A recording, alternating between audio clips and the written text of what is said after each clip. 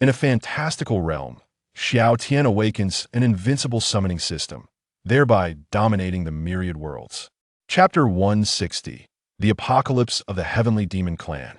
Observing the bustling discussions among the crowd, Xiao Tian finds himself in a state of exasperation. Xianxia, to him, is merely a friend, devoid of any emotional foundation. As for Gong Yunxi, he has scarcely encountered her on a few occasions. However, this individual evokes a sense of familiarity within him. Furthermore, he had pledged to her father to take care of her. In light of this, it appears that Gong Yunxi is indeed the most suitable choice. Very well, I hereby decree Gong Yunxi to be the empress of the Great Xia. Having contemplated this, Xiao Tian promptly issued the command. Relay this proclamation across the realm at once. Your Majesty is astute, the officials exclaimed in unison. Xiang Tian also smiled slightly. Xiang Tian, before journeying to the celestial realm, resolved this demonic clan issue, lest they wreak havoc upon the great Xia universe in the future. This subordinate shall obey. After issuing all commands, Xiao Tian returned to the Jiuxiao Palace. All necessary instructions have been given. Now he must merely await the day of ascension. However, prior to that, Xiao Tian resolved to further enhance the foundation of the great Xia realm. System, exchange for a supreme-grade spiritual vein of celestial rank to be placed within Yudu. Several mediocre, celestial-grade spiritual veins have already elevated the spiritual energy of Great Xia to its current state, exhibiting a trend towards transformation into celestial spiritual energy.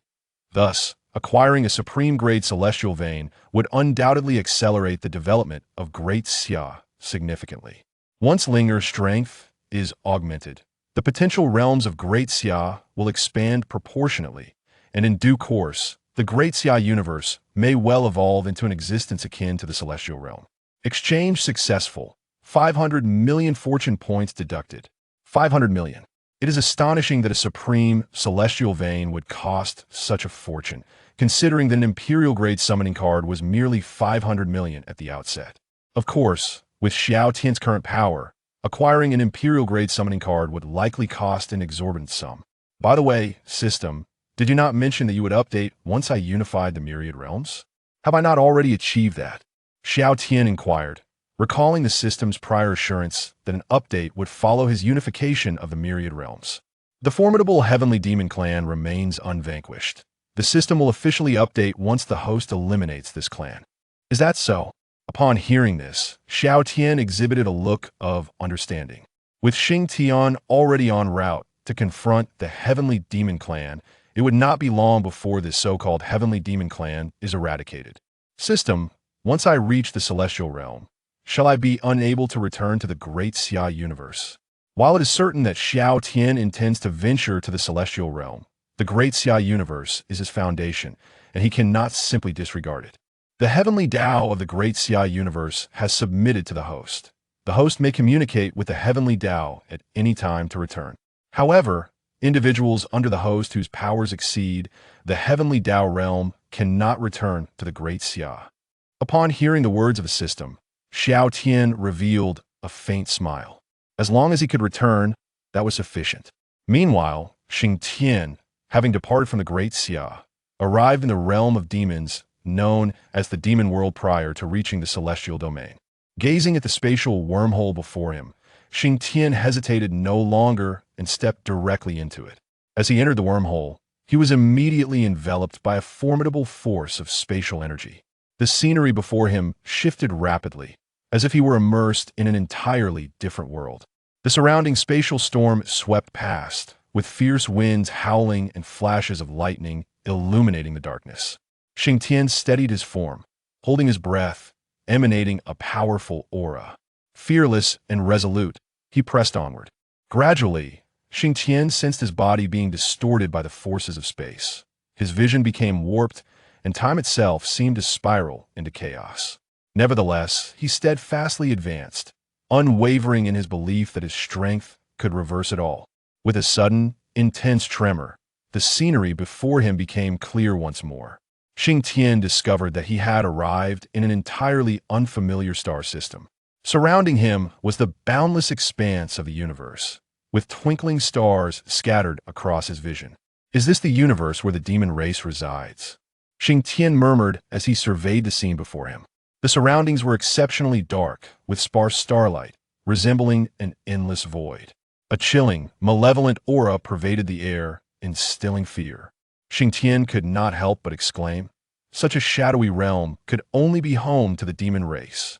He could feel the dense energy of darkness, with numerous strange creatures meandering through the infinite void, exuding a terrifying presence. Gently closing his eyes, Xiang Tian began to sense the location of the most powerful beings in this universe. He understood that the demon race was undoubtedly the mightiest among them. Locating the strongest entity in this realm would surely lead him to the demons. I have found you, demon race. Suddenly, Xiang Tian opened his eyes, directing his gaze toward a particular void. In his perception, that direction housed 10 perfected earth immortals, unmistakably belonging to the demon race. With a single step, Xiang Tian vanished from his original position. The demon realm is a grand world within the celestial demon universe, and it stands as the mightiest among them, serving as the stronghold of the celestial demon clan. Upon reappearing, Xiang Tian found himself within a city of the demon realm. The celestial demon city was indeed the ancestral land of the celestial demon race. As he gazed down upon the city, a fierce glint shone in his eyes. It was this celestial demon clan that led to the downfall of the imperial palace and the demise of Gong Qingyun. Even though Xiang Tian had awakened his memories, he had spent countless years within the imperial palace, following Gong Qingyun in battles across innumerable worlds. How could he be devoid of any emotions? Slash! With a mighty wave of his hand, Xiang Tian summoned a colossal axe, bringing it down upon the celestial demon city. The axe generated a furious wind, spinning rapidly as it descended, instantly shattering the air and resonating with a deafening roar. The axe's blade cleaved through the sky like a streak of lightning, its fierce momentum crashing upon the city. The entirety of Celestial Demon City trembled as if caught in a quaking grip. An overwhelming wave of force surged through the Celestial Demon City, causing the walls to collapse and buildings to crumble, swiftly transforming the area into a desolate ruin, with terrifying destruction wreaking havoc throughout the city. Impudence! Who dares to attack my demon race? A thunderous voice echoed from the ruins. In an instant, several figures appeared in the void, gazing at Xiang Tian with faces contorted in rage. Under Xiang Tian's strike, the celestial demon race suffered devastating casualties. Who are you to audaciously assault my demon race? A middle-aged man bellowed, clad in a black robe, wielding a black longsword, emanating a powerful pressure, unmistakably an earth immortal at the perfected stage. Xiang Tian sneered, a terrifying aura erupting from within him, declaring, "Demon race, today marks your day of annihilation." What is this? The demon race members gasped in shock, sensing Xiang Tian's overwhelming power. What realm of strength is this? They instinctively retreated a few steps, their faces filled with terror and unease. Chapter 161, Ascending to the Celestial Realm. Esteemed Elder, may I inquire how our celestial demon clan has offended you? The middle-aged man asked nervously, his expression grave as he cast a worried glance at Xiang Tian. Is Mo Haoshuan one of your celestial demon clan? Upon hearing Xiang Tian's words, the middle-aged man's countenance shifted dramatically. Mo Haoshuan was the young clan leader of the celestial demon clan, a prodigious talent among them. As the ancestral elder of the clan, how could he be unaware of this? Esteemed Elder, Mo Haoshuan is indeed the young clan leader of our celestial demon clan. I am at once sending for him to apologize to you. The middle-aged man spoke cautiously. At this moment, his heart was filled with immense anger towards Mo Haoshuan. How could such a terrifying powerhouse dare to provoke them? Did he wish for the demise of the celestial demon clan? Furthermore, when did such a formidable human powerhouse emerge in the celestial demon universe? It suffices that you are of the celestial demon clan, daring to invade my great Xia universe. Your clan shall be obliterated today. Xiang Tian sneered, and amidst the horrified expressions of the onlookers, he swung his axe once more towards the crowd. Faces paled as everyone unleashed their ultimate techniques in a desperate attempt to withstand Xiang Tian's assault. However, the sheer terror of his power was overwhelming. His strike was titanic, as if the very air had solidified. No, esteemed elder, spare me. Amidst the chorus of anguished cries, all 10 ancestral elders of the celestial demon clan were swiftly consumed by Xiang Tian's attack. Cough, cough. Is that you, Tian? Suddenly, a weak voice emerged from the ruins. Xiang Tian turned to look. Mo Haoshuan. His expression turned cold. He had not anticipated that the half-step Earth immortal Mo Haoshuan would survive his previous strike. How? How is this possible? Why are you so powerful? Mo Haoshuan gazed at Xiang Tian, disbelief etched across his face. How could the Tian he had encountered in the Great Xia universe, who was merely at the level of an ancient emperor, suddenly become so formidable? Not only had he entered the celestial demon universe, but he had also annihilated all 10 perfected Earth immortal ancestors of the celestial demon clan. At that moment, Mo Haoshuan was utterly engulfed in confusion. Invading my Great Xia universe and offending me is the gravest mistake your demon clan will ever make. Xiang Tian's voice was chilling and indifferent. An aura of boundless killing intent permeating the ruins. Mo Haoshuan felt the immense pressure emanating from Xiang Tian, his heart brimming with despair. No, it cannot be. I must not perish here. Mo Haoshuan roared in desperation, conjuring a dark energy barrier in a futile attempt to fend off Xiang Tian's assault. Yet, against Xiang Tian's overpowering might, the barrier crumbled like paper, swiftly ending Mo Haoshuan's life. The demon clan ought not to exist within the universe. Following this, Xiang Tian traversed the entirety of the celestial demon universe, obliterating all demon entities of emperor rank and above. Without their formidable leaders, the celestial demon clan would inevitably be eradicated by the other races within the celestial demon universe. In the future, the celestial demon clan would undoubtedly become a target for the various dominant factions. After enduring oppression from the celestial demon clan for countless years, all races harbored a deep-seated enmity towards them. Now that the celestial demon clan was in decline, how could the other factions afford to let them escape unscathed? A day later, Xiang Tian departed the celestial demon universe, returning to the Great Xia universe. Congratulations, host. You have officially unified the myriad realms and named them the Great Xia universe. The system will soon commence updates, with an unspecified update time. Please be patient. In the Hall of Nine Heavens, the system's voice suddenly resonated within Xiao Tian's mind. An update? It seems Xiang Tian has dealt with the demon clan. A faint smile graced Xiao Tian's lips. With Xiang Tian's intervention, how could the demon clan withstand the might of a peak golden immortal? Now that the Great Xia universe was entirely stable and devoid of external threats, it was time to prepare for their journey to the celestial realm. This expedition to the celestial realm would involve only him and Xiang Tian.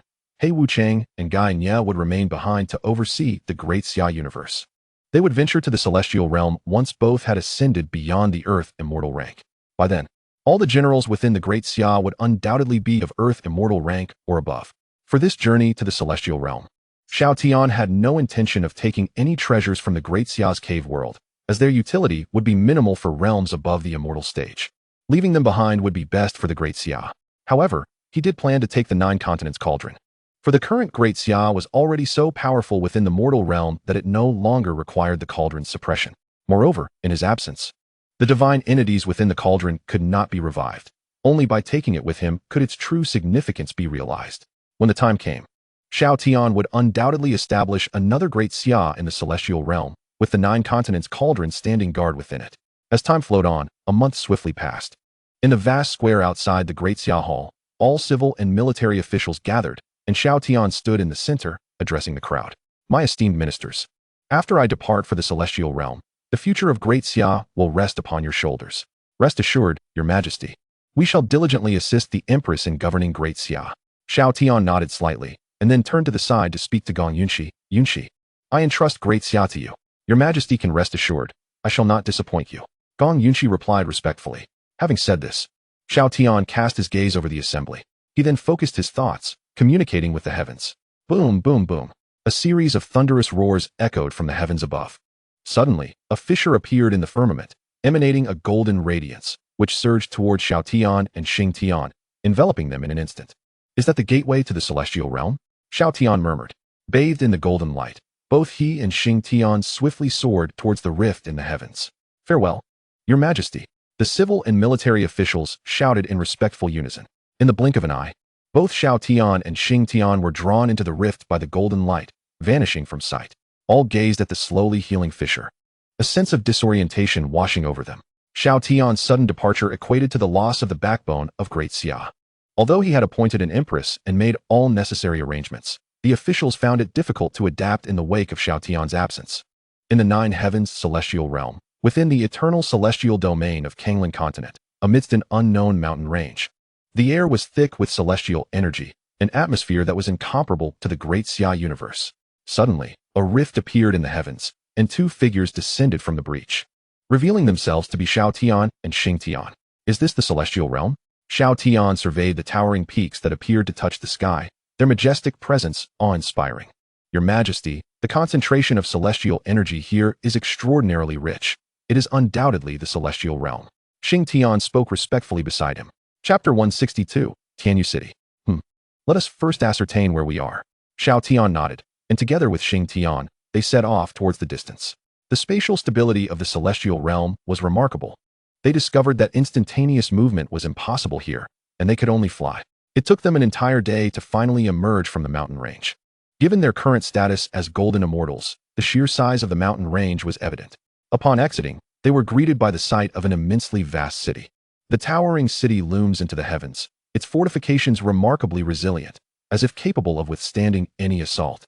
Above the city gates hangs a grand plaque inscribed with the formidable characters of Tianyu City, exuding an air of solemn majesty. As the two approached the gates, they were met by a phalanx of guards standing resolutely on either side, each figure tall and commanding, their gazes sharp as daggers. Clad in gleaming silver armor and wielding formidable weapons, they exuded an aura of authority. At the entrance, a throng of people surged in and out. Upon noticing the arrival of Xiao Tian and his companion, one of the guards promptly stepped forward, surveying the two before coldly announcing, "The entry fee is 100 low-grade immortal stones per person." Xiao Tian furrowed his brow. To enter a mere city, a fee of 100 low-grade immortal stones per individual seemed excessive. He pondered the cumulative toll over a year. Surely, it would amount to a staggering sum. Yet, being new to the immortal realm and unfamiliar with this land, Xiao Tian felt compelled to adhere to the regulations, for this was not his homeland of Daxia. Just as he prepared to retrieve the immortal stones from his system, he recalled that the system was currently undergoing an update, rendering all functions inaccessible, including access to his storage. Reluctantly, he turned his gaze towards Xing Tian. Noticing Xiao Tian's look, Xing Tian paused. "My lord, what troubles you? Do you possess any immortal stones?" Xiao Tian inquired. Hearing this, Xing Tian let out a bitter laugh and shook his head. "Without immortal stones, how do you expect to enter the city? Best turn back." The guard, witnessing this exchange, barked a command. Xiao Tian's eyes hardened, his piercing gaze locking onto the guard, causing a tremor of fear to ripple through the heart of the celestial realm sentinel. "What do you intend?"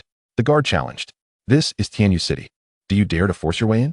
His shout summoned the attention of several other guards. Who dares to intrude upon Tianyu City?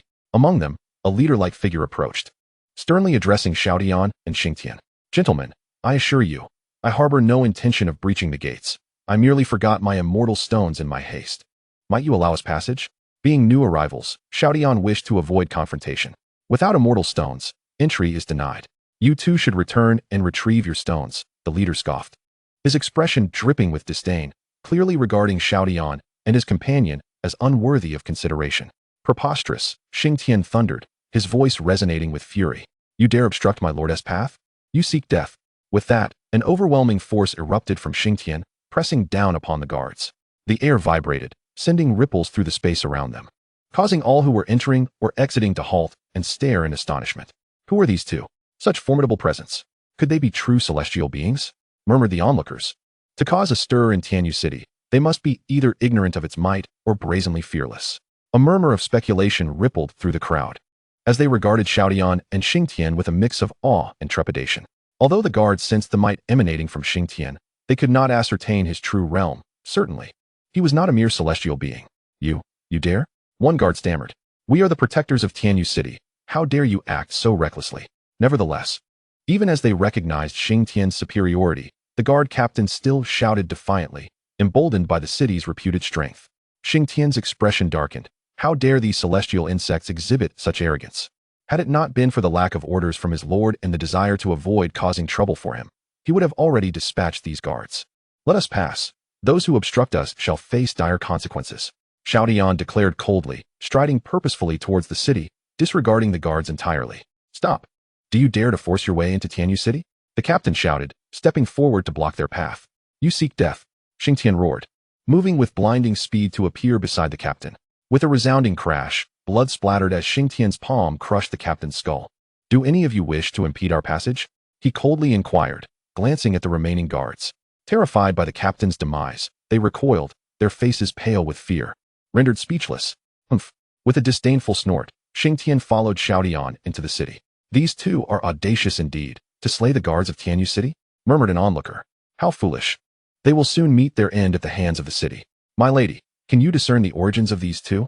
Asked one woman, her expression grave as she observed Xiao Tian and Xiang Tian.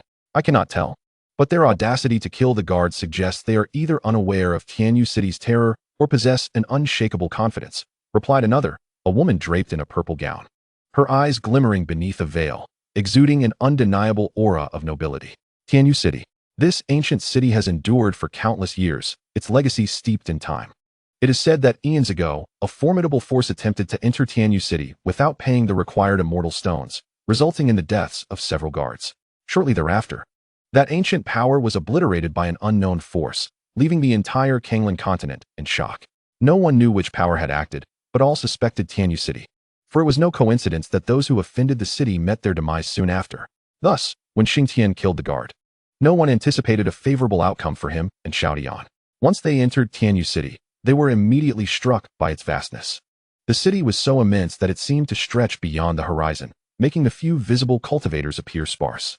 Xiao Tian understood that it was not a lack of cultivators, but rather the sheer size of Tianyu City that created this illusion. My lord, this city is magnificently grand, far surpassing even my daxia's in size. I believe it would serve as an excellent base for our daxia in the immortal realm, Xiang Tian remarked, gazing at Xiao Tian with admiration. Indeed, since this is our first stop in the immortal realm, it shall become the capital of my daxia. A glimmer of determination sparkled in Xiao Tian's eyes, already envisioning the transformation of this place into the heart of his empire. Esteemed gentlemen, please wait. At that moment, a voice called out from behind them. Chapter 163, Slaying the Leader of Tianyu City. Upon hearing the call, Xiao Tian and Xiang Tian turned to see the veiled woman and her maid hastening towards them. Clearly, it was she who had spoken moments before. In no time, they reached Xiao Tian, with the veiled woman looking at him and inquiring, "Is this your first visit to Tianyu City?" From the moment Xiang Tian had acted and followed Xiao Tian's lead, the veiled woman sensed that Xiao Tian was the principal figure. A subordinate as formidable as he was, even she could not discern his cultivation level, which indicated their identities were anything but ordinary. As a being of the Xian immortal realm, her inability to perceive their strength spoke volumes. These two were certainly formidable figures of the golden immortal realm, if not beyond. After all, the two were undeniably youthful, and every being above the golden immortal rank was a renowned powerhouse within the vast expanse of Kanglan continent. Although some may dwell in the shadows, they were but a rarity. Xiao Tian cast a puzzled glance at the veiled woman and nodded. Indeed. This is our first visit to Tianyu City. If you do not mind, I would be grateful if you could serve as our guide. The woman behind the veil chuckled lightly. Very well, it would be my pleasure. Xiao Tian acquiesced, recognizing that regardless of her intentions, a guide was essential. As they were entirely unfamiliar with this realm, the four of them then traversed the bustling streets, with the veiled woman enlightening Xiao Tian about Tianyu City. From her words, Xiao Tian learned that this city had existed for countless years, standing as a significant metropolis in the vicinity. The city lord was an unparalleled being of the Tai golden immortal realm, a figure that none dared to provoke. Young masters, you have just slain a guard at the city gate. I fear Tianyu City will not let this transgression go unpunished, the veiled woman remarked, observing Xiao Tian's unperturbed demeanor, as if he were entirely indifferent to the city lord's authority. Thank you for your concern, but we do not regard Tianyu City with much apprehension, Xiao Tian replied with a slight smile. The Tai golden immortal was indeed a formidable level, and while both he and Xiang Tian were merely golden immortals, Xiang Tian was an ancient deity. Even in his current form as a golden immortal, dealing with a Tai golden immortal posed no challenge. During their time in the Daxia universe, they were constrained by the laws of heaven, unable to exert power beyond the ancient emperor level. Nevertheless, they could still contend with the formidable Mo Haoshuan, who had approached the half-step Earth immortal stage. Now, in the immortal realm, Xiang Tian could easily battle across a major realm. Seeing Xiao Tian's unwavering confidence, the veiled woman refrained from further comment and led the three to a pavilion. This is the Tianji Pavilion, she announced. What an exquisite figure. Where does this celestial maiden hail from? I have never encountered such a person before. As they entered the Tianji Pavilion, numerous cultivators began to whisper among themselves, evidently captivated by the veiled woman. Unfazed by the murmurs, the veiled woman understood that such attention was inevitable. Even a veil could not shield her from it. Miss, what exactly is the Tianji Pavilion? Xiao Tian inquired, his curiosity piqued upon entering the pavilion. The Tianji Pavilion is a powerful force in Kanglan continent, managing numerous enterprises, including trade and intelligence. Since it is your first visit to Tianyu City, the Tianji Pavilion will be particularly suitable for you, she explained. I see. Thank you for your assistance, Xiao Tian nodded appreciatively. At that moment, a commotion erupted outside the Tianji Pavilion, followed by the arrival of a contingent of Tianyu City guards. Commander, these two are the ones who killed our captain, one guard informed the leader, pointing at Xiao Tian and his companion. The leader's expression darkened upon hearing this. What? These two are so audacious as to slay a guard of Tianyu City? To kill our guards and still linger here? Are they ignorant or fearless? The onlookers within the pavilion exchanged astonished glances, their eyes filled with mockery as they regarded Xiao Tian and his companion. In their eyes, the act of killing a guard would surely lead to dire consequences. Xiao Tian turned to face the leader, who was a towering figure, unmistakably at the pinnacle of the Xian immortal realm. This is the Tianji Pavilion. What do you intend to do here? The veiled woman demanded, her expression darkening as she stepped forward. It is Miss Z. These two have slain a guard of Tianyu City. I implore you not to interfere. The guard commander responded, clearly taken aback by her presence. I do not care what you intend to do, but this is the Tianji Pavilion. Not a place for your impudence, she retorted. Miss Z, are you truly going to meddle in the affairs of the city guards? The commander's face grew grim at her unwavering defense of the newcomers, who had only just arrived in Tianyu City. Since this matter arose because of us, we do not wish to trouble you. Miss, Xiao Tian interjected with a light-hearted smile directed towards the veiled woman, addressing her as Miss Z. He then turned to Xing Tian and commanded, Xing Tian, eliminate them. His tone was unperturbed, as if he regarded the guards as insignificant. Understood, Your Majesty. Xing Tian replied with a tone of respect. With an icy demeanor, he regarded the guards and stepped forward, an overwhelming aura of killing intent enveloping him. His power surged forth, rendering him as formidable and immovable as a mountain. Without hesitation, he charged at the Xian immortal commander, brandishing his colossal axe, which cleaved through the air with ferocity. In an instant, the axe struck down, severing the commander in two, blood gushing forth. The remaining guards turned pale, terror etched across their faces. The commander at the peak of the Xian immortal realm has been slain? Who is this person? Could he be a golden immortal powerhouse? How terrifying! The Tianji Pavilion descended into chaos as the remaining celestial guards hastily retreated, their expressions fraught with fear directed towards Xing Tian. You dare to kill our city guard commander? One guard stammered. The city lord will not let you escape. Xing Tian let out a cold chuckle and lunged at the remaining guards, his movements ghostly swift. With a series of swift strikes, the remaining celestial guards fell to his might. The onlookers within the Tianji Pavilion looked on in horror, astonished by his ruthless ferocity. Did they truly not fear the retribution of Tianyu City? Gentlemen, what are you doing? Miss Z asked, her expression one of astonishment as she regarded Xiao Tian. She had not anticipated that they would act so decisively, resorting to violence at the slightest provocation. Miss Z, what troubles you? Xiao Tian inquired with a light laugh, showing no concern for the slain guards. Miss Z nodded slightly, a soft light flickering in her eyes. She understood that these individuals were far from ordinary. Their strength suggested they harbored some formidable backing, allowing them such confidence. Masters, the city lord of Tianyu City is a Tai golden immortal, a being of unparalleled strength. Following this incident, it is unlikely that he will let you off easily, she warned. Xiao Tian smiled slightly, his demeanor calm as he replied, Miss, I comprehend your concern. I acknowledge the immense power of a Tai golden immortal. However, our intention is not to oppose him. We are merely passing through Tianyu City. If he does not seek us out, we shall not provoke him. Miss Z's brows furrowed slightly, clearly dissatisfied with Xiao Tian's response. Do you not understand that the city guards are under the direct command of the city lord, charged with safeguarding his interests? You have slain them, and the city lord will undoubtedly pursue this matter to the end. Xing Tian regarded Miss Z with a frigid gaze, his tone icy as he stated, If the city lord wishes for death, let him pursue us. At his words, Miss Z felt a shiver run down her spine. She could see the unshakable confidence in Xing Tian's eyes, one that dismissed the threat posed by a Tai golden immortal entirely. The expression on Lady Z's face grew increasingly intricate. She was unsure of the true origins of Xiao Tian, yet his demeanor and self-assurance undeniably stirred her resolve. Since you are so confident, I wish you good fortune. I have arranged accommodations for you on the second floor. Should you find yourselves without a destination for the time being, you may reside here. In that case, I am most grateful to you, Lady Z. Xiao Tian replied with a nod, refraining from further comment. He understood her intentions were well-meaning, yet he remained uncertain of her motives for approaching them. As Xiao Tian and Xing Tian departed, Lady Z gazed after them, her heart brimming with anticipation and curiosity. Who were these two individuals, exuding such confidence and calmness? What objectives did they harbor in Tianyu City? Ladies, he pondered.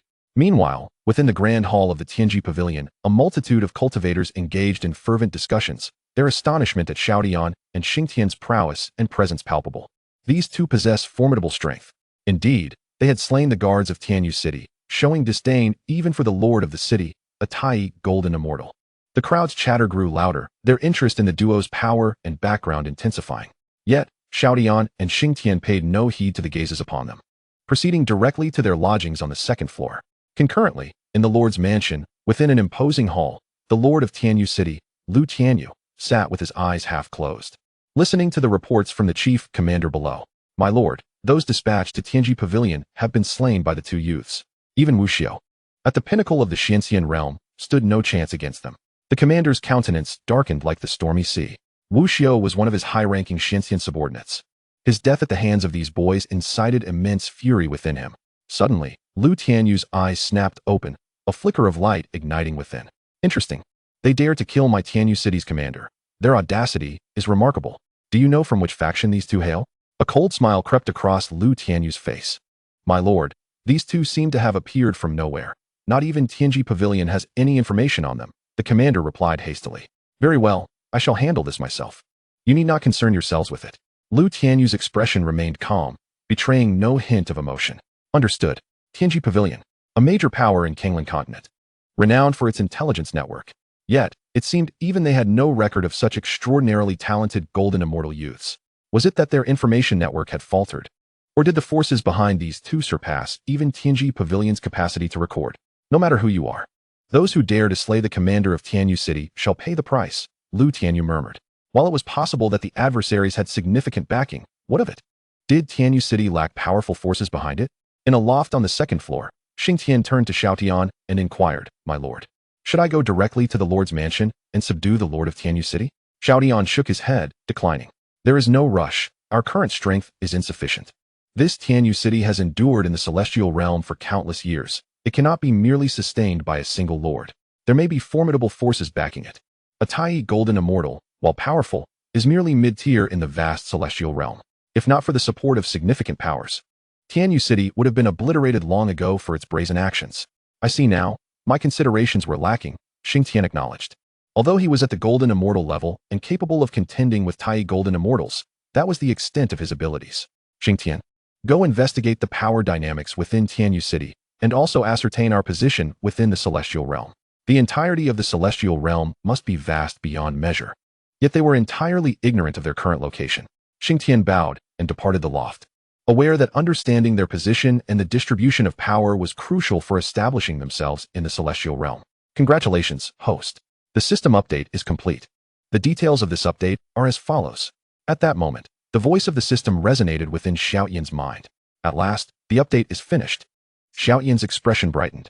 With the system updated, he would act without reservations. Having the system was akin to having countless powerful allies by his side, freeing him from trepidation regarding the various forces in the celestial realm. Previously, while the system was undergoing updates, he had relied solely on himself and Xing Tian.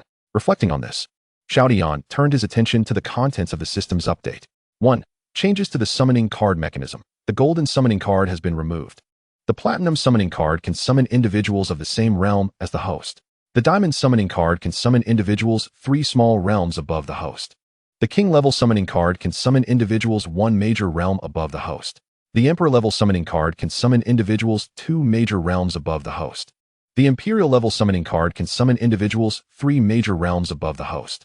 The ancestor-level summoning card can summon individuals 4 major realms above the host. The imperial-level summoning card has been modified to include low, mid, high, and peak tiers. The ancestor-level summoning card has been adjusted to low, mid, high, and peak tiers. The low tier and above imperial and ancestor level summoning cards now include a release function. Each release enhances 1 major realm permanently, with low tier allowing 1 release, mid tier allowing 2, high tier allowing 3, and peak allowing 4.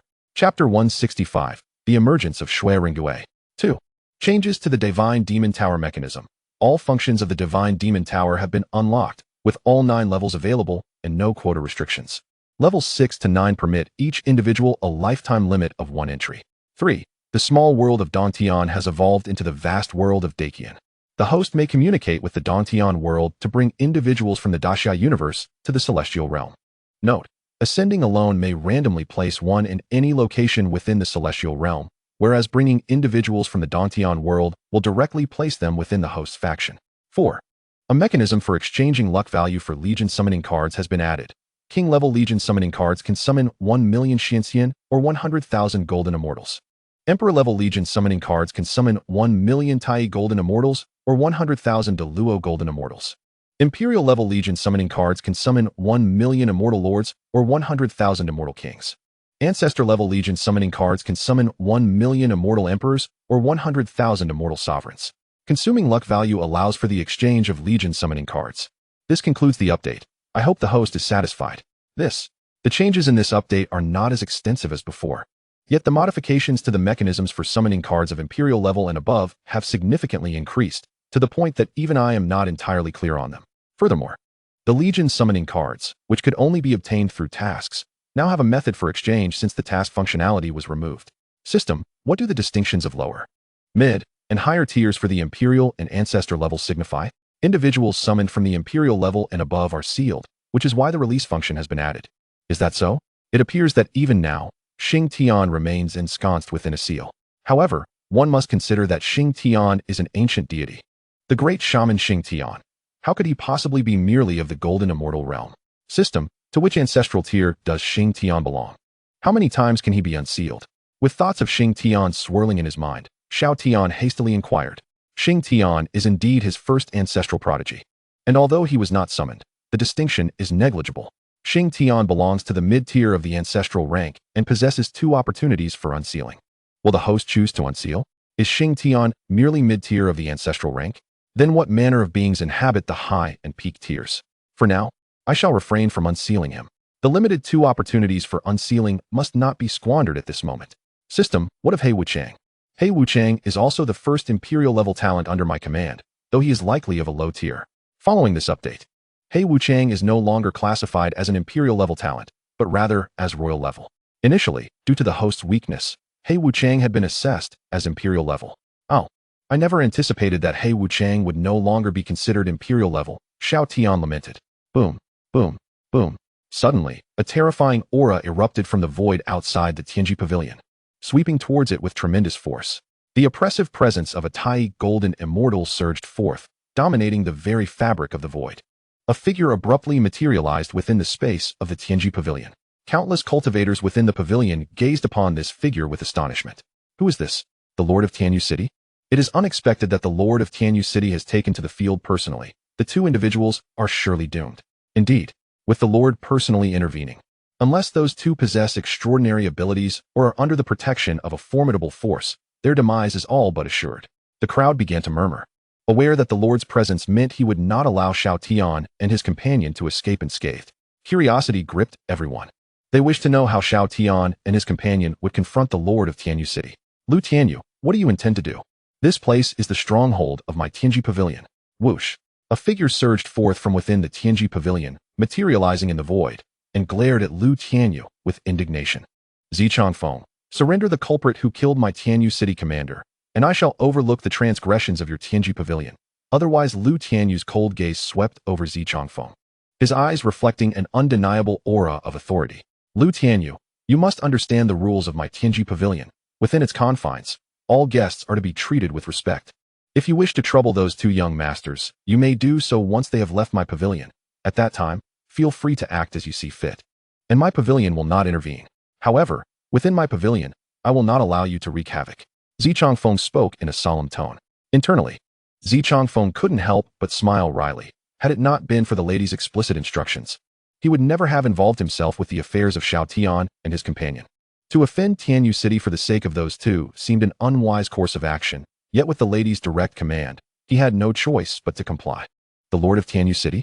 Xiao Tian turned his gaze towards Lu Tianyu hovering in the void, his expression one of considerable surprise. He had not expected the Lord of Tianyu City to come in person. Since he is here, let Tianyu City fall under the dominion of my great Xia today? Xiao Tian chuckled coldly, initially unprepared to act against Tianyu City so soon. But with the Lord personally seeking him out for trouble, how could he disappoint him?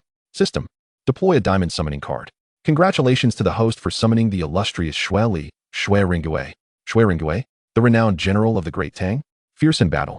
Skilled in horsemanship and archery, he launched campaigns against the enemy ranks, decisively defeating Goguryeo, and his western expedition secured the Tianshan Mountains, subduing the Turks.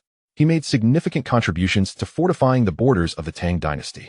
He rose to the rank of Right Wei Guard General and was enfeoffed as Duke of Pingyang. An absolute powerhouse. Name, Shui.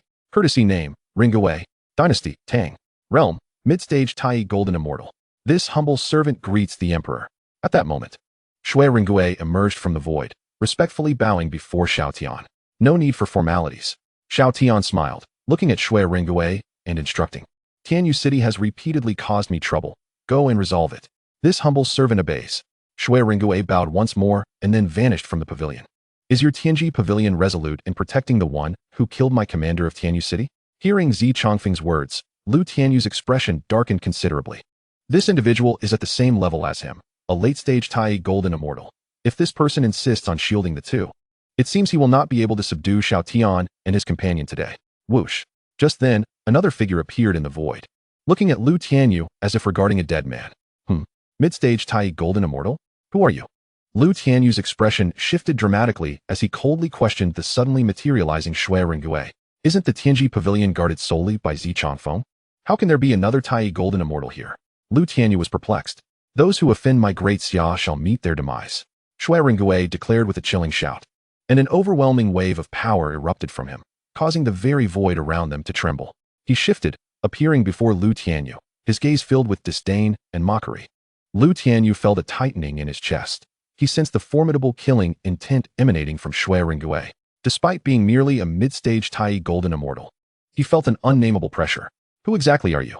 Lu Tianyu gazed at Shui Ringgui, terror etched upon his face. A dying man needs not know too much. Shui Ringgui scoffed, a mocking smile curling at the corners of his mouth. You seek death. Lu Tianyu, incensed by Shui Ringui's words, could hardly contain his fury. Merely a mid-stage Tai Golden Immortal, yet he dared to be so arrogant?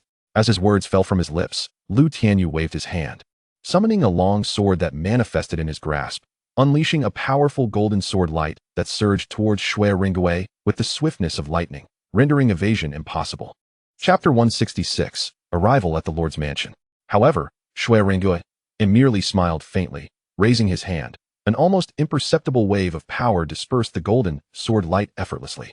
His figure flickered, evading the attack like a specter, reappearing before Lu Tianyu. Your strength is still vastly insufficient. A cold smirk graced Shui Ringui's lips, his eyes gleaming with icy killing intent. He extended his hand, lightly striking Lu Tianyu's chest as if swatting a fly. Lu Tianyu instantly felt an irresistible force surge through him, sending his body hurtling backward, crashing heavily to the ground. Blood erupted from his mouth. He had sustained grave injuries. Who are you? Lu Tianyu struggled to rise, his complexion pale. Who is this person? How can he be so powerful? Beside him, Zi Chongfeng regarded Shui Ringgui, who had severely wounded Lu Tianyu with a single blow, his expression grave.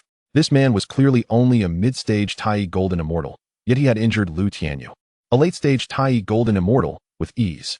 What an extraordinary talent. Great Xia, Shui Ringgui. Shui Ringgui replied softly. Boom.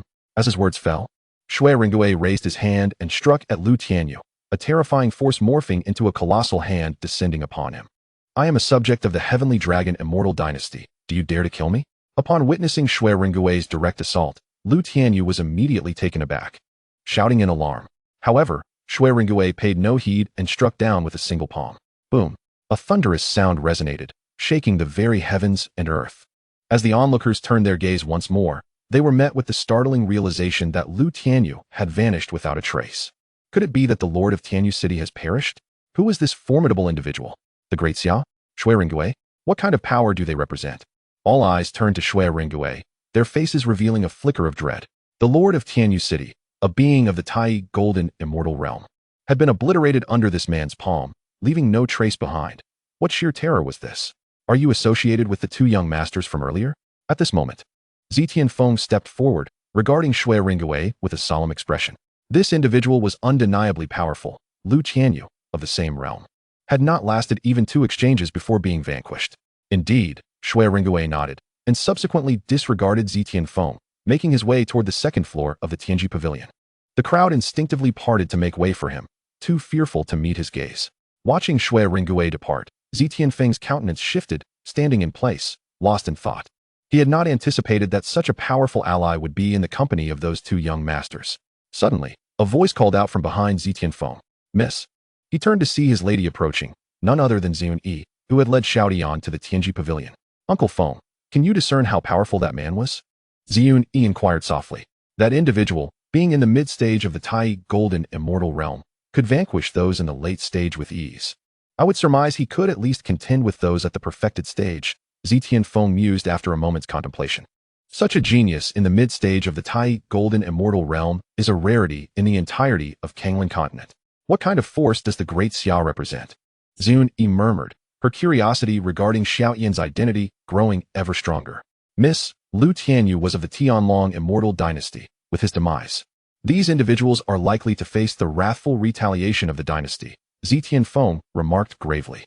The Tianlong Immortal Dynasty was a force that stood alongside the Tianji Pavilion, a titan of power and the sovereign of the southeastern continent, which lay entirely under its dominion.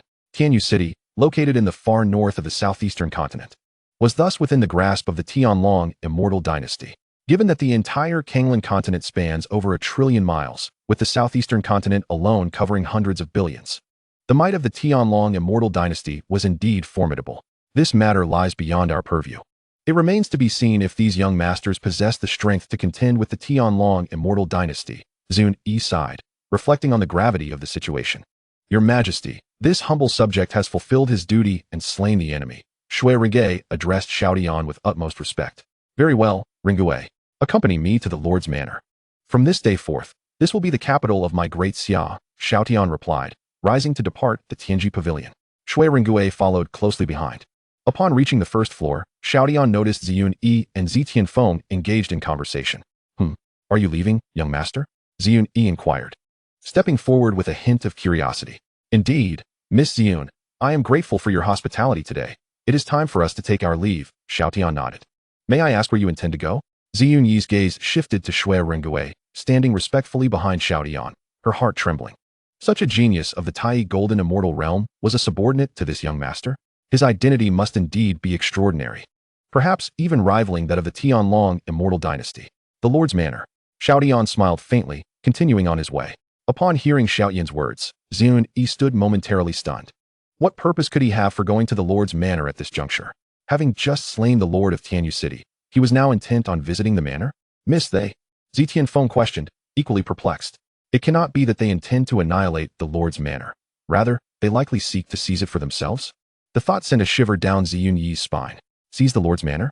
Zi Tianfeng was equally flabbergasted, gazing at Xiao Yan's retreating figure in astonishment. Such audacity was tantamount to declaring war on the Tianlong Immortal Dynasty. Once the dynasty learned of these events, their fury would be unimaginable. Disregarding the thoughts of Xiun Yi and Zi Tianfeng, Xiao Tian and Shui Ringgui made haste toward the Lord's Manor. The expanse of Tianyu City was immense, covering an estimated area of over 10 million miles, with the Lord's Manor situated at its very heart. In no time, the duo arrived at the entrance of the manor. You are who? The guards at the entrance called out, blocking their path. This is the Lord's Manor. No unauthorized personnel may enter. However, before they could finish their warning, Shui Ringgui drew forth his Fangtian Huaji and swiftly dispatched all those who obstructed their way. Enemy attack! Enemy attack! Soon, the alarm resounded within the manor, and all present were thrown into a state of panic. Never had they anticipated that such audacious individuals would dare to assault the Lord's Manor. In an instant, all guards and commanders rushed to confront Xiao Tian and Shui Ringgui. Yet, as Shui Ringgui wielded the Fangtian Huaji with the ferocity of a war god, none dared to challenge him further. Before long, the two entered the grand hall of the Lord's Manor. Ascending to the main seat, Xiao Tian took his place, while Shui Ringgui stood respectfully to the side. Who are you? The supreme commander of the Lord's Manor soon arrived, his expression grim as he confronted Xiao Tian seated at the head of the hall. This individual was the sole supreme commander of the Lord's Manor, the highest-ranking official beneath Lord Lu Tianyu. Today, this manor is under my command. Tianyu City is now the capital of my great Xia. Will you choose to submit or face annihilation? Xiao Tian addressed Xiandu, his tone unyielding. You are exceedingly bold. Do you not fear the Lord's return to seek retribution? Xiandu retorted fiercely. He was aware that the Lord had gone to Tianji Pavilion to apprehend the one responsible for the death of the commander. Yet he remained oblivious to the fact that Lu Tianyu had already met his end at Shui Rengui's hands. Humph, Shui Rengui scoffed, an overwhelming pressure emanating from him toward Xiandu. Your lord is already dead, so you need not hope for his return. Were it not for my recent arrival in the immortal realm and the absence of capable subordinates, I would not waste my breath on you. It is either submission or death, Xiao Tian declared. What does the immortal realm lack? Life. Once the renown of my great Xia spreads, I shall have no shortage of capable followers. Under the immense pressure exerted by Shui Rengui, Xiandu struggled to maintain his composure. Beads of cold sweat forming on his brow as he absorbed Xiao Yan's words in shock. The Lord is dead? Were these two responsible? A myriad of thoughts flooded Xiandu's mind, ultimately coalescing into a resigned sigh. My subordinates are willing to submit to your greatness. Excellent. What is your name? Xiao Tian inquired. Reporting to you, my name is Xiandu. Allow me to brief you on the situation in this city. Who resides here? Xiao Tian nodded, prompting Xiandu to continue. Sir, Tianyu City boasts a guard force of 500,000, comprised of celestial and true immortal realms. Additionally, there are 10,000 elite guards of the profound immortal realm, led by 10 golden immortals. The celestial abode responded with utmost reverence. Upon hearing this, Xiao Tian nodded slightly and inquired once more. How many living beings inhabit the entirety of Tianyu City? It is estimated that there are over 100 million permanent residents, and accounting for the transient beings, the daily population likely exceeds 200 million. Given that the Tiangong Pavilion has branches here, individuals from various surrounding factions frequently visit Tianyu City, came the reply. The Tiangong Pavilion is the largest commercial and intelligence organization in Kanglan continent, which results in countless individuals flocking to Tianyu City daily for transactions or information. At that moment, Xing Tian returned. After gathering intelligence, he was informed by Ziyunyi that Xiao Tian had arrived at the city lord's mansion and was hastening there himself. How did your investigation fare? Xiao Tian asked, gazing at Xing Tian. Your Majesty, we currently find ourselves within the Kanglan continent of the eternal celestial realm, and Tianyu City is situated in the extreme northern part of the southeastern mainland. The eternal celestial realm encompasses 9 continents, with Kanglan being merely one of them. Moreover, the eternal celestial realm itself constitutes only 1/9 of the entire celestial realm, which consists of 9 vast domains, each more expansive than our Daxia universe, Xing Tian explained. Xiao Tian was profoundly astonished by this revelation. 9 celestial domains, each surpassing the Daxia universe in magnitude. It was no wonder that his ambition to conquer the celestial realm was further ignited. Such a vast stage could not possibly be devoid of his Daxia. However, one must consume a meal bite by bite and traverse the path step by step. Thus, he needed to ascertain the factions surrounding Tianyu City to determine his subsequent course of action. Have you thoroughly investigated the factions in the vicinity? Xiao Tian inquired, directing his gaze at Xing Tian. Due to the brevity of time, I have yet to conduct a comprehensive investigation, Xing Tian replied in a hushed tone. During his time in Tianyu City, he had only uncovered some rudimentary information about the celestial realm, as such knowledge was common and readily available. Upon hearing this, Xiao Tian felt no disappointment.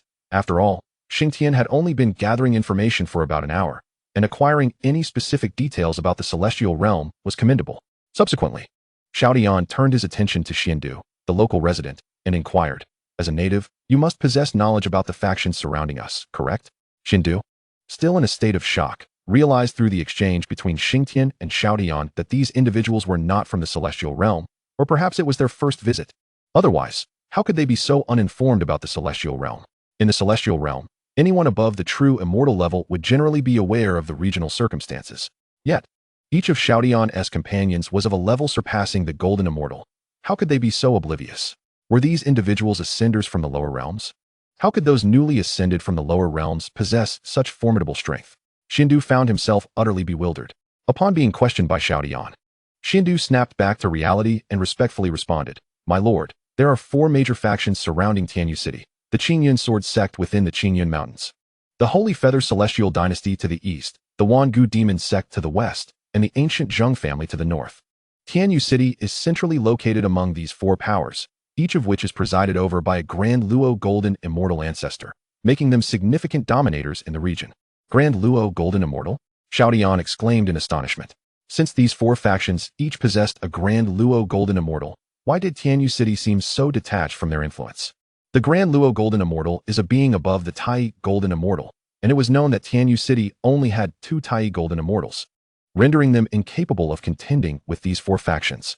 Furthermore, every individual entering Tianyu City must pay a fee of 100 low-grade celestial stones, which accumulates to an immense sum over time.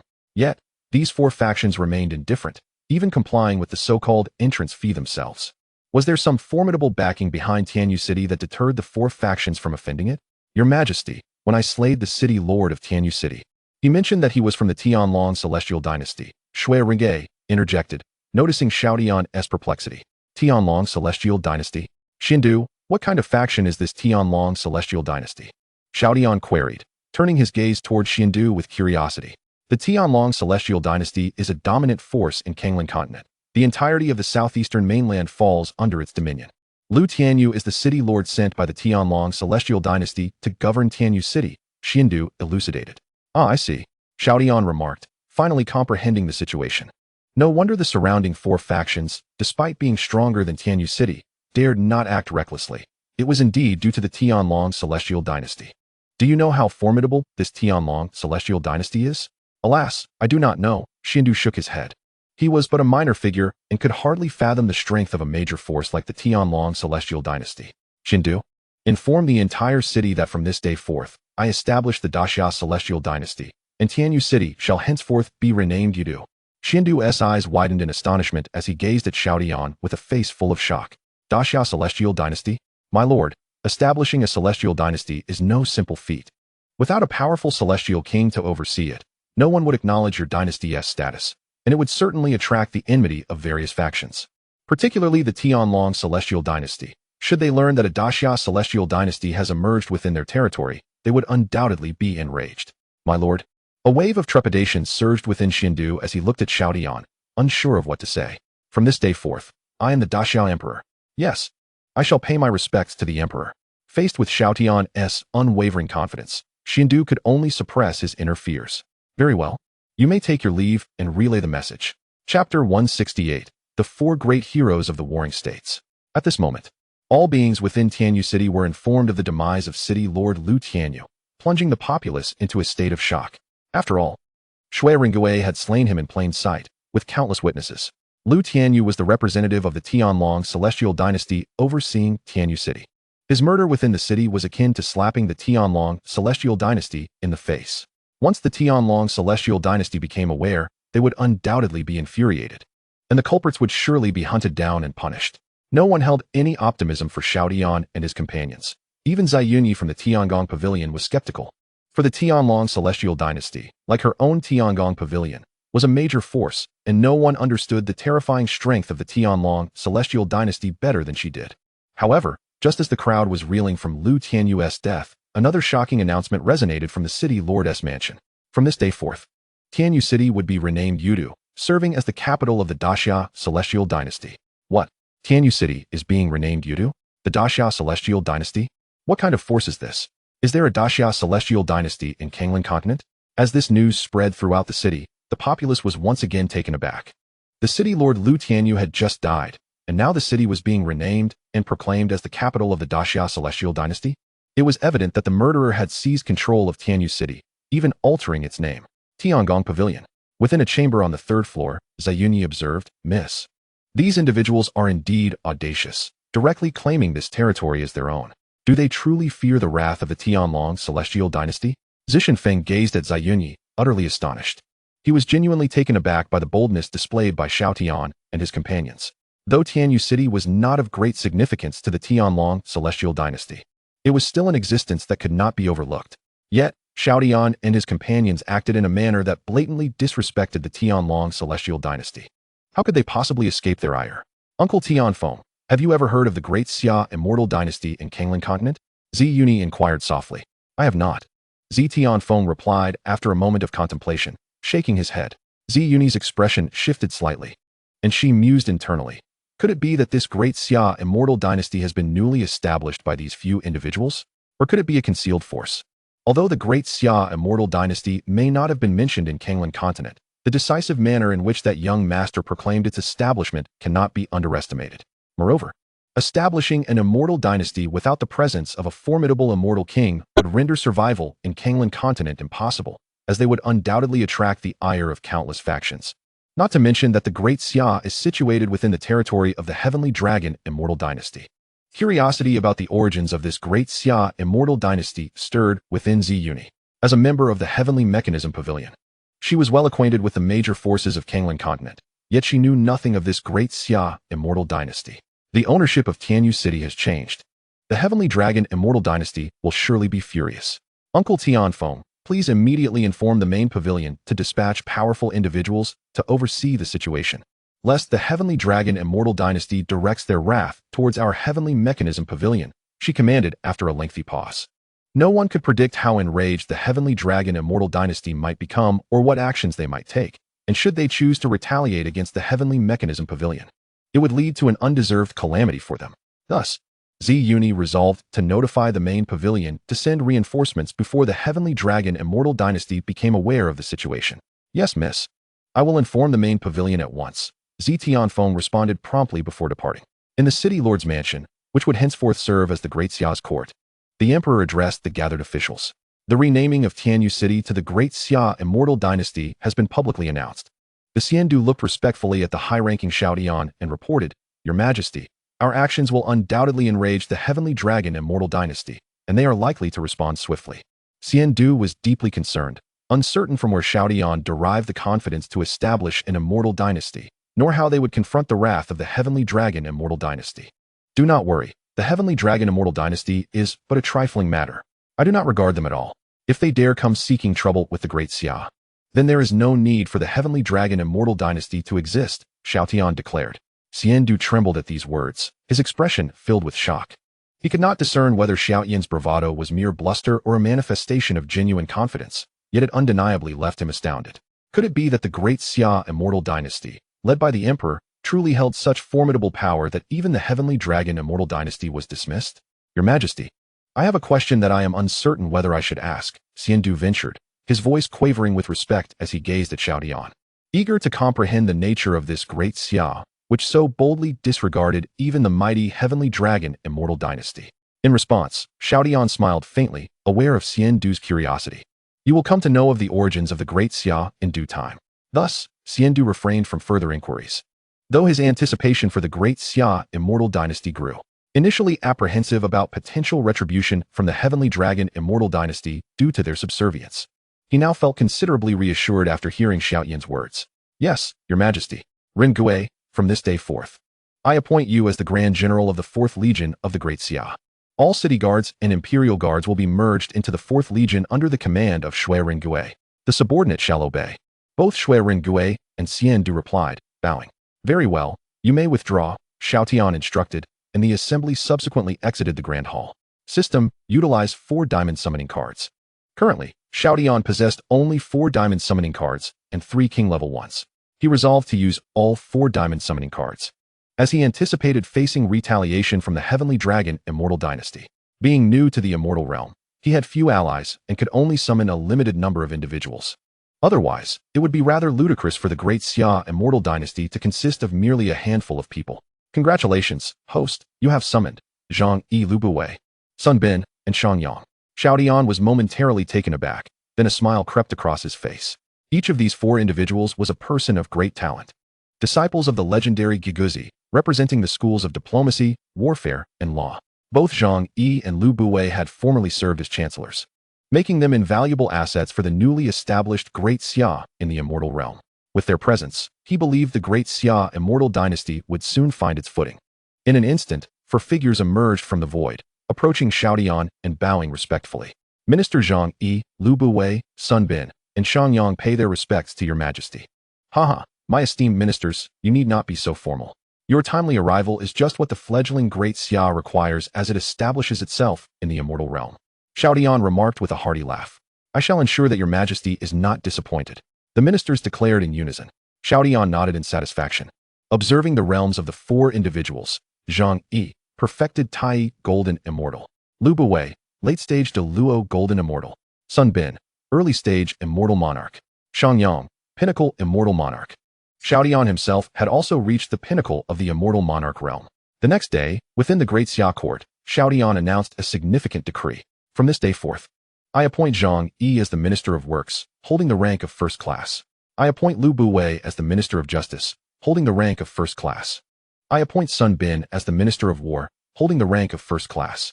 I appoint Xiang Yang as the Minister of Revenue, holding the rank of first class. With this, the 6 official positions of the Great Xia were officially filled, no longer vacant.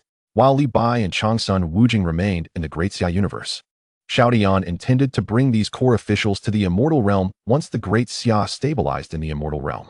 Xian Du observed the appointments of Zhang Yi and the others with astonishment.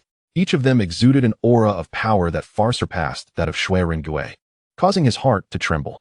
Was this the might of the Great Xia? Although he was uncertain of their realms, he was certain they were immensely formidable, especially Sun Bin and Shang Yang, who seemed even more powerful than the Deluo golden immortals he had encountered. Could they be immortal monarchs? Xian Du dared not ponder further. An immortal monarch stood at the pinnacle of Kanglan continent, a position of absolute authority even within the Heavenly Dragon immortal dynasty. The thought of an immortal king was beyond his comprehension, as he had never laid eyes on such a being. Thank you, Your Majesty, the 4 responded, bowing again. My esteemed ministers, although the Great Xia has just arrived in the immortal realm and currently only holds the territory of Yudu, it is destined for far greater expansion in the future. You must swiftly seek out and cultivate talented individuals within the city, and we shall implement the imperial examination system. Xiao Tian instructed. We shall obey, the ministers affirmed. Xiao Tian then turned his gaze to Shui Ringui. Shui Ringui, present, he replied. Immediately inform all the noble families within Yudu that to reside in Yudu, each family must send 1/3 of their progeny to join the Great Xiao army. Those who refuse will either be expelled from Yudu or face annihilation. Yudu also housed numerous noble families, albeit mostly ordinary ones, with the strongest among them scarcely reaching the golden immortal realm. The powerful clans and sects invariably possess their own territories, while those that exist within the domains of others are typically comprised of weaker factions, reliant on the patronage of mightier forces for their survival. Originally, the clans within Yudu were only required to deliver a certain amount of resources to Liu Tianyu each year, and he paid little heed to their affairs. However, with Yudu now being the capital of the Great Xia, survival within its bounds has become a matter of great complexity. Members of the clans must join the Great Xia army to prove their allegiance as citizens of the Great Xia. Those unwilling to enlist are unlikely to find sanctuary in Yudu. They face a stark choice. Either vacate Yudu entirely or face annihilation at the hands of the Great Xia. Yes, Your Majesty. Your Majesty, how shall we deal with the Tianji Pavilion? The Tianji Pavilion is a formidable power in Kanglan continent, and its presence in Yudu has indeed contributed positively to the city's development. Ignore the Tianji Pavilion. Soon, all clans in Yudu received orders issued by Xiao Tian, plunging them into turmoil and discontent. The demand that 1/3 of their members must serve in the so-called Great Xia army was met with incredulity. Within 2 days, Yudu underwent a seismic transformation. The populace, numbering in the millions, was left astounded, scarcely able to believe the events unfolding before them. The Lord of Tianyu City was slain. Tianyu City was renamed Yudu. The Great Xia celestial dynasty was established. Each occurrence resonated deeply within the hearts of the people. A new decree mandated that all clans must dispatch disciples to the military. Those who refused would either have to leave Yudu or face obliteration by the Great Xia. The emperor of the Great Xia was indeed dictatorial. With such unilateral authority, one wonders whether this newly emerged Great Xia possesses the might to rightfully claim the title of a celestial dynasty. What strength could a suddenly arisen Great Xia possibly have? We shall wait and see. It won't be long before the Tianlong celestial dynasty learns of these developments, and the Great Xia will surely meet its downfall. With the establishment of the Great Xia celestial dynasty, do we not become its subjects? If the Great Xia truly holds power, then what of becoming its citizens? One fears it may merely be a fleeting illusion. I have heard that the Great Xia is recruiting soldiers. Should we not consider participating? Or perhaps we should wait and see.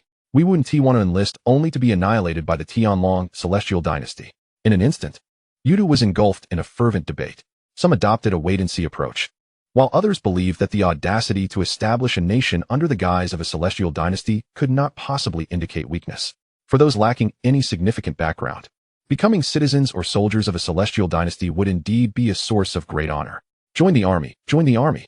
After cultivating for 8,000 years, attaining the status of a xianxian, I shall have no regrets in this life. Since the Great Xia has such ambition, why not take a chance? Indeed, what if the Great Xia is a hidden giant power? We would soar to great heights. Let us go together.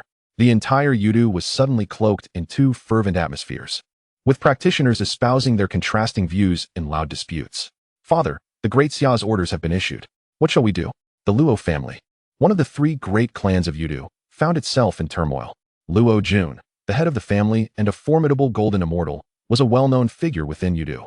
Yet today, they received the Great Xia's decree requiring a third of their disciples to serve in the Great Xia army, with the alternatives being either to vacate Yudu or face destruction at the hands of the Great Xia. Sai Fenger, what do you think we should do? Luo Jun lamented, casting a helpless glance at his sole son. Well, I do not know either, Luo Feng replied, his head bowed in despondency. Our Luo family has existed in Yudu for tens of thousands of years. Where else could we possibly go if we defy the Great Xia's command? Moreover, even with our strength, could we secure a stable existence elsewhere? Luo Jun shook his head ruefully, fully aware that Yudu had irrevocably become a territory under the dominion of the Great Xia. If the Luo family did not comply with the Great Xia's command, annihilation was an inevitable fate. Father, why don't we serve the Great Xia instead? Luo Feng suddenly suggested. Luo Jun was taken aback, looking at Luo Feng and asking, are you suggesting we comply with the Great Xia's orders and send our disciples to the Great Xia army? Exactly. The audacity of the Great Xia to establish a celestial dynasty cannot be trivialized. Moreover, by joining the Great Xia, our Luo family would benefit from its boundless fortune, enhancing our cultivation speed and offering hope for our family's rise. Luo Feng proclaimed with enthusiasm. As citizens of a celestial dynasty, from the emperor to the common folk, all would enjoy the fortuitous blessings of the dynasty, accelerating their cultivation. Very well, if that is the case, let us take a gamble and join the Great Xia. After a long silence, Luo Jun clapped his hands in agreement. Chapter 170, Qingyun Sword Sect. In the span of 3 days, over 1 million beings had joined the ranks of the Great Xia army, with the lowest being at the true immortal realm and many at the Xian immortal level as well. Shang Yang and others organized examinations, recruiting a plethora of talents for their own use. These individuals were inherently gifted, as only those with exceptional abilities could cultivate to the level of immortals. With minimal training from Shang Yang and his associates, they would be ready for duty. In the Great Xia's Yudu, within the Nine Heavens Palace. This was a space crafted specifically for the emperor during these 3 days. As a sovereign, how could one lack a personal sleeping chamber? Your Majesty, we have recruited several dozen civil officials in Yudu, all of whom are exceptionally talented and ready to take office at a moment's notice, Shang Yang reported respectfully, standing behind Xiao Tian. Excellent. Presently, the Great Xia only possesses the territory of Yudu, which is not conducive to our development, Xiao Tian replied. Shang Yang, notify Shui Ringgui and Zhang Yi to head to the southern Qingyun mountain range to conquer the Qingyun Sword Sect. Inform Lu Buwei to proceed to the northern Zheng family, and Sun Bin to the western Wangu Demon Sect.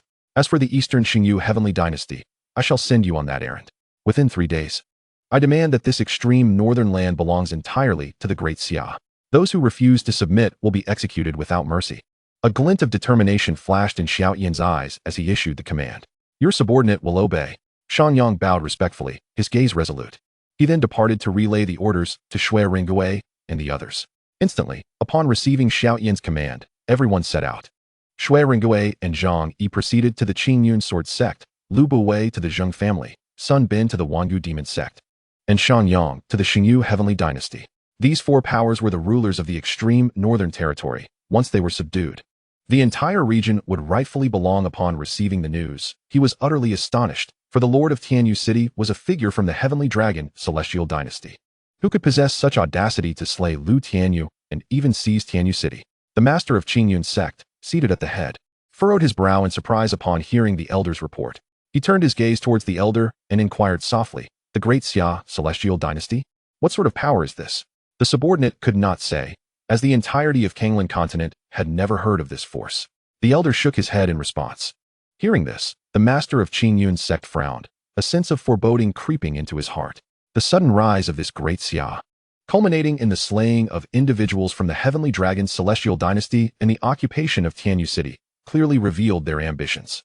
As the Qingyun Sword Sect was the nearest power to this Great Xia, it would undoubtedly become their primary target should they choose to expand.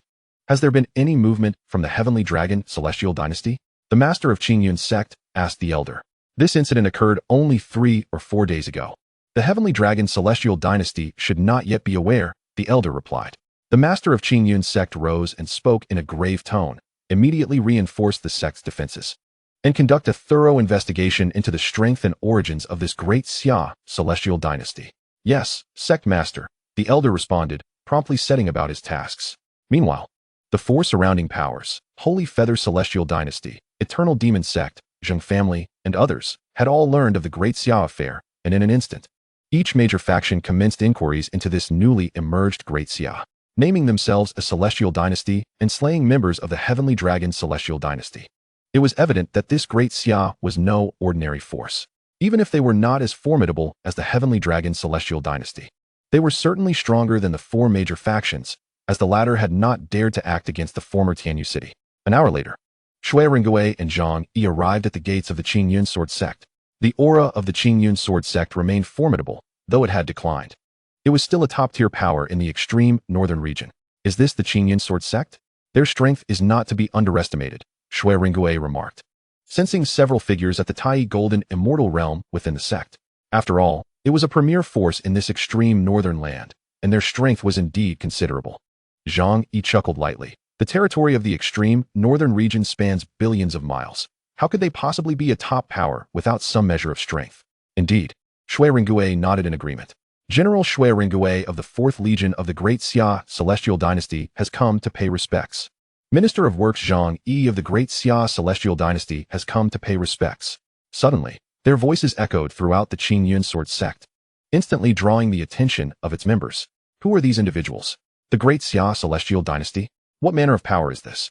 How could a celestial dynasty come to our Qingyun sword sect? The disciples were completely unaware of the Great Xia Celestial Dynasty, as it had not been known among the major powers. In the Qingyun Great Hall, the master of Qingyun sect and the elders, who were deliberating on matters concerning the Great Xia, were startled by the two shouts. Is this Great Xia already preparing to act against our Qingyun sect? The master of Qingyun sect's expression darkened. He had not anticipated that merely 3 days after seizing Tianyu City, the Great Xia would turn its attention towards them. Sectmaster, how shall we respond to the Great Xia? An elder asked gravely. Let us first ascertain what this Great Xia intends, the master of Qingyun sect replied. And he swiftly made his way outside, with the elder hastily following. As the voices of Shui Ringgui and Zhang Yi faded, several elders of Qingyun sect appeared in the void above, their expressions grave as they regarded the two newcomers. These were all elders at the Tai Golden Immortal Realm. The Qingyun sword sect had 8 elders, each at this level, and with the master of Qingyun sect, there were a total of 9 at the Tai Golden Immortal Realm. Had the former Tianyu city not been backed by the Heavenly Dragon Celestial Dynasty, Lu Tianyu would have been nothing before these powers. Great Xia Celestial Dynasty. What brings you to my Qingyun sword sect? The master of Qingyun sect, Yun Feichen, asked with gravity as he stepped forward to face Shui Ringgui and Zhang Yi. Sectmaster. The other elders called out in unison upon seeing their leader. The master nodded, casting a stern glance at Shui Ringgui and Zhang Yi. As he sensed their realms, a measure of relief washed over him. One was at the pinnacle of the Tai Golden Immortal Realm, and the other at the mid-level. While they were not weak, the master of Qingyun sect did not regard them as a significant threat. Chapter 171. Shui Ringgui conquers a sect alone. By decree of the emperor, the Qingyun mountains shall henceforth belong to the domain of the Great Xia. If your Qingyun sword sect wishes to continue existing here, you must submit to the Great Xia. Upon uttering these words, every member of the Qingyun sect displayed anger, their gazes towards Shui Ringgui and Zhang Yi filled with hostility. The Qingyun mountains were the ancestral land of the Qingyun sword sect. Now, this Great Xia Celestial Dynasty audaciously claimed it as their own, insisting that they must submit to survive. This was sheer arrogance. What is the meaning of this Great Xia Celestial Dynasty? Yun Feichen, clad in a blue robe, regarded the upright figures of Shui Ringgui and Zhang Yi with a cold expression. The aura of sword intent surged around him, sharp sword chi enveloping him, suggesting that a confrontation was imminent. Behind him, the elders of the Qingyun sword sect wore expressions of fury, their stares fixed intently on the two visitors. By decree of the emperor, the entire extreme northern region now belongs to my Great Xia Celestial Dynasty. Any sect, family, or celestial dynasty within its borders must submit to the Great Xia and send 1/3 of their disciples to serve in our military.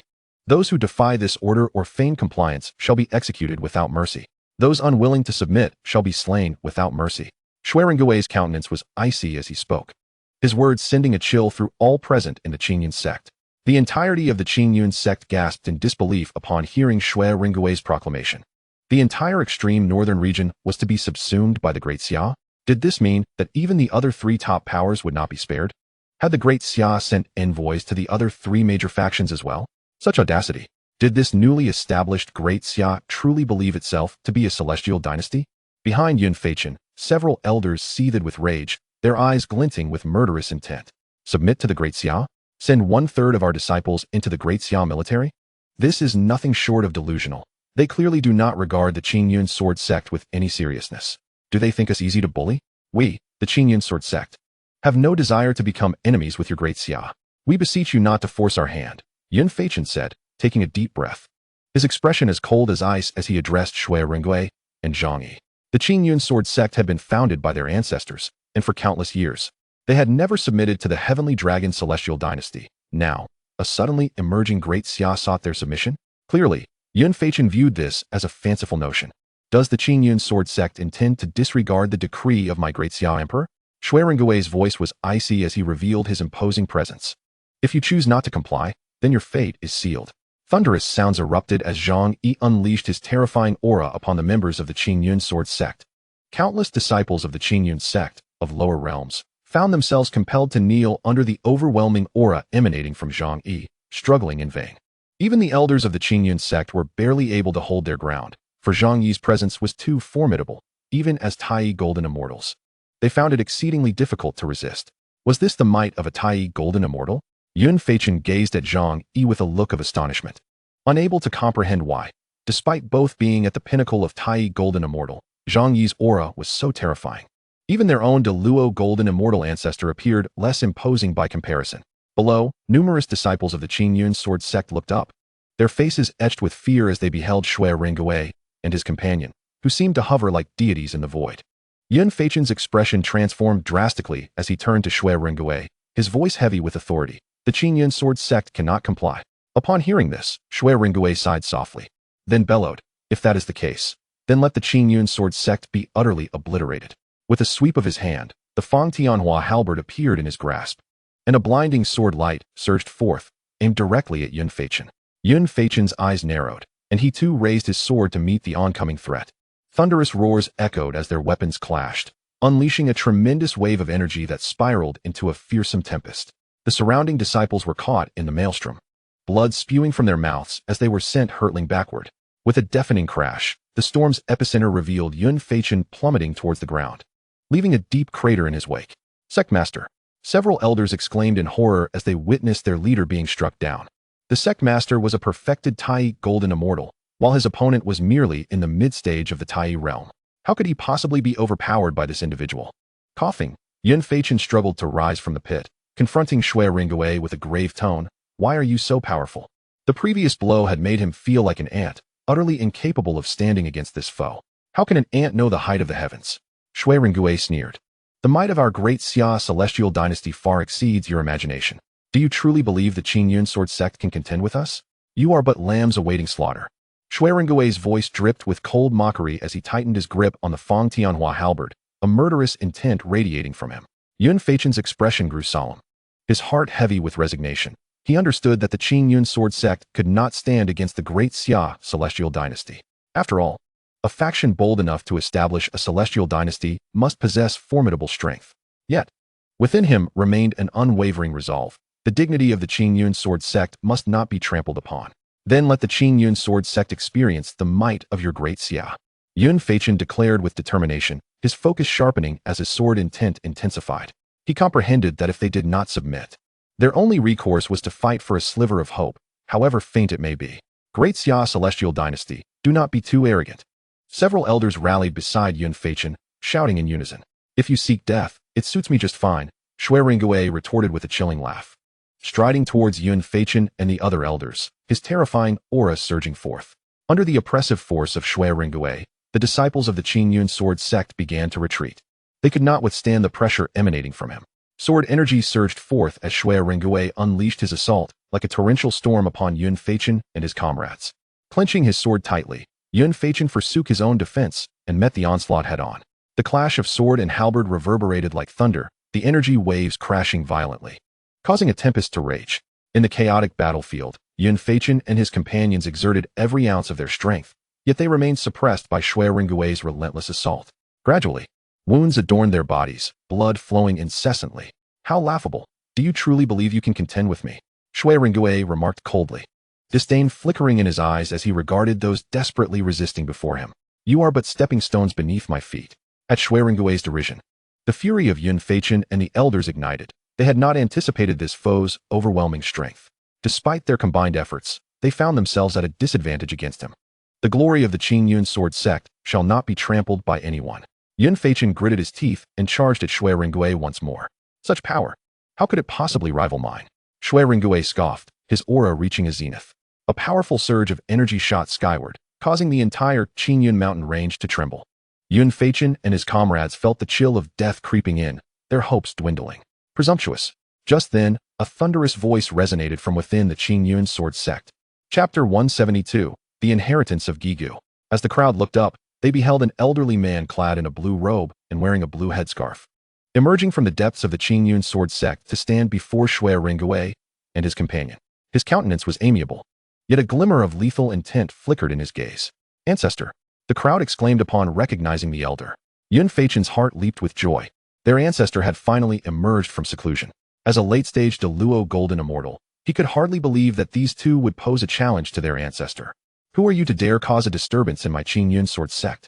The elder questioned Shui Ringgui, his expression as dark as stormy waters. Ancestor. They are from the great Xia celestial dynasty, seeking the submission of our Qingyun sword sect. Yun Feichen hurriedly explained to the elder. The great Xia celestial dynasty? The ancestor's heart sank in surprise. Could it truly be a celestial dynasty? How could the Qingyun sword sect hope to match such a force? Moreover, why had he never heard of the great Xia celestial dynasty in the Kanglan continent? Ancestor, this great Xia celestial dynasty is a newly established power. Yet to gain the recognition of the major factions, they lack true strength. Yun Feichen continued, sensing the elder's confusion. A newly founded great Xia celestial dynasty. Upon hearing this, the elder's expression turned icy. A nascent force dared to disturb the Qingyun sword sect? If that is the case, then you shall perish. The Qingyun elder roared with fury, unleashing an attack directed at Shui Ringgui. As the attack was launched, a terrifying aura spread across the heavens, shaking the very fabric of space. Late-stage Deluo Golden Immortal? Shui Ringgui observed the elder, his expression growing grave. Just then, Xiang Yu stepped out from behind Shui Ringgui, lightly waving his feather fan to dissipate the oncoming attack with a flicker of light. Perfected Tai Golden Immortal? The elder's countenance changed as he beheld Xiang Yi's emergence. Though he was merely a perfected Tai Golden Immortal, why did he evoke a sense of insurmountable power? Who are you? The Qingyun elder demanded, his voice low and serious. The Minister of Works of the great Xia celestial dynasty, strategist Zhang Yi. Zhang Yi replied with a gentle smile.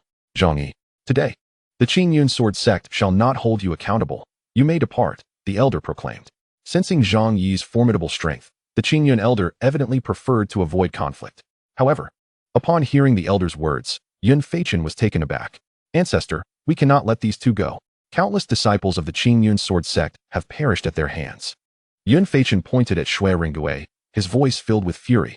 In their recent battle, numerous disciples had been slain in the crossfire. How could Yun Feichen not be enraged?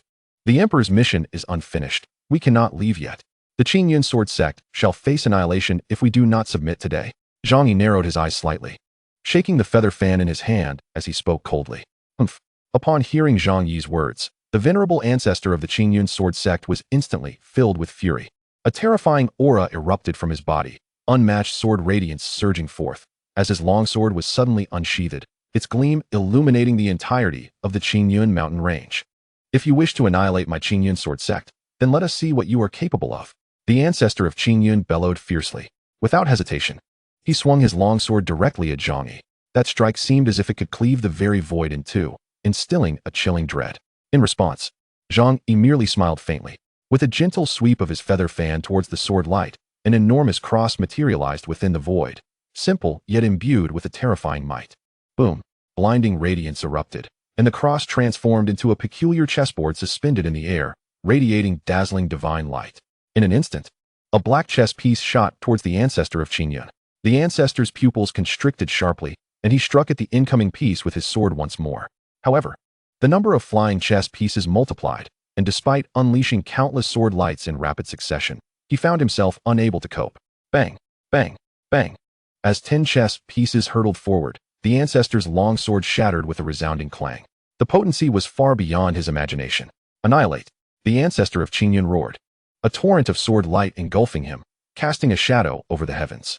Yet, he still could not evade Zhang Yi's onslaught. Zhang Yi once again made a gentle motion in the void, and 2 more crosses emerged, exuding a terrifying pressure as they bore down upon the ancestor. The essence of the Zhongheng legacy permeated the air, its overwhelming force dominating the cosmos. Under Zhang Yi's display, the sky was filled with powerful waves of energy, as though the entire world had succumbed to the control of the Zhongheng Wei. The ancestor of Qing Yuan felt an unprecedented weight upon him. He exerted all his might to evade Zhang Yi's strikes, only to find that each attempt was futile. He shattered one cross, but two more appeared in its place, the terrifying power nearly pinning him in place. How is this possible? The ancestor was horrified. He felt his strength rendered insignificant before the mighty Zhongheng Wei. Suddenly, unable to withstand Zhang Yi's power, he was directly suppressed by a cross, rendered immobile. At that moment, Zhang Yi slowly withdrew his feather fan. His gaze sharply fixed upon the ancestor of Qing Yuan as he spoke coldly. From this day forth, the Qing Yuan sword sect shall belong to the great Xia celestial dynasty. This is your final warning. Should you refuse, I shall show no mercy. The ancestor's eyes flickered as uncertainty clouded his heart. Deep down, he realized that the Qing Yuan sword sect could never stand against the might of the great Xia. If one Zhang Yi was enough to render the sect defenseless, how could they possibly confront the entire great Xia celestial dynasty?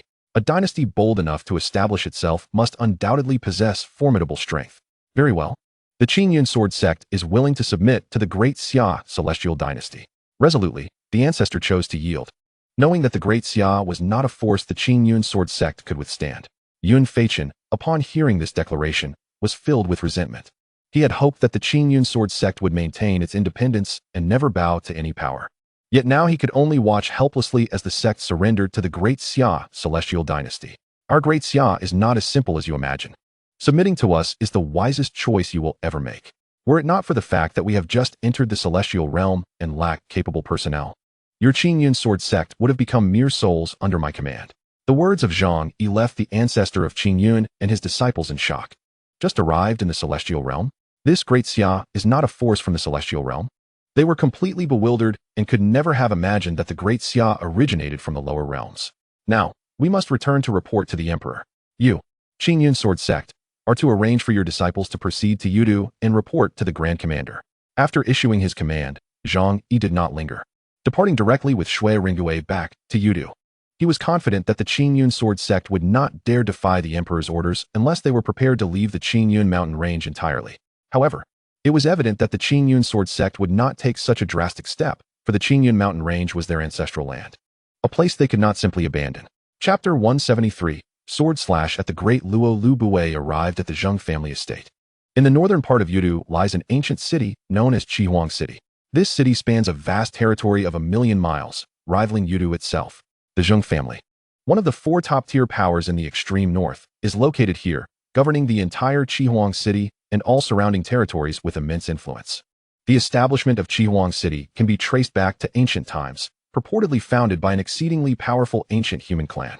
This city stands unyielding after countless eons, housing innumerable grand structures and mysterious relics that draw formidable beings seeking its secrets. Today, Chihuang City welcomes a distinguished visitor, the Minister of Law of the Great Xia Celestial Dynasty, Lu Buwei. As he traverses through the city, Lu Buwei observes celestial beings soaring gracefully above, their divine light illuminating the world. Celestial chariots drawn by various exotic beasts thunder through the streets, exuding a menacing aura that envelopes the heavens, creating a truly awe-inspiring scene. Lu Buwei smiles softly as he makes his way toward the Zheng family. Before long, Lu Buwei arrives at the Zheng family estate, where numerous guards at the entrance, all at the true immortal realm, stand watch with imposing presence. Who are you? This is the estate of the Zheng family. Upon seeing Lu Buwei, the guards immediately step forward to question him. Lu Buwei remains silent, striding directly into the interior of the estate, his posture upright, eyes devoid of emotion, glancing not even once at the guards. Seeking death, the guards, infuriated by Lu Buwei's silence and his audacity to enter uninvited, attack him. Where's this? The Zheng family estate, the sovereign of Chihuang City. How dare he disregard them, displaying such brazen insolence? Boom, boom, boom. However, as they approached Lu Buwei, they were violently repelled, for he emanated a formidable aura akin to a towering mountain, instilling an overwhelming sense of pressure within all who faced him. His body appeared as an impregnable fortress, rendering the guards' assaults utterly ineffective. The guards' expressions shifted dramatically, fear creeping into their hearts. Lu Buwei stepped into the estate and arrived before the main hall of the Zheng family. The hall soared into the clouds, grand and magnificent, resembling a celestial realm. Lu Buwei surveyed his surroundings, a glimmer of enigmatic amusement flashing in his eyes. Who are you to dare intrude upon my Zhang family? A middle-aged man clad in a white robe, Zhang Tianhua, the head of the Zhang family, glared at Lu Buwei, his voice filled with anger. Behind Zhang Tianhua stood numerous elders of the Zhang family, who had gathered to discuss matters concerning the great Xia, utterly taken aback by the sudden intrusion. I am Lu Buwei, Minister of Law of the great Xia celestial dynasty. Lu Buwei replied with a slight smile and a calm demeanor. The great Xia celestial dynasty? Zhang Tianhua was taken aback, realizing that they had only just learned of the great Xia's affairs today, and now this individual stood before him. What brings the great Xia celestial dynasty to my Zhang family? Zhang Tianhua asked gravely, his expression tense as he regarded Lu Buwei. If it were anyone else encroaching upon the Zhang family, they would have long been suppressed. However, this Lu Buwei eludes all comprehension. It is crucial to note that he has attained the pinnacle of the Tai Golden Immortal Realm. If he cannot fathom this individual, what does that signify? This man is, in fact, a formidable being of the great Luo Golden Immortal Realm. Such power is possessed by only the ancestral figure of the Zhang family. I, the great Xia, shall descend upon the extreme north, and the entirety of this land will become our territory, encompassing both your Zhang family and the ancient city of Qihuan. Lu Buwei's voice resonated with calm confidence. Upon hearing these words, Zhang Tianhua's expression darkened instantaneously. The elders behind him were equally furious. The great Xia celestial dynasty descending upon the extreme north? The entire region becoming the domain of the great Xia? This was utterly absurd, blatantly disregarding their four major powers. What does your great Xia celestial dynasty amount to utter such words? An elder glared at Lu Buwei, his voice laced with anger. In response, Lu Buwei's countenance turned as frigid as ice. An overwhelming and terrifying sword intent manifested around him, akin to a torrential flow of heavenly rivers, grand and unyielding, rendering it nearly unbearable. As the crowd gasped in horror, the sword intent surged directly toward the elder who had spoken. The elder's face paled dramatically as he felt the immense pressure emanating from Lu Buwei, a wave of despair washing over him. Hastily, he summoned his celestial power in an attempt to thwart Lu Buwei's assault. However, before the terrifying sword intent, he possessed no capacity to resist. The sword intent cut through the elder's body like a blade, cleaving him in twain. Blood and flesh erupted, saturating the air with a pungent scent of iron. The assembled onlookers' expressions shifted in shock as they beheld the horror of Lu Buwei's sword intent. Lu Buwei spoke coolly. I have come to convey the decree of the Emperor of the great Xia celestial dynasty. We aim to reclaim the extreme north. Your Zhang family may choose to submit or face annihilation.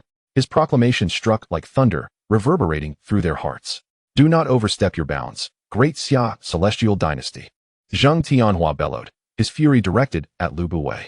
It was utterly audacious to slay a member of the Zhang family before their very eyes. If not for the fact that he was outmatched, how could Lu Buwei dare to act so recklessly within their domain? A slight smile played upon Lu Buwei's lips, a glimmer of derision in his gaze. In the eyes of the great Xia celestial dynasty, your Zhang family is but a mere insect. If you refuse to submit, then be extinguished. As the words left his lips, Lu Buwei raised his hand, and a flash of sword radiance shot forth, aimed directly at Zhang Tianhua. Zhang Tianhua's complexion drained of color as he sensed the terrifying potency of this sword intent, realizing that he truly was but an insect before this individual. Stop! Suddenly, a furious shout echoed within the hall. Lu Buwei halted his movement, turning toward the source of the voice.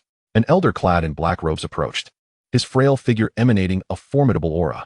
The Zhang family members immediately bowed in respect, their eyes filled with reverence. It is the ancestor. The ancestor has finally appeared. Upon the arrival of the elder, the Zhang family members beamed with relief. In their eyes, no matter how formidable Lu Buwei might be, he could not possibly contend with the ancestor. Yet, little did they know of Lu Buwei's true capabilities, as he was, in fact, a late-stage great Luo Golden Immortal. A figure of the great Xia who could rival even the immortal sovereigns.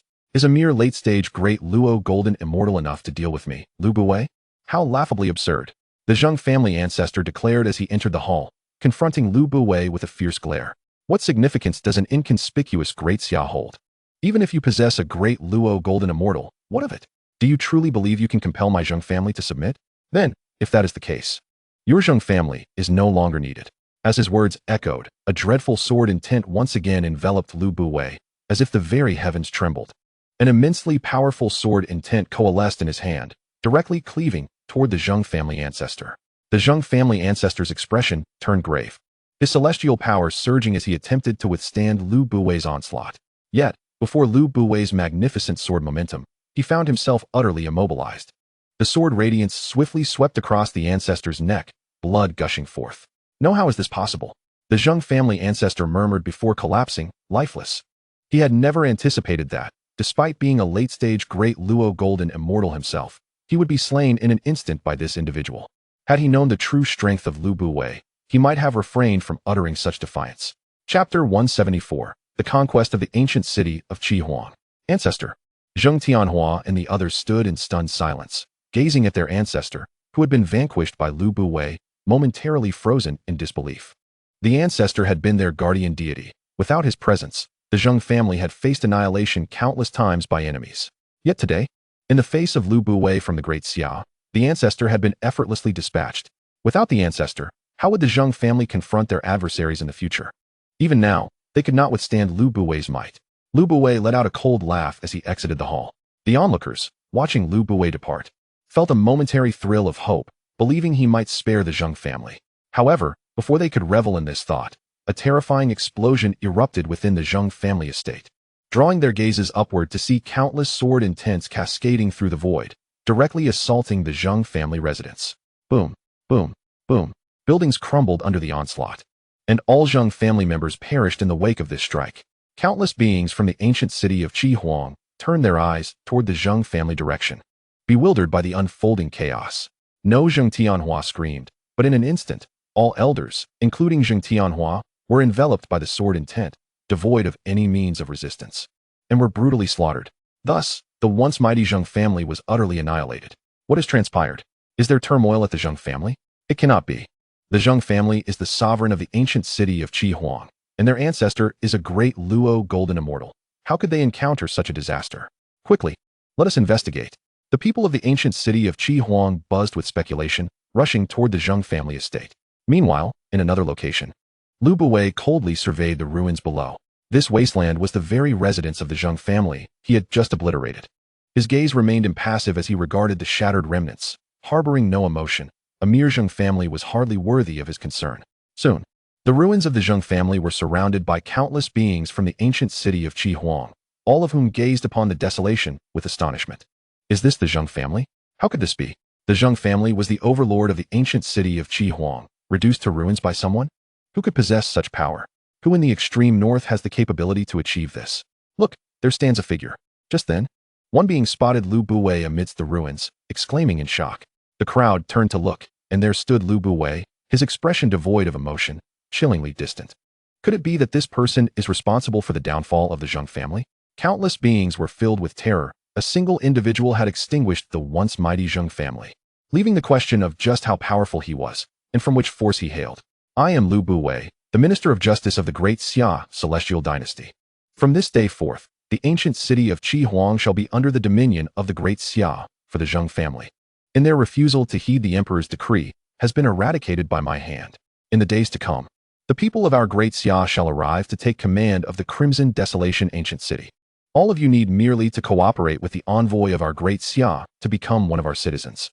Should there be any dissenters, the fate of the Zheng clan shall be your destiny.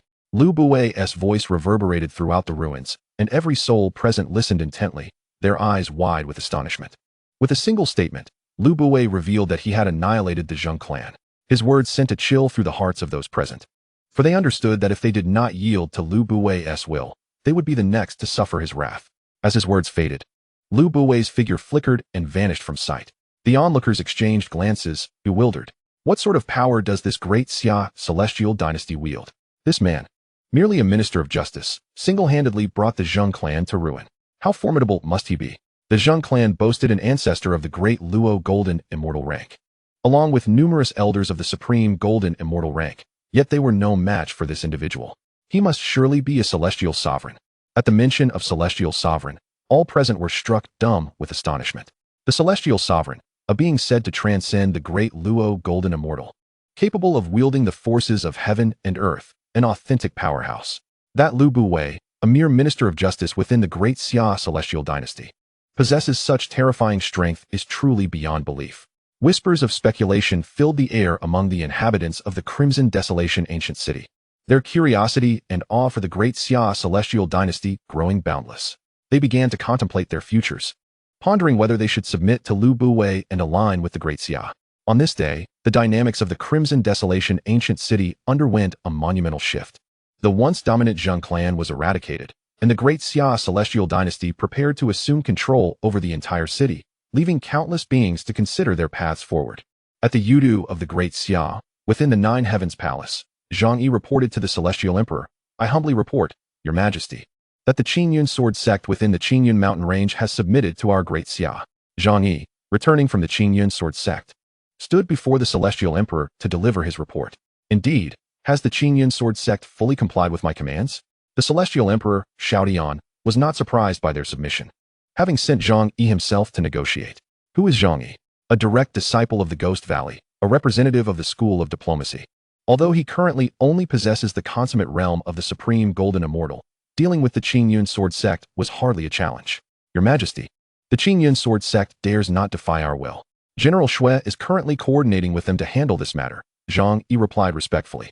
Xiao Tian nodded, preparing to speak further when Lu Buwei entered the Nine Heavens Palace and bowed in respect. "I report to Your Majesty. The Zheng clan refused to submit to our Great Xia and has thus been exterminated by my hand." Lu Buwei recounted the fate of the Zheng clan to Xiao Tian. The Zheng clan truly sought their own demise, believing that possessing a single great Luo Golden Immortal could contend with our Great Xia. Xiao Tian sneered at Lu Buwei's words. "Unconcerned, it is merely the Zheng clan. Their destruction changes nothing. As long as the Crimson Desolation ancient city remains, it shall become part of our Great Xia territory." "Lu Buwei, how many civil officials do you command? Are they sufficient to oversee the Crimson Desolation ancient city?" With the Zheng clan eradicated, it was imperative to assume control of the city. "Your Majesty, the number of officials should suffice for governance, but their strength may be too feeble to intimidate certain individuals within the city," Lu Buwei replied. The officials he recently recruited were chosen for their talents, with little regard for their cultivation levels. Upon hearing this, Xiao Tian contemplated deeply. Ultimately, the Great Xia currently lacked a solid foundation in the celestial realm, being devoid of powerful figures and a formidable army. "System, what is our current fortune value?" Replying to the host, "We currently possess 48 billion fortune points." 48 billion. How many fortune points are required to exchange for a royal-level army summoning card? Xiao Tian pondered, realizing the necessity of summoning a formidable force. Otherwise, there would be no one to guard the territories they had conquered. 5 billion fortune points. 5 billion. With that, I can summon an army of 100,000 golden immortal rank soldiers. Summoned successfully.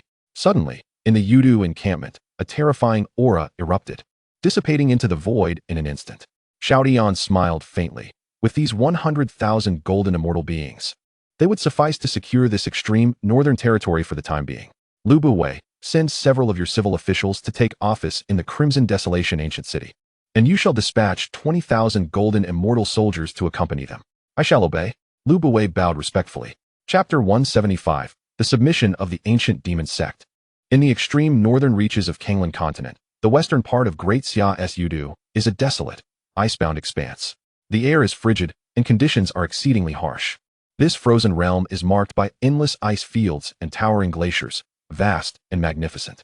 Glaciers move slowly, emitting a deep, rumbling sound, as if echoing the most ancient summons of the world. The biting wind numbs the face, bringing a chill that seeps into the bones. Although sunlight breaks through, it offers no warmth, casting only a pale glow. In this frigid land stands a magnificent ancient ice city. The city is surrounded by thick walls, constructed of smooth and sturdy ice. Outside the fortress lies a thick blanket of snow, covering the entire expanse. Under the sunlight, the snow reflects a dazzling brilliance, as if exerting tremendous pressure upon the soul. Here lies the stronghold of the ancient demon sect. There are only 5 major cities in this frigid land, all governed by the ancient demon sect. The ancient demon sect, a premier demonic sect in the extreme north. The ancient demon sect? Suddenly, a figure appeared above the ancient ice city, gazing down at the imposing presence of the ancient demon sect, murmuring to himself. It was none other than Sun Bin, the Minister of War of the Great Xia. Submit to the Great Xia and live, resist, and perish. With a thunderous proclamation, an overwhelming force erupted from Sun Bin, descending upon the entire ancient demon sect. The initial aura of a celestial sovereign sent tremors through the heavens and earth, as if the entire ancient ice city were on the brink of collapse, a truly terrifying sight. Who goes there? Within the ancient demon sect, all elders and the sect leader opened their eyes in alarm, gazing at the figure of Sun Bin hovering above with expressions of shock. Is this A celestial sovereign? In a secluded chamber of the ancient demon sect, an elder at the pinnacle of the great Luo golden immortal rank, Gu Daoran, felt the astonishing aura emanating from Sun Bin and was taken aback. How could a celestial sovereign appear in this desolate extreme north? Could it be a member of the heavenly dragon celestial dynasty? After the initial shock, Gu Daoran was filled with a sense of confusion. The celestial sovereign rank, while not the peak of power in the celestial realm, is nonetheless a formidable presence in Kanglan continent, and in this extreme north, it represents an invincible force. Gu Daoran could not fathom why a celestial sovereign would venture into this barren region, let alone arrive at the stronghold of the ancient demon sect. Without further thought, Gu Daoran's figure vanished from his location, reappearing directly before Sun Bin. Regardless of the circumstances, a celestial sovereign's arrival at the ancient demon sect required the sect's strongest elder, the founder, to personally attend to the matter. Elder. The sect leader and numerous elders promptly bowed in respect upon Gu Daoran's appearance. We greet the esteemed elder. Might we inquire if the elder has business with our ancient demon sect?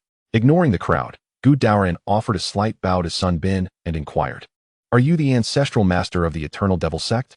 Sun Bin gazed at the suddenly appeared Gu Daoran and smiled gently. "A consummate Deluo golden immortal? I did not anticipate that your eternal devil sect possessed such strength." Besides Gu Daoran, Sun Bin also discerned another initial Deluo golden immortal among the members of the eternal devil sect. Clearly, this sect was not merely known for having a single ancestral master of Deluo golden immortal rank. However, whether one or two Deluo golden immortals, even 10 would be insignificant in Sun Bin's eyes. After all, he was an immortal lord, although merely at the initial stage. Even the most numerous Deluo golden immortals would seem no more than mere ants before him. "Senior, you jest. The strength of my eternal devil sect is negligible in your esteemed presence," Gu Daoran replied humbly. Faced with an immortal lord, even he, a consummate Deluo golden immortal, dared not act presumptuously. "I am Sun Bin, the minister of war of the great Xia celestial dynasty. By the decree of the emperor, the entire northernmost region henceforth falls under the jurisdiction of my great Xia. Your eternal devil sect must either choose to submit or face annihilation," Sun Bin stated coldly, his voice as piercing as a bitter wind, causing the atmosphere within the eternal devil sect to become instantly frozen. At these words, Gu Daoran exhibited a hint of astonishment. The great Xia celestial dynasty, what kind of power is this? He had never heard of it. However, the mere fact that an immortal lord was sent to his eternal devil sect indicated that the great Xia celestial dynasty was not something he could contend with. Yet, the prospect of submission to the great Xia celestial dynasty left Gu Daoran's countenance shifting, his heart in turmoil. Clearly, he harbored profound resistance to the idea of submission. But to defy it would mean confronting this immortal lord, a challenge his eternal devil sect could not withstand. Sun Bin furrowed his brow slightly. He could sense Gu Daoran's hesitation and reluctance. Yet for him, it mattered little. He sought only one outcome. Submit or perish, the choice is yours. Sun Bin's voice resonated with unwavering resolve, as he prepared for the possibility that the eternal devil sect would opt for destruction. After a brief silence, Gu Daoran, resigned, nodded. "My eternal devil sect is willing to submit to the great Xia celestial dynasty." His voice was calm yet devoid of strength, as if he had relinquished all vitality. He was unaware of the true power of the great Xia, but with an immortal lord sent forth, how could he dare refuse? He understood all too well that to refuse would invite certain annihilation upon the eternal devil sect, an outcome he wished to avoid. Ancestor, how can my eternal devil sect submit to others? However, the elders of the eternal devil sect, upon hearing their ancestral master's choice of submission, displayed expressions of confusion. They could sense Sun Bin's might, but were unaware that he was an immortal lord, merely perceiving him as a formidable Deluo golden immortal. They could not fathom why their ancestral master, a consummate Deluo golden immortal, would so decisively choose submission. Only the sect leader wore a wry smile, understanding all too well that, as a Deluo golden immortal himself, he recognized Sun Bin to be an immortal lord. The eternal devil sect was simply no match. Enough. The decision rests with the ancestral master. You all shall remain silent. The sect leader admonished the elders, ceasing further discourse. Upon hearing this, the others fell silent as well. "Very well, this spares me the need to act," Sun Bin remarked, unperturbed by the outcome. Whether the eternal devil sect chose submission or defiance was inconsequential to him. It was merely a matter of exerting force. Now that you have submitted, your eternal devil sect is to allocate 1/3 of its disciples to join my great Xia military. Senior this. Gu Daoran's expression shifted slightly upon hearing Sun Bin's words. 1/3 of the disciples? It was known that the majority of the populace in this entire frigid expanse comprised members of his eternal devil sect, numbering at least in the hundreds of thousands. How many disciples would that require to send to the Great Xia military? This is the decree of the Great Xia. All forces within the Great Xia territory are required to contribute 1/3 of their ranks to military service. You have 3 days. If your eternal devil sect's disciples do not arrive in my Great Xia within this time frame, it will be deemed as disrespect towards the Emperor's orders. Those who disrespect the Emperor's orders shall face death.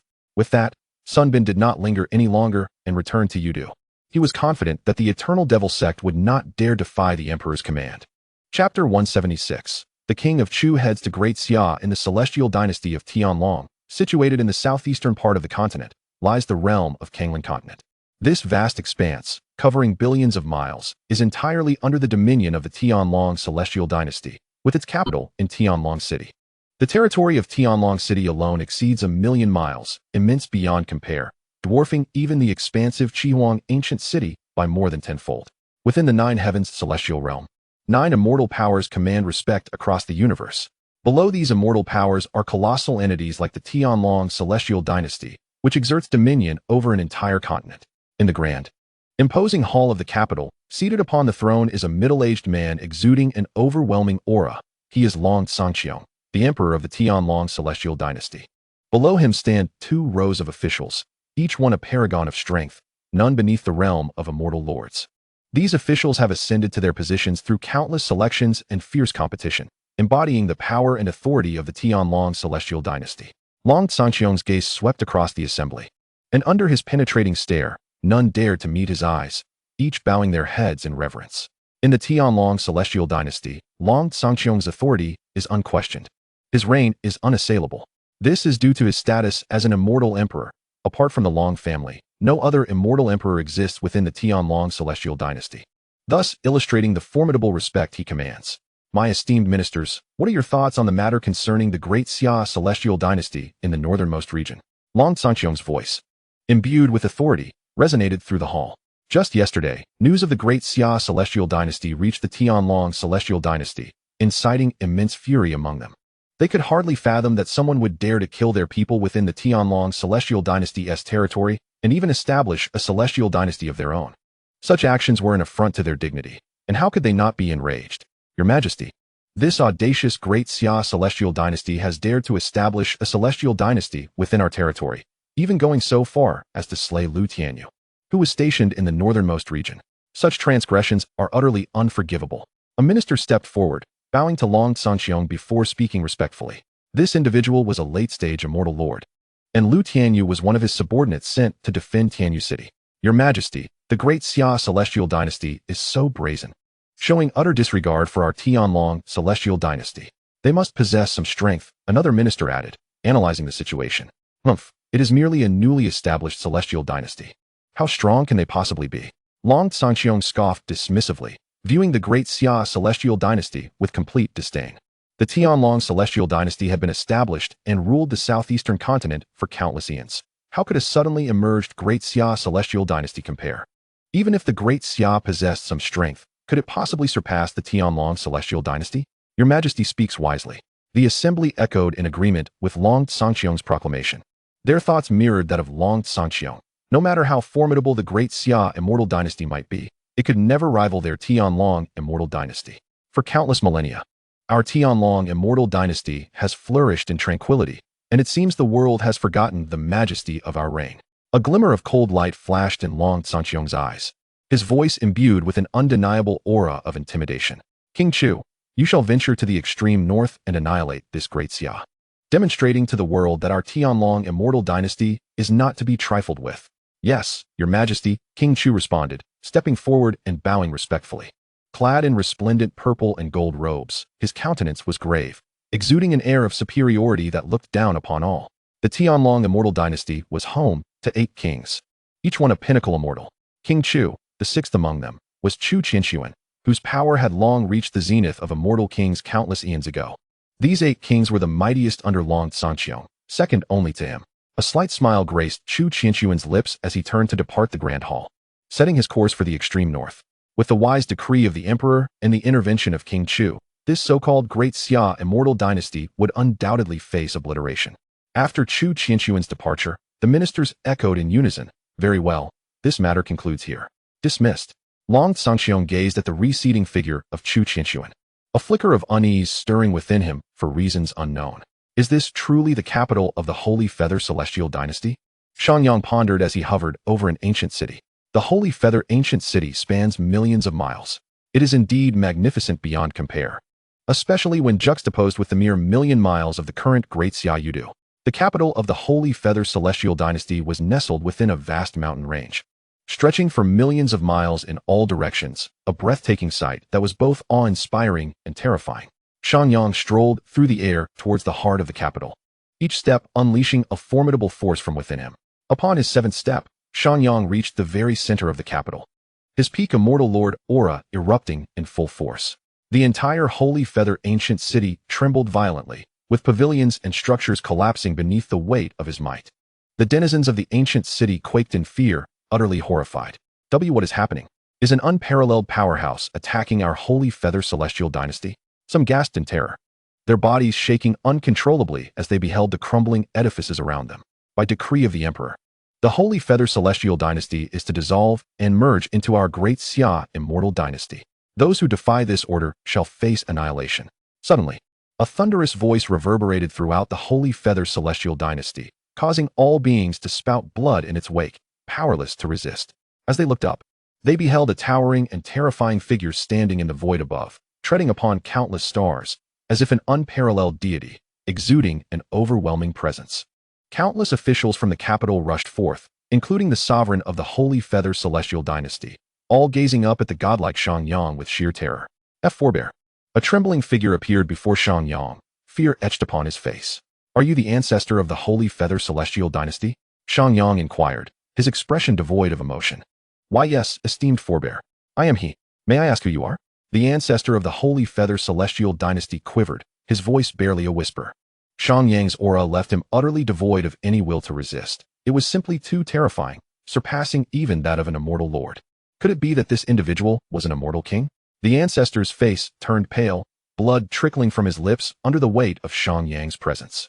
How could such a formidable being emerge in the extreme north? And what kind of force was this Great Xia Immortal Dynasty he spoke of? "I am Xiangyang, Minister of the Ministry of Revenue of the Great Xia Immortal Dynasty. By the Emperor's decree, the extreme north shall henceforth fall under our jurisdiction, and the Holy Feather Celestial Dynasty is to be dissolved and integrated into our Great Xia. Do you have any objections?" The ancestor of the Holy Feather Celestial Dynasty, upon hearing Xiangyang's words, dared not show any defiance and quickly shook his head, replying, "I do not dare, and I am willing to obey." He was utterly incredulous. Just what kind of force was this Great Xia Immortal Dynasty to possess such a terrifying powerhouse? Xiangyang nodded, continuing, "Within 3 days, the Holy Feather Celestial Dynasty must disband, and all families and factions must send 1/3 of their disciples to our Great Xia Immortal Dynasty to serve." With that, Xiangyang turned and left the Holy Feather Ancient City. Chapter 177. 10 Years of Guilt for Xiao Tian. From this moment forth, the vast territories of the Holy Feather Celestial Dynasty fell under the dominion of the Great Xia Immortal Dynasty. The officials of the Holy Feather Celestial Dynasty exchanged glances, their faces as pale as death. Once a bastion of power and dominance, they had their own territory and authority. Yet, in the face of Xiangyang's arrival, they found themselves utterly powerless, resigned to the fate of being swallowed whole. They had no inkling of the true extent of the Great Xia Immortal Dynasty's strength. The mere dispatch of Xiangyang had rendered the Holy Feather Celestial Dynasty defenseless. Xiangyang, who claimed to be the Minister of Revenue of the Great Xia, had transcended the realm of immortal lords in their eyes, embodying the very essence of an immortal king. An immortal king was an unparalleled powerhouse across the entirety of Kanglan continent, one whom none would dare underestimate. They had never anticipated that an immortal king would manifest in this extreme north. A day later, Sun Bin and Xiangyang returned simultaneously to the Great Xiaoyu. "Your Majesty, the Eternal Demon Sect has submitted to our Great Xia, and they will lead their disciples to Yudu within 3 days. Your Majesty, the Holy Feather Celestial Dynasty has also dissolved and submitted to our Great Xia." Upon their return to Yudu, the two made their way directly to the Jiuxiao Palace to report to Xiao Tian. "Excellent. I commend both of you." Xiao Tian nodded, speaking in a calm tone. "For the territories secured, send personnel to assume control. Dispatch 20,000 golden immortals to each region. The previously summoned 100,000 golden immortal army can be allocated such that each of the 4 regions houses 20,000, with the remaining 20,000 stationed in Yudu. We shall obey your command. The two bowed respectfully before departing Jiuxiao Palace to make arrangements. It is time to return to the Great Xia universe. Xiao Tian murmured after their departure. It had been merely a little over 10 days since his arrival in the immortal realm, yet in this brief span, he had conquered the extreme north. To the entirety of the immortal realm, the extreme north was merely a desolate region within the eternal immortal domain. However, the expanse of this extreme north spanned billions of miles, and the resources available to the Great Xia were far too scant to effectively govern such a vast territory. Now was indeed the time to return to the Great Xia universe and bring Li Si and others to the immortal realm. System. How does one return to the cave heaven world? The host contemplated the return. Is it really that simple? Xiao Tian mused, momentarily taken aback by the response. He then focused on returning to the cave heaven world. In an instant, Xiao Tian vanished from Jiuxiao Palace, reappearing within the cave heaven world. I didn't expect it to be this easy. As he surveyed his surroundings, a smile crept upon his face, realizing he was indeed within the cave heaven world. From now on, returning to the Great Xia universe will be far simpler. He then exited the cave heaven world, appearing within the Great Xia Imperial Palace. What could have caused such a drastic change? Feeling the transformations throughout the Great Xia Yudu, Xiao Tian stood frozen in place.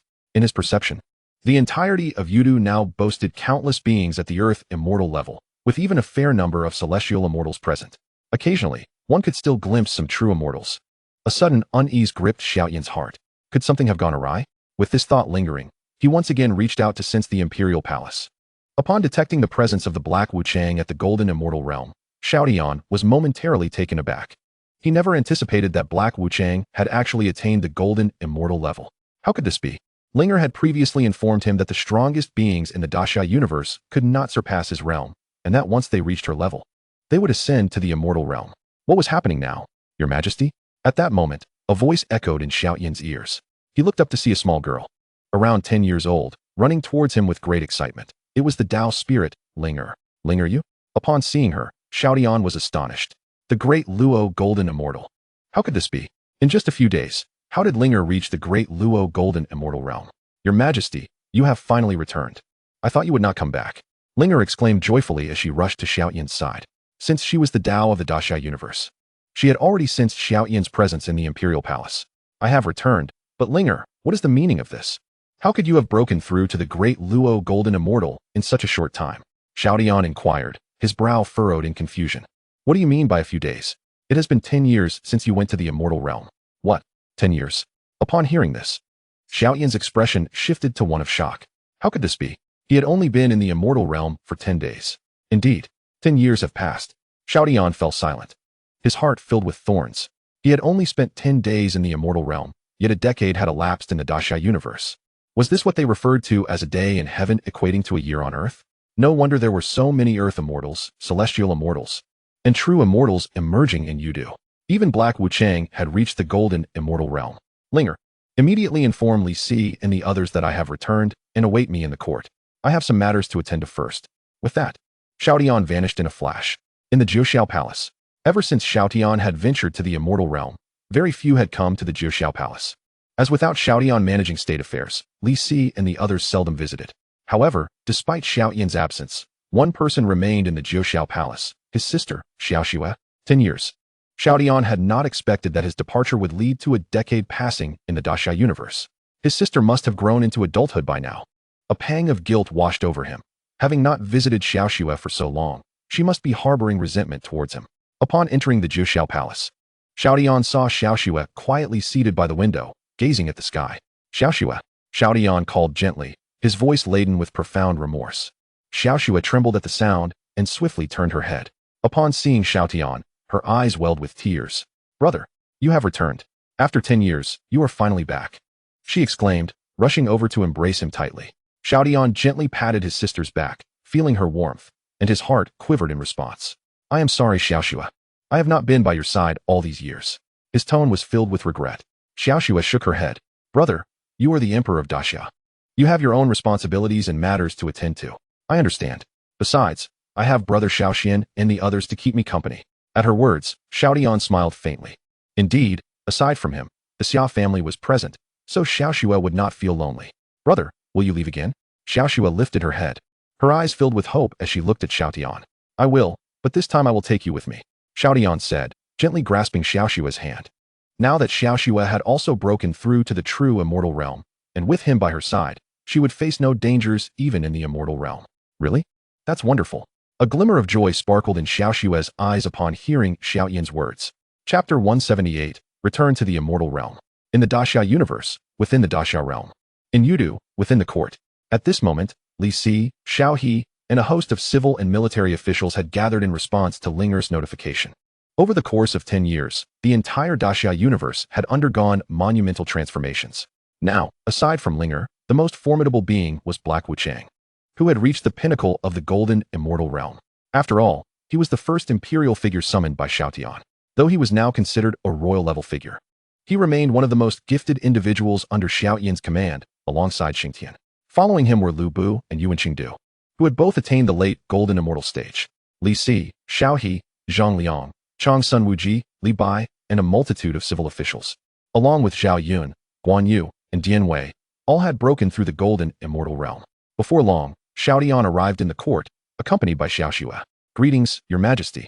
Greetings, Princess. Your Majesty. Greetings, Princess. Upon seeing the arrival of Xiao Tian and Xiaoxia, the officials respectfully bowed and greeted them. All of you rise. Seated at the head of the table, Xiao Tian spoke with authority. Thank you, Your Majesty. Li Xiang, Xiao Xiang, during my absence over the past 10 years. Has anything transpired in the Daxia universe? Xiao Tian inquired, as he was entirely unaware of the changes that had taken place during his decade-long absence. Your Majesty, in these 10 years, the strength of the Daxia universe has experienced a qualitative leap. Li Si stepped forward, responding respectfully.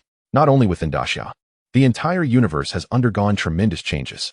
First, the tribulation descended, allowing many beings of immense potential to break through, resulting in a surge of Earth immortals.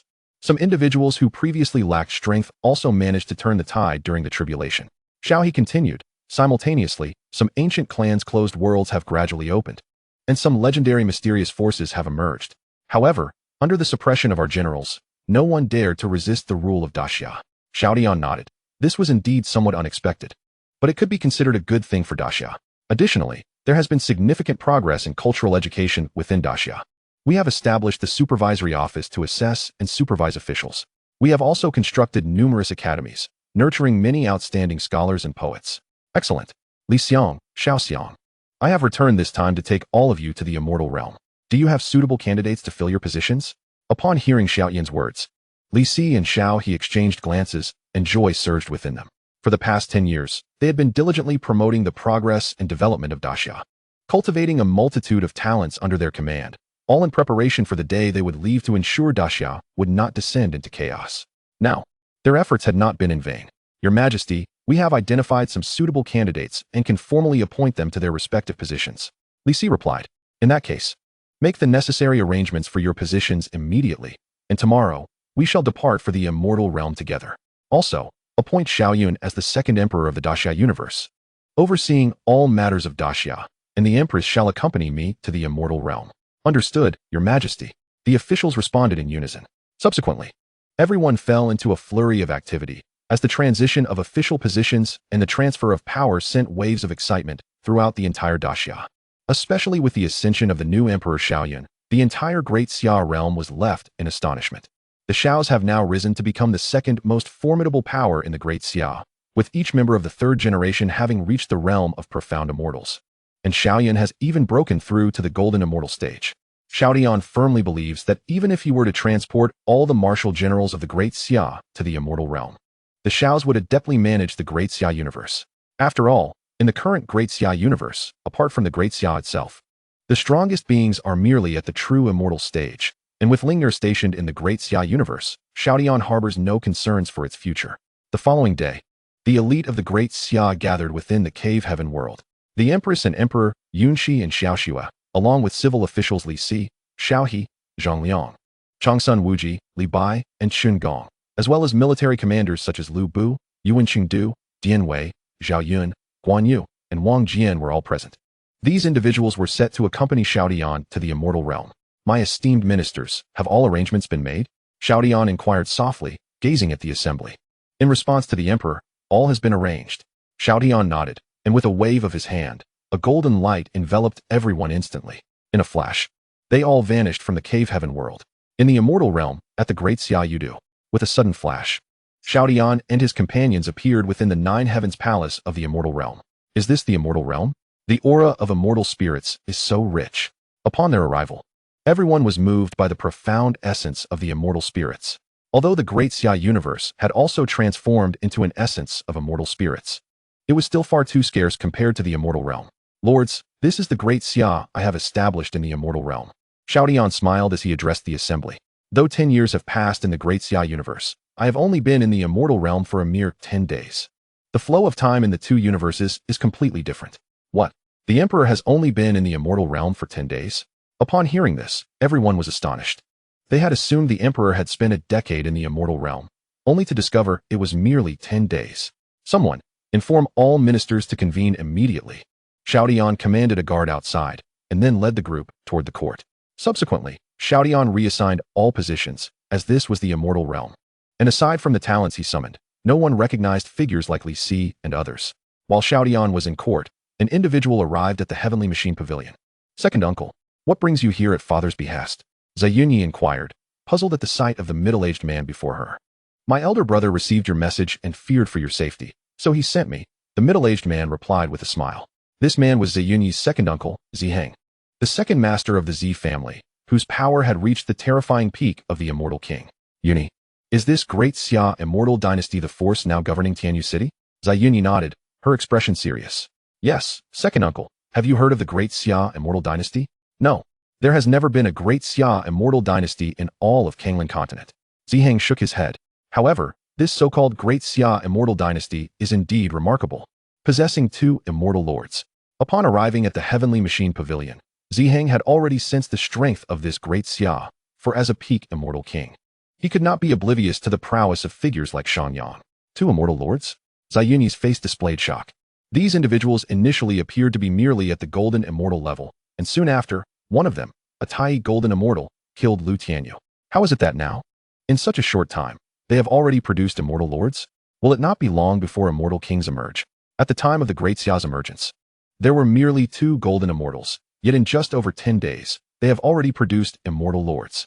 Zayunyi spoke gravely. What? Is that true? Ziheng's expression turned astonished. Is this statement genuine? Yes, Zayunyi affirmed with a nod. Seeing this, Ziheng fell into contemplation. What kind of force is this great Xia immortal dynasty? What is its purpose in appearing here? Such strength surely cannot belong to a newly established power. After a long silence, he concluded, regardless, this is the domain of the Heavenly Dragon Immortal Dynasty, and it does not concern my Z family. Additionally, I have received word that the Heavenly Dragon Immortal Dynasty is already aware of this matter, and I expect they are on their way. Just then, a terrifying aura suddenly enveloped the entire Yudu, and both Ziheng and Zayunyi felt a tremendous pressure. Peak Immortal King. Ziheng's expression grew serious as he gazed into the void. It was none other than Chu Qinshuan, one of the 8 kings of the Heavenly Dragon Immortal Dynasty. Ziheng had not anticipated that the Heavenly Dragon Immortal Dynasty would send Chu Qinshuan to deal with the Great Xia Immortal Dynasty.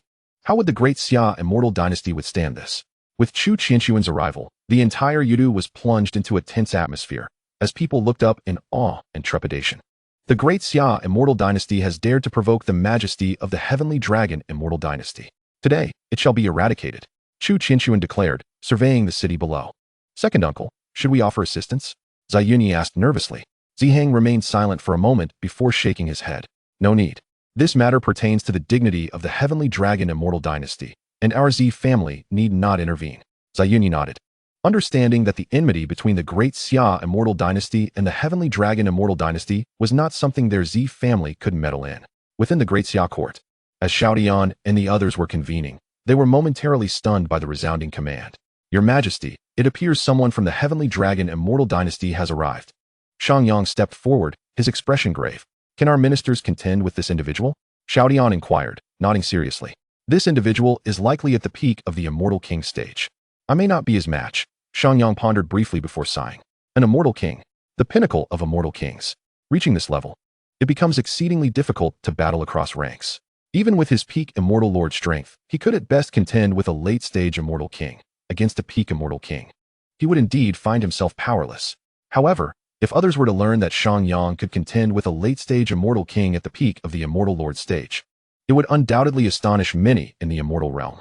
Historically, no one had ever been able to contend with a late-stage immortal king at the peak of the immortal lord stage. Even the most exceptional individuals who could match a newly established immortal king at the early stage were deemed prodigies. Upon hearing Xiangyang's words, Xiao Tian nodded slightly. An immortal king is undeniably an absolute powerhouse within the immortal realm, beyond the reach of those below that level. System, activate the king-level summoning card. With that thought, Xiao Tian resolved to use a king-level summoning card for the first time, eagerly anticipating who might emerge. Summoning successful. Congratulations to the host for summoning the legendary Li Tsuanxiao. Li Tsuanxiao, the war god Li Tsuanxiao. The system's announcement sent a jolt through Xiao Tian, and his eyes sparkled with brilliance. Kings are not merely tyrants, and the name that denotes power is none other than Li. Li, indeed, is Li Tsuanxiao. In the annals of Chinese history, when it comes to valor and martial prowess, Li Tsuanxiao undoubtedly ranks among the top 3. He is a formidable warrior who can stand shoulder to shoulder with the mighty Xiang Yu and be compared to Li Yuanba, an invincible general. A faint smile graced Xiao Tian's countenance. In his era, Li Tsuanxiao was synonymous with invincibility. In the skies above Yudu, with a thunderous shout, Chu Qianxuan unleashed a palm strike towards the imperial palace, his terrifying aura sweeping across the entirety of Yudu. Suddenly, a rift in the fabric of space appeared, and a figure stepped forth from it. This was a tall young man, his face adorned with an expression of authority and coldness. He radiated an overwhelming aura and battle intent, as if the very heavens and earth trembled in his presence. It was none other than Li Tsuanxiao. With the Yuang statue in hand, Li Tsuanxiao swept aside Chu Qianxuan's attack effortlessly, shattering the formidable assault in an instant. With Li Tsuanxiao's emergence, Chu Qianxuan's momentum was instantly shattered, restoring tranquility throughout Yudu. "Who are you?" he inquired, his tone grave, as he sensed the pinnacle of power emanating from Li Tsuanxiao. He was astonished to discover that the great Xia possessed such a peak celestial king. What origin does this great Xia hail from? And why had he never heard of it before? "Great Xia, Li Tsuanxiao," came the resounding declaration as he wielded the Yuang statue and hurled it towards Chu Qianxuan. To offend Great Xia is to invite death. From the heavens above, Li Tsuanxiao's voice thundered with an unparalleled ferocity, causing the very earth to quake and the void to shatter, reminiscent of the apocalypse itself. Chu Qianxuan's expression shifted dramatically as he braced himself against Li Tsuanxiao's assault. Yet, how could he withstand someone as formidable as Li Tsuanxiao, the embodiment of a war god? Boom! With a sickening thud, Chu Qianxuan was sent flying 1,000 miles by the impact of the Yuang statue, crashing to the ground and creating a pit 100 meters deep. The onlookers were left dumbfounded, utterly astonished. They had not anticipated that the celestial dynasty of Great Xia possessed a celestial king of such immense strength. This Li Tsuanxiao's power was truly terrifying. Although Chu Qianxuan was one of the 8 kings of the Tianlong celestial dynasty, he found himself utterly defenseless against Li Tsuanxiao, who undoubtedly deserved a place among the celestial kings. It appeared that the celestial dynasty of Great Xia was far from ordinary. They must possess formidable backing. Within the Tiangong pavilion, Ziheng gazed at Li Tsuanxiao, who had just sent Chu Qianxuan flying, feeling an inner tumult. Cough, cough, damn it. Chu Qianxuan's body was drenched in blood as he spat out a mouthful, trembling in fear as he looked at Li Tsuanxiao, his face a mask of confusion. He had been dispatched to deal with the Great Xia celestial dynasty precisely because he was one of the 8 kings of the Tianlong celestial dynasty, a peak existence among his peers. Yet now, in the face of Li Tsuanxiao, he felt utterly powerless and outmatched. With such strength, "You dare to speak of annihilating my Great Xia?" Li Tsuanxiao sneered as he approached Chu Qianxuan. "It seems I have underestimated the presence of a formidable warrior like you in Great Xia." Chu Qianxuan thought bitterly. He felt that even the first king of the Tianlong celestial dynasty, Long Faping, would not stand a chance against this man. The mere thought seemed utterly absurd. Long Faping was a perfected celestial king, having once fought and killed 3 perfected celestial kings single-handedly, a being of near-emperor status. And yet now he felt that Long Faping might not be a match for this individual. "To offend my Great Xia is to invite death," Li Tsuanxiao declared, preparing to deliver the final blow to Chu Qianxuan. "Tsuanxiao, do not kill him just yet. Bring him to see me." Upon hearing this command, Li Tsuanxiao sheathed the Yuang statue and seized Chu Qianxuan, bringing him to the imperial court. Chapter 180. The Celestial King submits. Greetings, Emperor. Upon arriving at the court, Li Tsuanxiao bowed respectfully. Chu Qianxuan's peripheral vision caught sight of Xiao Tian, and his heart raced with astonishment. This was the emperor of the Great Xia celestial dynasty? He appeared so youthful. Moreover, he could not discern the depth of this individual's power, Could it be that the emperor of Great Xia was a celestial emperor? Before Xiao Tian, he felt utterly devoid of any rebellious spirit, especially with a fearsome peaked celestial king standing beside him. You hail from the Tianlong celestial dynasty? Xiao Tian inquired, his voice calm. Yet his imperial presence was unmistakable, reminiscent of an ancient celestial sovereign surveying the world. This humble one is Chu Qinshuan of the Tianlong celestial dynasty, he replied. Taking a deep breath, you have come here with the intention of annihilating my great Xia celestial dynasty? Xiao Tian smiled lightly, a glint of coldness flashing in his eyes. Chu Qinshuan's heart tightened, unsure of how to respond. He could hardly confess to his intent to destroy Great Xia, merely having underestimated its strength. To utter such a truth would surely seal his fate within the confines of Great Xia. Great Xia Emperor, it is a misunderstanding. A misunderstanding? Xiao Tian replied with a chilling smile, his tone indifferent. Regardless of whether it is a misunderstanding, I shall ask you this. Will you submit or perish? As his words fell, Xiao Tian's aura bore down upon Chu Qinshuan. Under the weight of Xiao Tian's pressure, Chu Qinshuan felt an overwhelming force that rendered him incapable of resistance. He looked up in horror at Xiao Tian, his face a mask of dread. Beneath this oppressive force, he felt like an ant, utterly powerless. Is this a celestial emperor? Chu Qinshuan grappled internally, knowing that his choice would determine his fate. After a long silence, he finally resolved himself. I, Minister Chu Qinshuan, greet the emperor. Ultimately, he chose to submit to Great Xia, albeit begrudgingly, for he recognized that resistance was futile. Only submission could preserve his life. Having painstakingly cultivated his way to becoming a celestial king, no one would take their life lightly. Excellent, Chu Qinshuan. My Great Xia celestial dynasty aims to unify the southeast continent. What do you believe is the fastest way to achieve this? Xiao Tian inquired, his voice commanding and authoritative, as if the unification of the southeast continent were a trivial endeavor. As Xiao Tian's words echoed throughout the court, all present, save for the illustrious figures of Huaxia, were expressions of awe. They had not anticipated the emperor's grand ambition of unifying the southeast continent. Could the Great Xia truly accomplish such a feat? Your Majesty.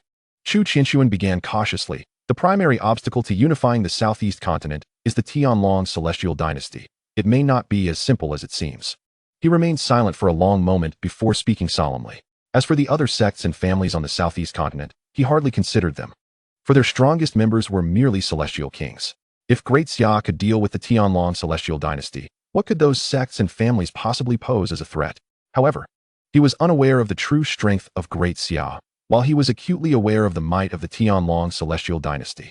He believed that even with Li Tsunxiao and Xiao Tian, unifying the southeast continent would be an insurmountable task, even if Xiao Tian was indeed a celestial emperor. What is the strength of the Tianlong celestial dynasty? Xiao Tian inquired further.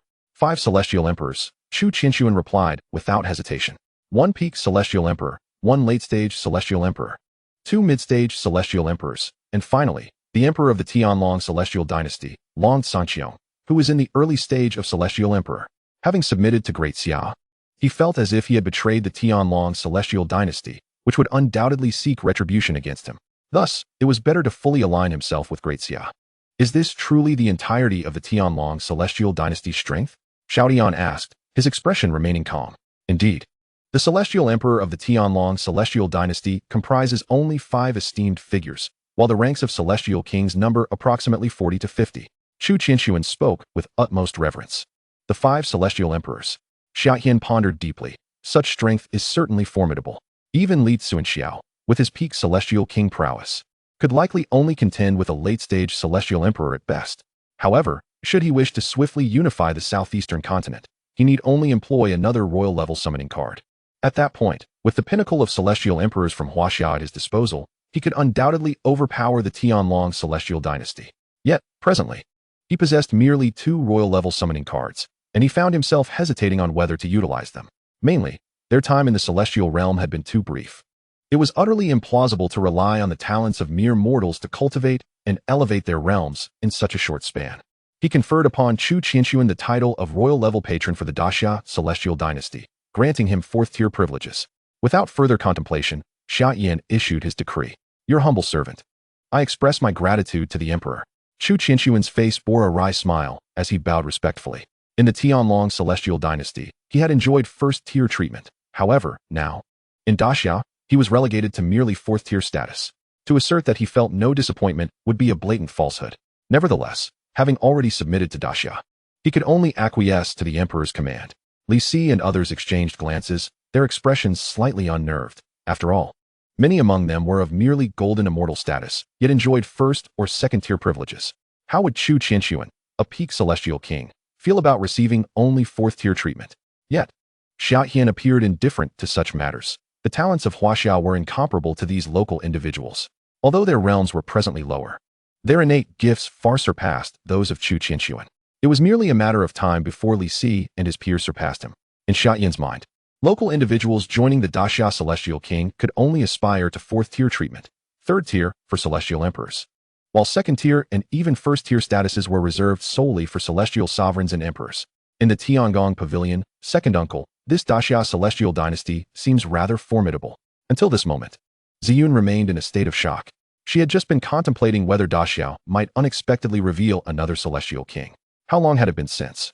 Indeed, a peak celestial king had emerged, effortlessly defeating King Chu of the Tianlong celestial dynasty. This Daxiao is truly extraordinary. It was surprising to witness such a force arise in the Kanglan continent. Ziheng's expression was equally grave. The power of Daxiao had indeed astonished him. A celestial king capable of annihilating peers could undoubtedly be regarded as a dominant force in the Kanglan continent. Furthermore, with such a powerful peak celestial king in existence, who would dare assert that no celestial emperor lurked behind them? Uni, this place is no longer safe. A conflict between the Tianlong celestial dynasty and the Daxia celestial dynasty is impending. You must return with me to the central continent. The Tianlong celestial dynasty, having lost a peak celestial king, would undoubtedly not rest easy. A great battle between the two factions was inevitable, and remaining here would surely lead to their entanglement in the chaos.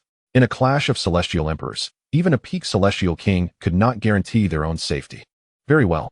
Upon hearing Ziheng's words, Ziyu nodded in agreement. Chapter 181. First on the celestial king rankings, Li Tsunxiao. Boom, boom, boom. Just as Xiao Tian and his companions were deliberating the Tianlong celestial dynasty, an immensely vast thunderclap resonated throughout the void. The thunder echoed as though it reverberated across the entire celestial realm. Above the void, dark clouds amassed, purple mist billowed, and lightning streaked across the sky. The once clear heavens instantaneously transformed into an ominous gloom, instilling terror in all beings of the eternal celestial domain. The entire eternal celestial domain appeared as if it were on the brink of apocalypse. Instantly, countless influential forces, celestial dynasties, sacred lands, and ancient clans were drawn to this extraordinary phenomenon. What is this? Is there a change in the celestial king rankings? Could it be that a celestial king has fallen? In an instant, individuals across various factions began to speculate, filled with confusion and astonishment. The celestial king rankings had remained unchanged for millennia. What could have triggered its reemergence today? The eternal continent, acknowledged as the mightiest among the 9 continents of the eternal celestial domain, could not be rivaled even if the other 8 continents united. This was due to the presence of the sole immortal force in the eternal celestial domain, the eternal celestial court, which resided here.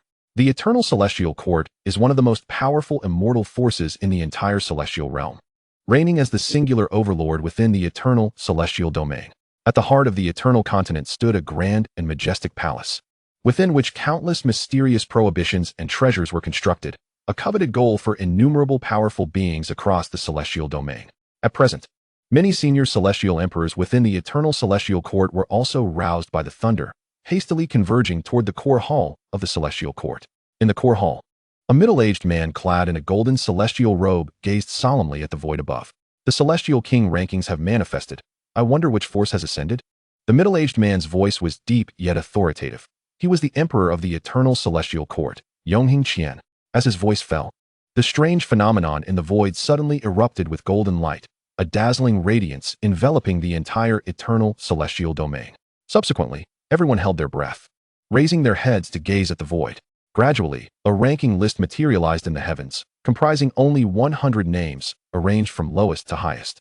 The celestial king rankings, established by the heavenly Tao of the celestial realm, exist in every celestial domain, chronicling the top 100 celestial kings within each domain. Any individual capable of ascending the celestial king rankings would undoubtedly achieve renown throughout the eternal celestial domain. Those ranked in the top 30 of the celestial kings were capable of contending against early-stage celestial emperors, while those in the top 10 could even emerge victorious in battle. Before long, the entire list was revealed. The names of the celestial kings in the top 10 glimmered in a vivid crimson, capturing the attention of the crowd. What? The celestial emperors of the eternal celestial court were momentarily taken aback, their expressions reflecting shock. How could this be? The emperor's son has actually become second? Who is this first-place individual that can overshadow him? A flicker of barely perceptible surprise crossed Yongheng Qian's eyes as he gazed upon the first name on the Celestial King rankings. He too was eager to discover who could displace Yongheng Xiangyun from the top position. It is worth noting that Yongheng Xiangyun had been his son, consistently occupying the first position on the Celestial King rankings for tens of thousands of years. Celestial King rankings first, Li Xianxiao of the Daxia Celestial Dynasty, peak Celestial King. Upon seeing this first entry on the Celestial King rankings, everyone, including Yongheng Qian, was engulfed in astonishment. What kind of force is this Daxia Celestial Dynasty? How could a mere peak Celestial King ascend to the pinnacle of the Celestial King rankings? Who is this Li Xianxiao? That a peak Celestial King could attain the first position? After the initial shock, discussions erupted among the crowd. Emperor, could there be an issue with this list? How could a peak Celestial King possibly occupy the first position? One Celestial Emperor inquired solemnly, casting a concerned glance at Yongheng Qian. Impossible. The Celestial King rankings are established by the heavenly Tao and cannot be erroneous, Yongheng Qian replied with a shake of his head. Then who is this Li Xianxiao? The Celestial Emperor hesitated, clearly struggling to accept that Li Xianxiao, a mere peak Celestial King, could ascend to the first position on the Celestial King rankings. The only explanation is that this individual must be a true prodigy, undoubtedly an invincible force among Celestial Kings. An invincible force. Upon hearing Yongheng Qian's words, the crowd was left in a state of dread. Indeed, the esteemed emperor has never bestowed such commendation upon the eternal Xiangyun. Yet this individual, named Li Xianxiao, possesses such formidable prowess? What manner of force is the great Xia Celestial Dynasty, I wonder? The eternal Qian inquired. To cultivate a Celestial King of Li Xianxiao's caliber, the great Xia Celestial Dynasty appears to be quite extraordinary. Your Majesty, we have never heard of this great Xia Celestial Dynasty, the assembly replied, shaking their heads in unison. Upon hearing this, Eternal Qian fell into contemplative silence. The individuals present were all high-ranking members of his eternal celestial court, and their ignorance of the great Xia Celestial Dynasty was a clear indication that it was not a faction of his eternal continent. After a considerable pause, he commanded, "Immediately dispatch envoys to the other 8 continents for investigation. I wish to uncover all information pertaining to the great Xia Celestial Dynasty." "Yes, Your Majesty," came the reply. In a secluded pavilion of the eternal celestial court, a man gazed intently at the Celestial King rankings, where Li Xianxiao held the top position. A glimmer of fierce determination shone in his eyes. This man was none other than the former number 1 on the Celestial King rankings, now demoted to second place. Eternal Xiangyun. How laughable that a mere peak Celestial King could ascend to the number 1 spot. Eternal Xiangyun scoffed coldly. He could hardly believe that this peak Celestial King had managed to usurp him from the top of the rankings. Doubt flickered in his heart for the first time regarding the current Celestial King rankings. Shadow Elder. In an instant, a figure appeared beside Eternal Xiangyun. "Your Highness." The figure greeted with a slight bow. "Shadow Elder, investigate the nature of this great Xia Celestial Dynasty and gather information on Li Xianxiao. I wish to know what merits he possesses to ascend to the pinnacle of the Celestial King rankings," Eternal Xiangyun commanded with a chill in his gaze. "Understood, Your Highness." The entire eternal celestial domain was thrown into disarray due to the implications of the Celestial King rankings. Countless ancient clans, sects, and celestial dynasties launched investigations into the great Xia Celestial Dynasty. The emergence of a previously unheard-of great Xia Celestial Dynasty with a Celestial King at the pinnacle was met with fervent curiosity, prompting numerous powerful figures to venture forth to uncover the truth behind this so-called great Xia Celestial Dynasty. In a fleeting moment, all discourse within the eternal celestial domain revolved around the great Xia Celestial Dynasty. In the Kanglan continent, within the great Xia Celestial Dynasty, at the Tianji Pavilion, the duo of Zi Heng and Zi Yun stood in astonishment at the sudden manifestation of the Celestial King rankings. The first on the Celestial King rankings?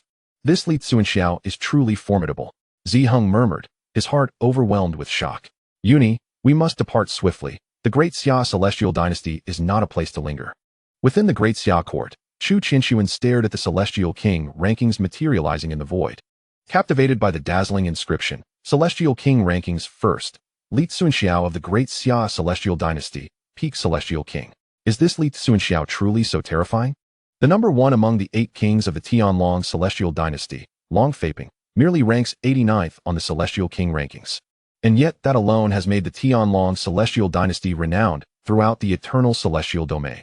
How fearsome must Li Tsunxiao be to attain the first position? I have even battled against this individual before. What reckless folly that was. Chapter 182. Celestial King Rankings, Celestial Emperor Rankings, Celestial Sovereign Rankings. What is the Celestial King Rankings? Xiao Tian inquired, his brow furrowed in confusion, for the great Xia had only recently arrived in the celestial realm. Your Majesty, you are unaware of the Celestial King Rankings? Chu Qianxuan responded with disbelief. Who in the celestial realm does not know of the Celestial King Rankings? Even mortals who have yet to ascend to immortality are aware of it. Indeed, our great Xia has only just emerged. I remain unfamiliar with many matters within the celestial realm. Upon hearing this, Chu Qianxuan felt reassured. It seems that the great Xia must be a resurgence of an ancient force, for how else could it have remained unheard of until now? Your Majesty, the Celestial King Rankings is a list established for the celestial kings across the entire celestial realm. Each of the 9 celestial domains has its own Celestial King Rankings, encompassing the strongest 100 celestial kings within that domain. In addition to the Celestial King Rankings, there are also the Celestial Emperor Rankings and the Celestial Sovereign Rankings. Chu Qianxuan explained slowly. The Celestial Sovereign Rankings includes the 100 most powerful celestial sovereigns across the celestial realm. Upon hearing Chu Qianxuan's explanation, Xiao Tian gained a clearer understanding of these rankings. The Celestial King Rankings represented the strongest 100 celestial kings of the entire eternal celestial domain. And Li Tsunxiao had directly ascended to the top position upon his emergence. This revelation did not surprise Xiao Tian. Who is Li Tsunxiao? He is a figure comparable to the legendary Xiang Yu, General Feihu Li Tsunxiao, whose peak celestial king cultivation allows him to contend with those at the Celestial Emperor's later stage. Thus, it is no wonder he claims the first position on the Celestial King Rankings. As for the Celestial Emperor Rankings, like the Celestial King Rankings, it encompasses the strongest 100 celestial emperors of the entire eternal celestial domain. However, the Celestial Sovereign Rankings are distinct, as celestial sovereigns stand at the pinnacle of the celestial realm. In the absence of celestial emperors, they are the most formidable beings within the celestial realm. Hence, the competition for the top position on the Celestial Sovereign Rankings is among the 9 celestial domains as a whole. One can only imagine the strength required to ascend to the first position on the Celestial Sovereign Rankings. With this newfound knowledge, a surge of ambition stirred within Xiao Tian's heart. He yearned to understand the true strength of those who ascended these rankings. Was it truly as formidable as Chu Qianxuan had claimed? As for his own absence from these lists, it was evidently due to the system. Even the celestial laws could not ascertain his true power with the system's concealment in place. Chu Qianxuan, how many from the Tianlong celestial dynasty are listed among these rankings? Only one, the foremost among the 8 kings of the Tianlong celestial dynasty, Long Feiping, ranks 89th on the Celestial King Rankings. Chu Qianxuan replied.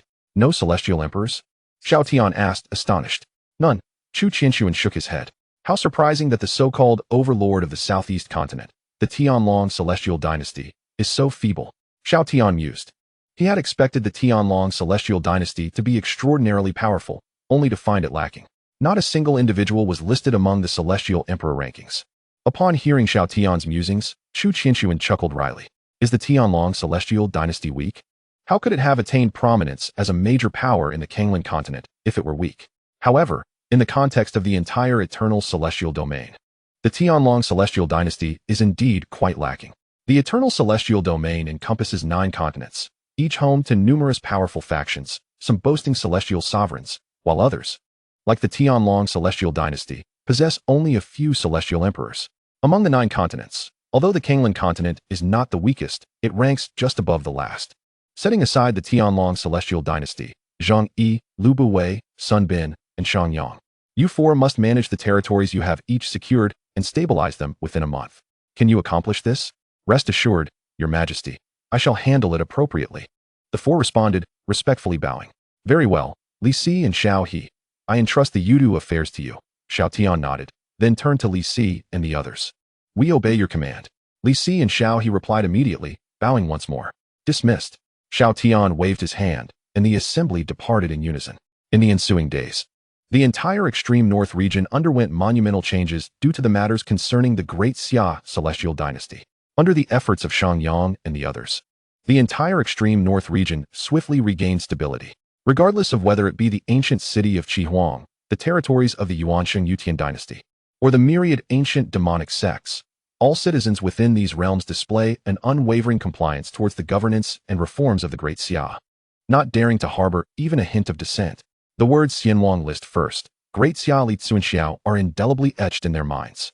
The exhilarating prospect of being subjects of such a formidable celestial dynasty fills them with immense pride, leaving no room for non-cooperation with figures like Xiangyang. In the Kanglan continent, southeast land, within the Tianlong celestial dynasty, Long Sanqiong has summoned all civil and military officials for a court assembly. In the grand and imposing hall, Long Sanqiong occupies the throne, yet his countenance is as dark as stormy seas, clearly indicative of his inner turmoil. Esteemed ministers, pray tell, what is the origin of this great Xia celestial dynasty, and how shall I address it? Who is this Li Tsuanxiao that has ascended to the pinnacle of the Xianwang list? He inquires somberly, gazing down at his officials. Upon learning that the first place on the Xianwang list belongs to an individual from the great Xia, a wave of profound unease surges within him. The first on the Xianwang list is a terrifying prospect. Even if he is an early-stage celestial emperor, he recognizes that he is no match for Li Tsuanxiao. Each of the top 10 on the Xianwang list possesses the capability to defeat an early-stage celestial emperor, confronted with the first on the list. He is but a mere ant. Hearing Long Sanqiong's words, the officials exchange glances, at a loss for how to respond. After all, their strongest is merely a celestial king. And with not a single celestial emperor among their ranks, how could they possibly know how to confront the great Xia? For them, Li Tsuanxiao is an invincible being. What? In this vast Tianlong celestial dynasty, is there truly no one capable of devising a solution? Long Sanqiong's voice booms in anger, as silence envelopes the court. Your Majesty, I believe we should summon our ancestral elder to negotiate with the great Xia celestial dynasty and ascertain their intentions, a respectful voice proposes from among the officials. It is none other than Hua Rong, the prime minister of the Tianlong celestial dynasty, and also the elder of the Hua clan, one of the three prominent families in the celestial capital, boasting peak celestial king prowess. Summon the elder? Long Sanqiong's expression subtly shifts. Is it truly necessary to call upon the elder merely due to this great Xia celestial dynasty? Has the Tianlong celestial dynasty fallen to such a state? Your Majesty, the first on the Xianwang list is beyond our capacity to confront. Apart from summoning the elder, I can conceive of no other solution. Moreover, Prince Chu is currently within the great Xia. Since they did not strike him down, they are likely waiting for the Tianlong celestial dynasty to negotiate, Hua Rong states softly. Long Sanqiong lets out a faint sigh in response. Alas, we have no choice. Little do they realize that the reason for not eliminating Chu Qianxuan is that he has already submitted to the great Xia, becoming one of their subjects. Otherwise, how could he possibly still be alive? Chapter 183. The winds rise and clouds gather. Elder Sanqiong seeks an audience. In a forbidden area of the Tianlong celestial dynasty, Long Sanqiong respectfully calls out, Enter. A commanding voice emanates from within the cave. Greetings to the esteemed elders. Upon entering the cave, Long Sanqiong bows respectfully. Inside, four elders of the Tianlong celestial dynasty are seated in meditation. Have you come regarding the affairs of the great Xia celestial dynasty? One elder clad in a flowing white robe and with long white hair inquires gently. This individual is none other than Long Haotsong, the first emperor and founder of the Tianlong celestial dynasty, the most powerful figure among them, boasting peak celestial emperor cultivation. Indeed, venerable elder, replies Long Sanqiong. The matter of the Xianwang list has reverberated throughout the eternal celestial domain. It is no surprise that you have come, the elder observes. What course of action do you intend to take? Long Haotsong asks with a calm demeanor. The emergence of this great Xia celestial dynasty within our Tianlong territory, coupled with its occupation of the entire extreme northern region, clearly indicates their ambitious nature. With a formidable presence reigning as the first on the Xianwang list, I find myself left with no recourse but to request the elder's intervention to expel this great Xia. Long Sanqiong laments. In the face of this great Xia celestial dynasty's brazen provocations, they are indeed testing the limits of our Tianlong celestial dynasty's patience. Another elder interjects. Clad in a red robe and exuding an aura of authority, he is Long Hongpao, the second emperor of the Tianlong celestial dynasty, renowned as the god of war, possessing late-stage celestial emperor strength. To have a being of the first rank on the Xianwang list within the great Xia, who knows what other formidable entities may lurk behind them? If we act rashly, what if we become overwhelmed? Hearing Long Haotsong's words, Long Sanqiong and the others are momentarily taken aback. Indeed, the great Xia celestial dynasty has merely revealed Li Tsuanxiao thus far, yet it has instilled within them a sense of impending doom. Who dares to assert that the great Xia harbors only Li Tsuanxiao? In an instant, silence envelopes the assembly. Observing their quietude, Long Haotsong sighs lightly. Regardless, this land is indeed the domain of our Tianlong celestial dynasty. I shall venture to the great Xia celestial dynasty to assess the situation. That would be most appreciated, venerable elder. Long Sanxiong replies with a hint of a smile. Long Haozong is the strongest within the Tianlong celestial dynasty.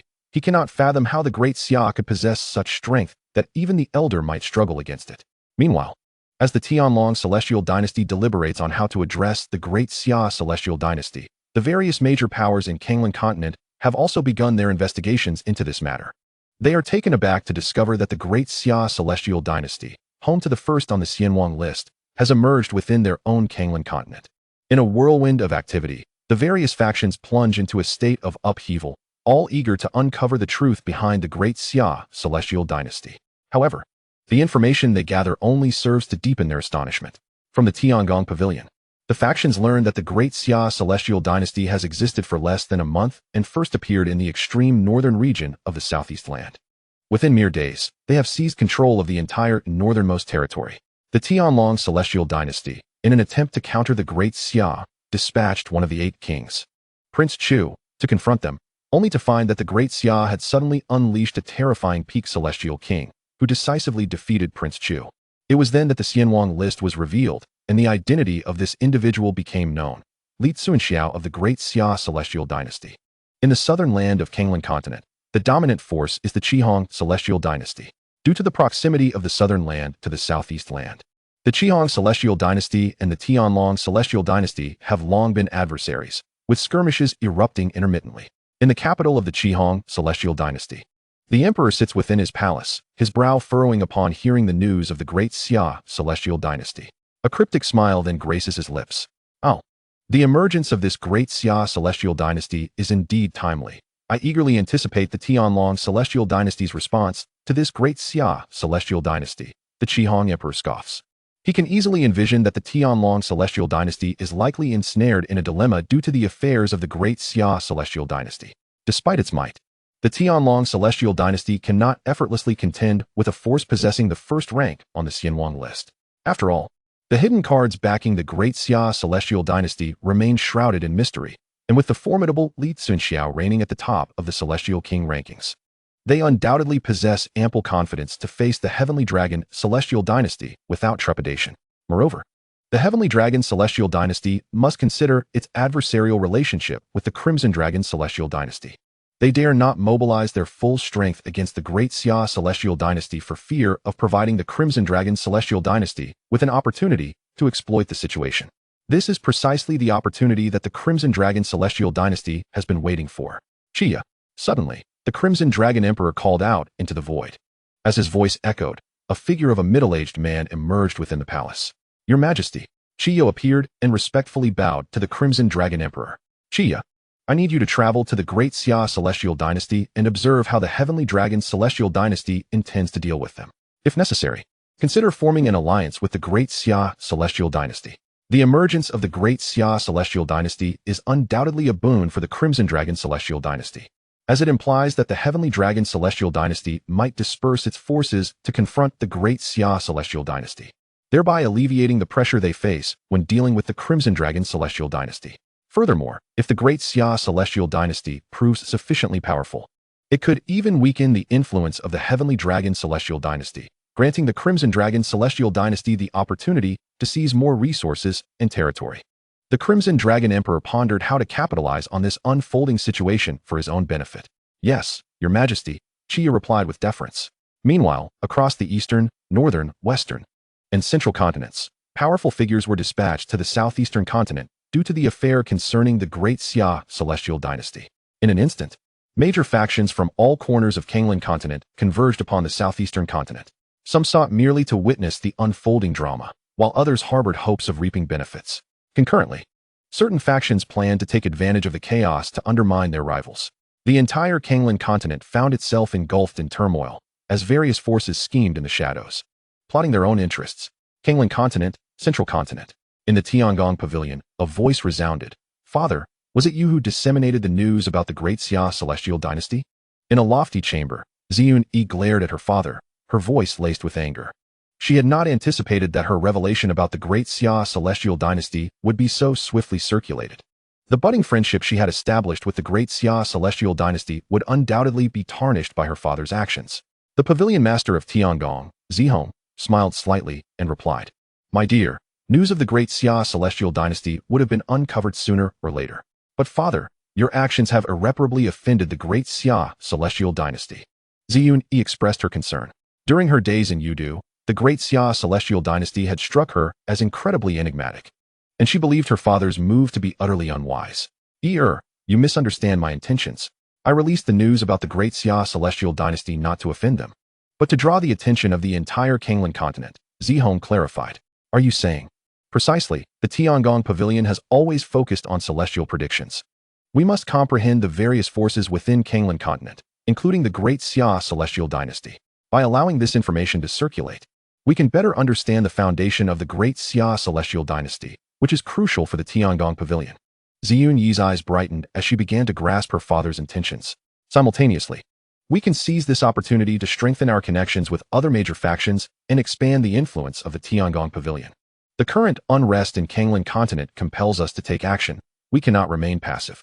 Zihong continued to elucidate. Ziyun nodded slightly, indicating her understanding. Coincidentally, our ancestor also intends to visit the Great Xia to gain insight. Since you are acquainted with someone from the Great Xia, you should accompany him.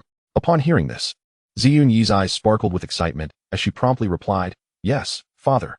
Eternal continent, eternal celestial court. Your Highness, I have uncovered the origins of the great Xia celestial dynasty." Elder Ing respectfully approached Eternal Tsangyun. "Oh, what is their background?" Eternal Tsangyun inquired, a hint of curiosity glinting in his eyes. After all, this was a dynasty that had produced a celestial king recognized by the heavenly Tao, and despite his lack of recognition, he could not help but feel intrigued. "Your Highness, the great Xia celestial dynasty is a celestial force within Kanglan continent." Kanglan continent? Eternal Tsangyun exclaimed in surprise. He had not anticipated that the number one in the celestial king rankings would emerge from Kanglan continent. Within the 9 continents of the eternal celestial domain, Kanglan continent was considered the least significant. How could it possibly give rise to the foremost celestial king? How fascinating. I must see for myself what makes this Li Tsunxiao exceptional. Elder Ing, accompany me to Kanglan continent. Eternal Tsangyun smirked coldly as he spoke. "Your Highness, should we notify the Emperor?" Elder Ing hesitated. After all, this was the prince of the eternal celestial court. If something were to go awry during their visit to Kanglan continent, who would bear the consequences? No need for that. It's merely Kanglan continent. With you by my side, what trouble could arise? Eternal Tsangyun waved his hand dismissively. Seeing this, Elder Ing concurred and fell silent. After all, he was a mid-stage celestial sovereign, and it seemed that there were only 1 or 2 celestial sovereigns in the entirety of Kanglan continent, both of whom were likely at the early stages, posing no threat to them. Subsequently, the two did not inform anyone within the eternal celestial court and directly set off towards Kanglan continent. Great Xia celestial dynasty. After several days of handling affairs by Shang Yang and others, the territory of the Great Xia celestial dynasty had been thoroughly stabilized, and the sense of belonging among the populace within the Great Xia was growing stronger. In Yudu, at the Nine Heavens Palace, Xiao Tian sat in the primary seat, while Shang Yang and others stood calmly beside him. At this moment, Xiao Tian suddenly asked, "Are all arrangements in place?" Shang Yang nodded and replied, "Your Majesty, everything has been handled. The entire extreme north region is now completely under our control, and the citizens within the territory are gradually adapting to their new status as subjects of the Great Xia, harboring no further hostility." Xiao Tian nodded slightly, a smile gracing his lips. At this juncture, Li Si suddenly remarked, "The vacancies among the local officials are quite ample. However, once our Great Xia's territory expands, we will still lack sufficient personnel." Xiao Tian paused for a moment, then nodded in agreement. They were currently situated in a small corner of the southeastern continent, and as the Great Xia's territory was destined to grow, they would always find themselves short-handed unless they chose to remain stagnant and cease expanding. However, it was evident that this was not an option. Once we subdue the Heavenly Dragon Celestial Dynasty, the responsibility for arranging those civil officials will fall to you. His tone was utterly nonchalant, as if the Heavenly Dragon Celestial Dynasty were of no consequence. "Your humble servants shall obey." They all nodded in unison. A smile also appeared on Xiao Tian's face. Now that the extreme north region had been stabilized, it was time to take action against the Heavenly Dragon Celestial Dynasty. Suddenly, the smile vanished from Xiao Tian's face, replaced by a glint of coldness as he gazed into the distant void, his eyes gleaming with icy determination. Beside him, Li Tsunxiao seemed to sense something, and a surge of combativeness erupted within him. "Your Majesty, a perfected celestial king, allow me to handle this matter at once." Li Tsunxiao saluted Xiao Tian. "Very well, go." Xiao Tian replied indifferently. With a swift motion, Li Tsunxiao vanished from the Nine Heavens Palace, reappearing in a certain void outside of Yudu. Li Tsunxiao hovered in the void, his piercing gaze sweeping the surroundings. At that moment, a figure soared from afar, evidently heading towards Yudu. Who are you? Li Tsunxiao intercepted the individual, his voice icy and demanding. Who are you to dare obstruct this king? The swiftly flying figure halted abruptly, staring at Li Tsunxiao with a questioning glare. This is the territory of the Great Xia. I am inquiring about your identity. Are you from the Great Xia? The figure was taken aback by the inquiry. Upon sensing Li Tsunxiao's formidable realm, his expression subtly shifted. A pinnacle celestial king, indeed a person of the Great Xia. Could it be that this individual is Li Tsunxiao, the foremost on the celestial king rankings? I am Xia, a subordinate of the Emperor of the Red Dragon Celestial Dynasty, sent here to unite with the Great Xia Celestial Dynasty. He quickly introduced himself, realizing the potential significance of his encounter. Though he himself was at the perfected Celestial King realm, if this truly was Li Tsunxiao of the Great Xia, he stood no chance against him. Indeed, I am Li Tsunxiao, he affirmed. You from the Red Dragon Celestial Dynasty wish to ally with the Great Xia? Li Tsunxiao scrutinized Xia, skepticism evident in his demeanor regarding the proposed alliance. So it is truly Li Tsunxiao of the Great Xia. Xia's heart raced with astonishment. Indeed, with your Great Xia appearing in the southeast continent, the Celestial Dragon Dynasty would undoubtedly not overlook you, as our Red Dragon Celestial Dynasty is at odds with them. The Emperor dispatched me to seek an alliance with your Great Xia. What say you generally? Xia smiled slightly, elaborating on his intent. Li Tsunxiao pondered for a moment, clearly deliberating the feasibility of Xia's proposition. This matter cannot be decided by me alone. You may accompany me to meet the Emperor and see how he resolves this. Very well, then please lead the way. Generally, Xia nodded, aware that such a significant matter required the Emperor of the Great Xia's decision. Subsequently, Li Tsunxiao guided Xia to the Nine Heavens Palace. Emperor. This person claims to be from the Red Dragon Celestial Dynasty, here to seek an alliance with our Great Xia against the Celestial Dragon Dynasty. Upon entering the Nine Heavens Palace, Li Tsunxiao respectfully reported, the Red Dragon Celestial Dynasty? Xiao Tian turned his gaze towards Xia, inquiring, does your Red Dragon Celestial Dynasty wish to ally with me, the Great Xia? Xia clasped his fists and replied, yes, Great Xia Emperor. Our Red Dragon Celestial Dynasty has always been at odds with the Celestial Dragon Dynasty. We understand that your Great Xia's emergence in the southeast continent will undoubtedly provoke their ire. Therefore, the Emperor sent me to propose an alliance with your Great Xia to confront the Celestial Dragon Dynasty together. Xiao Tian smiled faintly and asked, what demands does your Red Dragon Celestial Dynasty have? He suspected that the Red Dragon Celestial Dynasty harbored ulterior motives in their overtures of assistance. Great Xia Emperor, my only request is that once we have dealt with the Celestial Dragon Dynasty, the territory of the extreme west be ceded to the Red Dragon Celestial Dynasty. What do you think? Upon hearing this, Xiao Tian let out a chilling laugh. I find that quite unacceptable. You and the Red Dragon Celestial Dynasty play a clever game. Are you not afraid that your greed will lead to your downfall? Xia's complexion shifted slightly, taken aback by the Emperor's decisive rejection. Great Xia Emperor. As far as I know, your Great Xia Celestial Dynasty possesses no other formidable figures aside from the number one on the Celestial King rankings, Li Tsunxiao. Are you certain you can contend with the Celestial Dragon Dynasty without the assistance of my Red Dragon Celestial Dynasty? Prior to his arrival, Xia had thoroughly investigated the strength of the Great Xia Celestial Dynasty, discovering that aside from Li Tsunxiao, there were merely two Celestial Lords. While Li Tsunxiao ranked first among Celestial Kings, it was apparent that such strength would struggle against the Celestial Dragon Dynasty. Xiao Tian regarded Xia with a cold gaze, a flicker of ruthlessness in his eyes, yet he soon revealed a hint of amusement. You speak the truth. Our Great Xia's current strength indeed pales in comparison to that of the Celestial Dragon Dynasty. I am amenable to an alliance with you. However, should we unite, the Celestial Emperor of the Celestial Dragon Dynasty must be dealt with by your Red Dragon Celestial Dynasty. Xia nodded, assuring, rest assured, Great Xia Emperor. The Celestial Emperor of the Celestial Dragon Dynasty will be managed by us. And my Red Dragon Celestial Dynasty's Celestial Kings will assist General Li in confronting the various kings of the Celestial Dragon Dynasty. With General Li present, no one under the Celestial Emperor will be our match. Xiao Tian nodded, his expression slightly satisfied. In that case, let us wish for a fruitful collaboration. The two exchanged glances, each discerning the cunning reflected in the other's eyes, yet neither spoke of it. In Xia's mind, the newly established Great Xia Celestial Dynasty was not worth excessive concern. Their immediate task was to join forces in vanquishing the Celestial Dragon Dynasty. The Red Dragon and Celestial Dragon Dynasties were evenly matched, but with the addition of Li Tsunxiao, How could the Celestial Dragon Dynasty contend? As for the Great Xia Celestial Dynasty, once the Celestial Dragon Dynasty was subdued, the entirety of Great Xia would be at their disposal.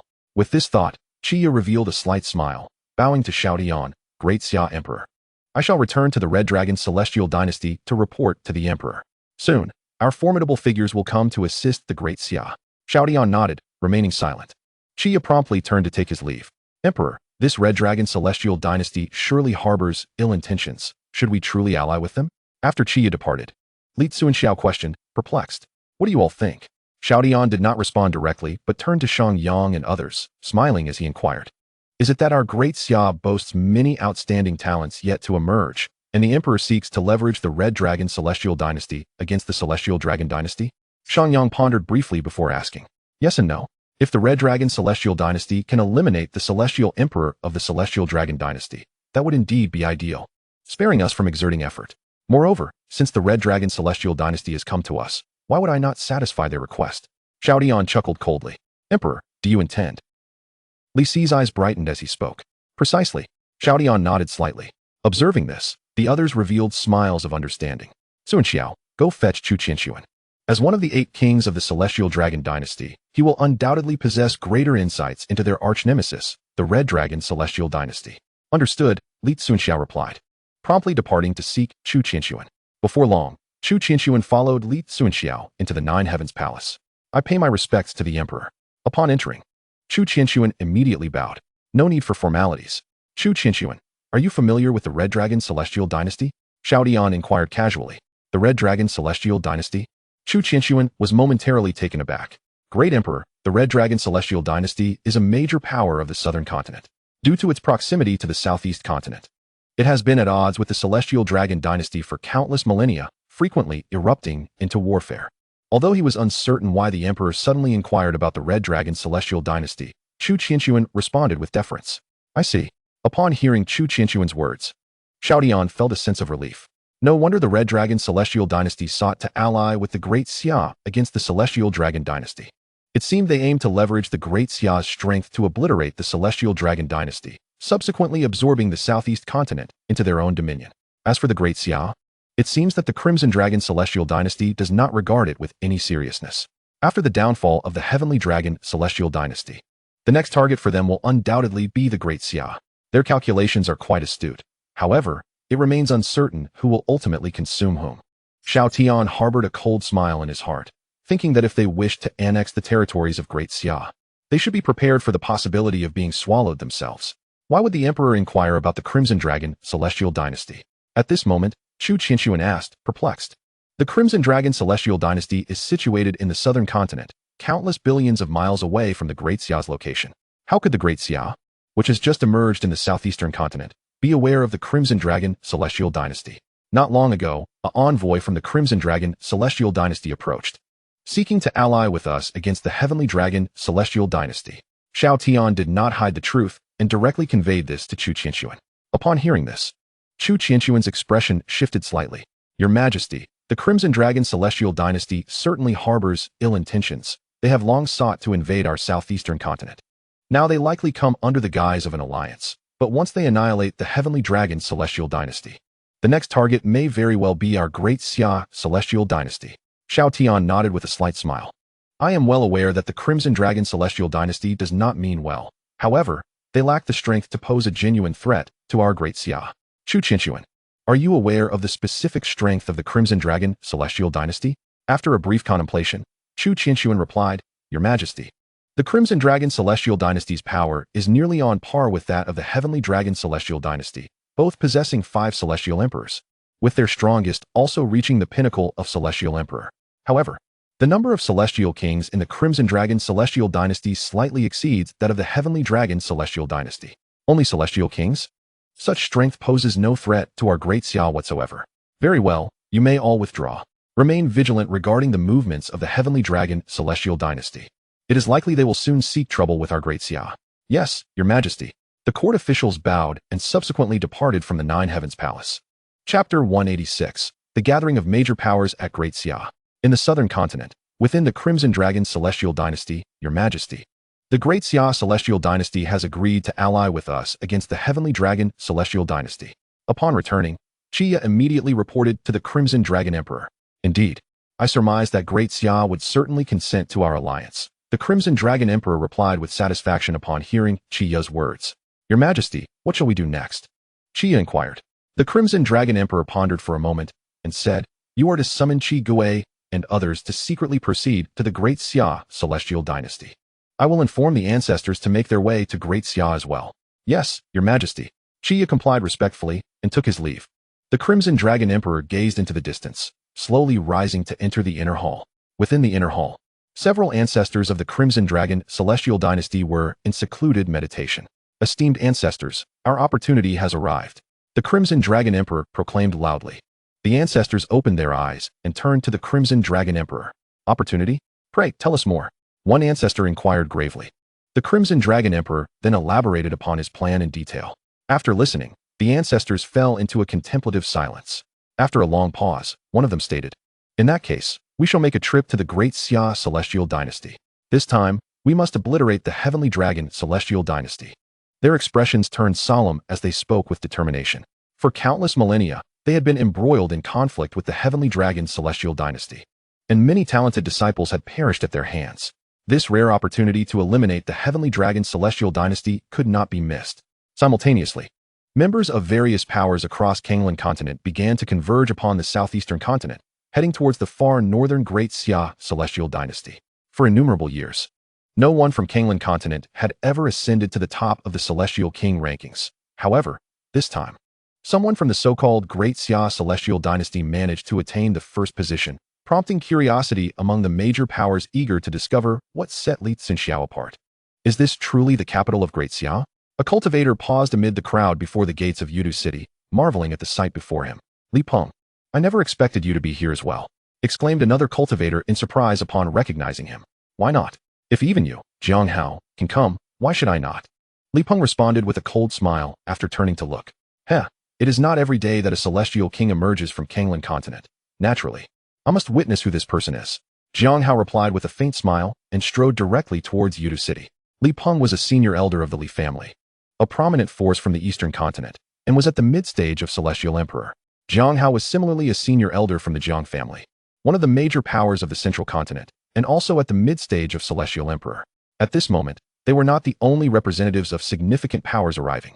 As time passed, figures from all the major powers of Kanglan continent began to gather in Yudu. Your Majesty, in recent days, numerous celestial kings and celestial emperors have appeared in Yudu. In the Nine Heavens Palace, Li Xianxiao reported solemnly to Xiao Tian. Celestial kings, I can easily disregard. However, there are several celestial emperors, and they are either at the peak or complete stage. Such strength is not to be underestimated. This was a situation he could not face alone if they intended to target Great Xia. Do you know their origins? Xiao Tian inquired casually. Not with certainty, but they are likely members of the major powers of Kanglan continent. Li Xianxiao replied. Upon hearing this, Xiao Tian nodded slightly. It is likely that your ascent to the top of the Celestial King rankings has stirred the entire Kanglan continent. They probably wish to investigate the true nature of our Great Xia celestial dynasty. What shall we do, Your Majesty? Li Xianxiao asked with concern. After all, the current strength of Great Xia was indeed somewhat strained against so many celestial emperors. Xiao Tian contemplated for a moment and instructed. You should inform Shui Ringgui and others to enhance the defenses of Yudu. Ensure that these individuals do not run rampant within the city. Yes, Your Majesty. Li Xianxiao acknowledged respectfully before departing. Standing upon the high platform, Xiao Tian surveyed Yudu City with a furrowed brow. The gathering of so many celestial kings and celestial emperors from the major powers of Kanglan continent in his Yudu City was indeed perplexing. What could their true intentions be? Did they genuinely come merely to observe who Li Xianxiao was? While the honor of ranking first on the Celestial King rankings was significant, it had also prematurely exposed Great Xia to the entire Kanglan continent. With a slight sigh, Xiao Tian mused that it was not only Kanglan continent. Even the entirety of the eternal celestial domain had likely become aware of the existence of Great Xia. Your Majesty, 2 individuals outside wish to meet with you. Just then, Xiao Zhengchun arrived at the Nine Heavens Palace to report to Xiao Tian. As one of the only 2 eunuchs summoned by Xiao Tian, Xiao Zhengchun had continued to manage all affairs within the Celestial Palace after escorting everyone to the Celestial Realm, while Yu Huatian handled external intelligence. However, since both Xiao Zhengchun and Yu Huatian had only attained the Golden Immortal Realm, progress had been rather slow. Who are they? Xiao Tian inquired. slightly taken aback by Chao Jingquan's report. They claimed to be representatives of the Li family from the eastern continent and the Zhang family from the central continent. Chao Jingquan replied respectfully.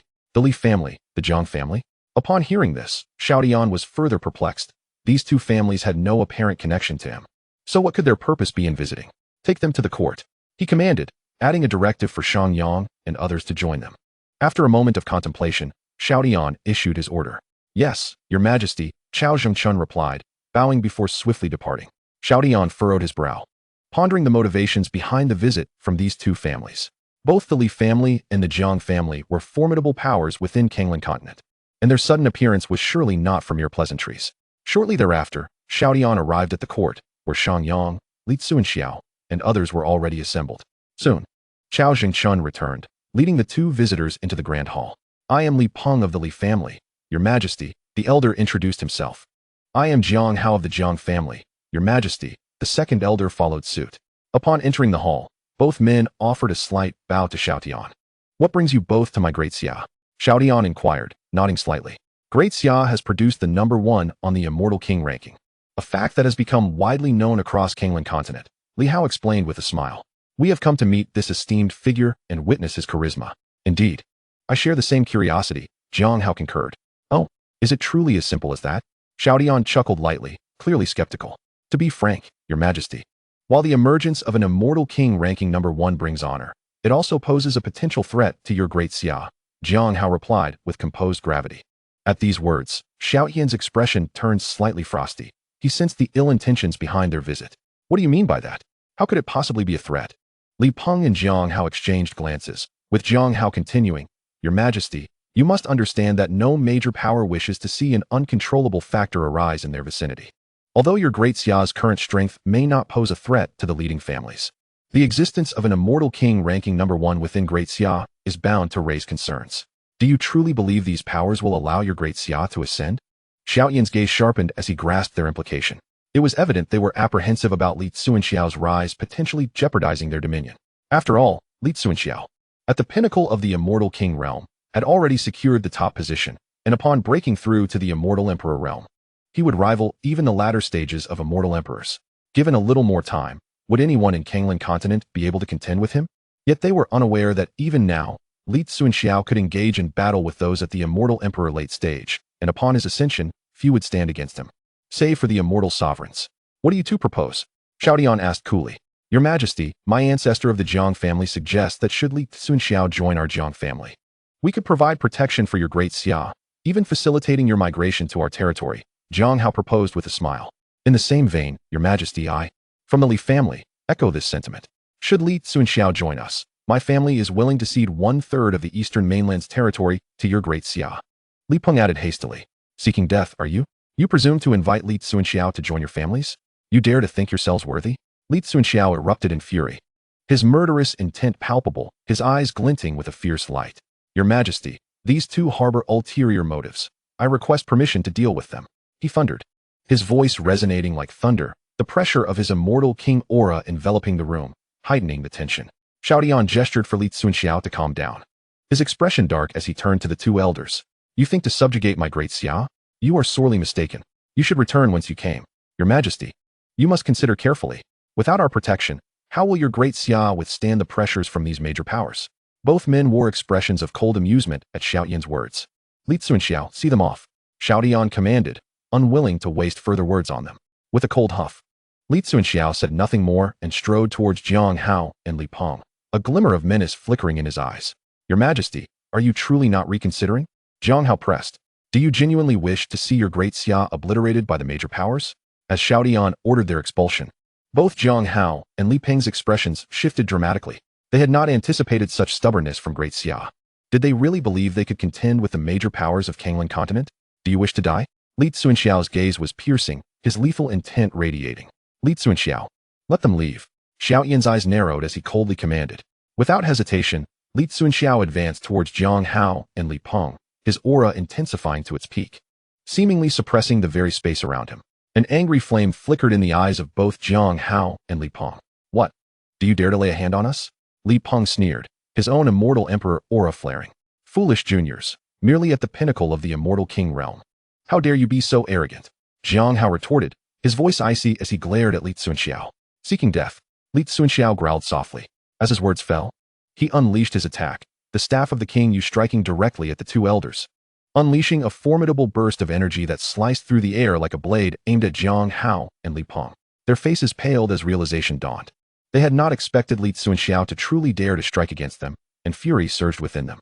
Without further thought, they retaliated against Li Tsunxiao's assault, attempting to shatter his attack. However, their counteroffensive appeared feeble in the face of Li Tsunxiao's might. Although both were mid-level immortal emperors, they found themselves at a disadvantage against Li Tsunxiao, who stood at the pinnacle of the immortal king realm. Boom! Li Tsunxiao's force struck with devastating impact, sending Jiang Hao and Li Peng sprawling. This is impossible. Jiang Hao and Li Peng stared at Li Tsunxiao in disbelief. They had assumed he was merely a pinnacle immortal king, not worth fearing. But now, it was clear they had grossly underestimated his power.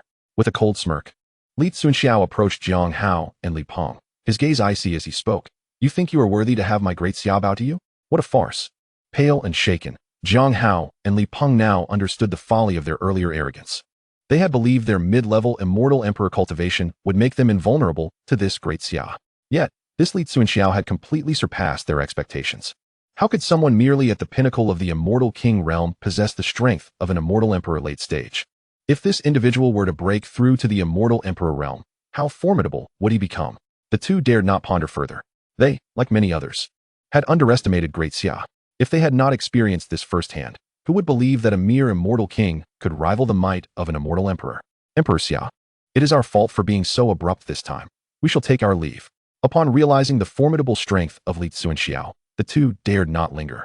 Bowing respectfully to Xiao Tian before hastily departing, Emperor Zun, Li Tsunxiao turned to Xiao Tian as he watched the two retreat. Pay them no heed. They are but insignificant ants. Xiao Tian waved his hand dismissively and proceeded towards the Zhuxiao Palace. Damn it! How could this Li Tsunxiao be so powerful? Jiang Hao and his companion remarked with grim expressions as they left the court of the great Xia.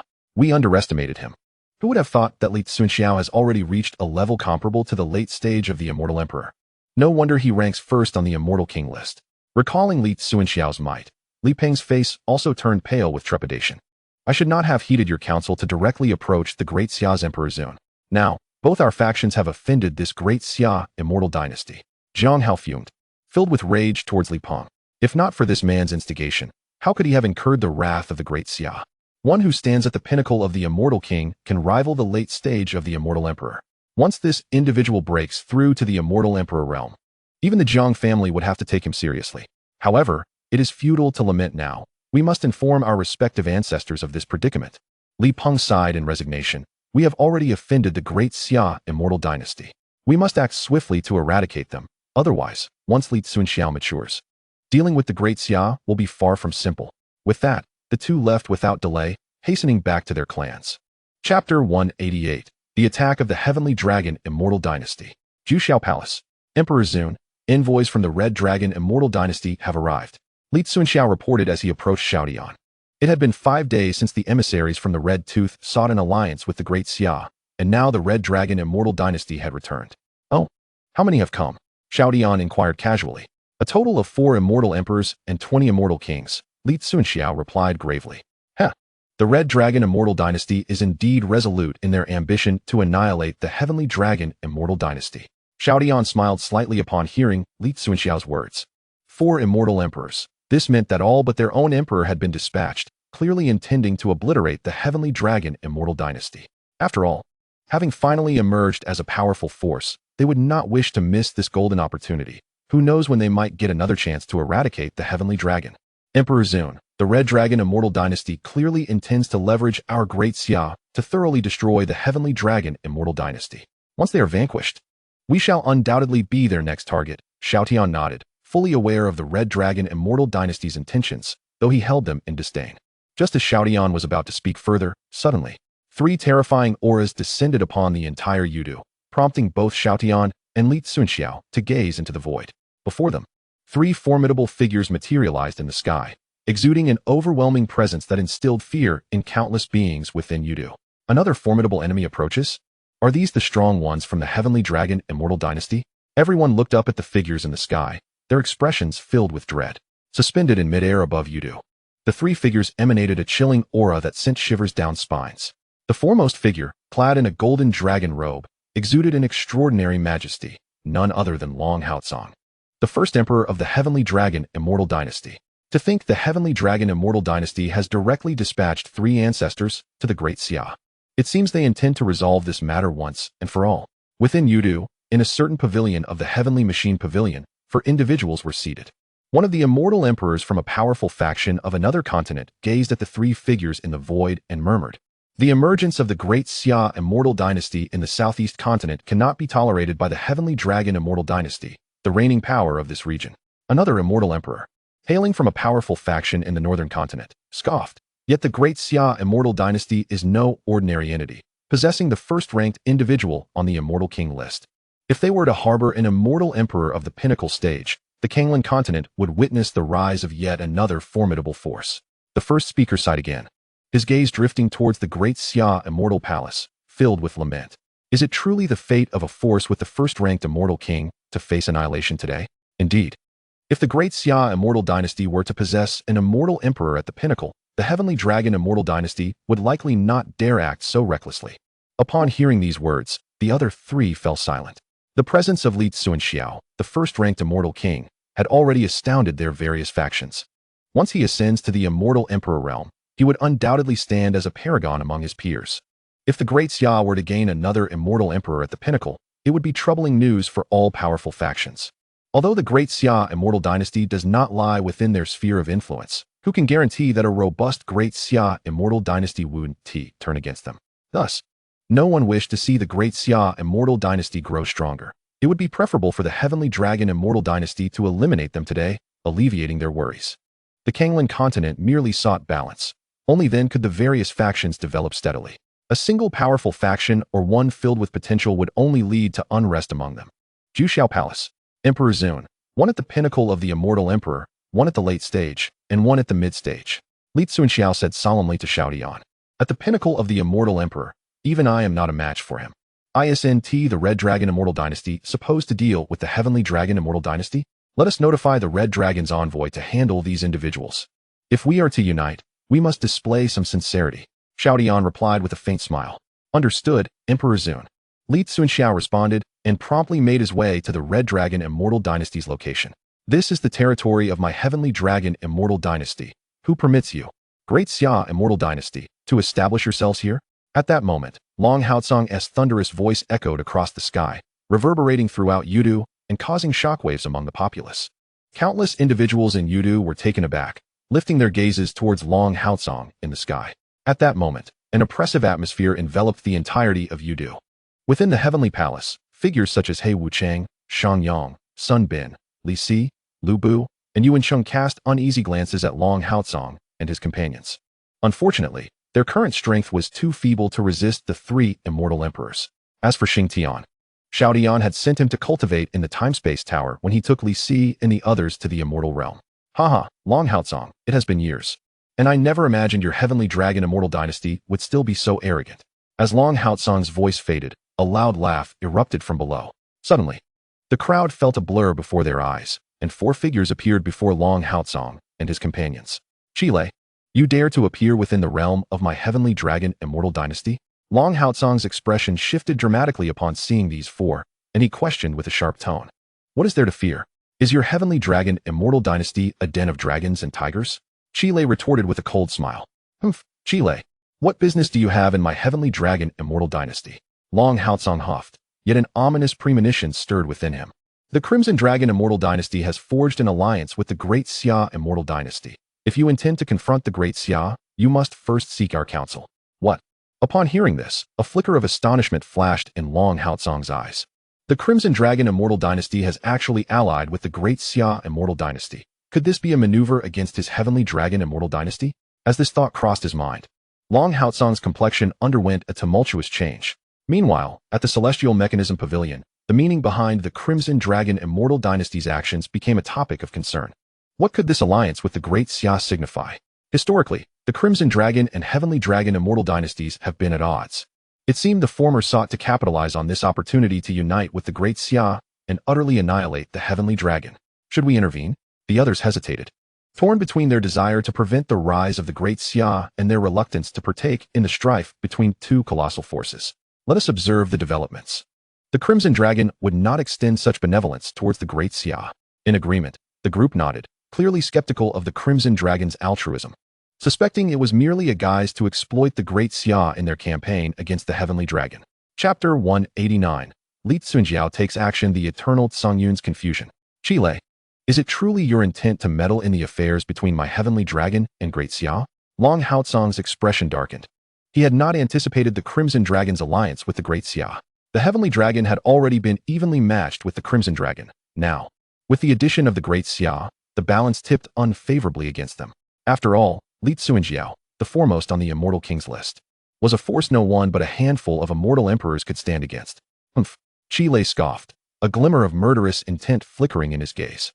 Long Haotsong, today marks the demise of your Heavenly Dragon dynasty. With that proclamation, an overwhelming aura erupted from within Qile, propelling him into the air as he transformed into a streak of crimson lightning, hurtling towards Long Haotsong. The three behind Qile swiftly unleashed their formidable presence, charging towards Long Haotsong and his companions. Long Haotsong's expression shifted.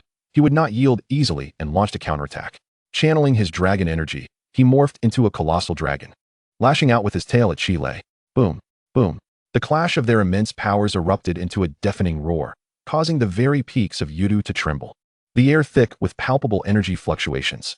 Qile radiated an aura of destruction, while Long Haotsong shimmered with golden dragon light. The two engaged in a fierce battle amidst the boundless void, with Long Haotsong emitting deep dragon roars as he unleashed powerful dragon breath against Qile. Utilizing his lightning affinity, Qile dodged and retaliated fiercely, colliding with Long Haotsong's massive dragon form. The entire expanse was engulfed in a tempest of lightning and dragon energy, creating a tumultuous battlefield. Both factions were evenly matched, their collisions generating astonishing waves of energy that reverberated throughout the immortal realm. Other immortal emperors joined the fray, engaging in intense confrontations against the three who followed Qile, staunchly blocking their attacks. As the battle continued, Long Haotsong gradually realized his side was at a disadvantage. The alliance of Qile and the great Xia intensified the pressure on the Heavenly Dragon, their onslaught growing increasingly relentless. Long Haotsong internally lamented, having not foreseen the alliance between the Crimson Dragon and the great Xia at such a critical moment. Faced with the onslaught from the Crimson Dragon, he felt utterly powerless, never anticipating they would deploy all their immortal emperor forces to obliterate his Heavenly Dragon. Boom. After a fierce clash, both Long Haotsong and Qile were forced to retreat 100 miles. Qile, do you truly intend to battle my Heavenly Dragon dynasty to the bitter end? Long Haotsong roared in fury. Qile chuckled coldly, a cunning glint in his eyes. Such a golden opportunity. How could the Crimson Dragon let it slip away? Your Imperial Majesty, while the Crimson Dragon may hold a slight advantage over the Heavenly Dragon, it appears that a decisive victor will be hard to ascertain under these circumstances. Inside the Nine Heavens Palace, Li Tsunjiao observed the battle unfolding above with a grave expression. Although the Crimson Dragon had an additional mid-tier immortal emperor, the realm of immortal emperors lacked the absolute dominance needed to guarantee a swift resolution. Xiao Tian pondered briefly before suggesting, Tsunjiao, you must handle the mid-tier immortal emperor from the Heavenly Dragon dynasty. If they lose even one mid-tier immortal emperor, the scales of victory will immediately tip in favor of the Crimson Dragon. Understood, Your Imperial Majesty, Li Tsunjiao replied promptly. At that moment, the mid-tier immortal emperor of the Heavenly Dragon found himself ensnared against two mid-tier immortal emperors from the Crimson Dragon. Without hesitation, Li Tsunjiao soared into the void, targeting the mid-tier immortal emperor of the Heavenly Dragon. The great Xia shall exact retribution upon those who offend us today. Suddenly, a thunderous roar echoed through the void. As Li Tsunjiao's voice resonated, an overwhelming aura of bloodlust enveloped the skies. From above, the figure of King Yu materialized, enormous in stature, descending directly towards the mid-tier immortal emperor of the Heavenly Dragon. Who dares?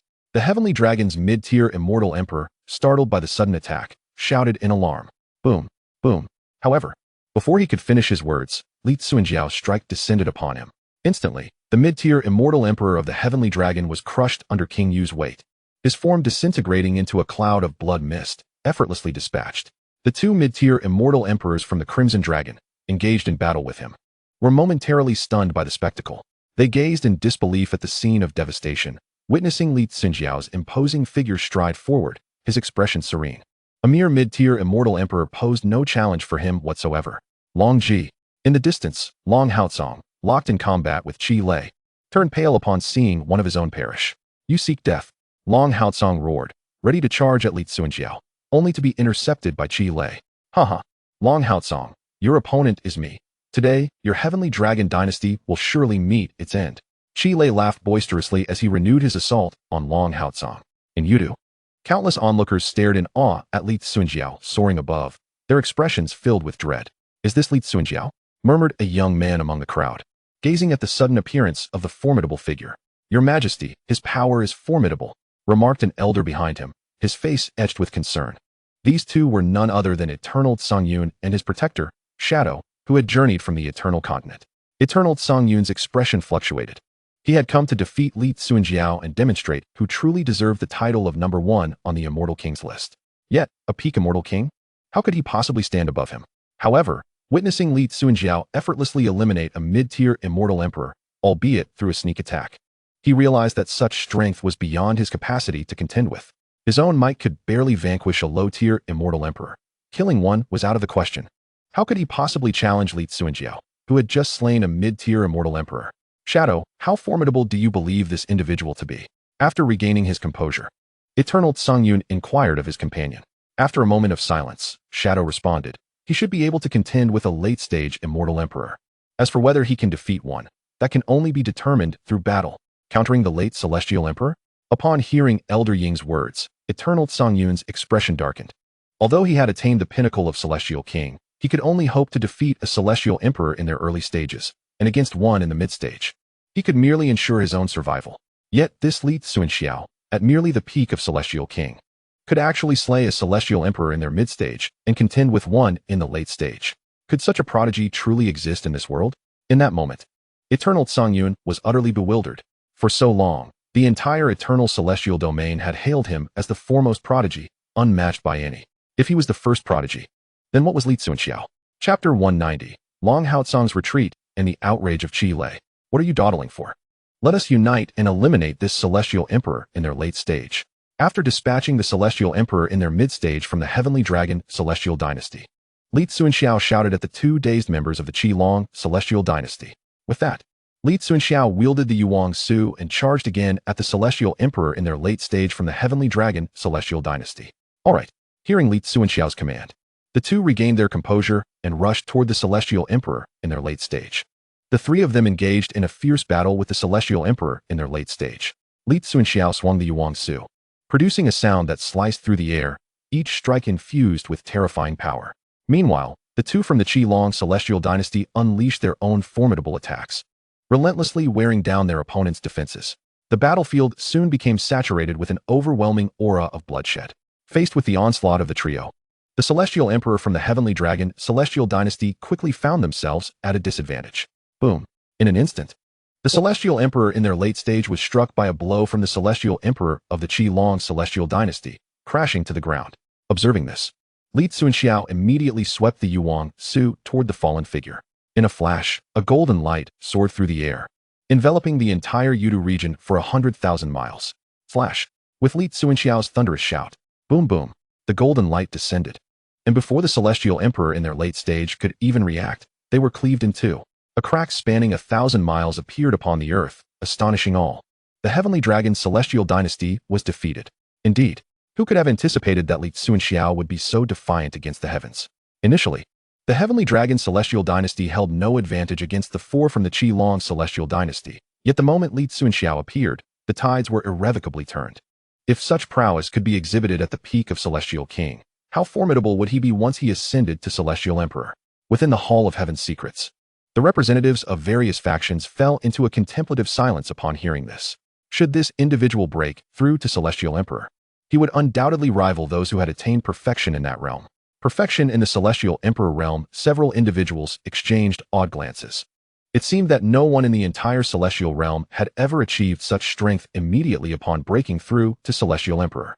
Ladies and gentlemen, if this Li Tsuanjiao fully matures, how shall we face this great Xia? What do you propose? I believe we should seize this opportunity to completely annihilate the great Xia Celestial Dynasty. We must not allow them the time to develop peacefully. One individual declared fiercely. Upon hearing this, The expressions of the others shifted slightly.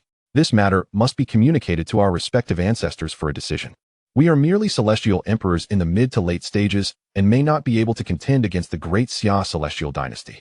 Indeed, let us first contact our ancestral leaders. The enmity between the great Xia celestial dynasty and the Qi Long celestial dynasty. I shall remember it well. In the void above, Dragon Haotsong, engaged in battle with Qi Lei, felt an overwhelming fury upon witnessing the demise of the last celestial emperor from the heavenly dragon celestial dynasty. Yet, faced with the current alliance of the Qi Long celestial dynasty and the great Xia celestial dynasty, he found himself utterly powerless. Get lost, Dragon Haotsong bellowed, repelling Qi Lei with a strike before hastily retreating into the distance. Left alone, he was no match for these individuals. Remaining would likely lead to his own downfall. With no other choice, Dragon Haotsong could only opt to withdraw for the time being. Seeing Dragon Haotsong flee, Qi Lei's expression darkened, but he chose not to pursue. A peak celestial emperor was not easily slain, even if their side had only one such figure. It would not be simple for two peak celestial emperors to vanquish Dragon Haotsong. Qi Lei cast a cold gaze at Li Tsuanxiao, pondering his thoughts. The strength of this individual astonished even him. However, if a peak celestial king could contend with a late-stage celestial emperor, should this individual break through to the realm of celestial king perfection more so, if he were to ascend to celestial emperor, it was likely that even Qi Lei would not be his match. Truly, as the number one on the celestial king ranking, General Li's might had indeed opened the eyes of this old man. Qi Lei squinted his eyes, addressing Li Tsuanxiao with a light chuckle. Too much flattery. Li Tsuanxiao replied nonchalantly. Such prowess of General Li would be wasted in the great Xia celestial dynasty. If General Li were to join my Qi Long celestial dynasty, I assure you that the next emperor would be yours to command. What say you, General Li? In the entirety of the great Xia celestial dynasty, there was no one besides Li Tsuanxiao who caught his eye. Qi Lei could not fathom why Li Tsuanxiao would choose to remain with this so-called great Xia celestial dynasty. Upon hearing Qi Lei's words, Li Tsuanxiao's gaze instantly turned frigid. You Qi Long celestial dynasty are not worthy of my allegiance. A chilling voice emanated from Li Tsuanxiao. Is General Li looking down upon my Qi Long celestial dynasty? A flicker of murderous intent flashed in Qi Lei's eyes. Yet, even a peak celestial king, despite possessing the combat strength of a late-stage celestial emperor, was still unworthy of disdain. You may think so, Li Tsuanxiao coldly stated, his gaze filled with disdain and arrogance. Li Tsuanxiao, with the heavenly dragon celestial dynasty now in utter defeat, your great Xia celestial dynasty is not regarded by me at all. Qi Lei sneered, continuing. I advise you to reconsider. Otherwise, do not blame me for turning my hand against your great Xia celestial dynasty. It appeared that the Qi Long celestial dynasty harbored ill intentions. Having just repelled the heavenly dragon celestial dynasty, they now turned their sights on the great Xia celestial dynasty. The so-called alliance was merely a guise of mutual exploitation. The great Xia celestial dynasty sought to leverage the Qi Long celestial dynasty to fend off the heavenly dragon celestial dynasty, only to reap the bitter fruits of their own schemes. Against the Qi Long celestial dynasty, what could the great Xia celestial dynasty possibly use to defend themselves with merely Li Tsuanxiao? It seemed there was no need to worry about the great Xia celestial dynasty at all. Observing the situation, representatives of various factions exchanged knowing smirks. Although Li Tsuanxiao's might had astonished them, he could not possibly contend against Qi Lei, a peak celestial emperor. Not to mention, the Qi Long celestial dynasty boasted 4 celestial emperors. What could the great Xia celestial dynasty possibly counter with? Your Highness, do you require my assistance with the great Xia celestial dynasty? Elder Ing inquired of Eternal Tsungyun beside him. Given the prodigious talent that was Li Tsuanxiao, Elder Ing was reluctant to see him fall. Eternal Tsungyun pondered for a moment before saying, let us not rush. We should observe whether the great Xia celestial dynasty has any hidden cards. If necessary, you may intervene. With a talent like Li Tsuanxiao, could the great Xia celestial dynasty truly be as feeble as it appeared on the surface? Eternal Tsungyun suspected that the great Xia celestial dynasty must possess more than met the eye. Otherwise, what could compel Li Tsuanxiao to submit? Indeed, Your Highness. Upon hearing this, Elder Ing ceased to speak further but kept a vigilant eye on Qi Lei and the others, clearly prepared to act at any moment. Tsuanxiao returned. Suddenly, a voice resonated in everyone's ears. Yes, Your Majesty. Li Tsuanxiao respectfully responded, then returned to the Nine Heavens Palace. So this is the Emperor of the Great Xia? As the sound reverberated through the air, all eyes turned towards the Celestial Palace, brimming with curiosity about the prowess of the Great Xia Emperor that could compel a prodigy like Li Tsuanxiao to submit.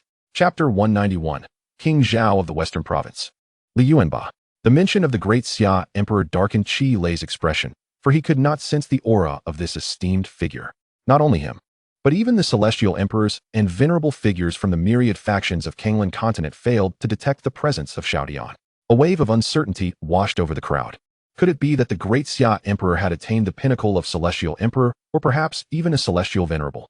Is it not enough that you have just defeated the celestial dragon empire? Now you seek trouble with my great Xia? As the crowd pondered, Xiao Tian's voice resounded once more. Deep and authoritative, imbued with immense gravitas. Humph, great Xia Emperor, cease your theatrics. Qi Lei scoffed, bellowing towards the celestial palace. Today, you either submit to the Qi-Long celestial dynasty or face our annihilation. Though unaware of the exact realm of the great Xia Emperor, Qi Lei firmly believed he could not be formidable, else he would not have allied with the Qi-Long dynasty against the celestial dragon empire. Clearly, the strength of this great Xia Emperor could not surpass his own. Qi-Long celestial dynasty, you are courting death. Hearing Qi Lei's proclamation, Li Tsuanxiao was immediately incensed, wishing he could shatter him into a million pieces were it not for his own limitations. Humph, the one courting death is your great Xia. I grant you 3 breaths to choose, submission or obliteration. Qi Lei's voice turned icy. Within the Nine Heavens Palace, Xiao Tian's eyes narrowed slightly. The Qi-Long dynasty's hostility had been anticipated, though he had not expected it to manifest so swiftly. He had assumed the Qi-Long and Celestial Dragon dynasties would first determine their victor before turning their sights on his great Xia. However, whether it was sooner or later mattered little to Xiao Tian. Given that the Celestial Emperor of the Qi-Long dynasty was present, he would simply crush them all. Moreover, at this moment in Yudu, aside from the Qi-Long dynasty's members, there were also numerous influential figures from Kanglan continent, all of whom harbored ill intentions towards his great Xia. System, employ a king-level summoning card. With this thought, Xiao Tian hesitated no more and made the summoning choice. Summoning successful. Congratulations to the host for summoning Li Yuanba, the unparalleled hero of the Sui and Tang dynasties. A surge of joy welled up within Xiao Tian as his eyes sparkled, as if they could pierce through the void. This individual was indeed an invincible figure among the 18 heroes of the Sui and Tang, having dispatched even the second strongest, Yuan Qingdu, with a single blow. The battle at Purple Gold Mountain had seen Yuan Qingdu perish at his hands. Legends even spoke of Li Yuanba being the reincarnation of the golden-winged Dapeng bird. The heavens and earth once shrouded in chaos, yin and yang converged, giving birth to all. Beasts bore the auspicious Qilin, while among birds, the phoenix reigned supreme. The spiritual essence intertwined, and the celestial bird nurtured the Dapeng. This was the undisputed champion of the Sui and Tang eras. Suddenly, a thunderous roar erupted, echoing throughout Yudu. An overwhelming and fierce aura enveloped the expanse, causing the entire city to tremble as if on the brink of disintegration. What is this aura? So ferocious?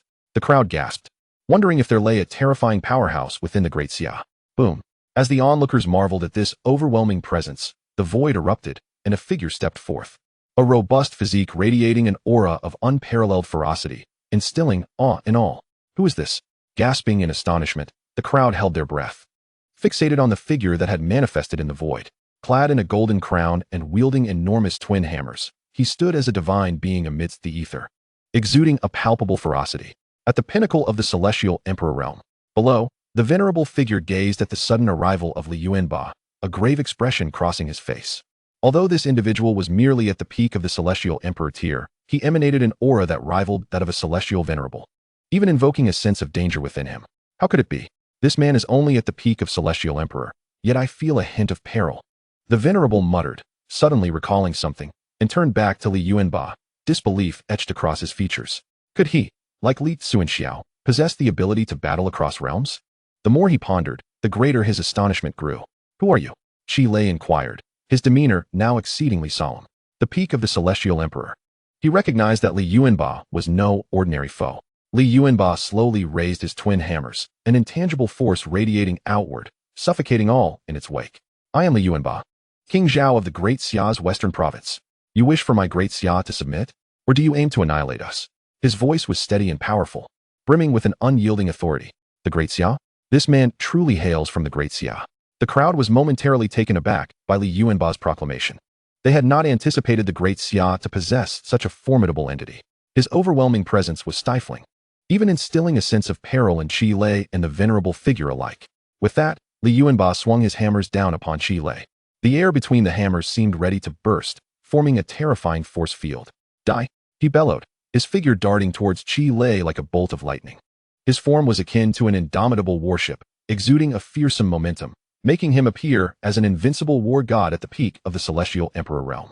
Qi Lei's expression shifted dramatically as he hastily attempted to defend himself, but alas, he was utterly powerless against this strike. Boom! A colossal explosion reverberated through the void, sending Qi Lei careening backward, the sound of shattering bones echoing as blood erupted from his mouth. The onlookers were left speechless, as Li Yuanba demonstrated overwhelming strength, utterly crushing Qi Lei, leaving them in disbelief. Yet Li Yuanba did not. This individual is truly formidable. Even the ancestral figure of the Crimson Dragon celestial dynasty could barely endure a few exchanges in his presence. At this moment, the great Xia celestial dynasty has evolved into a colossal power, and none of our factions stand a chance against it if confronted alone. The expressions of those from various great powers are filled with resignation. Initially, it was believed that the great Xia was merely represented by Li Xuanxiao, yet unexpectedly, another peak celestial emperor has emerged, one capable of annihilating others of the same realm. The current might of the great Xia celestial dynasty has far exceeded their expectations. The remaining celestial emperor experts from the Crimson Dragon celestial dynasty, witnessing their ancestors' effortless demise, are immediately consumed by grief and indignation. However, they are acutely aware that they are no match for Li Yuanba. If even their ancestor was slain by him, what hope do they have for resistance? Humph! An ant dares to make my great Xia submit? After dispatching the Crimson Thunder, Li Yuanba let out a cold laugh. He nonchalantly surveyed the crowd around him. Their fear and helplessness were utterly insignificant to him. Boom, boom, boom. Suddenly, the heavens erupted with the sound of thunder, and ominous clouds enveloped the entirety of the eternal celestial domain once more, as if the celestial king ranking had manifested, astonishing all living beings. What is this? The celestial emperor ranking has emerged. How is that possible? The celestial king ranking has only just appeared, and now the celestial emperor ranking follows suit. All beings in the eternal celestial domain are left in a state of shock and confusion. The celestial king and celestial emperor rankings have remained unchanged for tens of thousands of years, with the latter not having seen any movement for over 1,000,000 years. After all, each individual on the celestial emperor ranking is a supreme powerhouse, often regarded as the pinnacle of the celestial realm. Such beings do not fall easily, and the notion of being surpassed is virtually inconceivable. Those who can ascend to the celestial emperor ranking are all renowned prodigies of the celestial realm. How could anyone surpass them with such ease? Yet, the long-stagnant celestial king and celestial emperor rankings have inexplicably reappeared in rapid succession, leaving everyone in awe. All eyes turn to the rankings in the sky, eager to discover who has ascended to the celestial emperor ranking and who has been displaced. Soon, the list materializes above the heavens, presenting itself to the myriad beings of the eternal celestial domain. They gazed upon the rankings. Celestial Emperor ranking 100, Xiang Yu of the Huangji Celestial Sect, Peak Celestial Emperor. Celestial Emperor ranking 90, Shui Hongguang of the Blood Rainbow Holy Hall, Peak Celestial Emperor. Celestial Emperor ranking 80, Bing Shui of the Xianbing Celestial Sect, Peak Celestial Emperor. Celestial Emperor ranking 10th, Ing Sha of the Wuying Pavilion, Full Celestial Emperor. Upon reaching the 10th position, everyone realized that the names on the list had all dropped by one rank. Quickly, the third position on the ranking became evident. Celestial Emperor ranking 3rd, Yu Wenba of the Xiang Yu Celestial Sect, Full Celestial Emperor. Celestial Emperor ranking 2nd, Yongheng Zhehan of the Eternal Celestial Court, Full Celestial Emperor. What? How is this possible? When Yongheng Xiangyun saw his brother, Yongheng Zhehan, occupying the 2nd position, he was immediately struck with disbelief, exclaiming in shock. Yongheng Zhehan has held the 1st position on the Celestial Emperor ranking for 1,000,000 years, and now he has been directly ousted. Could it be? Yongheng Xiangyun slowly turned to gaze at Li Yuanba, then fixated once more on the list in the heavens. Celestial Emperor ranking 1st, Li Yuanba of the Great Xia Celestial Dynasty, Peak Celestial Emperor. It is indeed him. Upon seeing the 1st position on the Celestial Emperor ranking revealed, Yongheng Xiangyun fell into a stupor. Everyone's eyes widened in disbelief, struggling to comprehend the reality before them. Why had they never heard of this person before? And how did he trigger the manifestation of the Celestial Emperor ranking upon his emergence? Could it be that even the heavenly Tao has only just sensed this Li Yuanba? Yongheng Xiangyun could not fathom it. Was this individual only recently elevated to the peak of the Celestial Emperor? Even if he had just ascended, one would expect that with such a peak status, he could have secured a position within the top 30 of the Celestial Emperor ranking during the late stages of Celestial Emperor. Yet, the Celestial Emperor ranking has only now become visible. Little did he know that Li Yuanba had merely just descended into the celestial realm, and prior to this, the heavenly Tao could not have sensed him at all. At this moment, the entire eternal celestial domain fell silent, all beings astounded by the great Xia celestial dynasty. When the celestial king ranking was unveiled, this so-called great Xia, represented by Li Tsuanshao, had claimed the first position. Now, with the emergence of the celestial emperor ranking, it is again due to the great Xia's Li Yuanba taking the lead. What origins does this great Xia possess? How could it harbor such prodigies? Even Yongheng Sanyun and Yongheng Zhihan of the eternal celestial court have been eclipsed by these two marvels from the great Xia. Eternal continent, eternal celestial court. Once more, it is this great Xia celestial dynasty. Yongheng Qian gazed at the list revealed in the heavens, his countenance darkening profoundly. When the celestial king ranking appeared, even though the great Xia claimed first place, Yongheng Qian was merely surprised. After all, it was just a celestial king. How formidable could they truly be? However, this time, the great Xia celestial dynasty has once again instigated the emergence of the celestial emperor ranking, claiming the top position. The first place on the celestial emperor ranking compels him to take the great Xia celestial dynasty seriously. The fact that both individuals from the great Xia have ascended to the first positions on the celestial king and celestial emperor rankings speaks volumes about the potential of this dynasty. Even if their current strength does not match that of his eternal celestial court, given time, the great Xia celestial dynasty will undoubtedly rise to become a dominant force within the eternal celestial domain. Within the eternal celestial domain, the eternal celestial court is the only immortal force. Even the Xiang Yu celestial sect does not command his respect. The Xiang Yu celestial sect is recognized as the pinnacle force of the eternal celestial domain, aside from the eternal celestial court. Yet, even the Xiang Yu celestial sect has not garnered his regard. However, the great Xia celestial dynasty has instilled within him a sense of unease. He promptly dispatched individuals to investigate all information concerning the great Xia celestial dynasty. Yongheng Qian's thoughts were tumultuous, and he softly commanded the void. Yes, Emperor. A respectful voice echoed from the void in response. Has Sanyun proceeded to this great Xia celestial dynasty? After issuing his command, Yongheng Qian casually inquired, replying to the emperor. Yes, the voice responded again. However, with eldering present, there should be no issues. Immediately recall them. The origins of this great Xia celestial dynasty are unclear and may not be so simple. Yongheng Qian stated after a moment of silence. Kanglan continent, within the eternal celestial domain, is notoriously barren, and Yongheng Qian does not believe that the great Xia celestial dynasty could be a native power of Kanglan. Could it be the Moko ancient clan? Yongheng Qian murmured. The Moko ancient clan is an immortal force of the Moko celestial domain and a rival of his eternal celestial domain. The two celestial realms have perpetually existed in a state of enmity. The sudden emergence of the great Xia celestial dynasty within his eternal celestial domain compels Yongheng Qian to suspect that they may indeed be affiliated with the Moko ancient clan. Chapter 193, The Awe of Xiao Tian, Dominance of the Great Powers. Kanglan continent, Great Xia, Celestial Emperor ranking, first. The few celestial emperors of the Crimson Dragon celestial dynasty gazed at the list in the heavens, a flicker of fear crossing their faces. The one who has slain their ancestor is, in fact, the first on the celestial emperor ranking, and their ancestor believed he could compel the other to submit? Oh, ancestor, you may have perished, but why must you drag the entire Crimson Dragon celestial dynasty down with you? Their hearts are filled with helplessness and indignation. Faced with Li Yuanba, even their ancestor was reduced to mere pulp, leaving them as lambs awaiting slaughter. May you all perish together. Li Yuanba's gaze swept over several celestial emperors of the Crimson Dragon celestial dynasty, his voice laced with icy contempt. Wait, Yuanba, do not slay them yet. Just as Li Yuanba was poised to strike, Xiao Tian suddenly appeared and interjected. It was indeed Qi Lei. But Xiao Tian had not anticipated the sheer brutality of Li Yuanba, who had reduced Qi Lei to mere pulp with just a few blows. Is this truly the great Xia's emperor? Upon Xiao Tian's arrival in the void, both the members of the Crimson Dragon celestial dynasty and the formidable figures within the celestial mechanism pavilion, as well as the eternal Sanyun and the Shadow Elder, instantly directed their attention towards him. Yes, your majesty. Hearing this, Li Yuanba bowed respectfully and gradually sheathed his twin hammers. The onlookers were left aghast at the sight. Could it be that even the top-ranked Li Yuanba of the celestial emperor list was merely a subordinate of this great Xia emperor?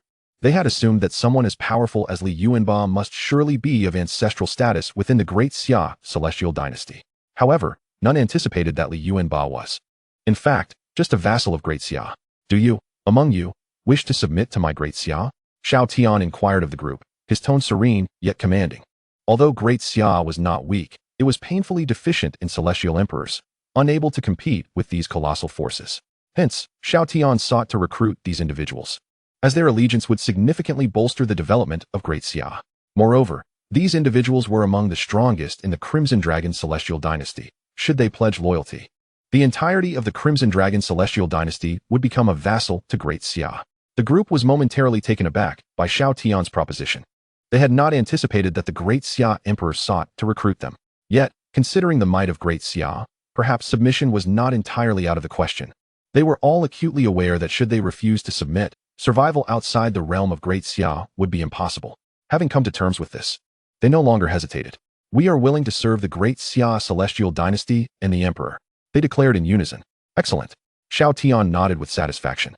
Once they professed their loyalty, the possibility of betrayal against Great Xia would be non-existent. After all, the capabilities of the system far surpassed what these celestial emperors could contend with.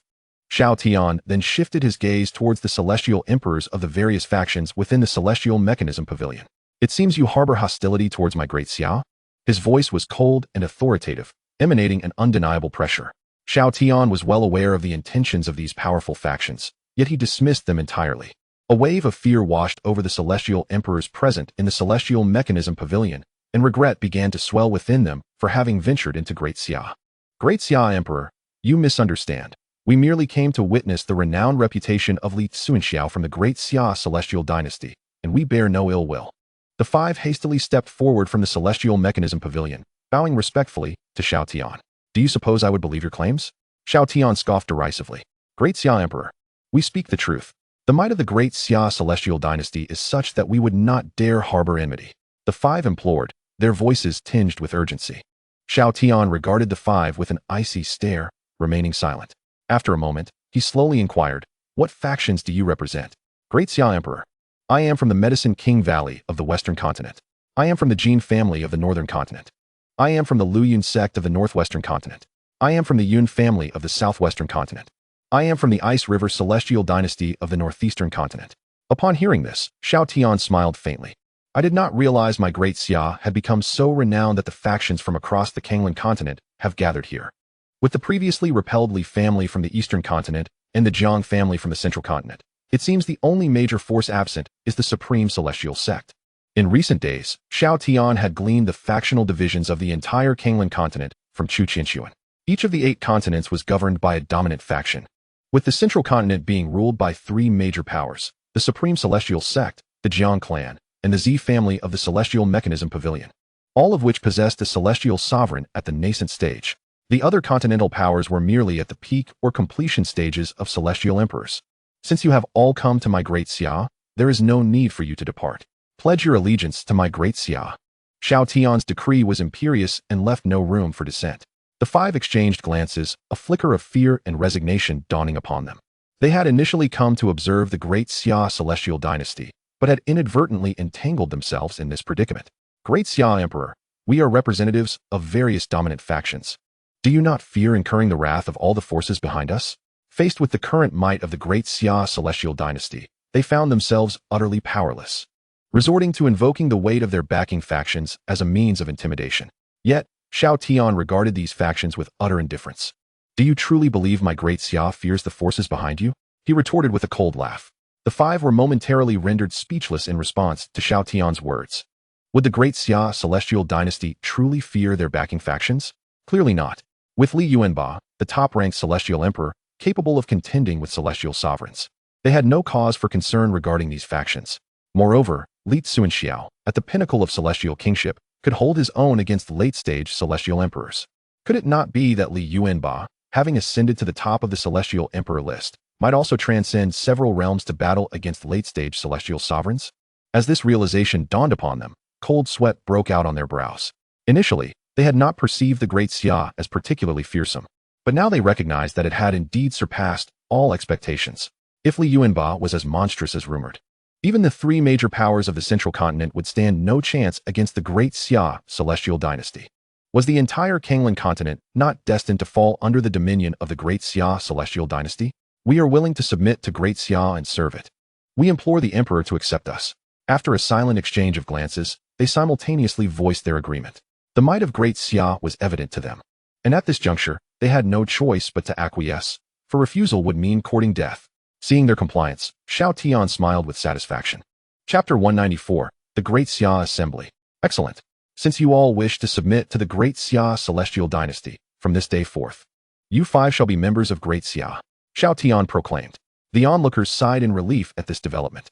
Though they were not entirely enthusiastic about becoming vassals of Great Xia, they recognized that they had no choice but to yield in light of its overwhelming power. The presence of Li Yuanba, the top-ranked celestial emperor, and Li Xiao, the foremost celestial king, instilled a sense of reverence in them.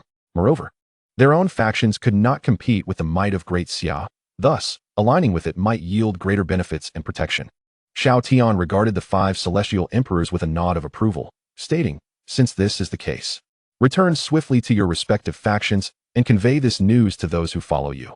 They should understand what choice to make." The 5 nodded in agreement and turned to depart. As he observed their retreating figures, Xiao Tian's smile gradually faded, replaced by a demeanor of cold contemplation. The strength of the Great Xia Celestial Dynasty was rapidly expanding, and the major factions were beginning to accept its rule. This is a fortuitous development for the Great Xia. Yet it casts an oppressive shadow over the other factions within Kanglan continent, serving as a harbinger of threat. Subsequently, Xiao Tian turned his gaze towards the individuals from the Red Dragon Celestial Dynasty. You should return to the Red Dragon Celestial Dynasty. Inform its denizens that from this moment forth, the Red Dragon Celestial Dynasty shall submit to the Great Xia Celestial Dynasty and heed its directives. Yes, Your Majesty, they replied in unison, then quietly departed. This Emperor of Great Xia is truly tyrannical, murmured Eternal Tsangyun, watching Xiao Tian retreat to the Celestial Palace. Your Highness, the Emperor has conveyed that we should hasten our return. Elder Ing whispered nearby. Let us proceed, Eternal Tsangyun sighed softly. He had initially come to ascertain the prowess of Li Tsunxiao of Great Xia, only to find himself thoroughly disheartened by the encounter.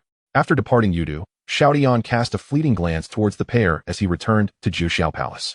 Earlier, both Xiao Tian and Li Yuanba had noticed these 2 individuals, yet they chose not to intervene. An apex celestial king accompanied by a mid-stage celestial sovereign. Xiao Tian surmised they were undoubtedly figures of considerable influence, distinctly not from Kanglan continent, whose mightiest beings barely reached the initial stage of celestial sovereign. The primary objective of Great Xia now lay in unifying Kanglan continent. Thus Xiao Tian preferred to avoid unnecessary conflicts with other continents at this juncture. Tianji Pavilion. Ancestor. What shall we do? Ziyun inquired anxiously, casting a worried glance at her elder. Alas, the ancestor of the Ziyu clan sighed, at a loss for words. They had likely erred gravely in disseminating news of the Great Xia Celestial Dynasty. No one anticipated the sheer terror embodied by Great Xia. While they had suspected a hidden strength within the Great Xia Celestial Dynasty, the Ziyu clan, being one of the top 3 forces in Kanglan continent, had hardly considered it a threat. However, the appearance of Li Yuanba shattered their assumptions. The might of Great Xia was evidently on par with, if not superior to, their own. Now, due to their desire for greater intelligence regarding Kanglan continent, the Ziyu clan had inadvertently offended the Great Xia Celestial Dynasty. The following day, within the Great Xia Imperial Court, Xiao Tian convened a meeting where all civil and military officials stood respectfully below.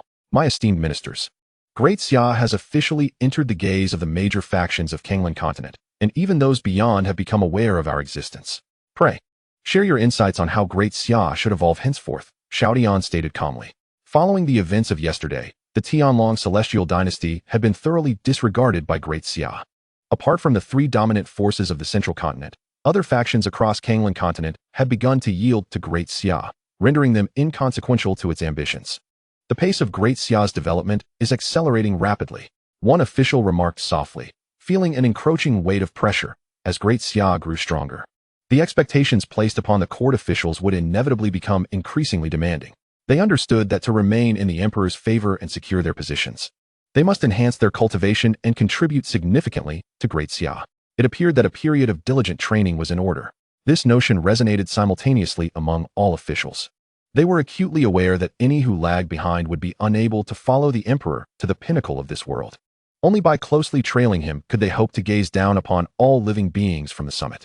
Your Majesty, I propose that we suppress certain factions, subjugate others, and even eradicate some of the major powers, gradually consolidating control over Kanglan continent. After a brief pause, a minister stepped forward, bowing respectfully to Xiao Tian. At this moment in the Great Xia court, aside from those summoned by Xiao Tian, such as Li Si, the majority were talents nurtured by him, occupying pivotal roles within the Great Xia celestial dynasty. Given the expanding territory of Great Xia, nearing the unification of Kanglan continent, it was clear that reliance solely on figures like Li Si would be insufficient for governance. Upon hearing this, Xiao Tian nodded slightly, neither agreeing nor disagreeing. This plan was merely conventional. After all, the current pinnacle experts of Great Xia harbored no fear of any major forces in Kanglan continent. However, with only Li Yuanba and Li Tsuanxiao at their disposal, Great Xia found itself hindered in addressing numerous matters. Your Majesty, I believe we should require each faction that has surrendered to Great Xia to dispatch 2 Celestial Emperor experts to serve in our Great Xia's offering pavilion, ensuring that we do not find ourselves in a position lacking capable personnel. Li Si interjected. Indeed, this suggestion from you is commendable, Li Xiang. In that case, you shall oversee this matter, with Yuanba assisting you. Should there be any disobedience, they shall be annihilated. Great Xia has no need for insincere allies. The individuals who surrendered yesterday were not the strongest within their factions, thus apart from the Red Dragon Celestial Dynasty, which would fully comply with Great Xia's commands. The remaining factions might show little inclination towards submission. Without the deterrent of Li Yuanba, it was unlikely many would genuinely heed Great Xia's directives. I shall carry out my orders. Li Yuanba stepped forward, responding with utmost respect. Among the officials, Chu Qinshuan regarded Li Yuanba with a sense of profound contemplation. The previous day's revelation had left him astounded. Even now, he found it hard to believe. The apex of Celestial Emperor. Ranked first on the Celestial Emperor list, such a figure was merely a general within the Great Xia Celestial Dynasty. It was utterly ludicrous that the Tianlong Celestial Dynasty would aspire to expel the Great Xia Celestial Dynasty. Chapter 195, The Royal Extreme Celestial Sect. What is the most critical aspect for a faction? Undoubtedly, it is the presence of powerful individuals within its ranks. Only with formidable guardians can a faction effectively manage its territories. A faction devoid of such strength would hardly command respect. Hence, should Xiao Tian relay this news to the major factions, it would likely trigger a monumental chain reaction. No faction would willingly dispatch its powerful members to the Great Xia Celestial Dynasty, even if Great Xia surpassed them in strength. The stakes of their core interests would deter compliance and might even incite desperate resistance. Minister, might this course of action be overly aggressive? One official spoke somberly. Although the Great Xia Celestial Dynasty's might was indeed formidable enough to subdue Kanglan continent, this was indisputable. The number of major forces within Kanglan continent was not insignificant. Should these factions unite, they would pose a considerable challenge to the Great Xia Celestial Dynasty. Excluding the central continent, the combined might of celestial emperors from all surrounding factions would easily exceed 50. Should they band together, their collective combat prowess would be formidable. Overly aggressive? Li Si smiled slightly at the remark. Fear not. While a coalition of these factions would indeed present a significant challenge to Great Xia, we harbor no fear. With Li Yuanba by our side, I am confident these factions will not dare to openly defy the commands of Great Xia, unless they seek their own demise.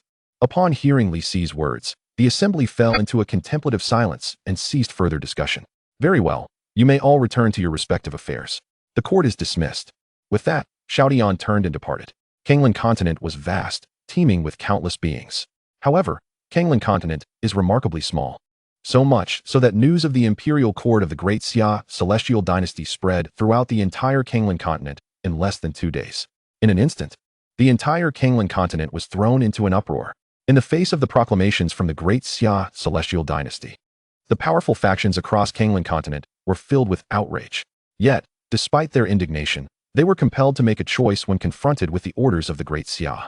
No faction was willing to comply willingly, for who would want to dispatch their own formidable members to serve the Great Xia? Conversely, those who defied the orders feared the direct intervention of Li Yuanba from the Great Xia. Thus, the major factions found themselves ensnared in a dilemma. Kanglan continent, central mainland. In the southern part of the central region, a colossal force, the Huangji sect, stands as one of the 3 most formidable powers in Kanglan continent. The Huangji sect boasts over a dozen celestial emperors in residence, with its ancestor reaching the realm of celestial sovereignty, making it the undisputed overlord of the entire Kanglan continent. The audacity of the Great Xia Celestial Dynasty. Do they aspire to dominate Kanglan continent? Within the floating celestial palace of the Huangji sect, a voice filled with fury suddenly echoed, and a terrifying aura enveloped the entire sect. The heavens trembled. The earth quaked. Countless disciples of the Huangji sect quivered in fear, their expressions betraying their terror. All disciples were perplexed. What has transpired? Why is the sect leader so enraged? Does the great Xia celestial dynasty truly believe it can unify Kanglan continent without resistance? Summon the Jiang family and the Zi family to the Huangjixian sect. We must deliberate on this matter concerning the great Xia celestial dynasty. The sect leader, typically composed and scholarly, now bore an exceedingly somber expression, his eyes ablaze with a murderous intent as he commanded sternly. Throughout Kanglan continent, although the Huangjixian sect is based in the central mainland, it has established its influence across other continents. While some major powers on those continents may not have submitted to the Huangjixian sect, they maintain a respectful demeanor in its presence. The Huangjixian sect, along with the Jiang family and the Zi family, though not having unified Kanglan continent, have long been considered its de facto monarchs. However, the emergence of the great Xia celestial dynasty has shattered the enduring tranquility of Kanglan continent and openly provoked their three major factions. In light of such a situation, how could the sect leader possibly refrain from fury? Esteemed sect leader, while the great Xia celestial dynasty is undeniably powerful, there are numerous factions across Kanglan continent. They cannot dominate singularly. An elder from within the sect entered the celestial palace and spoke to console him. Regardless of their might, we, the Huangjixian sect, will never allow the great Xia celestial dynasty to unify Kanglan continent. The sect leader's eyes glinted with murderous resolve, stating, "This matter must be discussed with the Jiang and Zi families." Although the Huangjixian sect possesses profound foundations, confronting the great Xia celestial dynasty necessitates the alliance with the Jiang and Zi families. After all, the likes of Li Yuanba would spell disaster for any single faction that dared to oppose him. The Jiang and Zi families are no weaker than the Huangjixian sect. United, they could contend with the great Xia. The sect leader found it hard to believe that the great Xia celestial dynasty could defy such a coalition. Furthermore, notify all major factions on other continents. Those who submit to the great Xia and obey its commands shall be considered enemies of the Huangjixian sect. Upon hearing the sect leader's declaration, the elder's expression turned grave. Rest assured, esteemed sect leader, I shall convey your orders at once. With that, the elder promptly turned and departed. Such audacity from the great Xia celestial dynasty. Eastern Central Mainland. The Zi family, Zi Hong, the head of the Zi family, also received the news from the great Xia celestial dynasty and sighed. Father, the actions of the great Xia celestial dynasty will likely provoke a backlash from all major factions. Such matters are beyond our control. We shall observe the developments, replied Zi Hong thoughtfully. Regardless of whether these factions rebelled or complied with the great Xia's orders, it was of no concern to the Zi family. He had no desire to become embroiled in the conflicts of these factions. Patriarch, the third elder of the Huangjixian sect, has arrived. At that moment, a steward announced from outside. The Huangjixian sect? What business do they have at our Zi family at this time? Zi Hong was momentarily taken aback. Bring him in. Yes. Shortly thereafter, the third elder of the Huangjixian sect arrived in the grand hall, escorted by the steward. Greetings, Patriarch Zi. Upon seeing Zi Hong, the third elder promptly bowed. For he was a figure of the same rank as the sect leader, a perfected celestial emperor. Even as the third elder, he could not afford to be disrespectful. Your courtesy is appreciated, third elder. May I inquire what brings you to the Zi family? Zi Hong inquired with a gentle smile. Patriarch Zi, the sect leader has sent me to extend an invitation for you to join us at the Huangjixian sect to discuss the matter regarding the great Xia celestial dynasty. The third elder replied. Discussing the great Xia celestial dynasty? Indeed. Hearing this, Zi Hong fell into contemplation. It seemed the Huangjixian sect was exceedingly displeased with the great Xia celestial dynasty's actions. Chapter 196, Zi Yuni's Apology. I regret to inform you, but the Zi family has no intention of participating in matters concerning the great Xia celestial dynasty. After a lengthy pause, Zi Hong finally spoke. A first-rank celestial emperor like Li Yuanba was already far beyond what their three factions could contend with. Did this third elder truly fail to comprehend this? Did he believe that their alliance could effectively counter the great Xia celestial dynasty? Patriarch Zi, it is evident that the great Xia celestial dynasty seeks to unify Kanglan continent. Do you truly remain indifferent?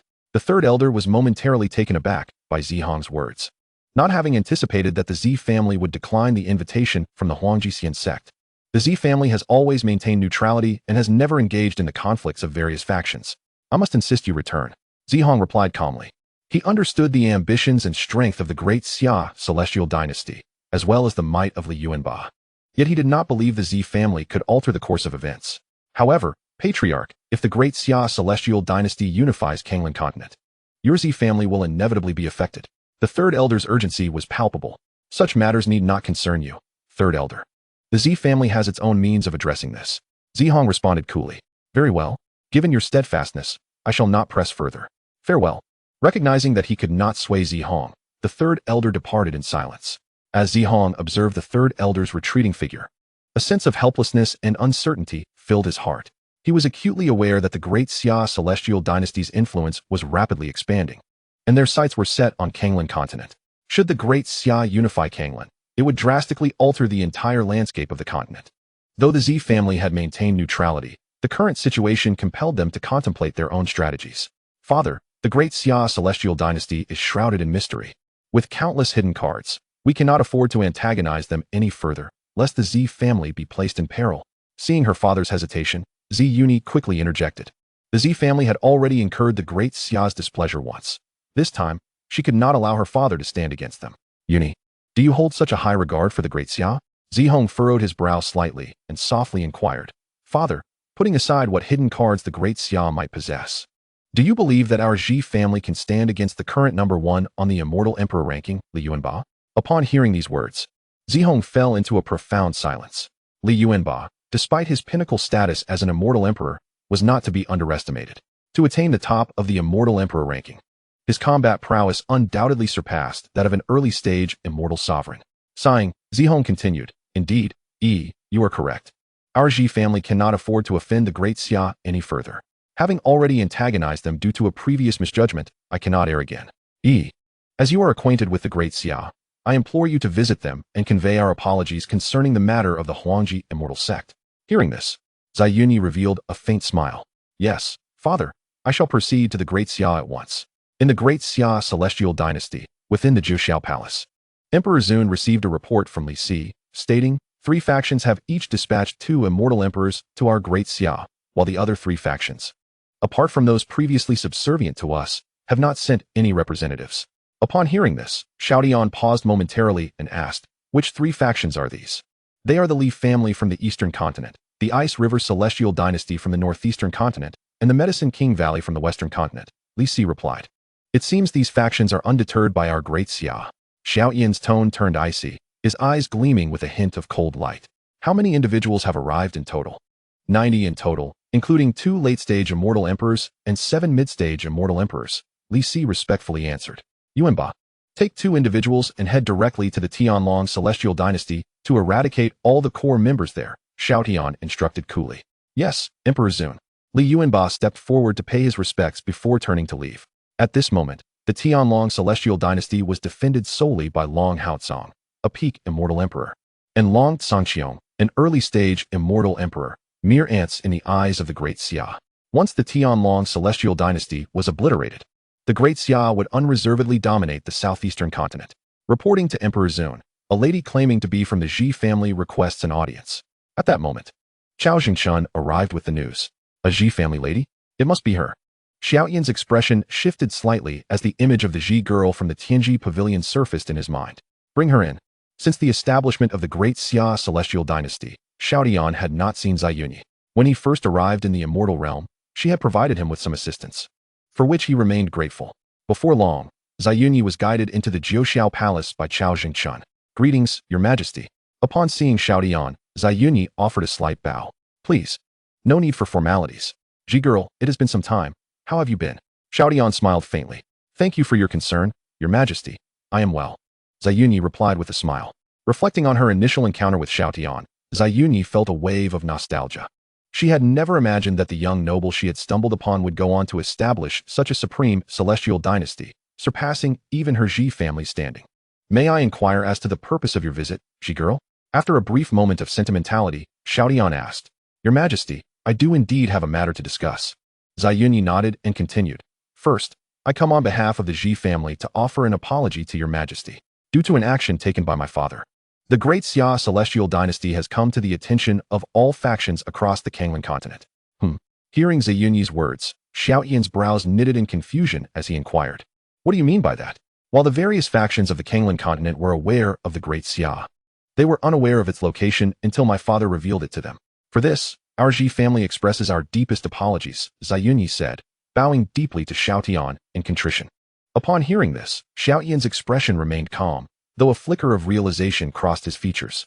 I was wondering how the factions of Kanglan continent became aware of the great Xia's whereabouts. It turns out to be the doing of your Ji family. Xiao Tian raised an eyebrow slightly. I sincerely apologize, Your Majesty. Forget it. Since you have come personally to apologize, I shall not pursue this matter further. Xiao Tian waved his hand, showing leniency. To him, the Ji family's actions were neither wholly good nor bad. Had the Great Xia been weak, their actions could have been catastrophic. However, it was evident that the Great Xia's strength surpassed common assumptions, making the Ji family's actions inadvertently hastened the unification of the Kanglan continent. Thank you, Your Majesty. Upon hearing that Xiao Tian bore no ill will, Ziyunyi felt a sense of relief.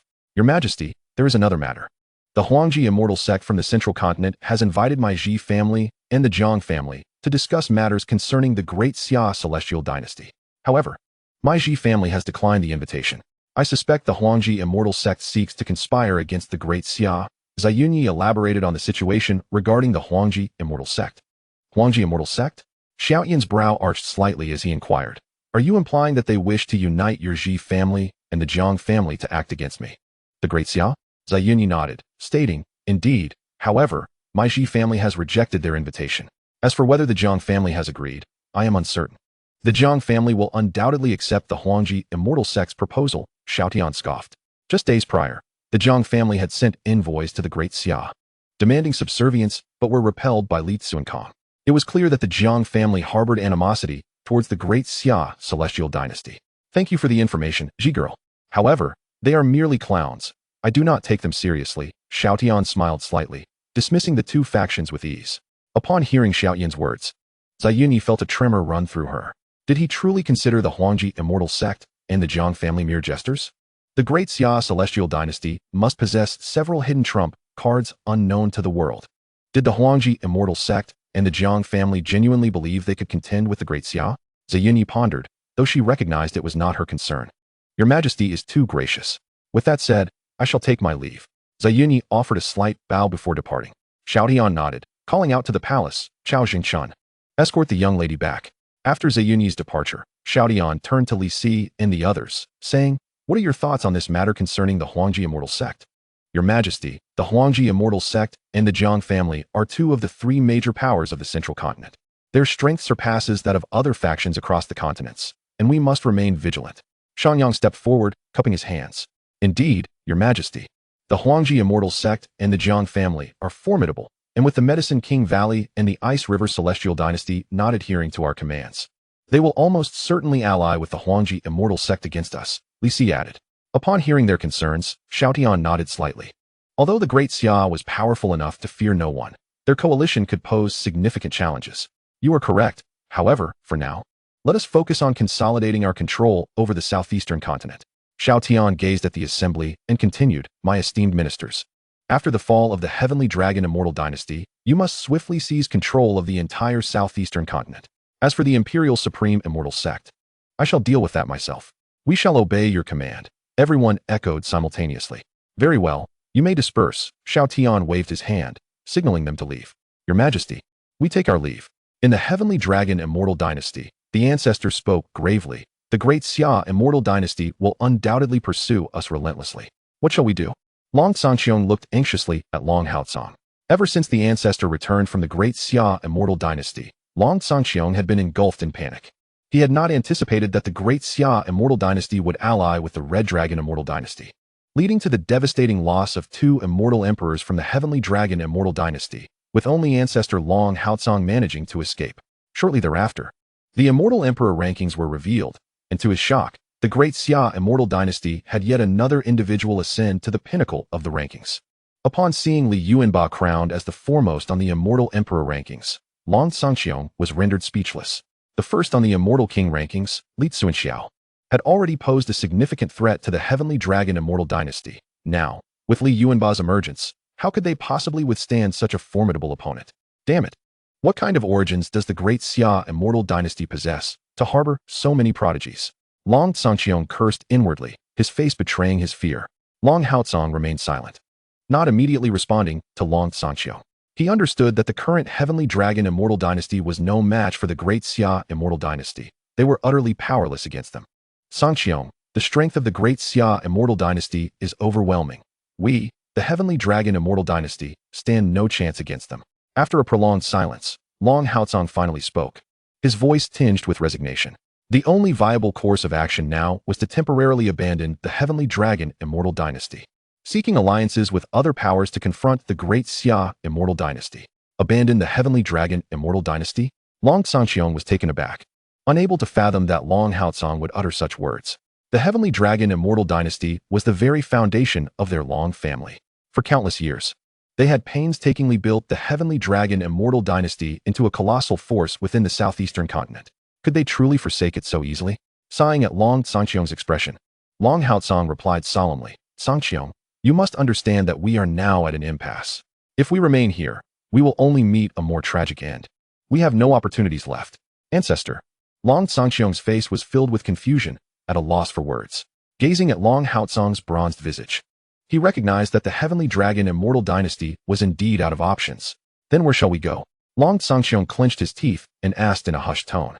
To the Imperial Supreme Immortal Sect. Long Haotsong's expression hardened as he declared. The Imperial Supreme Immortal Sect was one of the most formidable forces in Kanglan continent. They would not allow the Great Xia Immortal Dynasty to dominate Kanglan.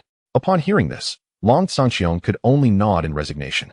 Although relinquishing the Heavenly Dragon Immortal Dynasty was difficult for him to accept, with no other options available, he could only hope that the Imperial Supreme Immortal Sect would offer a glimmer of hope. Sanxiong, go summon all the members of the Long family. We shall depart for the Imperial Supreme Immortal Sect immediately. Understood. Long Sanxiong responded, preparing to gather the clan members. Suddenly, boom, boom, boom, a series of thunderous explosions erupted, and the entire Imperial Palace collapsed under the onslaught of massive hammers, claiming the lives of countless palace maids, guards, and eunuchs before they even had a chance to react. Who dares? Long Haotsong and Long Sanxiong were both taken aback, unable to comprehend the unfolding chaos. They turned their gaze towards the source of the sound, where three figures hovered above the Imperial Palace of the Heavenly Dragon Immortal Dynasty. Ancestor, could they be from the Great Xia Immortal Dynasty? Long Sanxiong looked up at the three figures in the void, fear etched upon his face. Damn it, flee quickly, make for the Imperial Supreme Immortal Sect. Long Haotsong shouted in anger, making a beeline towards the direction of the Imperial Supreme Immortal Sect. Hearing Long Haotsong's command, Long Sanxiong wasted no time and followed suit, fleeing at full speed. In that moment, they had no time to consider their own kin. Their lives were at stake, leaving no room for concern for others. Trying to escape? Li Yuanba's voice boomed behind them, his tone laced with disdain. Ancestor, the people from the Great Xia are pursuing us. Long Sanxiong shouted in terror, sensing the rapid approach of Li Yuanba. Damn it, the Great Xia Immortal Dynasty seeks to annihilate us completely. Long Haotsong's face turned pale with fury. In mere moments, Li Yuanba closed the distance, catching up to Long Haotsong and Long Sanxiong. Die! Li Yuanba roared, his massive hammers transforming into bolts of lightning, striking down upon Long Haotsong and Long Sanxiong with ferocity. In an instant, the void shattered, and the heavens trembled. Sensing the onslaught from Li Yuanba, Long Haotsong's expression shifted dramatically as he swiftly employed a divine movement technique to evade the attack. Boom! However, while he managed to escape, Long Sanxiong was caught off guard and was struck by the massive hammer, his body exploding in the void, leaving no trace behind. Sanxiong, witnessing this, Long Haotsong's heart ignited with fury. Great Xia, you shall pay dearly for this. He unleashed the 9 strikes of the Heavenly Dragon, drawing forth an immortal sword that glimmered with icy light, launching a barrage of sword beams at Li Yuanba. Ants! Li Yuanba sneered, his eyes glinting with malice. With a fierce shout, he swung his twin hammers, shattering Long Haotsong's sword beams, before delivering a single thunderous strike aimed at Long Haotsong. Long Haotsong's expression darkened. He formed seals with his hands, summoning a layer of dragon-patterned radiance in a desperate attempt to withstand Li Yuanba's attack. Yet, the disparity in their powers was insurmountable. Bang! Uft! The massive hammer struck Long Haotsong, sending him hurtling backward, blood gushing from his mouth. He crashed heavily to the ground, creating a multitude of fissures across the earth. Great Xia, do you truly wish to annihilate us? Long Haotsong bellowed at Li Yuanba, who approached him menacingly. Die! Ignoring Long Haotsong's fervent cries, Li Yuanba swung his hammer once more.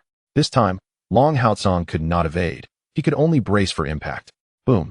Li Yuanba's hammer struck Long Haotsong with tremendous force. Long Haotsong let out a tortured roar, blood pouring from his mouth as his body was nearly obliterated, bones shattered, and innards scattered. You Great Xia will inevitably.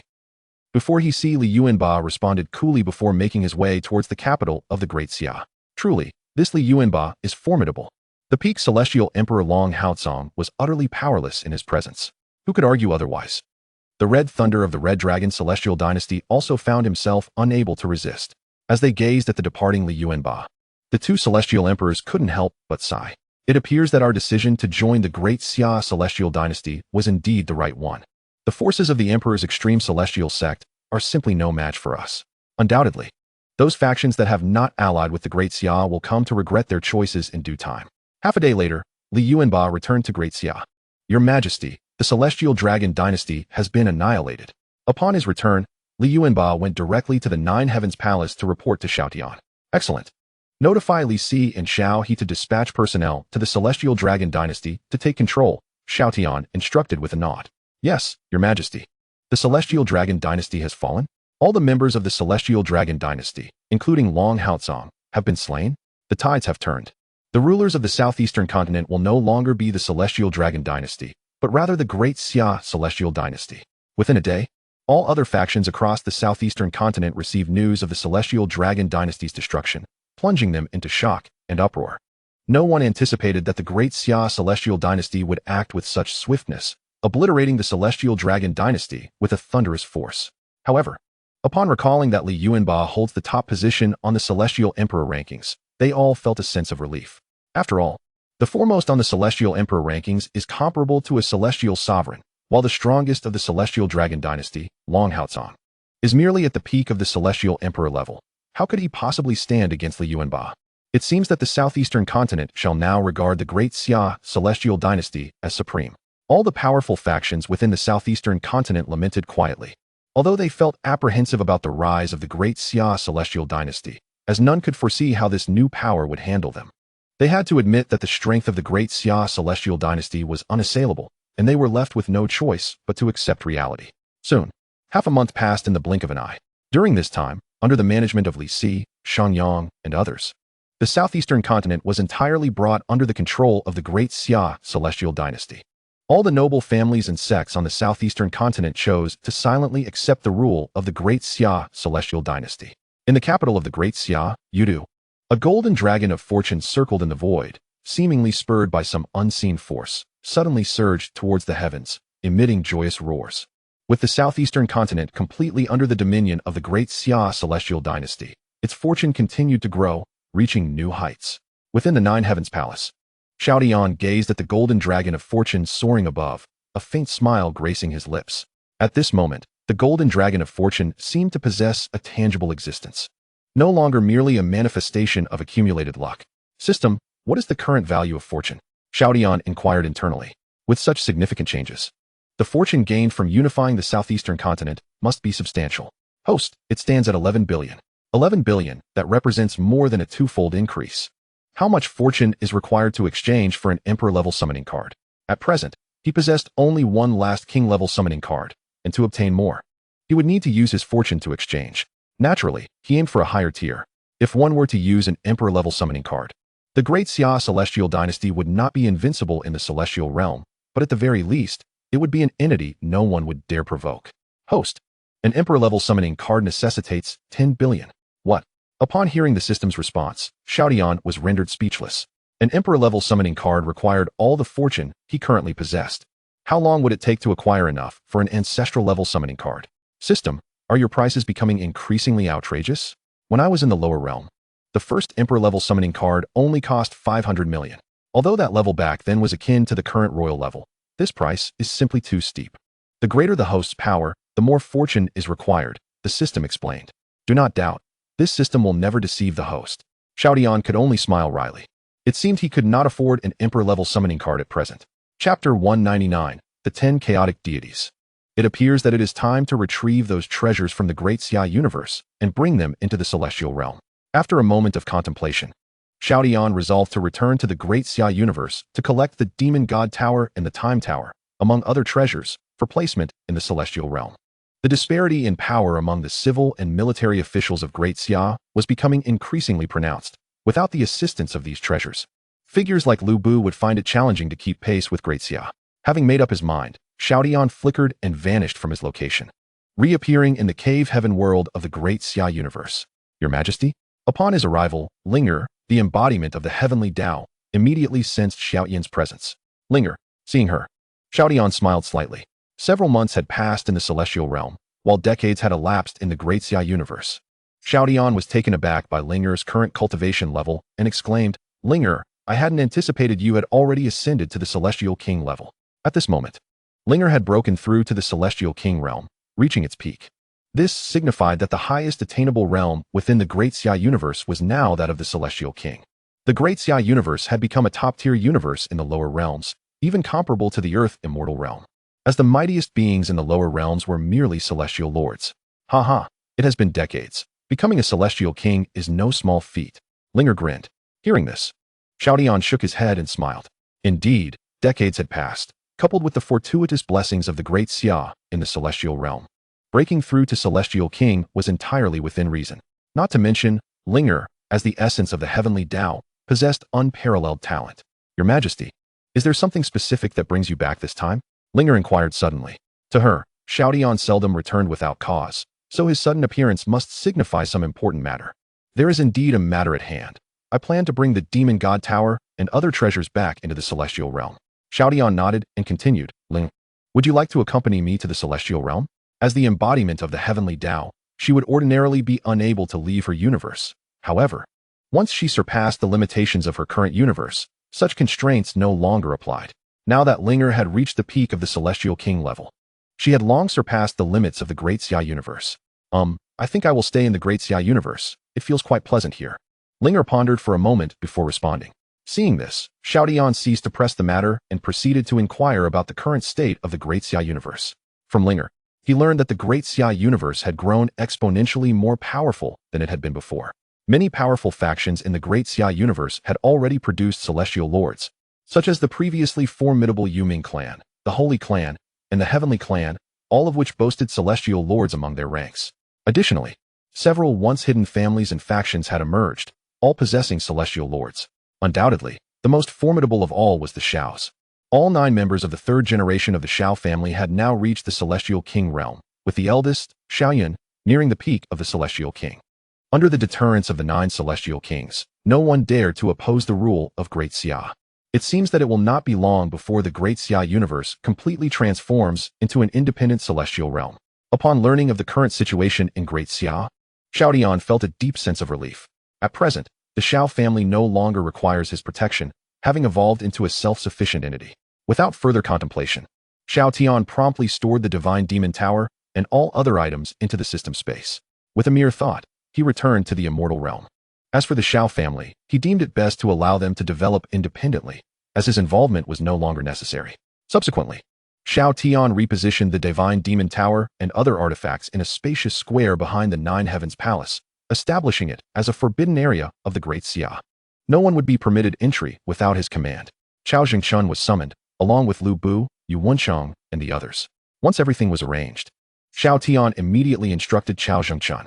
At this moment, Lu Bu and the others, hindered by their insufficient cultivation, were not assigned any tasks and thus were diligently immersed in their own residences, focusing on their training. They were acutely aware of their low cultivation levels, which rendered them entirely unhelpful to the current Great Xia, leading them to spend their days in relentless training. As distinguished figures from Huaxia, they found it unacceptable to be at the bottom in this foreign world. Upon receiving Xiao Tian's command, Chao Zhengchun respectfully accepted the order.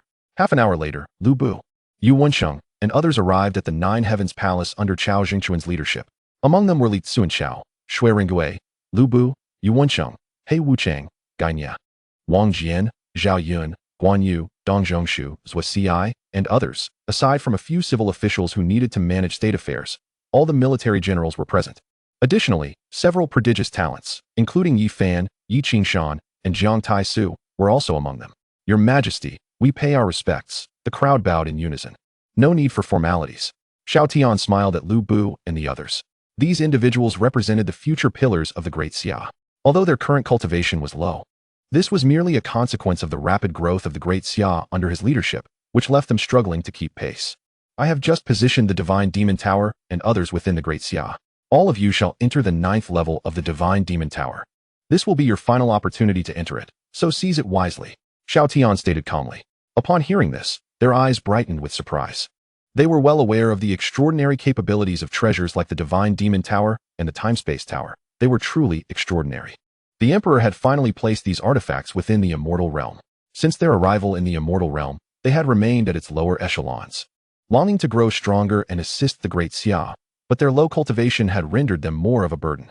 Now, with the Divine Demon Tower and the Time-Space Tower, their strengths would elevate rapidly. Yes, Your Majesty. They all responded enthusiastically, their excitement unabashed. Xiao Tian offered a gentle smile, then led the group to the forbidden area behind the Nine Heavens Palace. The Divine Demon Tower is right here. You may all enter. Yes, Your Majesty. We shall not disappoint you. Upon our emergence, we will expand your territories and reclaim the immortal realm. The crowd proclaimed with reverence before entering the Divine Demon Tower. After ensuring everyone had entered, Xiao Tian took his leave. The 9th level of the Divine Demon Tower housed the inheritance of the Chaos Divine Demons.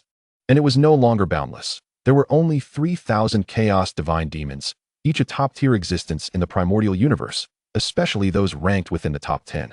The Chaos Divine Demons included Pengu, the Demon of Chaos Power; Hongjun, the Demon of Chaos Creation; Lu, the Demon of Chaos Destruction; Yangmei, the Demon of Chaos Void; Shurchen, the Demon of Chaos Time; Jushi, the Demon of Chaos Weight; Piaomiao, the Demon of Chaos Light; Mingyun, the Demon of Chaos Fate; Linghun, the Demon of Chaos Spirit; and Luan Hui, the Demon of Chaos Cycle. In Chapter 200, the 5 major powers unite. Central Continent. In the Grand Hall of the Imperious Celestial Sect, suffused with celestial radiance, dozens of celestial emperors took their seats, representing the foremost powers of Kanglan Continent, including members of the Jiang family from the Central Continent, as well as figures from Yaowang Valley, the Ice River Celestial Dynasty, and the Li family. Aside from the Red Dragon Celestial Dynasty, the Yun family, and the Lu Yun sect, which had submitted to the Great Xia Celestial Dynasty, the remaining 3 major powers gathered here, evidently unwilling to accept the rule of the Great Xia Celestial Dynasty. They had convened to prepare for an alliance with the Imperious Celestial Sect to resist the Great Xia Celestial Dynasty. The foremost figure among them was none other than Huang Wuji, the sect master of the Imperious Celestial Sect. Esteemed colleagues, the Great Xia Celestial Dynasty has already obliterated the Tianlong Celestial Dynasty and has effectively seized control of the southeastern continent. Given the previous actions of the Great Xia Celestial Dynasty, it is clear to see their ambitions. Can we stand idly by while they act with such impunity? Huang Wuji inquired, his expression grim. Absolutely not. This Great Xia Celestial Dynasty even expects us to send celestial emperors to their realm to maintain order. What an absurd dream. Sectmaster, speak your mind. What shall we do? As Huang Wuji's words fell, the assembly erupted in anger, their auras surging, a palpable atmosphere of hostility enveloping the room. What was the Great Xia Celestial Dynasty, after all? Merely a newly established celestial dynasty, and yet they dared to demand their submission? Such a notion was utterly ludicrous. Everyone harbored a deep-seated fury towards the Great Xia Celestial Dynasty, particularly the Yaowang Valley and the Ice River Celestial Dynasty. Both factions had lost a mid-stage celestial emperor due to their refusal to comply with the Great Xia Celestial Dynasty's commands. As these powerful individuals chose to abandon their forces and join the Great Xia, cultivating a celestial emperor required immense time and resources. And now they had lost one due to the Great Xia Celestial Dynasty. How could they not be enraged? They could not comprehend how years of cultivation and countless resources could be rendered futile by a single command from the Great Xia Celestial Dynasty. Although the Great Xia Celestial Dynasty had risen and boasted a first-ranked celestial emperor, Li Yuanba, who had recently eradicated the Tianlong Celestial Dynasty, their strength paled in comparison to that of the Great Xia. Nonetheless, the mere thought of submission to the Great Xia was inconceivable. Each of them represented legacies that had endured for countless years. Compelling them to submit was a task far more arduous than annihilating them. While the Great Xia Celestial Dynasty may be exceedingly arrogant, with a first-ranked celestial emperor like Li Yuanba boasting immense power, could they truly stand as formidable adversaries? Some of the weaker celestial emperors reflected on this, revealing traces of concern. After all, the first-ranked celestial emperor could challenge even a nascent celestial venerable, while their strongest members were merely at the peak of the celestial emperor stage. Though the Imperious Celestial Sect and the Jiang family each possessed a nascent celestial venerable ancestor, they likely would not be able to match Li Yuanba's might. This thought silenced the entire hall, the weight of uncertainty pressing heavily upon their hearts. Strength dictated everything. Despite their fury towards the Great Xia Celestial Dynasty, they could not deny the sheer power it wielded. Rest assured, I, the Imperious Celestial Sect, shall deal with Li Yuanba. You need only handle the others, Huang Wuji proclaimed, a glimmer of confidence lighting his eyes. Upon hearing this, the crowd was taken aback. Did the imperious celestial sect harbor hidden strengths yet to be revealed? Sectmaster, are you certain you can contend with Li Yuanba? The patriarch of the Zhang family, Jiang Zhiming, cast a solemn gaze upon Huang Wuji and inquired, what is the strength of the Huangji Xianzong? As one of the three major powers of the central continent, we are well aware of their capabilities. In his estimation, the Huangji Xianzong could hardly contend with the formidable Li Yuanba. Yet, at this moment, Huang Wuji exuded an air of unwavering confidence. Could it be that the Huangji Xianzong had been concealing its true strength from even the Jiang family? Countless thoughts raced through Jiang Zhiming's mind. Rest assured, Patriarch Jiang, a mere Li Yuanba is no challenge for my Huangji Xianzong. Huang Wuji replied with a smile directed at Jiang Zhiming. In that case, we need not fear the Daxian dynasty at all. Indeed, if the Huangji Xianzong could handle Li Yuanba, then the Daxia dynasty would pose no significant threat. The representatives of the other major powers present rejoiced at Huang Wuji's declaration. The Daxian dynasty had but one figure, Li Yuanba, who instilled fear in them. The rest, including Li Tsuanxiao, were hardly regarded with the same trepidation. Although the Daxian dynasty may have gained the allegiance of several other Xian emperors, could such a multitude of strong figures truly be outmatched by just a few Xian emperors? Gentlemen, I believe that none of our factions stand a chance against the Daxian dynasty. Therefore, the only viable course of action is to form an alliance and unite our strengths to confront them, spoke the leader of the Yaowang Valley, rising to his feet. Upon hearing his words, Huang Wuji's eyes glimmered with amusement. The Li family concurs with the suggestion of the Valley Master. The patriarch of the Li family chimed in at an opportune moment. Seeing the two factions agree to unite, the members of the Binghe Xian dynasty had no choice but to acquiesce. Since it has been proposed to form an alliance, my Huangji Xianzong shall not refuse. What say you, Patriarch Jiang? Huang Wuji inquired with a faint smile, directing his gaze toward Jiang Zhiming. I have no objections to the alliance. However, who shall assume the role of the alliance leader? Jiang Zhiming pondered briefly before responding. All factions had consented to the alliance, and if the Jiang family opposed, they would surely become the target of scorn. Nevertheless, while he agreed to the alliance, the question of leadership remained. At this, an uncomfortable silence enveloped the assembly. The leader of the alliance must surely be the most powerful among them, yet it was evident that neither the Yaowang Valley, the Li family, nor the Binghe Xian dynasty possessed the requisite strength. Thus, the only contenders were the Huangji Xianzong and the Jiang family.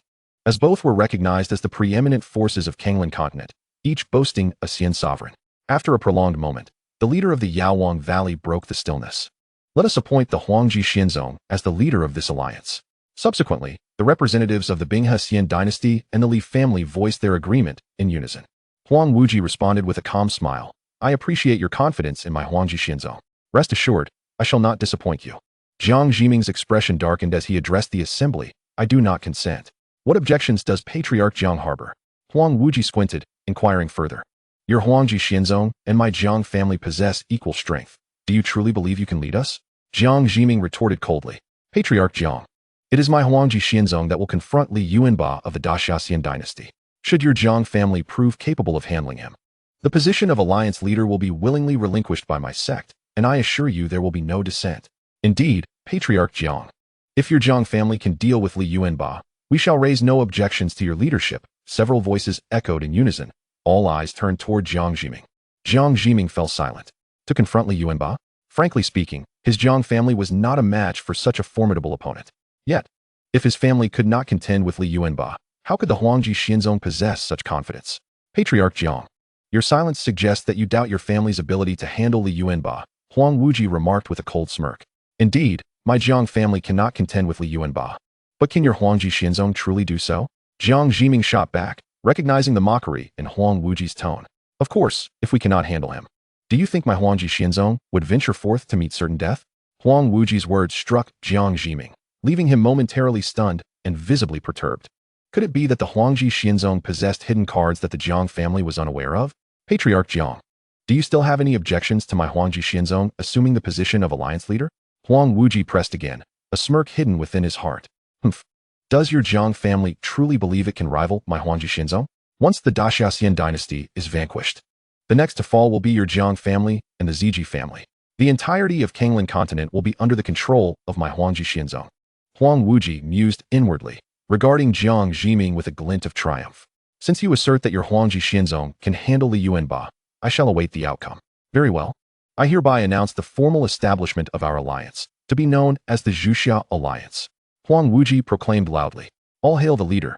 The representatives exchanged glances before promptly bowing to Huang Wuji. Jiang Zhiming's eyes flickered with conflict, yet he ultimately offered a slight bow to Huang Wuji. With a serene smile, Huang Wuji addressed the assembly. Now that our alliance has been formed, I would like to announce another matter. Leader, what is it? The crowd inquired with curiosity. Have you not noticed that one of our factions is conspicuously absent? Huang Wuji's statement elicited expressions of confusion among the attendees. Are you referring to the Ziji family? Jiang Zhiming quickly deduced. Indeed, the Ziji family declined my invitation, and I suspect they may have aligned themselves with the Daxian dynasty. Huang Wuji confirmed solemnly. The Ziji family has allied with the Daxian dynasty? They are one of the three major powers of the central continent, possessing Xian sovereigns among their ranks. Could such a formidable Ziji family truly side with the Daxian dynasty? The assembly wore expressions of grave concern. Leader, is it true that the Ziji family has allied with the Daxian dynasty? With dread, they contemplated the implications. Confronting the Daxian dynasty was already a daunting task. Would they now face the Ziji family as well? Would they still stand a chance against the Daxian dynasty? Indeed, it is highly likely that the Ziji family has allied with the Daxian dynasty, Huang Wuji affirmed. Thus, to prevent the union of these two formidable factions, I propose we take immediate action against the Ziji family and obliterate them. What are your thoughts?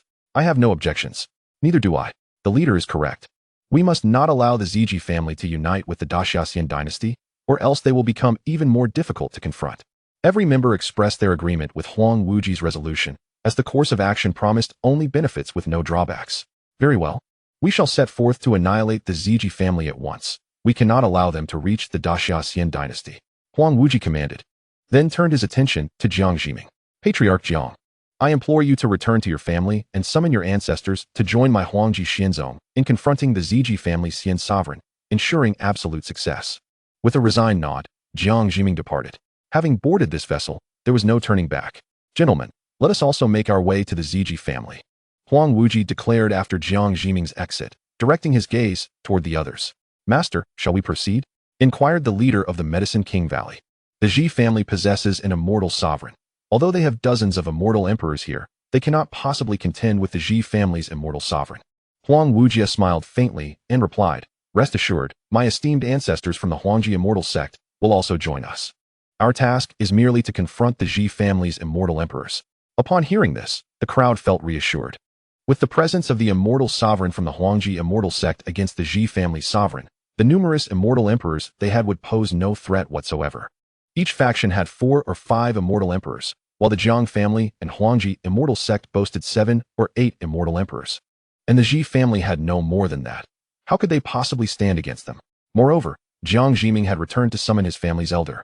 And under the combined might of the two immortal sovereigns, even the Zhi family sovereign would have to retreat. Soon, a group of several dozen set off towards the Zhi family. Father, the Daxia immortal dynasty has accepted our apology, and I have informed them about the Huangji immortal sect.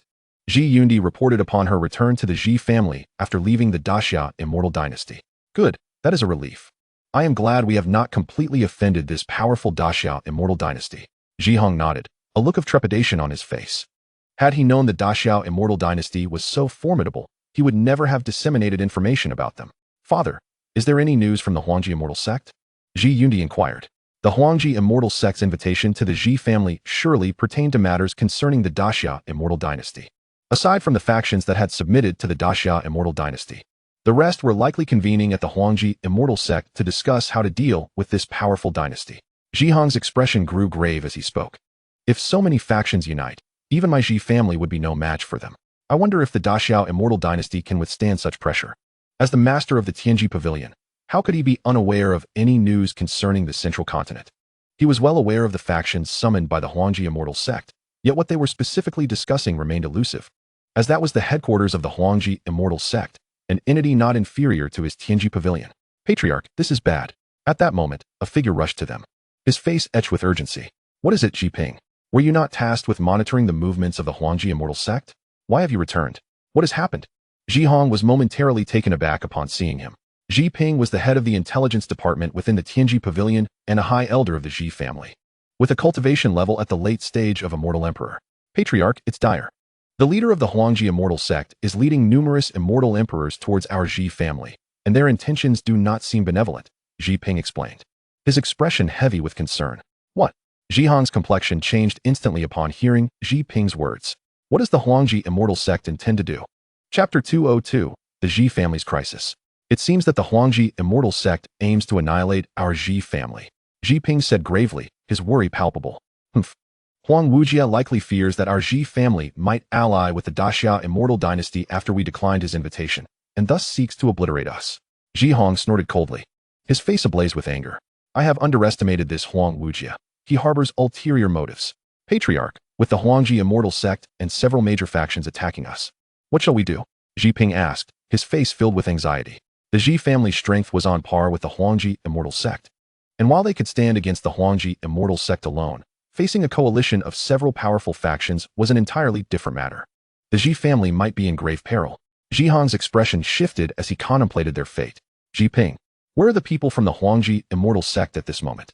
He asked solemnly. Patriarch, they will arrive at our Xi family within an hour at most. Xi Ping replied with a grave demeanor. An hour? In such a short span of time, what can we accomplish? The entire Xi family, including both direct and collateral branches, numbered in the millions. Even a retreat would be impossible at this point. Xi Ping, you must immediately summon all direct descendants to evacuate to the Daxia immortal dynasty. As many as can escape should do so. Faced with the impending assault from the Huangji immortal sect, Xi Hong recognized that the Xi family was no match for them and could only hasten the evacuation of their core disciples. Understood. Xi Ping responded and hurried off to carry out the orders. Yundi, you should go as well. Xi Hong sighed slightly as he addressed Xi Yundi. Father, what about you? Xi Yundi asked, concern flickering in her eyes. As the patriarch of the Xi family, I must remain to fend off the Huangji immortal sect and buy you time for your escape, Xi Hong replied, noticing the worry on Xi Yundi's face. Do not fret. With several high elders and ancestors present, it will not be so simple for the Huangji immortal sect to extinguish our Xi family. With the high elders of the Xi family and Xi Hong himself, there were a total of 8 immortal emperors. Even if they could not defeat the Huangji immortal sect, they would not be easily extinguished. Xi Yundi bit her lip, tears welling in her eyes as she softly said, Father, you must take care. With that, Xi Yundi turned and departed. She understood that remaining would serve no purpose and would only burden her father. Thus, despite her reluctance, she could only obey his command. Xi Hong watched Xi Yundi's retreating figure, filled with guilt and concern. He knew that this battle could be perilous, and he could not assure her of his safety. Yet as the leader of the family, he had to sacrifice everything for their safety and future. Subsequently, Xi Hong made his way to a pavilion. Elders, a crisis has befallen the Xi family. Upon entering the pavilion, Xi Hong spoke softly. As his words fell, 6 figures materialized before him. These were the 6 immortal emperors of the Xi family. Patriarch, what has happened? One elder, having crossed the age of 70, looked at Xi Hong and inquired, his aura radiating the power of a complete immortal emperor. The Huangji immortal sect, alongside the Jiang family and various major factions, is launching a large-scale assault on our Xi family, Xi Hong said in a grave tone. The 6 elders' expressions shifted dramatically upon hearing this. Patriarch, what is the meaning of this? Why would the Huangji immortal sect and Jiang family unite to attack us? An elder at the late stage of immortal emperor quickly asked. Confusion etched on his face. The others mirrored his bewilderment, unable to fathom why the Huangji immortal sect and Jiang family would turn against the Xi family. Huang Wujia previously invited me to join their alliance against the Daxia immortal dynasty, but I declined. They likely fear that our Xi family might ally with the Daxia immortal dynasty and thus seek to eliminate us first. Upon hearing Xi Hong's explanation, the 6 elders' faces darkened, their eyes ablaze with fury. Patriarch, if the Huangji immortal sect and Jiang family are united, our Xi family cannot stand against them. Although filled with rage, they all recognize the futility of resisting such a coalition. I am aware, which is why I have dispatched Xi Ping to gather the disciples for evacuation. We must hold off the Huangji immortal sect for as long as we can.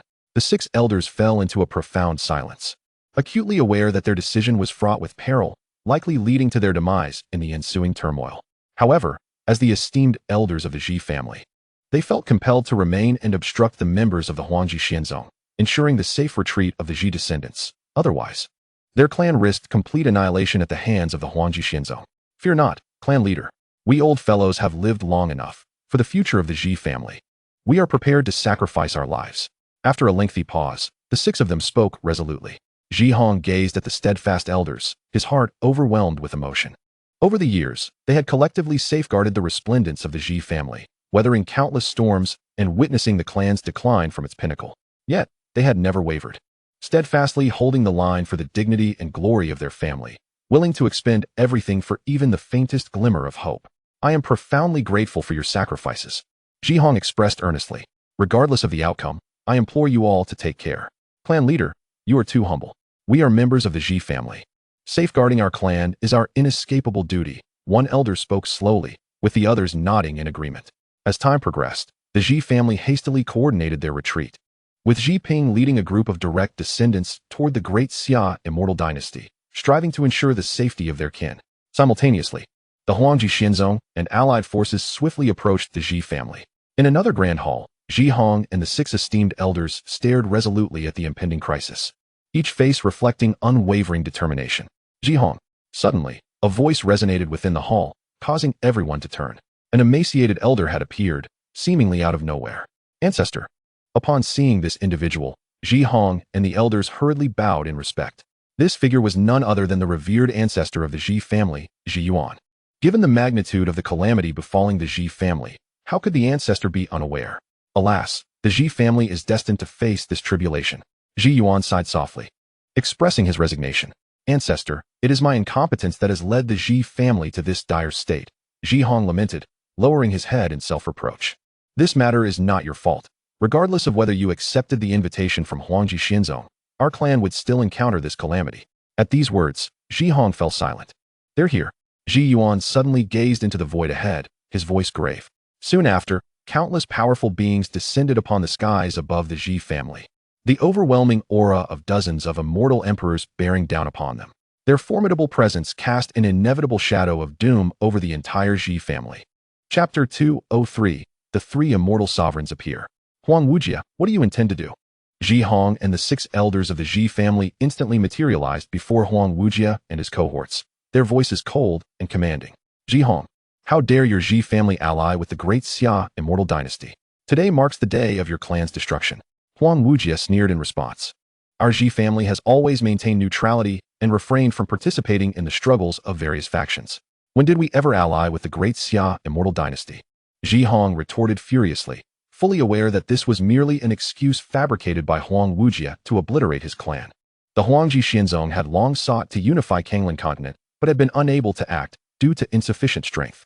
Unexpectedly, the great Xia immortal dynasty provided them the pretext they needed to eradicate the Ji family. With the threat of the great Xia immortal dynasty, they conspired with other major forces, further slandering the Ji family's supposed alliance with the great Xia to incite a united assault against them. What a cunning plan. Humph. Ji Hong, you need not attempt to defend yourself. Our various factions have united solely to annihilate your Ji family, Huang Wujia retorted coldly, his gaze sharp as it swept over Ji Hong and the others. Hearing Huang Wujia's words ignited Ji Hong's fury. Huang Wujia, your wolfish ambition has been laid bare before me. You wish to obliterate my Ji family and unify Kanglan continent, but you shall pay a price for it. As he spoke, a formidable aura surged around Ji Hong, his immense immortal power radiating like a tempest. Simultaneously, the other elders of the Ji family unleashed their own powers, standing resolutely beside Ji Hong like an indomitable mountain. Since you are eager for death, how can we not oblige? Huang Wujia scoffed, dismissively regarding the mere 7 immortal emperors as they prepared to face off against the multitude of immortal emperors arrayed against them. The battle erupted fiercely as the 6 esteemed elders of the Ji family unleashed their ultimate techniques, engaging in combat with the numerous immortal emperors of the Huangji Xinzong. As the clan leader, Ji Hong did not falter, unleashing his true strength against Huang Wujia. Their immortal powers collided, causing the very fabric of space to tremble and unleash terrifying forces. Ji Hong, drawing upon his solid cultivation and experience, managed to contend with Huang Wujia for a time. Yet, it was evident that he was at a disadvantage. Huang Wujia, as the leader of the Huangji Xinzong, possessed immense power, adept in both offensive and defensive techniques. As the fierce battle raged on, Ji Hong gradually felt the depletion of his immortal power. Ji Hong, your Ji family might as well surrender.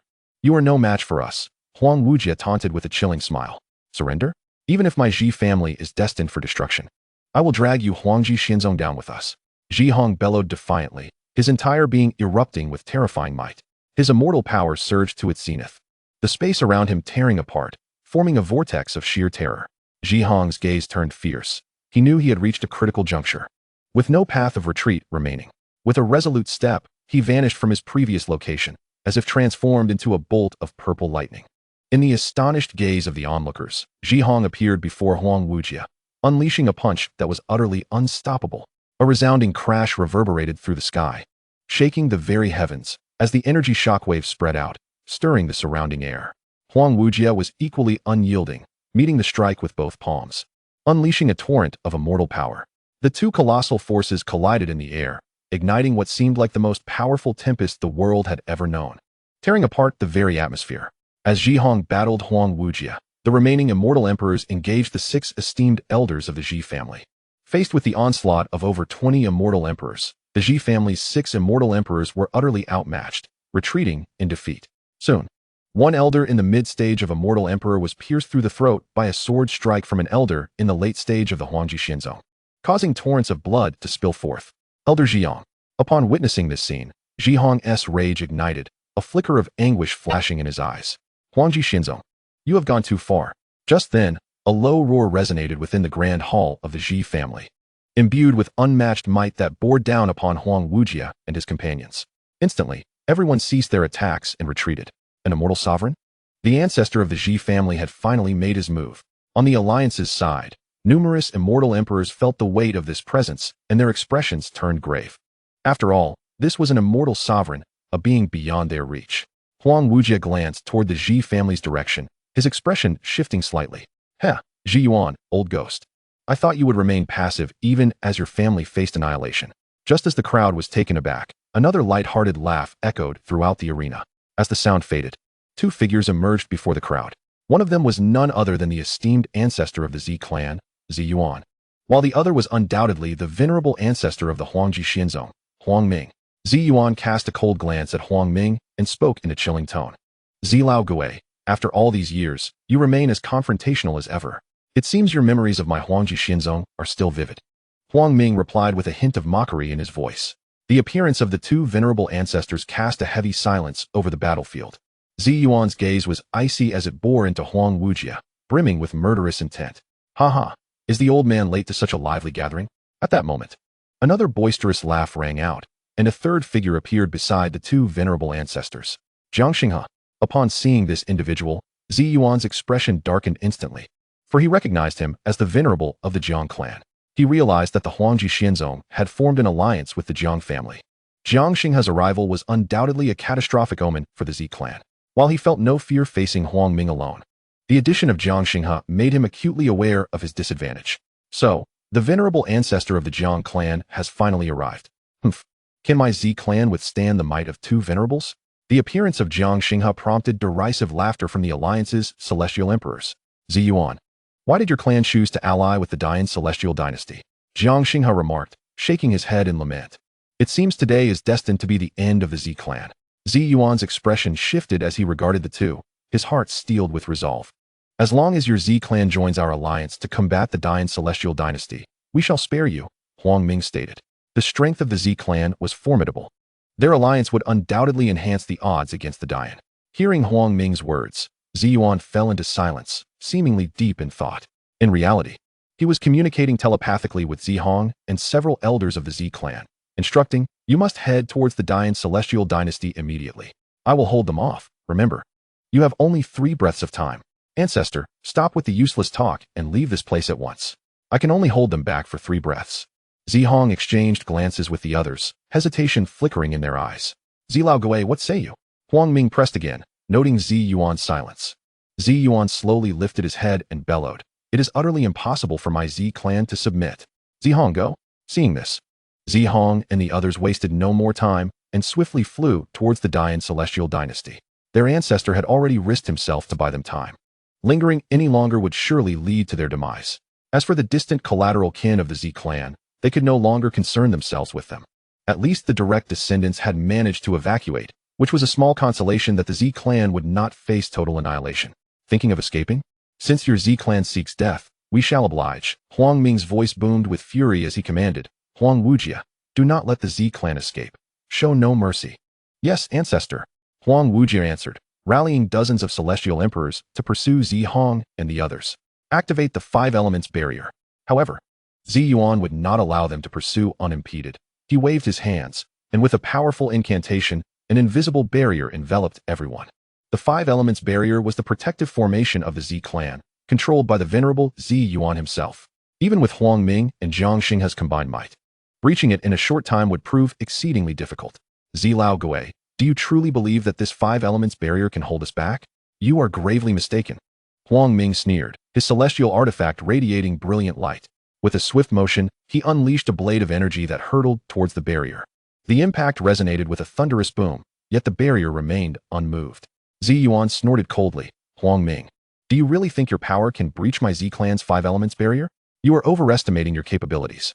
As he spoke, he once more waved his hands, amplifying the elemental forces within the barrier several-fold.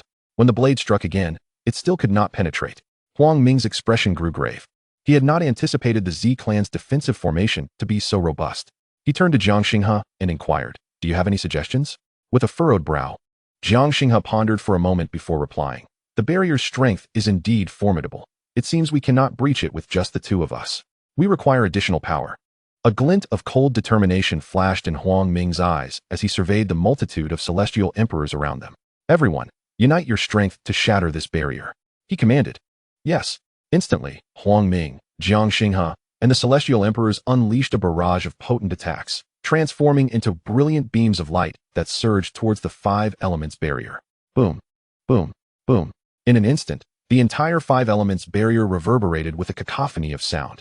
With a resounding crack, the barrier shattered.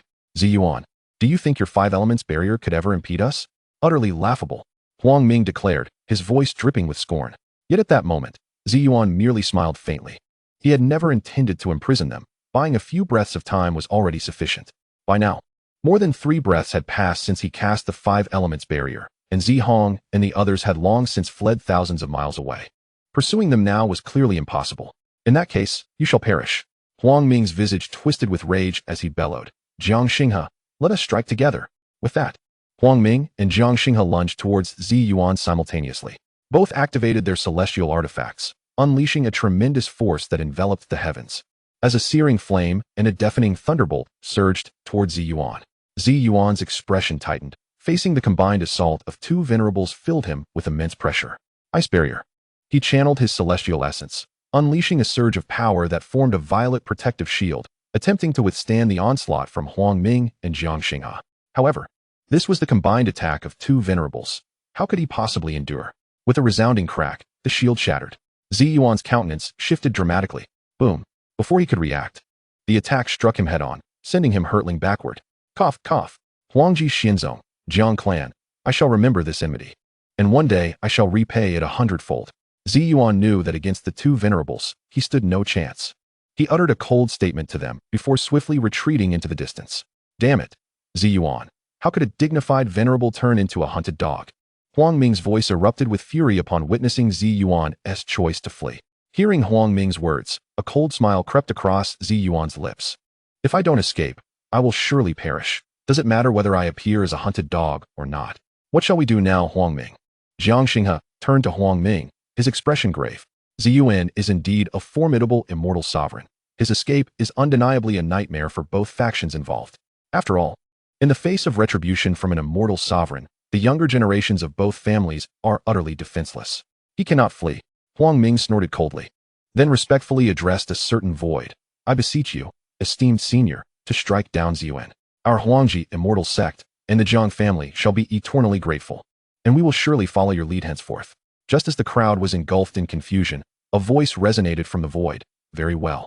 Thank you, esteemed senior. Huang Ming's face lit up with joy upon hearing this. With the intervention of a senior, Ziyuan was surely doomed. Huang Ming, who is this person? Zhang Xingha inquired with a furrowed brow.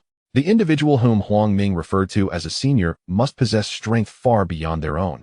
Yet, within the entire Kanglan continent, they had already become the strongest. Who could this person possibly be?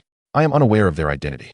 But this senior's assistance in dealing with the great Xia immortal dynasty is advantageous for us, Huang Ming replied calmly. Hearing this, Zhang Xingha's expression darkened slightly.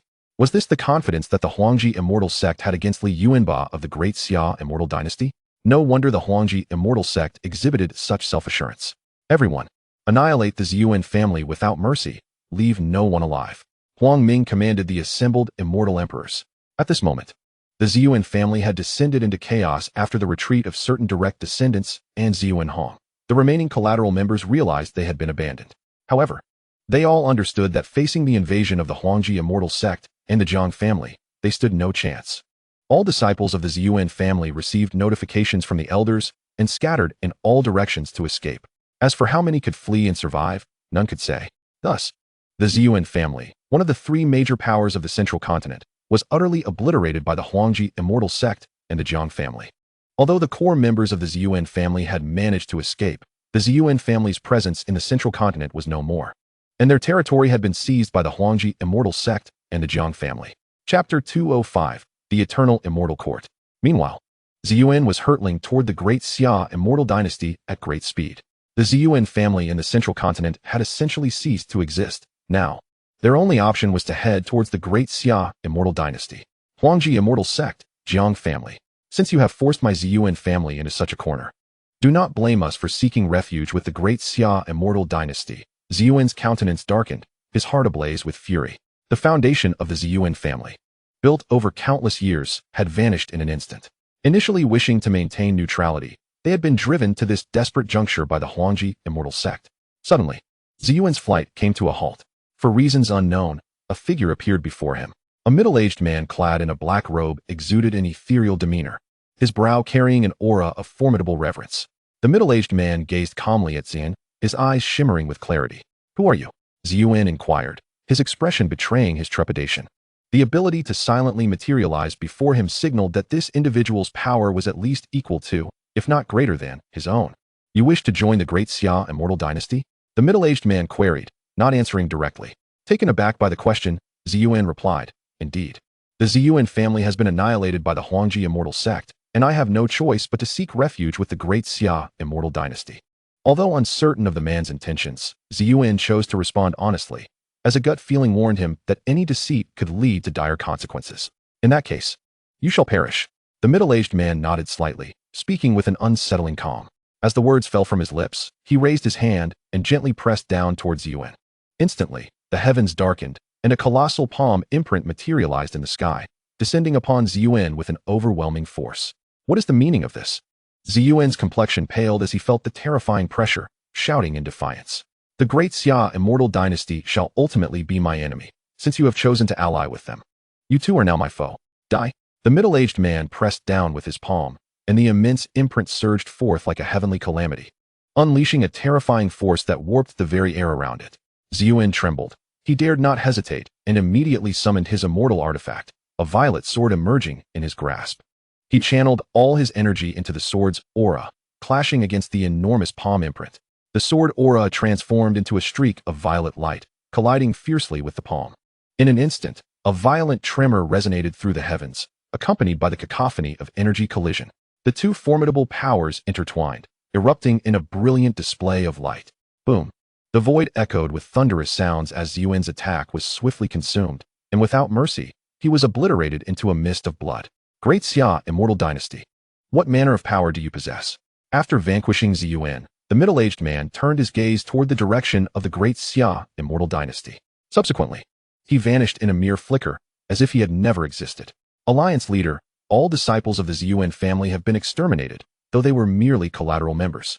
At the Ziyuan family stronghold, an immortal emperor approached Huang Wujie to report. The Ziyuan family acted swiftly, evacuating all their direct descendants. Upon hearing this, Huang Wujie's expression darkened slightly. He replied coldly, "Seize all resources of the Ziyuan family and return to the Huangji immortal sect." He issued the order decisively. The others immediately sprang into action, meticulously clearing out all resources belonging to the Ziyuan family, including treasures, spiritual herbs, and immortal stones, leaving no trace behind. Although the direct descendants of the Ziyuan family had evacuated with the majority of their resources, the Ziyuan family's extensive Tianji pavilion contained immeasurable wealth, making them one of the most affluent families in Kanglan continent. Thus, a substantial amount of resources remained, unclaimed, and became the spoils of the Huangji immortal sect. "Esteemed senior, you have returned?" Huang Ming inquired respectfully, standing behind a middle-aged man of dignified presence. "Indeed, Ziyuan is dead. Prepare to launch an assault on the great Xia immortal dynasty. The middle-aged man replied with a serene voice. Yes, esteemed senior, Huang Ming responded respectfully, then cautiously asked, however, esteemed senior, with your power, you should have no fear of the great Xia immortal dynasty.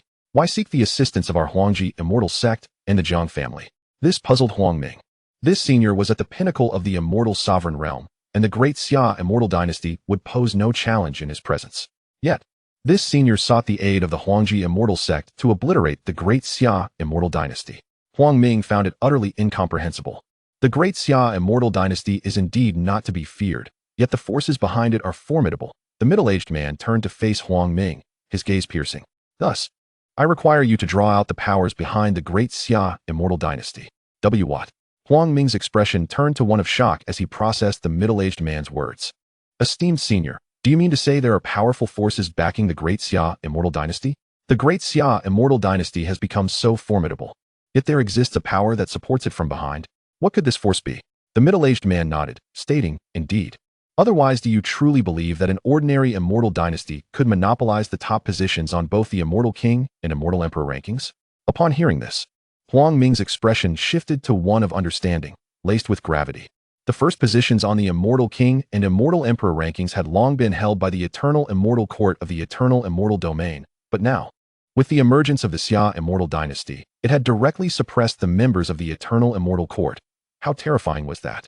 Could it be that the force backing the Xia immortal dynasty is even more powerful than the eternal immortal court? Contemplating this, a hint of fear crept onto Huang Ming's face. If what he suspected were true, and the force behind the Xia immortal dynasty surpassed that of the eternal immortal court, then following this middle-aged man's advice to take action against the Xia immortal dynasty would surely plunge the Huangji immortal sect into an abyss of peril. Do not be alarmed. Allow me to reveal that I am indeed a member of the eternal immortal court, sent here by our esteemed emperor to investigate the origins of the Xia immortal dynasty.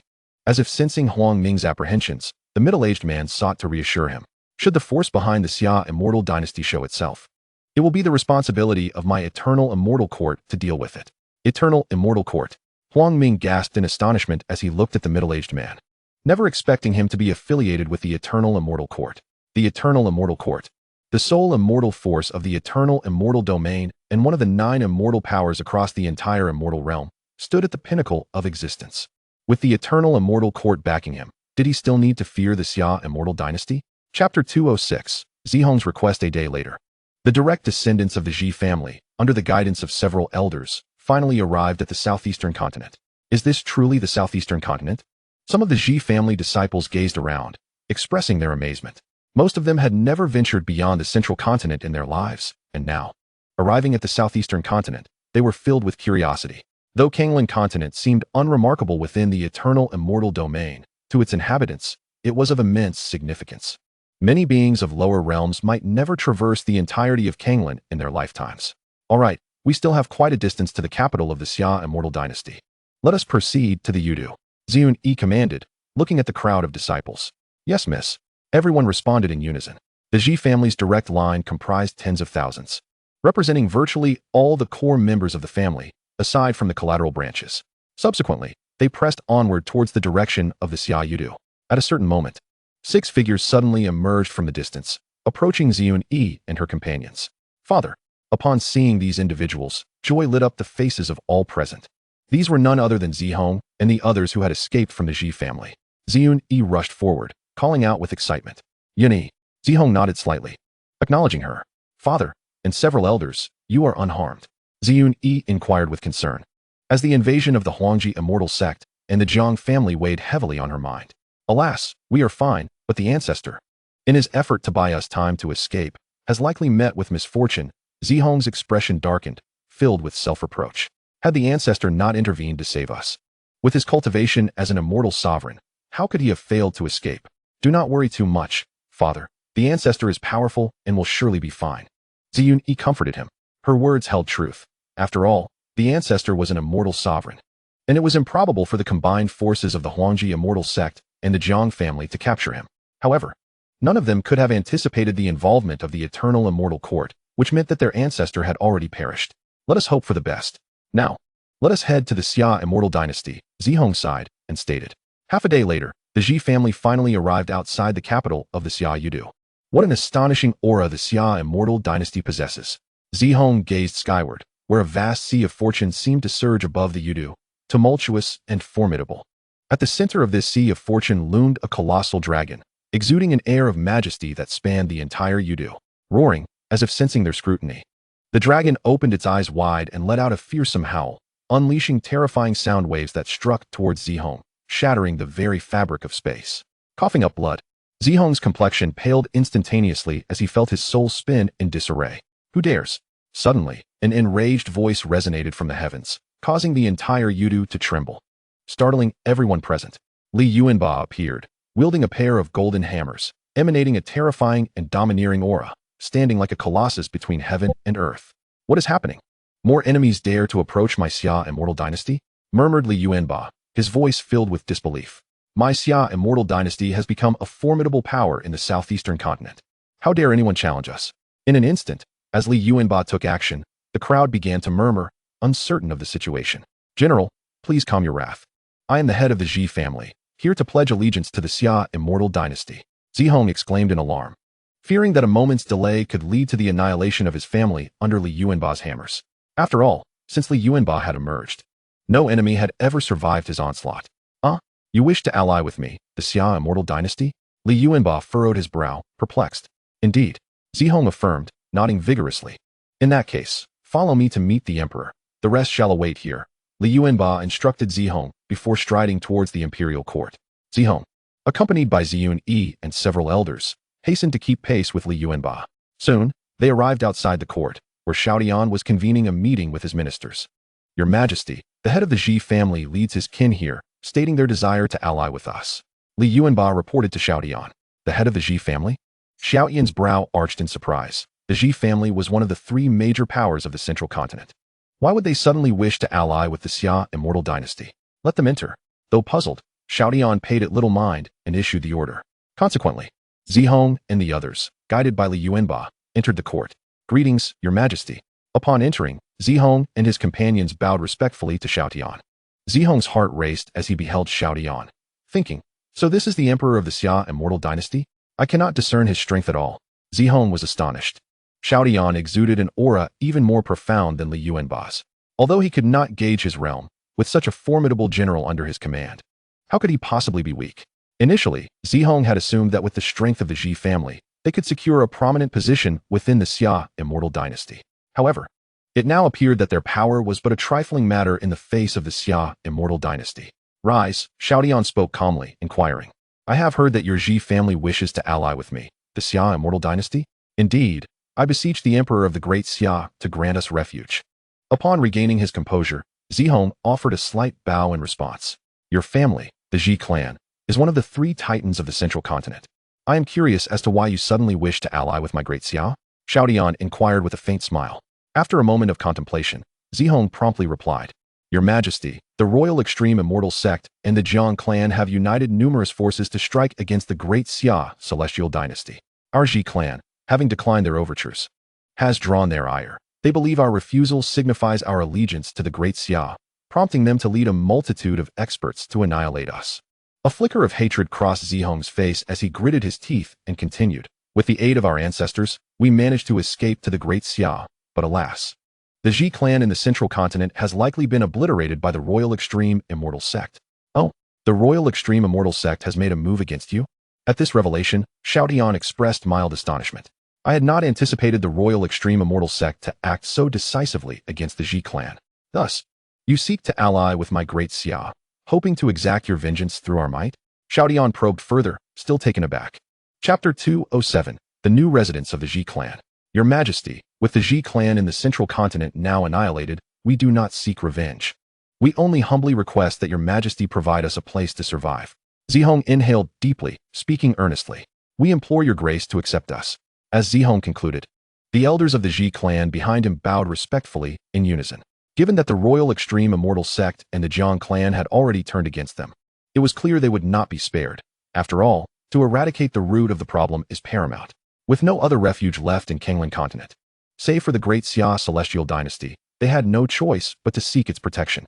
Xiao Tian pondered momentarily before responding. I can accept your Ji clan's submission, but henceforth, you must unconditionally obey the commands of the great Xia. Should you fail to comply, I shall show no mercy." Upon hearing Xiao Yan's words, Zihong's expression brightened with joy, and he replied reverently, "Rest assured, Your Majesty, now that the Ji clan submits to the great Xia, we shall not hesitate to face any trials or tribulations at your behest." Given their precarious situation, the Ji clan understood that without the great Xia's sanctuary, they would surely face total annihilation at the hands of the royal extreme immortal sect and others. Thus, the opportunity for assistance from the great Xia was equivalent to salvation for them. "Very well, the Ji clan shall take residence in Yudu." Xiao Tian smiled lightly as he instructed Li Si, "Make arrangements for their lodging." "At your command." Li Si stepped forward respectfully, then addressed Zihong and the others, Ji clan leader. "Let us proceed." "Thank you, Chancellor." Zihong responded with a slight bow, recognizing Li Si as the Chancellor of the Great Xia Celestial Dynasty. Zihong was curious as to how a Grand Luo Golden Immortal could attain such a position, yet refrained from questioning, understanding that it was an internal matter of the Great Xia. He then turned to Xiao Tian and said, "Your Majesty, we take our leave." "Go forth." Xiao Tian nodded gently. With a solemn expression, Zihong performed a respectful bow to Xiao Tian before following Li Si out of the Grand Hall.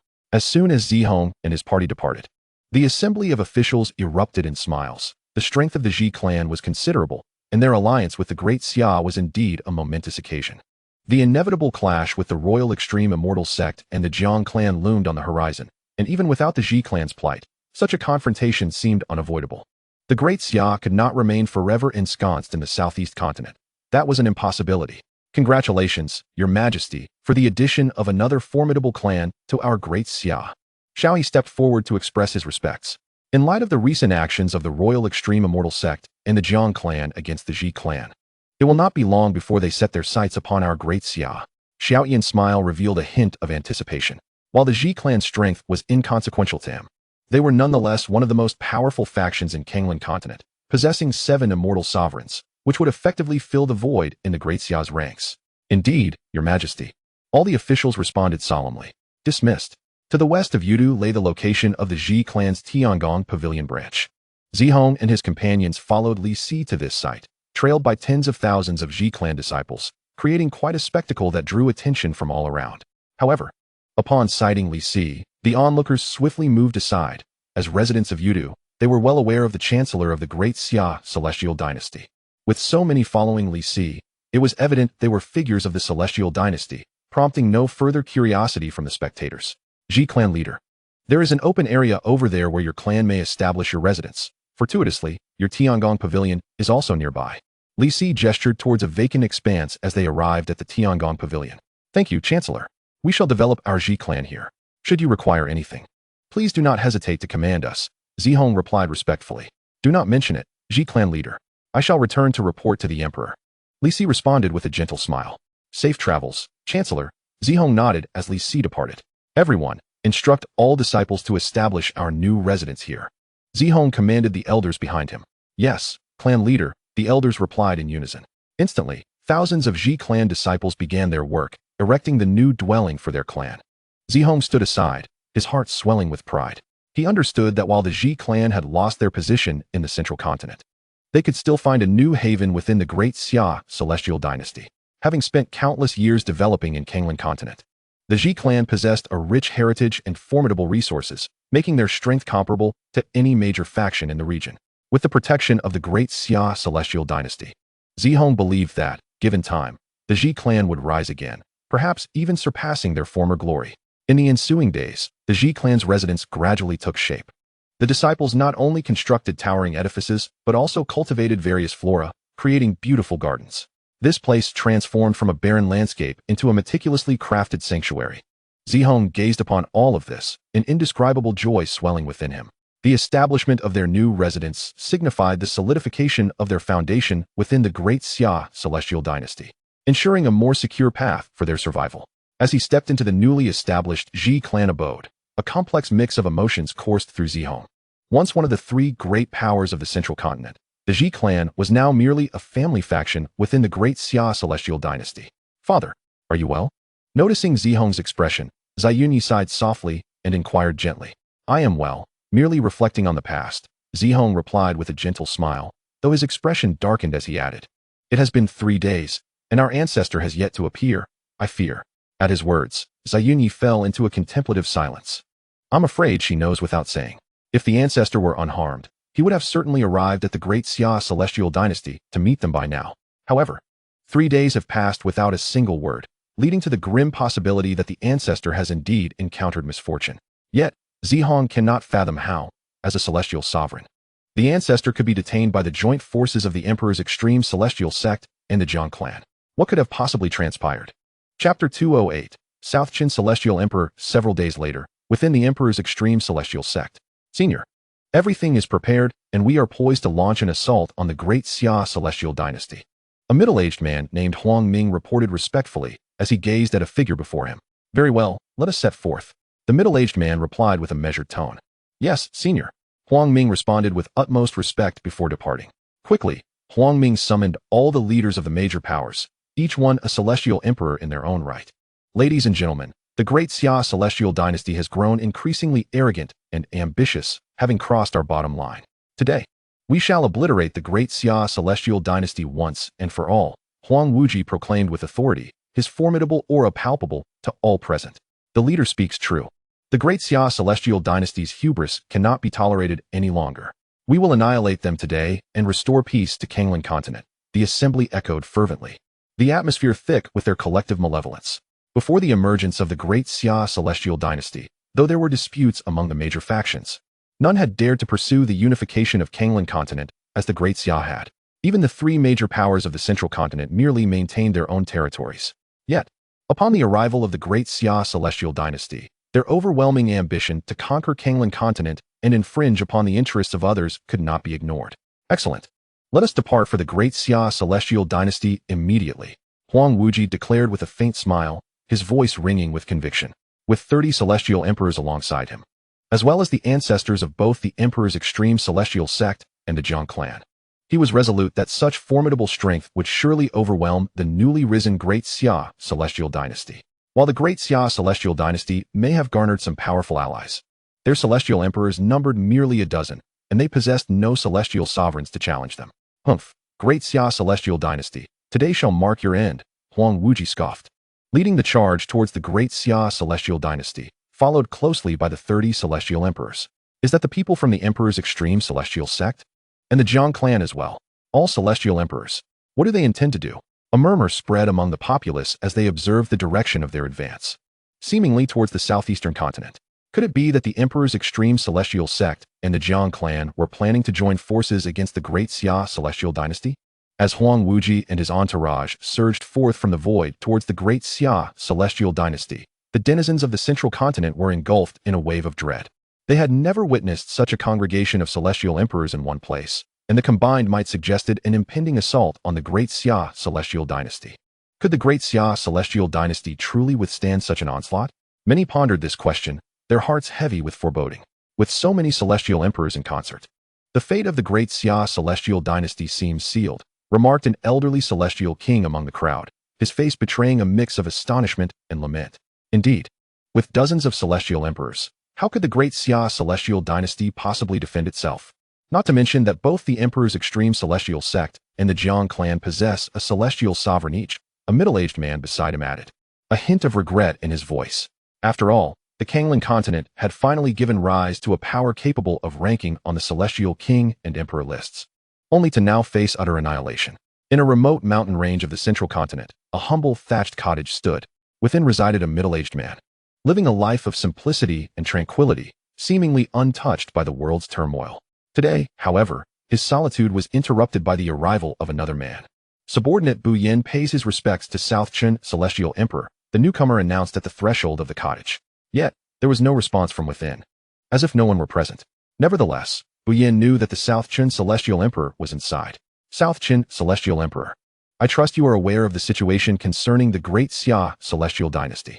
The Emperor suspects that this dynasty may be connected to the ancient Mo Ku clan, and he hopes that should a Celestial Emperor of the Mo Ku clan be present, you might take action, Bu Yin reiterated, hoping for a reply. After a moment of silence, a light chuckle emanated from within the cottage, and a figure emerged, his gaze deep and his robes ornate. A playful smile gracing his lips as he regarded Bu Yin. Has the eternal celestial court fallen so low that it cannot even dispatch a single celestial emperor? the South Qin Celestial Emperor quipped, and Bu Yin felt a twinge of embarrassment. The Emperor initially intended to send a Celestial Emperor, but the Mo clan has overwhelmed our forces in the outer battlefield, forcing the Emperor to divert all Celestial Emperors there to counter the Mo clan's assault. As you have taken refuge here, the Emperor has sent me to invite you to intervene, Bu Yin explained respectfully. Oh, what are the Mo clan's intentions? Could it be that the great Xia celestial dynasty truly belongs to them? The South Qin Celestial Emperor's expression shifted to one of surprise upon hearing Bu Yin's explanation. The outer battlefield is an independent space within the celestial realm, filled with countless resources and treasures. It is said that during ancient times, a great war among the gods occurred there, resulting in the fall of numerous deities and the bequeathal of many divine legacies. The 9 immortal powers of the celestial realm have established their presence in the outer battlefield to acquire these divine legacies and artifacts. However, with their presence comes inevitable conflict, leading to an entrenched enmity between the Eternal Celestial Court and the Mo clan. Strangely, the Mo clan, which had previously refrained from aggression, chose to strike just as the great Xia celestial dynasty emerged in the Eternal Celestial domain, prompting suspicions that the great Xia celestial dynasty is indeed linked to the Mo clan. To prevent the Eternal Celestial Court from sending powerful figures to confront the great Xia celestial dynasty, the Mo clan intensified their assault on the Eternal Celestial Court in the outer battlefield, leaving the latter stretched thin. Thus, the Eternal Qianquan had no choice but to send Bu Yin to beseech the South Qin Celestial Emperor for assistance. Once a prince of the Eternal Celestial Court and a cousin of Eternal Qianquan, the South Qin Celestial Emperor had retreated into seclusion for 1,000,000 years after losing faith in the court due to past grievances. South Qin Celestial Emperor. The Emperor had no other recourse but to send me to implore you for your aid. Surely, you do not wish to see our Eternal Celestial domain crumble under the weight of the Mo clan? Bu Yan's tone was laced with earnestness. For the great Xia celestial dynasty could indeed be of Mo clan origin, and without the South Qin Celestial Emperor's intervention, he feared that even a celestial sovereign would struggle against the might of the great Xia celestial dynasty. Chapter 209. The enemies descend, aiming to annihilate the great Xia. The South Qin Immortal Emperor gazed quietly at Bu Yin for a long moment before slowly speaking. Very well, I shall intervene once. After this, I hope that the Eternal Immortal Court will refrain from troubling me further. Bu Yin replied with assurance. Rest assured, South Qin Immortal Emperor. As long as we annihilate the great Xia Immortal Dynasty, the Emperor has vowed never to disturb you again. At these words, a flicker of joy flashed in Bu Yan's eyes, who in the Eternal Immortal Court was unaware of the South Qin Immortal Emperor's prowess. 1,000,000 years ago, he had already reached the pinnacle of the Immortal Emperor realm. Now, after another 1,000,000 years, he had likely attained the consummate stage of an Immortal Emperor. Indeed, the South Qin Immortal Emperor nodded and turned to enter his humble abode. Observing this, Bu Yin also turned and soared towards the direction of the great Xia Immortal Dynasty. He was confident that once the South Qin Immortal Emperor had pledged his assistance, he would not renege. Should a powerful Immortal Emperor emerge from the great Xia Immortal Dynasty, the South Qin Immortal Emperor would undoubtedly intervene to obliterate it. Meanwhile, within the great Xia Immortal Dynasty, at the Nine Heavens Palace, news reached the Emperor from the Z clan. The Huangji Immortal sect was leading various formidable factions towards them. Li Si looked gravely at Xiao Tian and said, "They've arrived rather swiftly." In response, Xiao Tian smiled faintly and inquired, "Are you aware of their precise strength?" The Immortal Emperors number over 30. And with the Huangji Immortal sect's full-scale assault on the great Xia, it is certain that the Immortal Sovereign of the Huangji Immortal sect and the Zhang clan are among them. Upon hearing Li Si's report, Xiao Tian furrowed his brow. 30 Immortal Emperors and 2 Immortal Sovereigns. Their strength was indeed formidable. Currently, even with the allegiance of various powerful factions, the great Xia could muster no more than a dozen Immortal Emperors. After a brief contemplation, Xiao Tian immediately commanded, "Notify Li Yuanba and all the Immortal Emperors to rendezvous outside Yudu to confront the enemy." The potential devastation of battle between such powerful beings could wreak upon Yudu was unfathomable, and Xiao Tian would not permit such a conflict to occur within its confines. "Yes, Emperor," Li Si replied respectfully before departing to relay the message to Li Yuanba and others. "Huangji Immortal Sect, since you seek death, I shall gladly escort you on your journey." Xiao Tian's eyes gleamed with a sharp light as he chuckled coldly. Following Li Si's notification, all the Immortal Emperors of the great Xia were taken aback. They had not expected the Huangji Immortal Sect and allied forces to arrive so promptly. With 30 Immortal Emperors and 2 Immortal Sovereigns, they could muster only 16 Immortal Emperors themselves. Even with Li Yuanba's assistance, could they truly contend with the Huangji Immortal Sect and its allies? In an instant, the atmosphere grew tense and oppressive, as each individual braced themselves for the impending conflict. In a certain void outside Yudu, Li Yuanba held his twin hammers with a solemn expression, his gaze fixed firmly ahead. Behind him stood the immortal emperors from the Z clan and various other factions. The entire void was suffused with a tense and oppressive aura. Dark clouds of murderous intent shrouding the earth below. The eyes of many immortal emperors were riveted on Li Yuanba. They understood that the outcome of this battle hinged upon him. If Li Yuanba could slay the immortal sovereigns of the Huangji immortal sect and the Zhang clan, then the other immortal emperors would be nothing more than a pack of buffoons. Conversely, should he fail to eliminate the opposing immortal sovereigns, defeat was inevitable. After all, the enemy's immortal emperors outnumbered their own, and even the peak and consummate immortal emperors among them could not match their strength. General Li, do you believe we can win this battle? Behind him, the head of the Z clan, Zi Hong, asked gravely, concern etched across his face. Li Yuanba's gaze remained resolute as he looked forward, the aura of dominance radiating from his wielded hammers. Hearing Zi Hong's words, Li Yuanba smiled broadly. Head Zi, the strength of our great Xia is far from what you perceive. They are merely a troop of jesters who think they can extinguish us. His words brimmed with confidence and pride, dismissing the Huangji immortal sect and its allies entirely.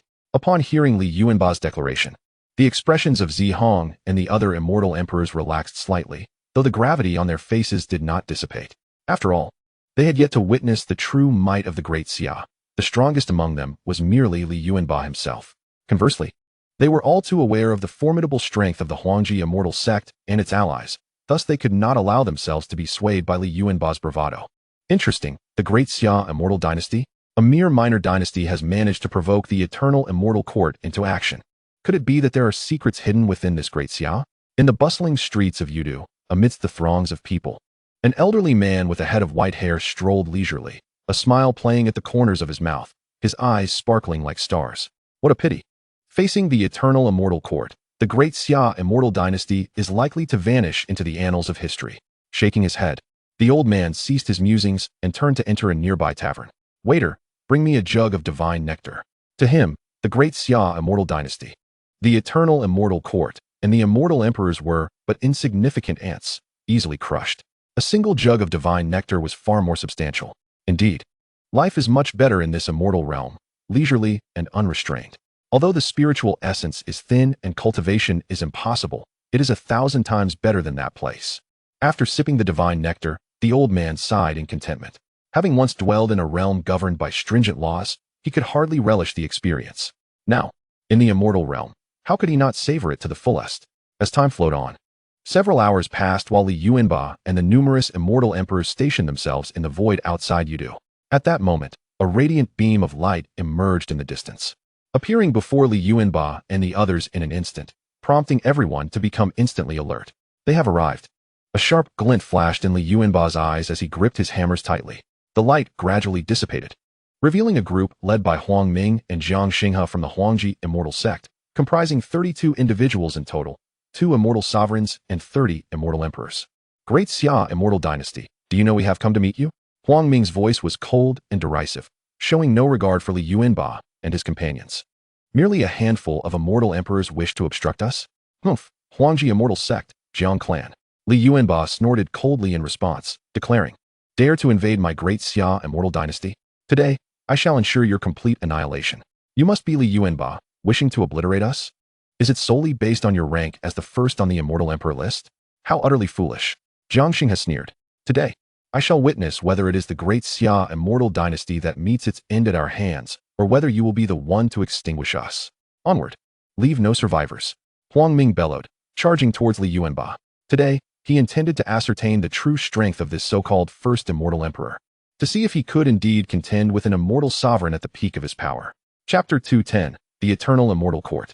Li Yuanba burst into hearty laughter, his voice resonating throughout the void. You truly believe you can extinguish my great Xia? Allow me to enlighten you on just how naive you are. A determined light flashed in Li Yuanba's eyes as he swung his hammers, resolutely taking a step forward. Boom. As he stepped forth, an overwhelming aura erupted from him, sweeping across the heavens. What? Consummate immortal emperor? Huang Ming halted momentarily, a look of disbelief crossing his face. How is this possible? Wasn't Li Yuanba at the pinnacle of the immortal emperor realm? How has he now become a consummate immortal emperor? Huang Ming could scarcely believe his eyes. Had Li Yuanba truly ascended from the pinnacle of the immortal emperor realm to its consummate state in but a matter of days? Previously, as an immortal emperor at the peak, Li Yuanba had already claimed the foremost position on the immortal emperor rankings, rivaling that of the immortal sovereigns. Now, having achieved the fullness of the immortal emperor stage, how formidable could he possibly be? Huang Ming was uncertain, yet he was acutely aware that he was no match for Li Yuanba at this moment. Xianxia, let's strike together, Huang Ming bellowed at Xianxia, and the two surged forward towards Li Yuanba simultaneously. Come forth. Haha. Li Yuanba laughed heartily, gripping his twin hammers tightly, and with blinding speed. He met their assault head-on. Die! His figure darted across the battlefield like a tempest, and wherever his colossal hammers passed, the very fabric of space seemed to tear asunder. Boom, boom, boom. With a single strike, he shattered Huang Ming and Jiang Xinghe's combined assault, unleashing a terrifying force that crashed down upon them. Bang! Upon contact with Li Yuanba's strike, the two were sent hurtling backwards, colliding violently with a distant mountainside that crumbled under the impact, sending debris and dust spiraling into the air. Cough, cough. How is this possible? Huang Ming and Jiang Xinghe struggled to rise from the ground, momentarily unable to fathom the scene before them. They had thought that even if Li Yuanba was immensely powerful, he would merely be on par with the two of them, immortal sovereigns. However, reality starkly illustrated that even united, they were no match for Li Yuanba. Ancestor, Huang Wujie and the others, witnessing their patriarch being vanquished in a single blow, were struck with horror, and as they prepared to act, they froze in place. How can this be? Li Yuanba is extraordinarily powerful. Are even our immortal sovereign ancestors incapable of contending with him? Is this so? Ants dare to speak of annihilating my great Xia? Li Yuanba sneered as he regarded the two. Li Yuanba, do not be so arrogant. Huang Ming shouted defiantly, stepping forward, his immense power radiating outward, enveloping Li Yuanba. Today, I shall demonstrate to you the true might of an immortal sovereign. Heavenly Thunder 9 breaks. Huang Ming invoked his celestial arts, charging towards Li Yuanba with overwhelming force. Li Yuanba smiled slightly, his twin hammers swinging once more, meeting Huang Ming's attack with an unstoppable force. Rumble. The very air seemed to shatter as their strikes collided, unleashing a tempest of energy. The clash of titans displayed the grandeur of their might. Yet, once again, Li Yuanba's assault overwhelmed Huang Ming's, barreling towards him. No. Huang Ming screamed in terror, but it was too late for evasive maneuvers. He could only brace himself against Li Yuanba's onslaught. Bang! Li Yuanba's hammer struck Huang Ming with a thunderous crash, filling the air with a thick, metallic scent of blood. Huang Ming's body was driven into the ground with such force that a vast, bottomless crater was formed beneath him. Huang Ming, Jiang Xinghe's face paled, and he urgently called out, "Didn't you say your Huangji immortal sect could handle this Li Yuanba? I implore you, senior, take action to slay him." Huang Ming's expression darkened, his voice twisted with rage as he shouted into the void, "No one can save you now." Li Yuanba roared, and his twin hammers soared into the sky, transforming into colossal iron mauls that descended upon the two like a dark omen. Their faces turned pale with dread, as they realized that should they be struck by this attack, their demise would be assured. Just as Li Yuanba's giant hammer was about to descend, a figure suddenly appeared before Huang Ming and Jiang Xinghe, intercepting the lethal blow with a single hand. Boom! The hammer clashed with the palm, producing a deafening roar that reverberated through the air, halting the hammer's momentum entirely. All gazes turned to the figure. A middle-aged man clad in a black robe stood resolutely before Huang Ming and Jiang Xinghe, having shielded them from this catastrophic strike. It was none other than Bu Yin of the Eternal Celestial Court. "Thank you, senior, for your timely intervention," Huang Ming exclaimed with gratitude upon seeing Bu Yin. "Thank you for saving our lives, senior." Jiang Xinghe echoed his sentiments. Had this individual not appeared, they would surely have perished under Li Yuanba's ferocious strike. "Who are you?" Li Yuanba regarded the sudden arrival, a grave expression crossing his features. This man radiated strength far beyond that of Huang Ming and Jiang Xinghe. Could this be the hidden ace of the Huangji immortal sect against his great Xia celestial dynasty? Bu Yin met Li Yuanba's gaze, astonishment flickering within him. From the previous clash, he sensed that this individual possessed power that could rival the pinnacle of the immortal sovereign realm. It was astonishing that Li Yuanba, at the peak of the immortal emperor stage, could hold such strength. What kind of prodigy was this? How could the Moko ancient clan dare to send such a remarkable talent to his eternal celestial domain? Did they not fear that he would be vanquished by the eternal celestial court? Or was there a force present here that was unafraid of the eternal celestial court? Eternal celestial court, Bu Yin, he responded coolly to Li Yuanba's inquiry. Eternal celestial court? Li Yuanba furrowed his brow at Bu Yin's words, a trace of confusion crossing his face. He had never heard of this faction. Did such a power exist in Kanglan continent? As Bu Yan's words fell, a collective expression of shock spread among the bystanders, aside from Li Yuanba and Huang Ming. This man was indeed from the eternal celestial court? As beings of the eternal celestial domain, they had existed here for countless years and could not possibly be unaware of the eternal celestial court. The mightiest force in the eternal celestial domain, one of the 9 immortal powers of the celestial realm, governing the entire domain. They were baffled as to why a member of the eternal celestial court would appear in a place like Kanglan continent. Did the emergence of the great Xia celestial dynasty warrant the attention of the eternal celestial court? Eternal celestial court? Jiang Xinghe's expression was blank.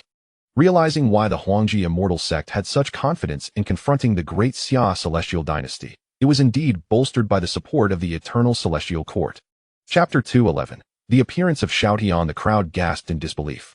How could it be that the eternal celestial court would assist the Huangji immortal sect? Behind Li Yuanba, Zihong, and the others turned ashen. They could not comprehend why the eternal celestial court would suddenly appear, especially to aid the Huangji immortal sect. You are aware of the eternal celestial court? Li Yuanba turned to Zihong, inquiring. Generally, the eternal celestial court is one of the 9 immortal powers within the celestial realm. The entire eternal celestial domain is under its jurisdiction. Zihong explained with a wry smile. One of the 9 immortal powers? Li Yuanba was taken aback, realizing just how formidable the eternal celestial court truly was. To be counted among the 9 immortal powers of the celestial realm indicated immense strength. Yet, his great Xia celestial dynasty had no dealings with this eternal celestial court. Why would they send someone here? Does the eternal celestial court intend to meddle in the affairs of my great Xia? Li Yuanba glared at Bu Yan, his voice icy as he questioned. The great Xia celestial dynasty may not be aware of your origins, but do you think you can conceal them from the eternal celestial court? Bu Yan let out a cold laugh and questioned. What? You claim to know the origins of my great Xia? Upon hearing Bu Yan's words, Li Yuanba's expression abruptly shifted.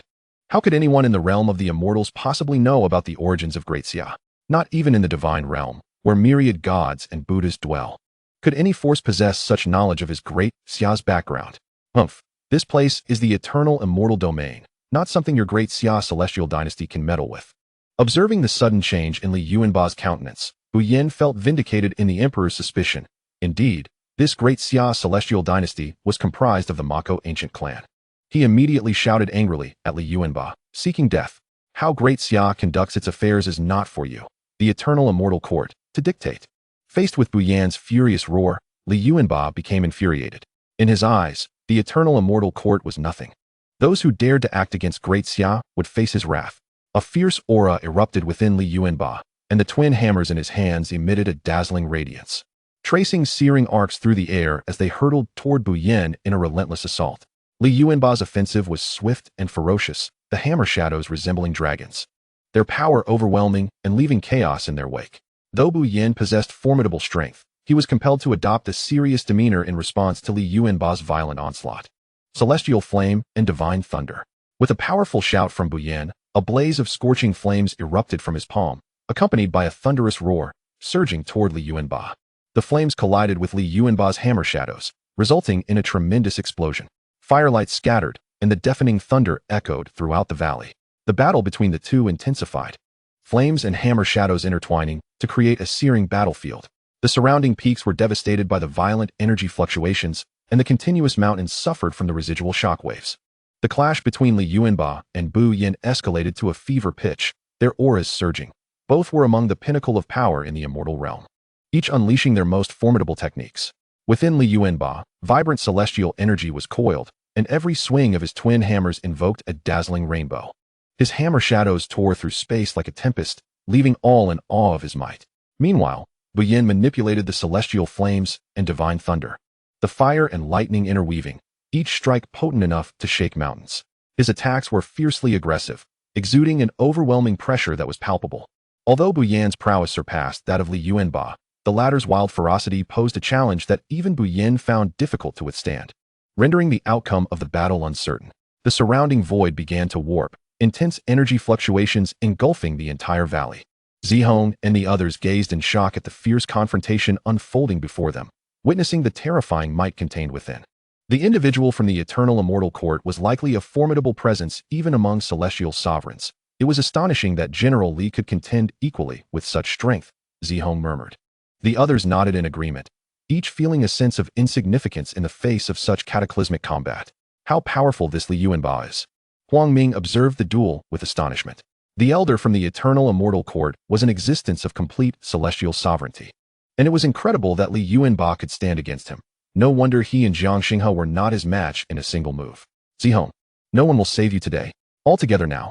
At that moment, from a distance, Huang Wujie bellowed, charging toward Zihong and the others, followed by dozens of celestial emperors. At this juncture, as Li Yuanba battled the strong man from the eternal immortal court, it was the perfect opportunity for them to annihilate Zihong and his companions. How could they let this chance slip by? Faced with the sudden onslaught from Huang Wujie and his men, Zihong and the others were thrust into a precarious situation, each unleashing their most powerful attacks to fend off the assault from Huang Wujie's group. However, against the might of the Huangji celestial sect, Zihong and his companions found themselves utterly unable to resist. The disparity in their strengths rendered the situation exceedingly dire. Just as despair began to creep into Zihong and his companions, a powerful aura suddenly emanated from afar, heralding the appearance of a figure before their eyes. Emperor. Upon seeing this figure, Zihong and the others were instantly revitalized, exclaiming in delight.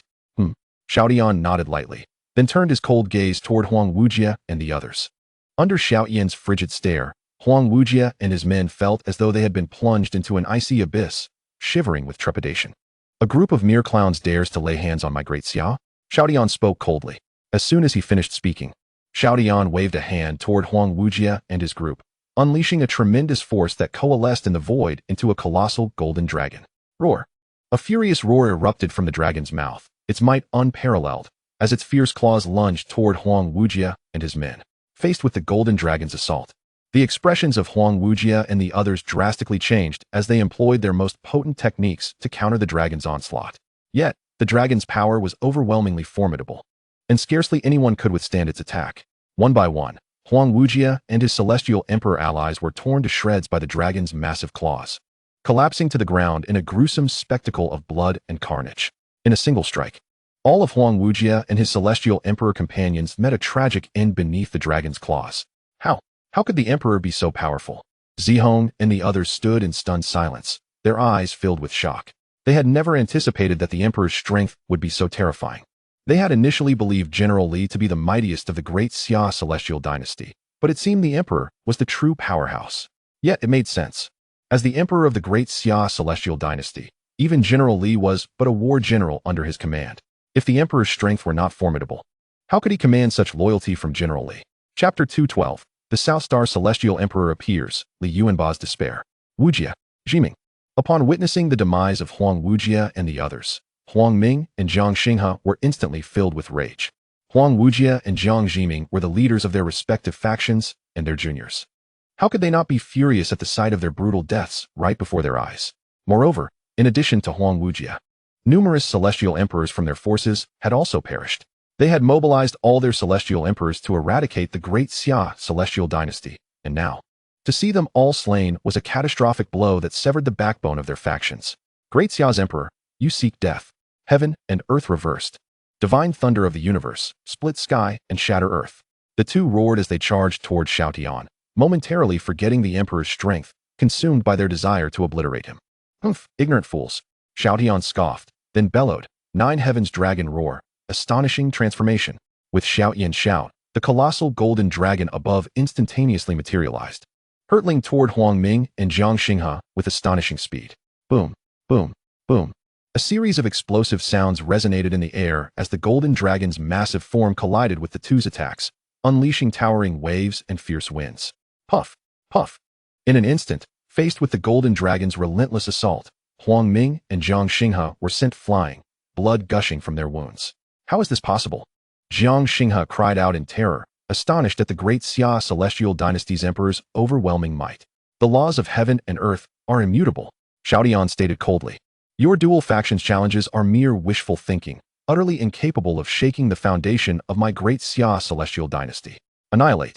As the words fell, the golden dragon surged forth, directly engulfing the two individuals, Huang Ming and his companion, in a horrific display. The battlefield was instantly shrouded in silence, with only the low, resonant hum of the golden dragon reverberating through the void. Bu Yan, who was embroiled in combat with Li Yuanba, also noticed the demise of Huang Wujie and others. and his brow furrowed in concern. The heaven-shattering hammer. Seizing the moment of distraction, Li Yuanba swiftly closed the distance, bringing his massive hammer crashing down upon Bu Yan. Damn it! Sensing the overwhelming momentum of Li Yuanba, Bu Yan cursed vehemently and retaliated. However, caught off guard by the ferocity of Li Yuanba's assault, Bu Yan momentarily lost his focus. Boom! The hammer struck true, sending Bu Yan careening through the air, crashing into a distant mountain range. Boom, boom, boom. The entire mountain range shattered into pieces, collapsing in a cacophony of destruction. Li Yuanba sneered coldly, his form like lightning as he pursued relentlessly. Dare to strike against my great Xia? No one from the eternal celestial court shall escape unscathed. His voice was icy and commanding, and in an instant, he appeared before Bu Yan. Die! Li Yuanba raised his colossal hammer, infused with boundless killing intent, and brought it down upon Bu Yan. Filled with dread, Bu Yan hastily summoned all his celestial power in an attempt to defend, but against Li Yuanba's domineering assault, his defenses crumbled instantaneously. Boom! With a tremendous roar, Bu Yan was again sent flying, utterly devoid of combat ability. Puffed, coughing, he spat out a mouthful of blood, his complexion turning ashen. Completely unable to withstand Li Yuanba's might. South Star Celestial Emperor, save me. As Li Yuanba pressed his assault once more, Bu Yan's expression shifted dramatically, and he cried out desperately. Sigh. Suddenly, a profound sigh echoed from the heavens, accompanied by an overwhelming, suffocating aura. As this terrifying presence manifested, Li Yuanba found himself immobilized, unable to advance even an inch. Who dares to interfere in the affairs of my great Xia celestial dynasty? Li Yuanba's face contorted in shock as he shouted into the void. To have been bound merely by aura. What kind of existence is this? Great Xia celestial dynasty. You have gone too far. The voice resounded again, and Li Yuanba's gaze shot upward. There, a middle-aged man clad in resplendent robes, exuding an air of solemnity, materialized in the void, radiating an overwhelming power that demanded attention. It was none other than the South Star Celestial Emperor. Who are you? Upon the appearance of this figure, Li Yuanba bellowed with rage. The South Star Celestial Emperor regarded Li Yuanba with a detached gaze, a flicker of coldness flashing in his eyes. Yet, a complete celestial sovereign overpowering another celestial sovereign. How remarkable! The Mo ancient clan has birthed such a prodigy. Ignoring Li Yuanba's inquiry, the South Star Celestial Emperor continued, astonished yet tinged with a hint of murderous intent. For a celestial sovereign to triumph over another of the same level is indeed shocking. Never before has such a prodigy graced the celestial realm across countless epochs. Yet, here stands this marvel before me. A member of the Mo ancient clan. How could I not be astonished? What Mo ancient clan? Who are you truly? Li Yuanba struggled fiercely. Yet he found himself utterly incapable of breaking free from this man's grasp, revealing a hint of confusion at the South Star Celestial Emperor's words. I am clearly a member of the great Xia celestial dynasty. When did I become one of the Mo ancient clan? Huh? Even now, you seek to quibble? The South Star Celestial Emperor shook his head with a smile, his gaze sharpening as he fixed it upon Li Yuanba. What business does your Mo ancient clan have in my eternal celestial domain? Bastard! I am clearly a member of the great Xia celestial dynasty. When did I become one of your so-called Mo ancient clan? Li Yuanba erupted in furious curses. As a paragon of Huaxia, to be labeled as a member of the Mo ancient clan was an affront to his dignity. What kind of nonsense is this Mo ancient clan to presume to be associated with Li Yuanba? Seeking death. Hearing Li Yuanba's words, the South Star Celestial Emperor's countenance darkened, realizing that even in the face of imminent death, Li Yuanba remained unrepentant and utterly arrogant. Truly, they are just like the Mo ancient clan, regarding no one with respect. Without further ado, the South Star Celestial Emperor pointed a single finger at Li Yuanba, and in an instant, a beam of golden light shot forth, aimed directly at Li Yuanba's forehead. Li Yuanba's expression turned grave as he beheld the approaching golden light. At that moment, he found himself paralyzed, utterly incapable of evading the South Star Celestial Emperor's assault. Am I to perish? Feeling the terrifying force behind the attack, Li Yuanba understood that if struck, death was inevitable. Emperor, I shall take my leave first. In the next life, I will fight for you across the realms. Li Yuanba despairingly closed his eyes, knowing he could not withstand the South Star Celestial Emperor's onslaught. Dragon God, lament. Boom. Just as the golden light was about to strike Li Yuanba, a resounding shout pierced the air, and a massive golden dragon surged forth, colliding directly with the South Star Celestial Emperor's attack. The immense energy released filled the heavens and the earth, erupting in a series of thunderous roars. Yuanba, are you unharmed? As the South Star Celestial Emperor's attack dissipated, a figure appeared before Li Yuanba. It was Xiao Tian. Hearing Xiao Tian's voice, Li Yuanba slowly opened his eyes. Emperor? Upon seeing Xiao Tian, Li Yuanba felt a surge of joy, but his expression abruptly shifted as he anxiously called out, Emperor, flee. This man's power is too terrifying. I am no match for him at all. Chapter 213. The reappearance of King Yu. The eternal celestial domain trembles. You are the Emperor of Great Xia? The South Star Celestial Emperor regarded Xiao Tian with a hint of surprise. To withstand his strike, though it was merely a casual blow, was no feat that just anyone could achieve. At the very least, one must possess the strength of a celestial emperor. Could this person truly be the mastermind of the Mo Ku ancient clan? Eternal Celestial Court? It seems that my Great Xia has no entanglements with you. Why trouble us? Xiao Tian's expression was grave. The appearance of the South Star Celestial Emperor had indeed taken him by surprise. He had not anticipated that the Royal Extreme Celestial Sect could summon someone from the Eternal Celestial Court to deal with Great Xia. System, what is this person's realm? While inquiring about the South Star Celestial Emperor, Xiao Tian also questioned the system in his mind. This individual's strength was inscrutable, merely by aura. He had been able to subdue Li Yuanba, undoubtedly the strongest he had encountered since entering the Celestial Realm. Host. This individual is at the pinnacle of the Celestial Emperor realm. The pinnacle of the Celestial Emperor. Upon hearing the system's response, Xiao Tian's face revealed astonishment. The Eternal Celestial Court has dispatched a complete Celestial Emperor to contend with Great Xia? A complete Celestial Emperor. What manner of being is this? Standing atop the pinnacle of the Celestial Realm? Why would such a formidable presence come to confront Great Xia? No entanglements? Upon hearing Xiao Tian's words, the South Star Celestial Emperor smiled faintly. This place is the Eternal Celestial Domain. Your Mo Ku ancient clan appearing within my Eternal Celestial Court's territory is an affront to me. Mo Ku ancient clan. Xiao Tian furrowed his brow, perplexed. When did Great Xia become associated with the Mo Ku ancient clan? Even now, you refuse to acknowledge it? The South Star Celestial Emperor's expression turned slightly frosty as he declared, Then you shall accompany me to the Eternal Celestial Court. With that, he waved his hand toward Xiao Tian.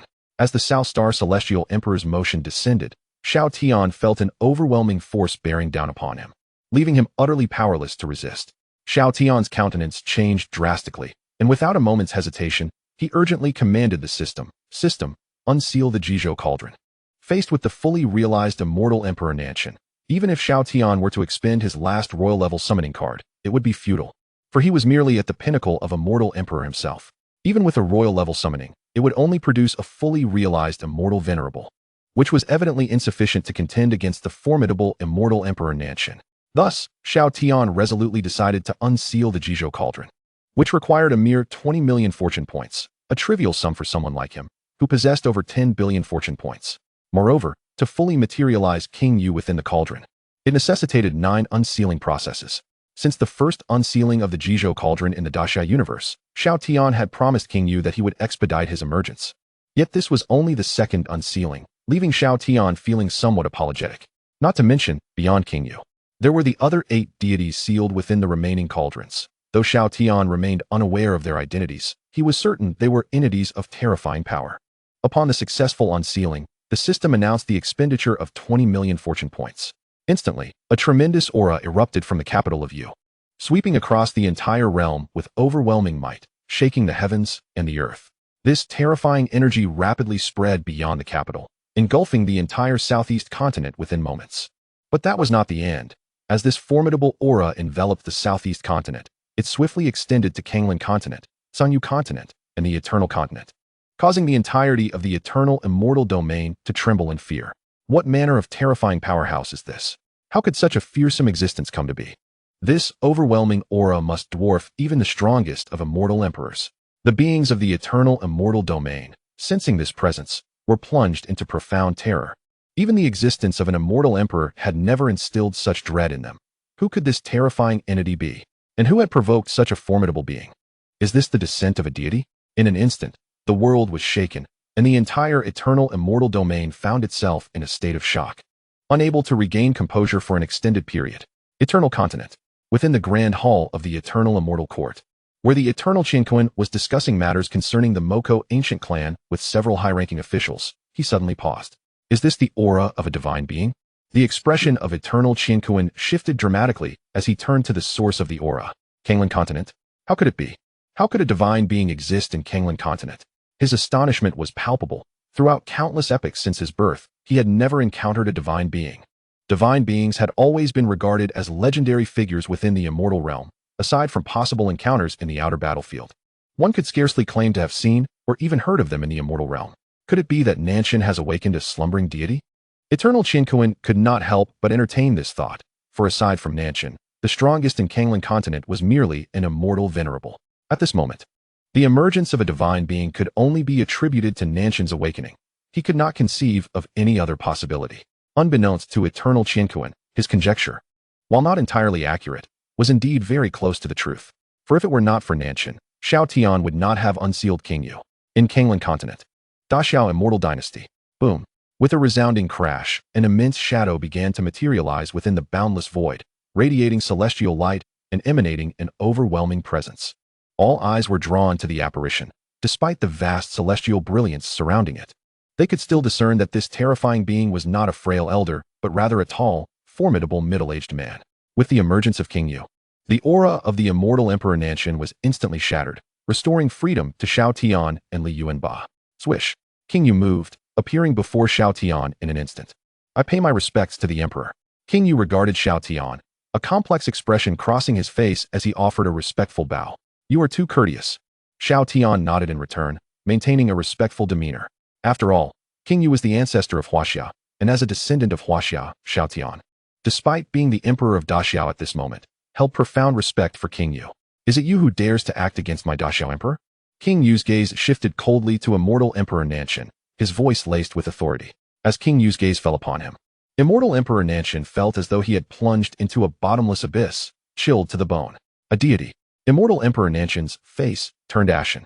He had merely acted against a so-called immortal dynasty. How could it provoke the emergence of a deity? How could the Daxiao immortal dynasty be so formidable as to harbor a slumbering divine being? Moreover, this divine being treated the emperor of Daxiao with such reverence. Who exactly was this emperor? Chapter 2:14. The retreat of the heavenly Tao in the capital of Yu. The elder who was sipping fine nectar suddenly paused, his eyes fixating on the figure of Xiang Yu outside the capital. A divine shadow? How intriguing. The existence of a divine being within the immortal realm.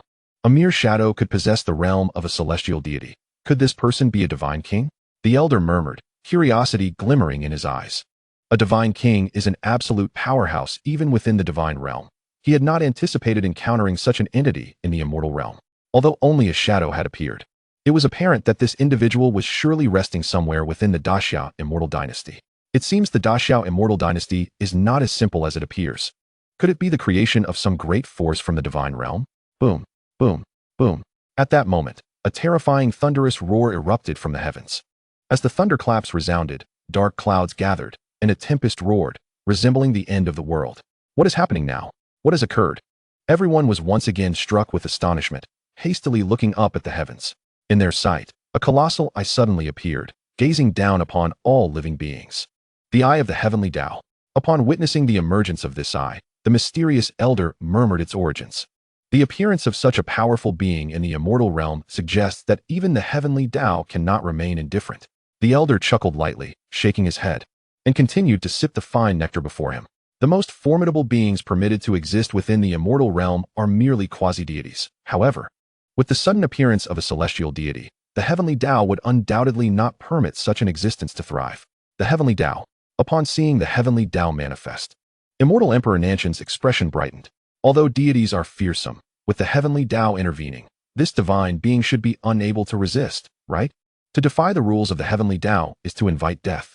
As the eye of the heavenly Tao materialized, a chilling voice echoed through the void. Boom. As the voice fell, a terrifying divine lightning surged toward Xiang Yu. Xiang Yu's gaze turned icy, and in an instant, he vanished with Xiao Tian and Li Yuanba, reappearing miles away. Heavenly Tao, you dare to strike at me? One day, when I fully emerge, I shall make you stain the heavens with blood. Xiang Yu bellowed at the eye of the heavenly Tao, his voice booming with authority. At this moment, he could only retaliate once. So in the face of the heavenly Tao's assault, Xiang Yu could only evade. Hearing Xiang Yu's roar, everyone felt the eye of the heavenly Tao momentarily hesitate, as if caught in a moment of indecision. How is this possible? The very embodiment of the heavenly Tao, reduced to a state of trepidation by this individual? The expressions of the onlookers were fraught with disbelief, particularly that of the South Chun immortal emperor and Buyan, whose faces were awash with incredulity. This is the heavenly Tao, the absolute sovereign of the immortal realm. While it may refrain from interfering in the development of the immortal realm, none would dare defy its will. Yet, at this moment, the heavenly Tao found itself ensnared in hesitation, provoked by a mere utterance from King Yu. Has this divine being grown so formidable that even the heavenly Tao harbors a sense of dread towards it? After a prolonged silence, the voice of the heavenly Tao echoed once more through the void. Do not disrupt the order of the immortal realm. Having spoken, the eye of the heavenly Tao slowly faded away, and tranquility descended upon the heavens once more. Clearly, the heavenly Tao could not afford to overlook King Yu's words. At present, King Yu was but a fleeting specter, and even if it were to obliterate him, it would prove futile. In the future, when King Yu's true form emerged, he would undoubtedly seek retribution. Though the heavenly Tao stood as an unparalleled entity within the immortal realm, its strength was merely at the level of a divine king. In that realm, it was considered invincible, with none daring to confront it. Yet, when faced with divine beings of a higher echelon, it too was but a larger insect among the masses. The heavenly Tao has retreated? One word sufficed to send it fleeing? The crowd was left in a state of utter disbelief, unable to comprehend the astonishing spectacle that had unfolded before their eyes. Who was this person truly? The South Chun immortal emperor had not anticipated that this enigmatic apparition would possess such strength, compelling even the heavenly Tao to withdraw in fear. Suddenly, the South Chun immortal emperor shuddered, as though plunged into an abyss of terror, for at this moment, King Yu's gaze fell upon him once more. Under King Yu's scrutiny, the South Chun immortal emperor found himself engulfed in profound dread. Do you wish to perish, or do you wish to live? A calm voice emanated from King Yu, resonating throughout the heavens and earth. Such audacious and commanding words struck the ears of the South Chun immortal emperor and the others like thunder, stirring a tempest within their hearts, leaving them profoundly shaken. Here stood a paragon of the immortal emperor realm, the pinnacle of the immortal realm. Yet, at this moment, the matter of life and death lay entirely within the whims of this individual. How excruciatingly surreal. The South Chun immortal emperor's mind raced in turmoil. He understood that before this specter, he was but a lamb awaiting slaughter. I wish to live. In response to King Yu's inquiry, the South Chun immortal emperor could only reply with a quivering voice. After enduring great hardships to attain the realm of immortal emperor, he was on the brink of becoming a legendary divine being. Who among them would choose death when life was still an option? Submit to my great Xia, and you shall live. The South Chun immortal emperor had never envisioned a day when he would confront such a predicament. He was acutely aware that any refusal would lead to his erasure, leaving no trace of him in the entire immortal realm. Under King Yu's watchful gaze, the South Chun immortal emperor gradually bowed his head. I am willing to submit to the great Xia immortal dynasty and serve it. His voice was faint, betraying the trepidation and uncertainty that churned within him. Seeing this, King Yu nodded in satisfaction and turned his gaze towards Xiao Tian. Your Majesty, is there aught else you require of me? Upon hearing this, Xiao Tian pondered for a moment before replying. The eternal immortal court has unjustly struck against our great Xia. It requires your Majesty's demonstration of might. Very well. King Yu assented, and with a sweep of his consciousness, he enveloped the entirety of the eternal immortal domain. In an instant, King Yu's figure vanished from sight, reappearing above the vast expanse of the eternal immortal court. The eternal immortal court has brazenly attacked our great Xia immortal dynasty. Today, I shall impart a lesson upon you. Should you dare to act again, your existence will become unnecessary. King Yu's authoritative voice reverberated throughout the eternal immortal court, instilling an overwhelming sense of oppression upon all within. What is happening? Who dares to intrude upon my eternal immortal court? Chaos erupted within the eternal immortal court as its inhabitants were thrown into disarray.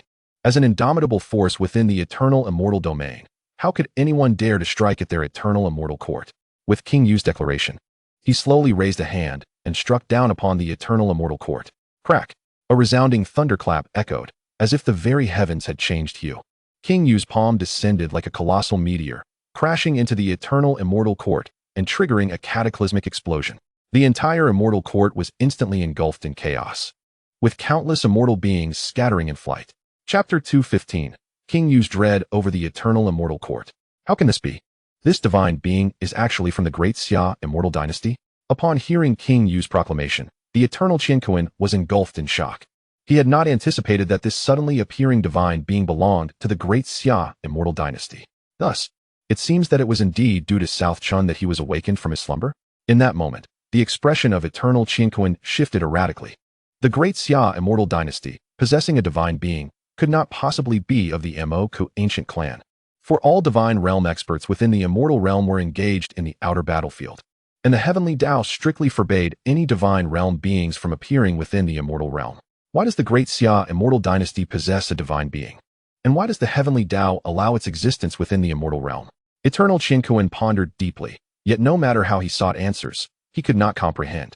And the heavenly Tao would not intervene to provide clarification. Predecessor, I beseech you to show mercy. As King Yu's attack fell, several figures surged forth from the eternal immortal court, appearing before him. Each of these figures was a powerful immortal emperor, with the foremost among them being the fully realized immortal emperor, Eternal Qin. The emperor has arrived, and with him, numerous formidable beings from the eternal immortal court. This individual shall certainly be vanquished by the emperor and his allies. With the appearance of Eternal Qin, countless beings within the eternal immortal court displayed expressions of elation. In their eyes, the emperor's personal involvement meant that any foe would inevitably be annihilated. You are the emperor of the eternal immortal court? King Yu directed his gaze at Eternal Qin, speaking coldly. Indeed, that is I. In the face of King Yu's scrutiny, Eternal Qin was filled with dread. This is merely to teach your eternal immortal court a lesson.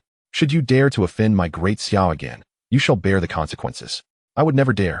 I was unaware that the great Xia immortal dynasty was under your auspices. There shall be no next time. King Yu snorted coldly, and with a flicker of his figure, he vanished before the eyes of Eternal Qin and the others. What just happened? The onlookers were left utterly astounded.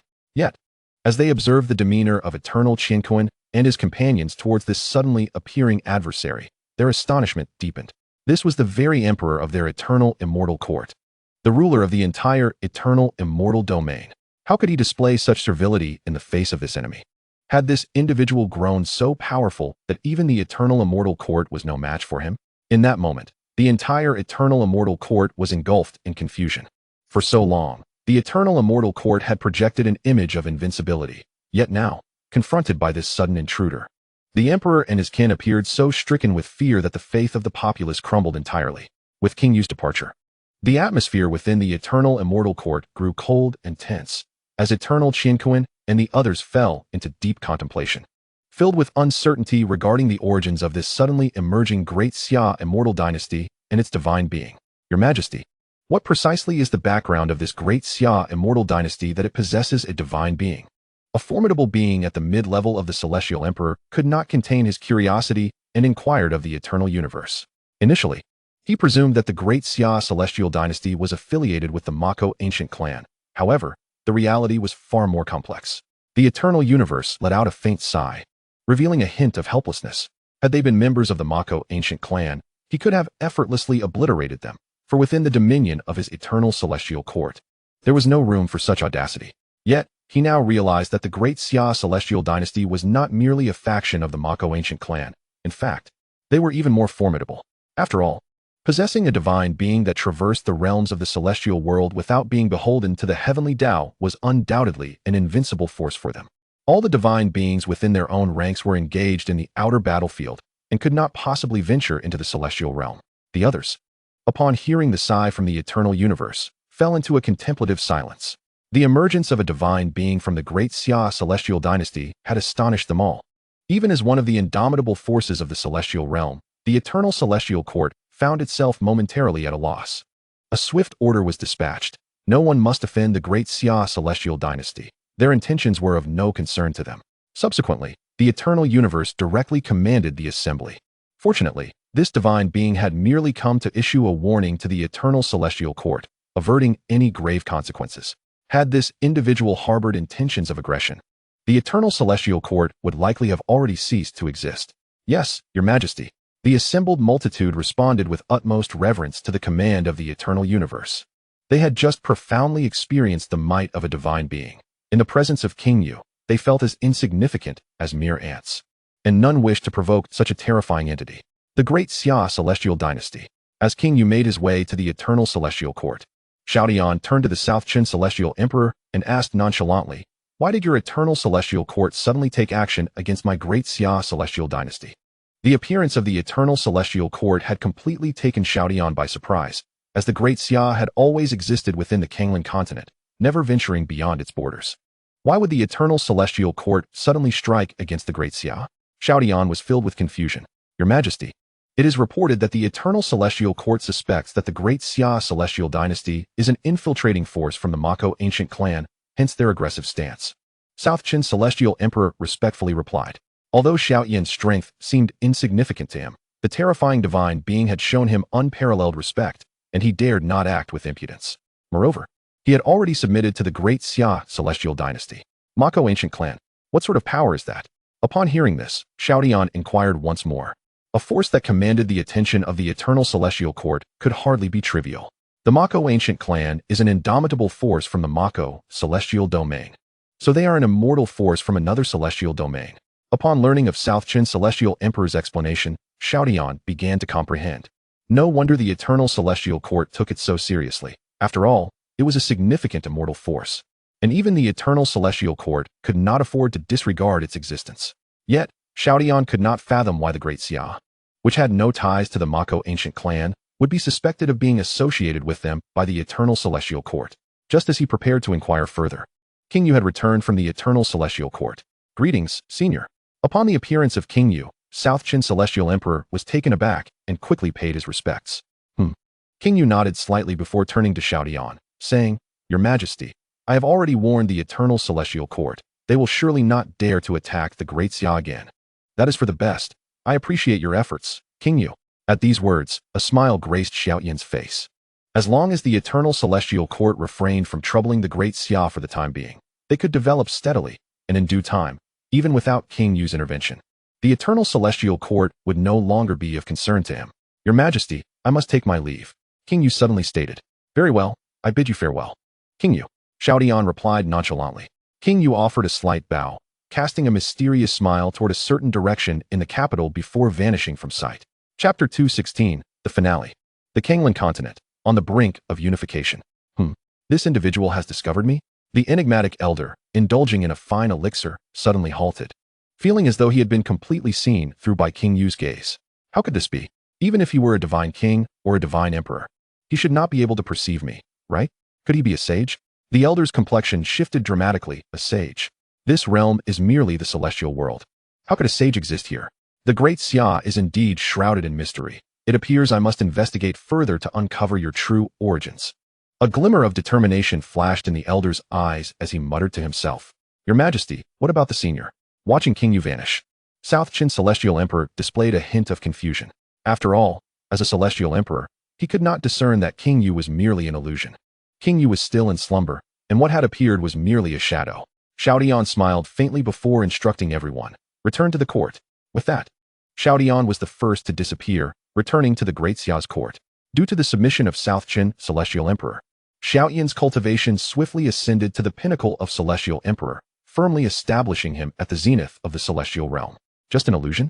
South Qin Celestial Emperor gazed absently at Xiao Yan's departing figure, disbelief etched in his eyes. Such a powerful divine being was merely an illusion? If this individual were to awaken fully, what kind of existence would he be? South Qin Celestial Emperor dared not contemplate further. The might of King Yu was beyond his imagination. Should King Yu emerge on the outer battlefield, he would undoubtedly be an unmatched force. Although he was unaware of King Yu's true realm, he knew that he was certainly not comparable to the lower-tier divine beings on the outer battlefield. After all, those beings were profoundly fearful of the heavenly Tao. Otherwise, they would not be deterred from entering the celestial realm due to its rules. Yet King Yu, appearing as merely an illusion, had effortlessly repelled the heavenly Tao. If he were to reveal his true form, even the heavenly Tao would likely tremble in fear. Let us depart. Back to the court. Li Yuanba cast a casual glance at South Qin Celestial Emperor and remarked. With that, he strode directly toward the Great Xia court, seemingly indifferent to South Qin Celestial Emperor's astonishment. Throughout the annals of Chinese history, there have been countless formidable predecessors. Now, merely the emergence of King Yu is enough to elicit such shock. What will happen when sages and the 3 sovereigns and 5 emperors make their appearance? South Qin Celestial Emperor regained his composure and smiled faintly. South Qin Celestial Emperor? At this moment, from a distance, Buyan approached South Qin Celestial Emperor. Buyan, I have now submitted to the Great Xia Celestial Dynasty. You should return and inform the eternal universe that if they wish to avoid the downfall of the eternal celestial court, it would be wise not to oppose the Great Xia Celestial Dynasty. After giving this directive to Buyan, South Qin Celestial Emperor followed in the footsteps of Li Yuanba into the Great Xia court, leaving Buyan alone in a state of confusion. At this moment, In South Qin Celestial Emperor's eyes, the Great Xia Celestial Dynasty was not only powerful but also shrouded in mystery. The Eternal Celestial Court could not possibly contend with the Great Xia Celestial Dynasty. Should the Eternal Universe insist on opposing the Great Xia Celestial Dynasty, it would only lead the Eternal Celestial Court to its own ruin. Moreover, since King Yu had already visited the Eternal Celestial Court to issue a warning, it was likely that the Eternal Universe would refrain from further hostilities against the Great Xia Celestial Dynasty. Upon hearing the words of the Southern Emperor, Yin could only manage a resigned smile. The outcome of this assault on the Great Xia was utterly unforeseen. Shaking his head, Yin departed from the scene. Returning to the Eternal Celestial Court, the Patriarch, in the distant void, along with the other celestial emperors from the Z family, remained in a state of shock. The emergence of King Yu left them all astounded. They had never anticipated that the Great Xia Celestial Dynasty harbored such a formidable powerhouse. In the face of this terrifying entity, even the Tao of Heaven and the Eternal Celestial Court had no choice but to retreat. Truly, the Great Xia Celestial Dynasty is fearsome. Zihong let out a soft sigh, a sense of dread washing over him as he remarked, "It is fortunate that my Z family joined the Great Xia Celestial Dynasty. Otherwise, we would surely have met the same fate as the Huangji Celestial Sect and the Zhang family. Indeed, who could have foreseen the Great Xia Celestial Dynasty's terrifying strength? Thankfully, the Patriarch made a judicious decision. Otherwise, my Z family would not have remained." Nearby, an elder from the Z family, who had attained the pinnacle of Celestial Emperor, also expressed his admiration. Not only he, but the other Celestial Emperors from various major factions were equally amazed. Initially, their choice to align with the Great Xia Celestial Dynasty stemmed from their apprehension of Li Yuanba's might. Now, everyone felt immensely invigorated by their decision. Alas, it was a pity for the ancestor, who must have perished at the hands of that perfected celestial sovereign from the Eternal Celestial Court. A flicker of helplessness crossed Zihong's face. Upon witnessing Yin's assistance to the Huangji Celestial Sect, he realized that the ancestor must have fallen victim to this individual. Otherwise, with Huang Ming and Jiang Xinghe's capabilities, they could never have retained the ancestor. Let us return to the court. With this matter concluded, the emperor must have numerous directives to issue. Indeed, although their power may not provide substantial aid to the Great Xia Celestial Dynasty, assisting the emperor with minor tasks should pose no difficulty. Salutations to the emperor. Within the Great Xia court, all civil and military officials gathered, respectfully bowing to the sovereign seated at the top. Noble ministers, no need for formalities. Thank you, Your Majesty. With the upper echelons of the Huangji Celestial Sect and the Jiang family, along with various major factions, largely eradicated, it was now time for our Great Xia to unify Kanglan continent. Xiao Tian pondered briefly before continuing. Li Xiang, Xiao Xiang, you two shall oversee this matter, while the Z family and the other celestial emperors shall assist. Within a month, ensure that Kanglan continent is thoroughly stabilized. Can you accomplish this? Rest assured, Your Majesty. We shall not disappoint you, the crowd hastily assured him. At this moment, the Huangji Celestial Sect and the Jiang family possessed, at most, a mere few celestial emperors. With the support of the Z family and other celestial emperors, subduing these factions would pose no challenge. The only slight difficulty lay in gaining the acceptance of all beings in Kanglan continent towards the rule of the Great Xia Celestial Dynasty. Though challenging, under the current intimidation exerted by Great Xia, who would dare openly oppose them? A month's time was more than sufficient to achieve complete unification of Kanglan continent. Excellent. As for the shortage of officials, Xiao Tian nodded lightly, then turned to Zhang Liang. Zhang Liang, you are tasked with conducting the imperial examinations within Great Xia, to be announced throughout Kanglan continent. Anyone of talent may participate. Our Great Xia welcomes all capable individuals. Li Bai and Changsun Wuji, you too shall assist. The three stepped forward, bowing respectfully. We shall obey.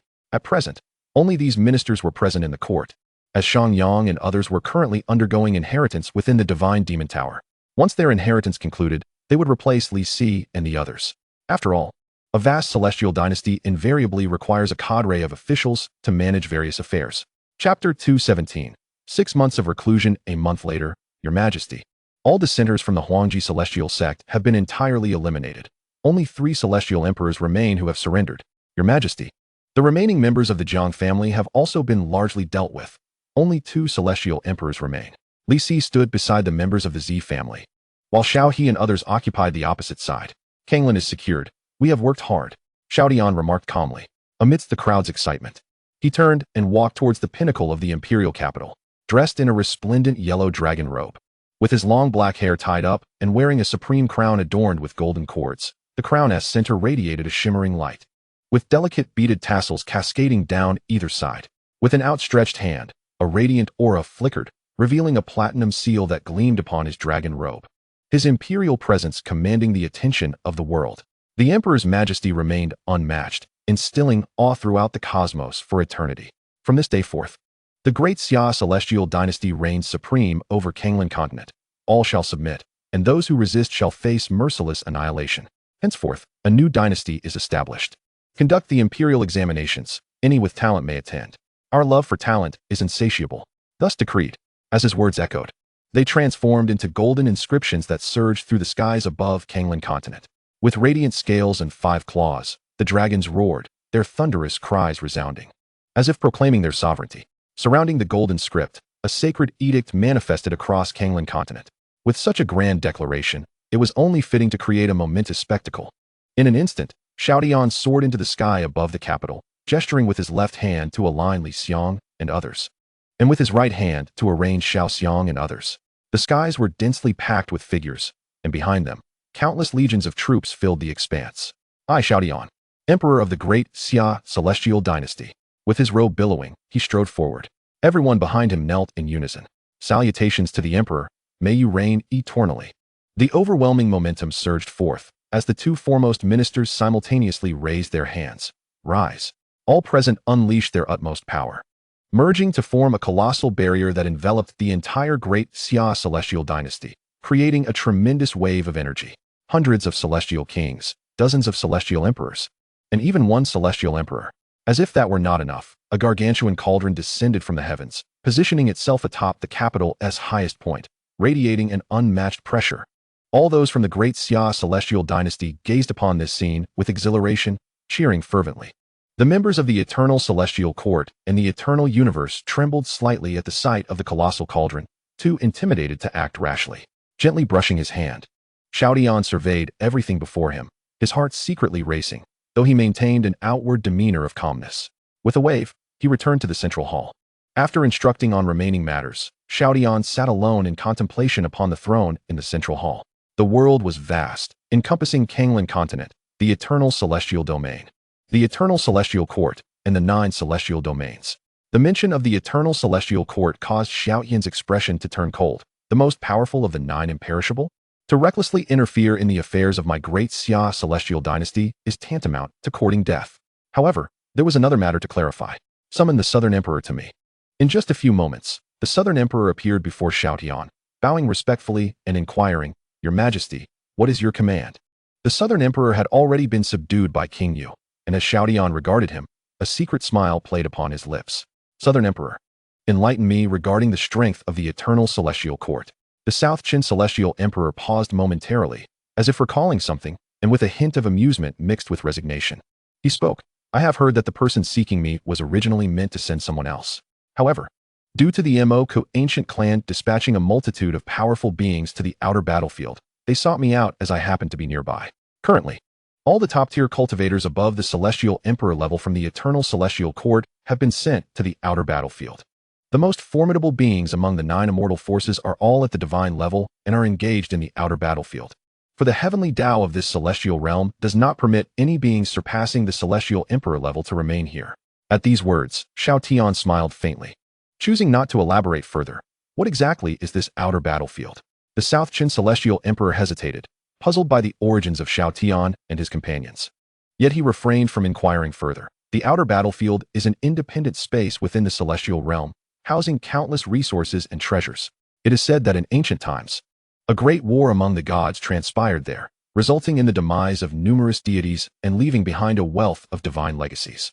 The 9 immortal forces have established themselves within the outer battlefield to acquire these divine inheritances and a plethora of divine artifacts. Naturally, conflicts are inevitable with the presence of the 9 immortal forces, leading to the eternal celestial court and the Mo Ku ancient clan becoming fierce adversaries. Interestingly, the Mo Ku ancient clan chose to attack just as the great Xia celestial dynasty appeared in the eternal celestial domain, which raises suspicions for the eternal Qianquan. Xiao Tian fell silent, contemplating how to respond, yet he mused, this outer battlefield seems intriguing, with all 9 immortal forces involved. How can our great Xia celestial dynasty lag behind? After signaling for the others to withdraw, he resumed his solitary contemplation. His fortune value had now reached 12 billion, allowing for some modest indulgence. However, he still lacked the most elite combat strength. Otherwise, various powerful beings would continue to emerge unexpectedly. He needed to adopt a more cautious approach. The Emperor Yu still required 7 more instances to unlock, and the system would undoubtedly increase the burden. The path ahead was arduous. If he were to unify the eternal celestial domain, what immense fortune value could he acquire? Subduing or capturing the remnants of the 9 immortal forces would surely yield significant rewards. A smile of satisfaction graced Xiao Tian's face. Knowing where to find a pillow when weary was essential. Nevertheless, he needed to stabilize the situation first, as his own strength had only recently reached the pinnacle of the Celestial Emperor level. While the apparent strongest among the 9 immortal forces were at the divine level, there might be hidden figures, the quantity of which remained uncertain. To be safe, it was imperative that everyone elevated their standing to a certain level. Currently known realms included Celestial Emperor, with subsequent stages being Semi-Divine, Divine Being, Divine Lord, and Divine King. The realms beyond that remained unknown and were likely beyond his current reach. There were still 3 major realms to ascend to the highest level of Divine Lord, which posed a significant challenge. He could only reach the Celestial Emperor level due to the feedback from South Chun. At this moment, the entire Kanglan continent seemed to be enveloped in a profound silence, submerged in a fervor of cultivation, especially among the populace in the capital, who, under Xiao Tian's subtle guidance, diligently dedicated themselves to deepening their practice. Time flew swiftly, and half a year later, amidst the swirling celestial energies and the sounds of shattering air, several figures emerged from the divine demon tower, racing towards the central great hall.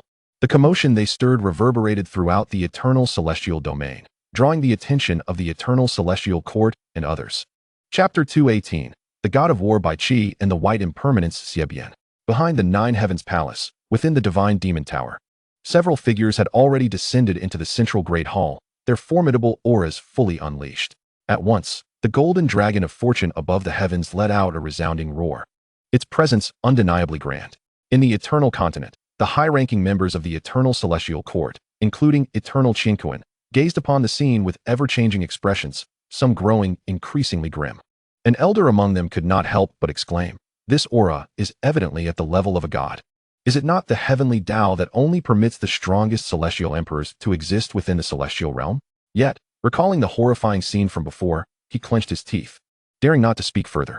The top powers of various continents witnessed numerous strong beings ascend into the skies, turning their gazes towards the unfolding spectacle. While the other 8 immortal forces also took heed, an undercover celestial emperor mused inwardly, "What is happening in the eternal celestial domain? How can it be that so soon? Divine energies are surging forth repeatedly? Is the world about to turn upside down?"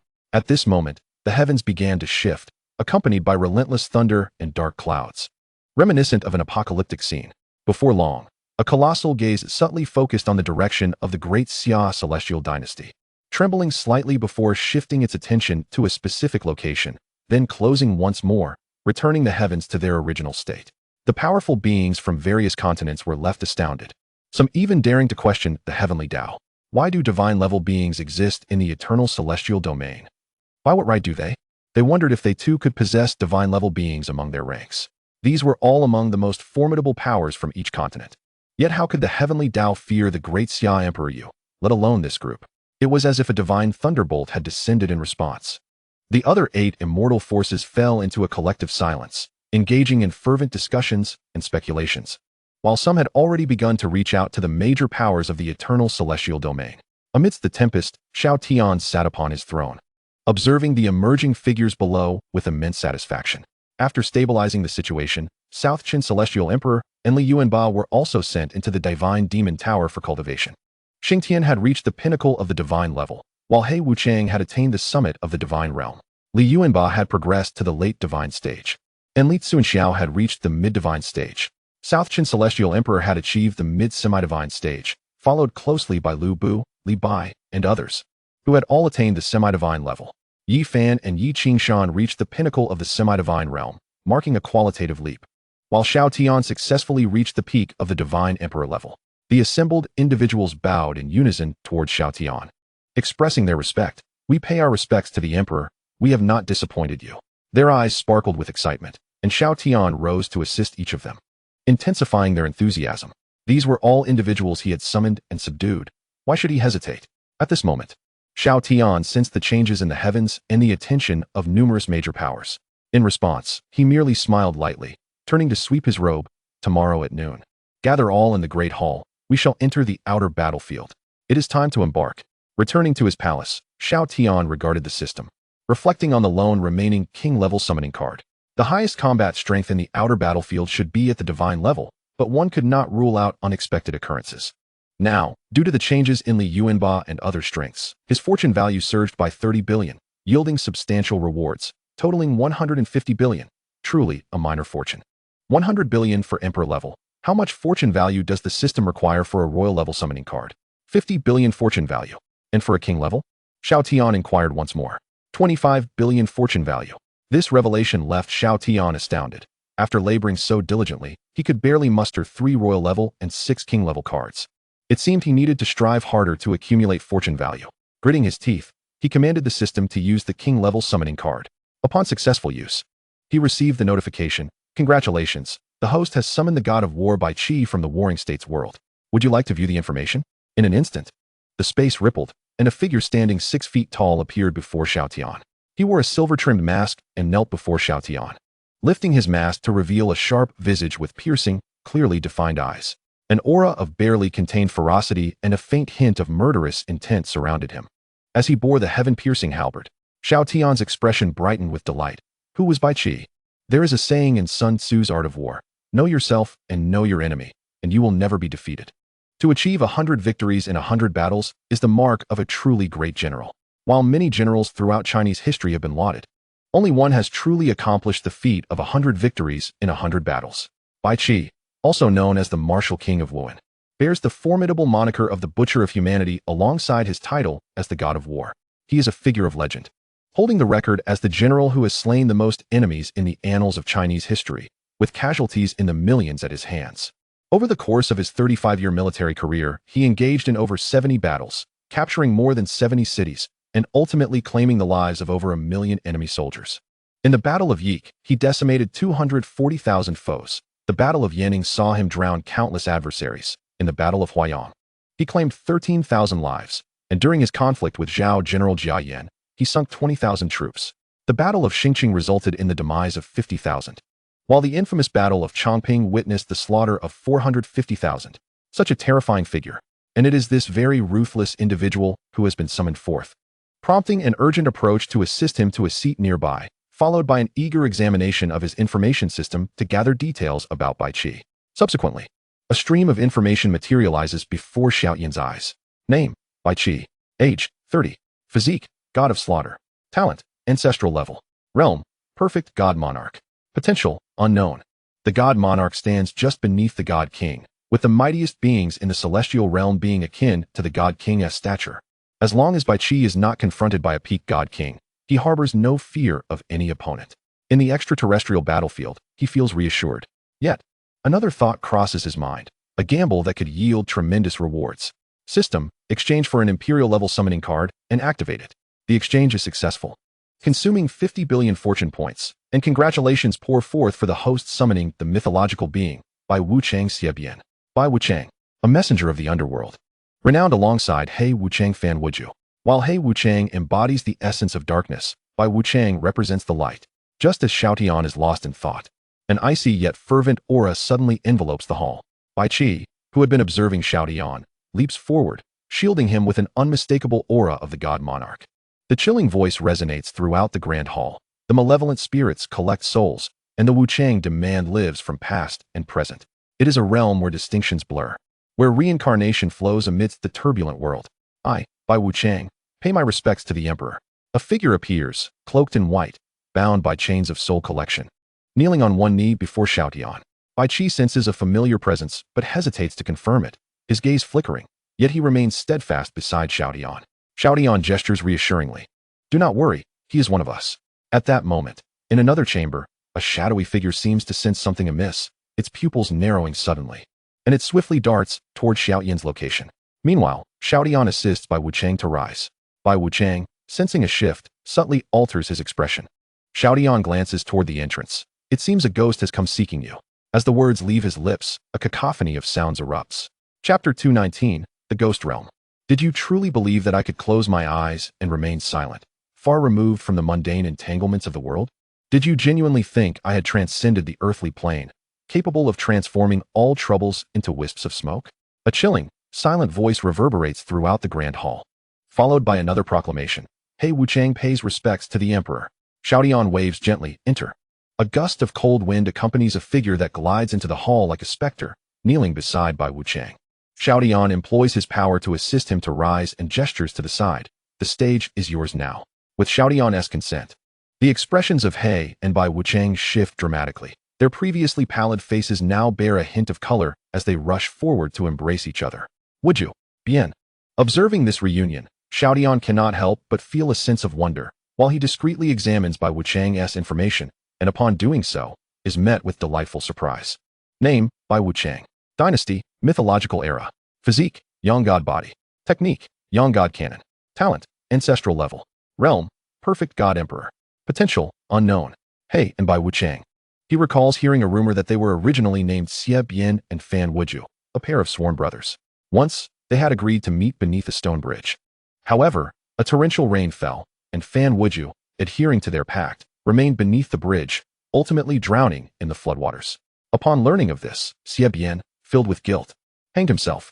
They arrived in the underworld, where their tale of loyalty moved the realm, leading to their roles as soul collectors, thus becoming known as He and Bai Wuchang. The veracity of this tale remains uncertain. As the two embrace, the chains of soul collection around them exude an intensely cold aura. They suddenly feel an unusual sensation, glancing around as if sensing something, yet nothing is distinctly visible. Emperor, the two of us together sense a peculiar aura, one that feels strangely familiar, yet foreign. Both He and Bai Wuchang kneel simultaneously. Xiao Tian contemplates, pondering deeply. Is it a sensation? As soul collectors of the underworld, an individual might not perceive it, but together, they do. Could it be a reflection of their thoughts? His gaze shifts again toward the two. What kind of sensation do you specifically feel? In unison, He and Bai Wuchang respond instinctively. The underworld. They exchange astonished glances. Xiao Tian muses silently. Could there exist a realm akin to the underworld? Or perhaps a place established before reincarnation? Could there be a ghost realm, paralleling the celestial realm? Lost in these thoughts, he resolves to act. He calls for Nanshun, a prominent figure within this eternal celestial domain, who is bound to possess knowledge of hidden truths. Nanshun, is there a realm equivalent to the celestial realm? For instance, the earth realm, the demon realm, the ghost realm? As Nanshun arrives, his attention is immediately drawn to the three figures beside him, his expression shifting drastically. Despite their lack of visible power, the overwhelming presence they exude is palpable. While he is familiar with He Wuchang, the aura emanating from Bai Wuchang and Bai Qi is unfathomable, leaving him feeling more intimidated than when confronted with the essence of the celestial Tao. He cannot help but marvel at Xiao Tian's formidable nature and hastily replies, yes. Xiao Tian, intrigued, presses further. How does one access such realms? Are there any records? Nanshun sighs, responding, it seems the earth realm is non-existent. Yet both the demon realm and ghost realm do exist, comparable to our own. There is also the demon realm, though it may be slightly weaker than ours. He casts a wary glance at the two figures beside him, internally lamenting Xiao Tian's might and the emergence of such formidable beings. And the ghost realm? Unknown. The ghost realm is shrouded in mystery. It is rumored that only deceased souls may enter. Has anyone attempted to escape their souls to explore? Upon hearing this, Nanshun's expression grows grave. Yes. But they returned empty-handed and nearly faced annihilation. Moreover, there are no records regarding it. I have scarcely heard of any accounts. After Xiao Tian inquires further, realizing no additional information can be gleaned, he dismisses Nanshun. Turning to He and Bai Wuchang, he remarks, the aura you sensed earlier likely emanated from the ghost realm, which may bear a striking resemblance to the underworld. Furthermore, if Nanshun's assertion holds true that only deceased souls can enter, then the similarities deepen. He Wuchang adds, our current forms are indeed manifestations of our soul bodies. We appear human, but are fundamentally souls. Initially, only He Wuchang could not sense it, yet with Bai Wuchang's arrival, they both can now feel it. This leads to two possibilities. Either sensing the ghost realm requires a certain soul essence infused with deathly energy, or it necessitates the presence of souls from the ghost realm, or similar. However, if previous attempts have failed, it is likely the latter, requiring the essence or soul of a ghost as a conduit, or perhaps only truly deceased souls can enter. Upon hearing Xiao Tian's conjecture, the group exchanges glances, marveling at the terror of it all, as he has unraveled so much from just a fragment of information. Xiao Tian ponders briefly. Can you both attempt to search for a way in? See if you can locate a means of entry. The two figures of the black and white impermanence exchanged a knowing glance, instinctively aware of their course of action. The ghostly energy emanating from their bodies surged forth, enveloping the grand hall in an instant. Just as this ominous aura threatened to spill outward, Xiao Tian decisively intervened, exerting control and releasing a protective force to shield the others, evoking a wave of gratitude among them. Observing this, the black and white impermanence unleashed their full pressure, the two soul-reaping ropes intertwined, pulsating with a strange aura, echoing with ominous incantations. Vengeful spirits, reap the souls. Impermanence, claim the lives. Mortal beings, retreat. Souls shall follow. When the king of hell calls you at the third watch, who dares to linger until the fifth? As the last words resonated, a deafening force erupted, the surrounding space subtly fracturing. A cacophony of chaotic sounds erupted, tearing open a rift, from which a terrifyingly powerful aura emanated, drawing an immense suction towards the black and white impermanence. Xiao Tian's expression shifted alarmingly. The aura from the grand hall permeated the entire immortal realm, causing the expressions of powerful beings from all corners to shift dramatically as they turned their gazes toward the great Xia celestial dynasty. Previously, when summoned, the aura of the white impermanence had not been released, but now it drew everyone's attention, particularly the Tao of Heaven, whose colossal eye once more loomed, albeit with an air of bashfulness and resentment, before it retreated. Other powerful beings stood in stunned silence. The remaining forces within the grand hall, belonging to the great Xia, rushed in, only to be dispersed by Xiao Tian, who enveloped the entire hall in his power, concealing all.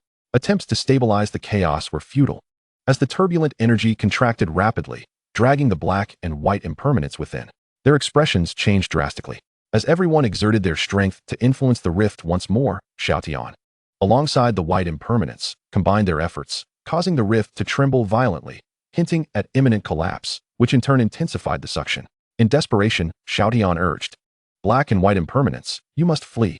The two figures surged outward with all their might, yet found themselves ensnared in place, their efforts proving futile. Even the formidable strength of the white impermanence yielding little effect. However, an odd sensation lingered between them. Chapter 220, Stepping into the Outer Battlefield. Though the suction was overwhelmingly powerful and terrifying, it also imparted a sense of irresistible allure, seemingly devoid of malice. After a brief exchange of glances, the two turned to Xiao Tian, suggesting, "Your Majesty, perhaps we should investigate further. We sense no harm. Rather, it draws us with a familiar feeling." Xiao Tian hesitated, but at that moment, the system interjected.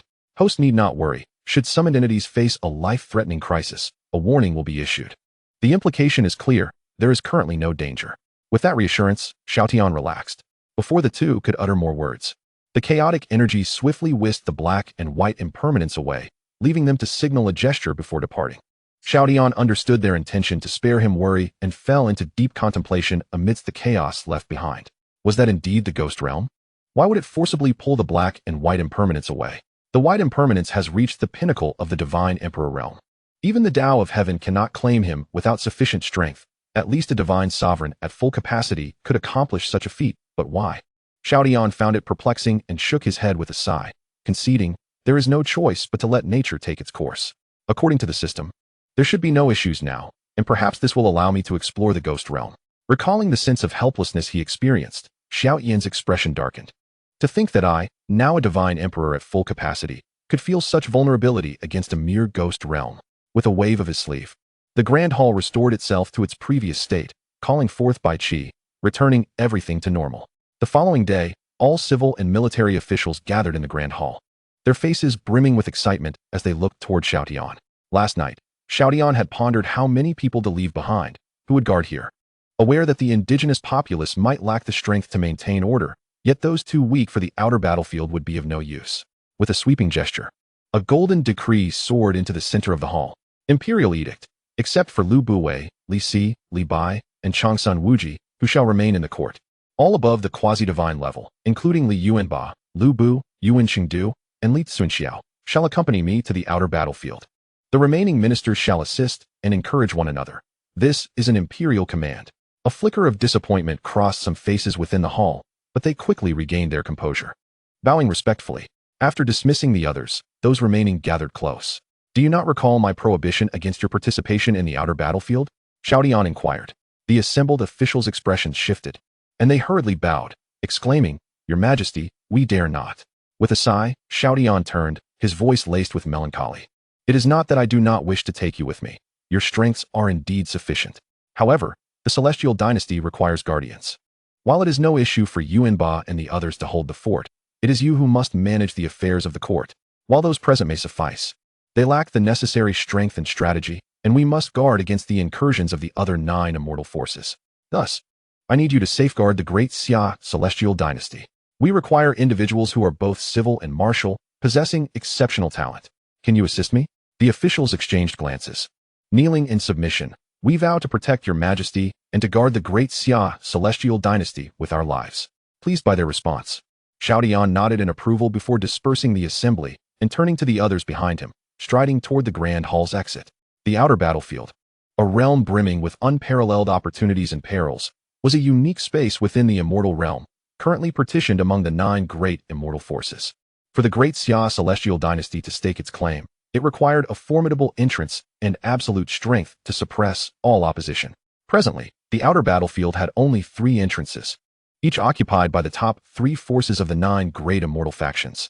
The subsequent 6 had discovered 2 additional entrances, and after countless skirmishes, they finally agreed to a shared utilization, each trio of forces using one. Now, for the great Xia Celestial Dynasty to enter, they would either need to forcefully attack the 9 immortal forces to seize an entrance or carve out a new one themselves. The latter posed challenges for the 9 immortals. But for Xiao Tian, that was an entirely different matter. Seizing an entrance was not beyond reach. Yet, as the esteemed emperor of the great Xia, why should he resort to such measures? In an instant, a tremendous aura erupted within the capital, unleashing a terrifying and vast might that shook the very heavens and earth. The colossal eye, filled with trepidation, turned toward Xiao Tian's direction, yet dared not act. The remaining 8 great celestial domains convened meetings. As the top forces among the 9 immortals faced unprecedented turmoil, the top 3 forces could no longer sit idle and promptly summoned an immortal council. All eyes in the immortal realm focused intently on this particular location. Even the wary Tao of heaven was no exception. In the eternal celestial domain, within the eternal celestial court, the atmosphere shifted dramatically. What does the great Xia Celestial Dynasty intend to do? Dispatch someone to apologize to the great Xia Emperor and bestow grand gifts. No, I shall go personally. Following closely, the immortal domain of heavenly variation and the immortal abandonment also sent emissaries forth. In the plaza behind the 9 heavens palace of the great Xia Celestial Dynasty, adjacent to the God and Demon Tower, Xiao Tian prepared to unveil a new entrance. With tremendous momentum, a resounding crash echoed, and in the next instant, a terrifying phantom emerged from the endless void, instilling fear in countless hearts. The phantom radiated celestial light, draped in a golden imperial robe, crowned with a dragon diadem. Exuding unmatched majesty, it extended a colossal hand toward the fabric of space, probing for the remaining entrances throughout the immortal realm, fervently searching for spatial coordinates. At last, the ethereal figure with golden pupils manifested, a colossal hand extending forth to grasp a certain point in space with a sudden ferocity. The air reverberated with the sound of shattering glass, echoing throughout the city of Yudu, as torrents of boundless energy surged forth, causing the entire Jiuxiao Palace to tremble violently. The spectral form enveloped the area, its power coalescing into a constantly shifting shield that took on a doorway shape, at its center swirling like a vortex, exuding an aura of enigma and a hint of lethal intent.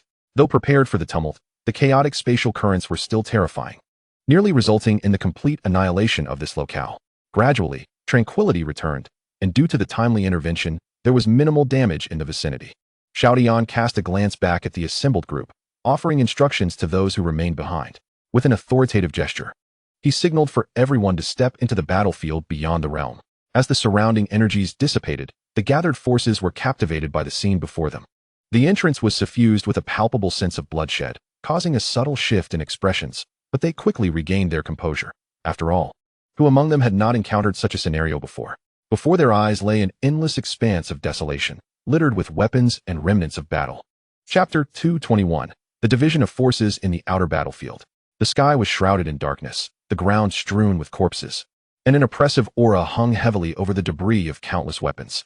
Xiao Tian soared into the air, surveying the boundless wasteland below, where in the far distance loomed a massive city, its presence thick with a faint yet potent energy. Xiao Tian turned to Xiang Tian and instructed, "Xiang Tian, go and investigate the current state of the outer battlefield." After a respectful nod, Xiang Tian set off towards the city. Dispatching Xiang Tian was a precautionary measure, as the highest known presence in the outer battlefield was that of celestial beings, but it remained uncertain whether any vulnerabilities existed. Given Xiang Tian's perfected celestial realm, he would be nearly invincible unless confronted by a high-ranking deity. Subsequently, Xiao Tian divided the group, opting not to establish a base, as it seemed there was no architectural expertise available at present. Instead, they would seize what they could. Initially contemplating consulting Nanxing, he decided against it, suspecting the latter possessed limited knowledge and thus resolved to probe directly. After a brief interval, Xiang Tian returned from the distant city, and Xiao Tian approached him, inquiring, "What did you discover?" Xiang Tian replied with utmost respect, "From my recent investigation, the outer battlefield is currently divided among the 9 great immortals, each occupying a portion of land according to their respective entrances. The 3 foremost forces each hold the largest territories, while the remaining 6 factions have formed 2 alliances to share the spoils." Xiao Tian's eyelids fluttered. "What is the approximate distribution?" Xiang Tian continued. "The outer battlefield is categorized into 2 major regions, the desolate battlefield and the 100 Ends purgatory. The desolate battlefield is where we currently reside, roughly the size of an entire celestial domain, serving as both a residence and the strongholds of various factions, as well as the actual arena of combat. Presently, it is partitioned among the 9 great immortals, with the Eternity Celestial Court claiming the largest section, approximately 1/5 of the desolate battlefield. Following closely is the Celestial Court of Transformation, which occupies a similar 1/5 area, ranking second, slightly below the Eternity Celestial Court. Next is the Immortal Court, ranking third, also claiming about 1/5. Furthermore, the 4th-ranked Desolate Heaven, in alliance with the 6th and 7th ranks, the Demon Heaven and the Celestial Court of the Demon Sky, occupies another 5th, which is the territory we currently inhabit. Finally, the 5th-ranked Floating Tower, in conjunction with the 8th and 9th ranks, the Northern Underworld and the Celestial Court of the Northern Radiance, controls the last 1/5 of the domain. All resources are monopolized by these factions. Additionally, a vast region known as the 100 Ends Purgatory lies at the heart of the desolate battlefield, where secret realms, miniature worlds, and tombs may randomly emerge, rumored to harbor supreme treasures. This area is also divided among these 5 great forces. Nanxing, how significant is the disparity among these 9 great immortal factions? Nanxing appeared momentarily taken aback before responding. The gap between the Eternity Celestial Court and the latter 2 celestial courts is not particularly vast, but the difference between the top 3 celestial courts and the 6 following ones is indeed substantial. The latter 6 also share a similar degree of disparity among themselves. To put it plainly, any of the top 3 celestial courts could easily overpower the combined forces of the last 2, or even 3. Xiao Tian pondered, his gaze flickering with uncertainty. It appeared that the top 3 immortal forces bore a significant gap when compared to the last 6, which was likely related to the entrance dynamics. He had brought along nearly 100 celestial emperors, several dozen quasi-divine beings, a handful of divine entities, and only 1 divine monarch, Bai Qi, alongside himself as a divine emperor. Compared to their previous encounters in the Huaxia universe and upon their initial entry into the celestial realm, their situation had improved considerably. Thus, they would first strike at the demon sky as their stronghold. Xiang Tian, what is the distribution and strength of the demon sky forces? Xiang Tian stepped forward once more, stating, "The demon sky currently presents a total of 4 strongholds, with 3 smaller outposts each occupied by 1 celestial court, while the main stronghold is jointly manned by members from 3 celestial courts, with the floating underworld operating similarly. The 3 visible small outposts each have 1 mid-stage and 1 early-stage celestial being stationed, while the main stronghold is defended by 3 early-stage celestial beings, 2 mid-stage, and 1 late-stage celestial being. We currently occupy a small outpost belonging to the 7th celestial court, which has 1 early-stage and 1 mid-stage celestial being, along with 4 divine entities, 6 quasi-divine beings, and nearly 10 celestial emperors. If we are to engage, we must act swiftly, as any small outpost is interconnected with the others in a circular formation, allowing for rapid reinforcements." Xiao Tian nodded, acknowledging the prowess of the top-tier forces from various celestial domains. However, this was sufficient to crush their current adversaries. Yet, if even a 7th-ranked small outpost possessed such strength, one could only imagine the might of the headquarters and the top 3 forces. Thus, they would begin their assault here, subduing them one by one to bolster their own strength quickly, as the primary combatants in the outer battlefield would likely be celestial emperors and quasi-divine beings, necessitating rapid action to prevent any alliances from forming. Without further ado, he resolved to act, his gaze intensifying as his aura surged forth. Pointing his sword with determination, "We will launch a direct assault." With the swiftness of lightning, we shall seize this outpost as our temporary stronghold. All eyes turned towards the nearby White City, the oppressive energy palpable in the air. Xiao Tian gestured for Bai Qi and the others to join him as they ascended into the sky. The ethereal figure behind him materialized.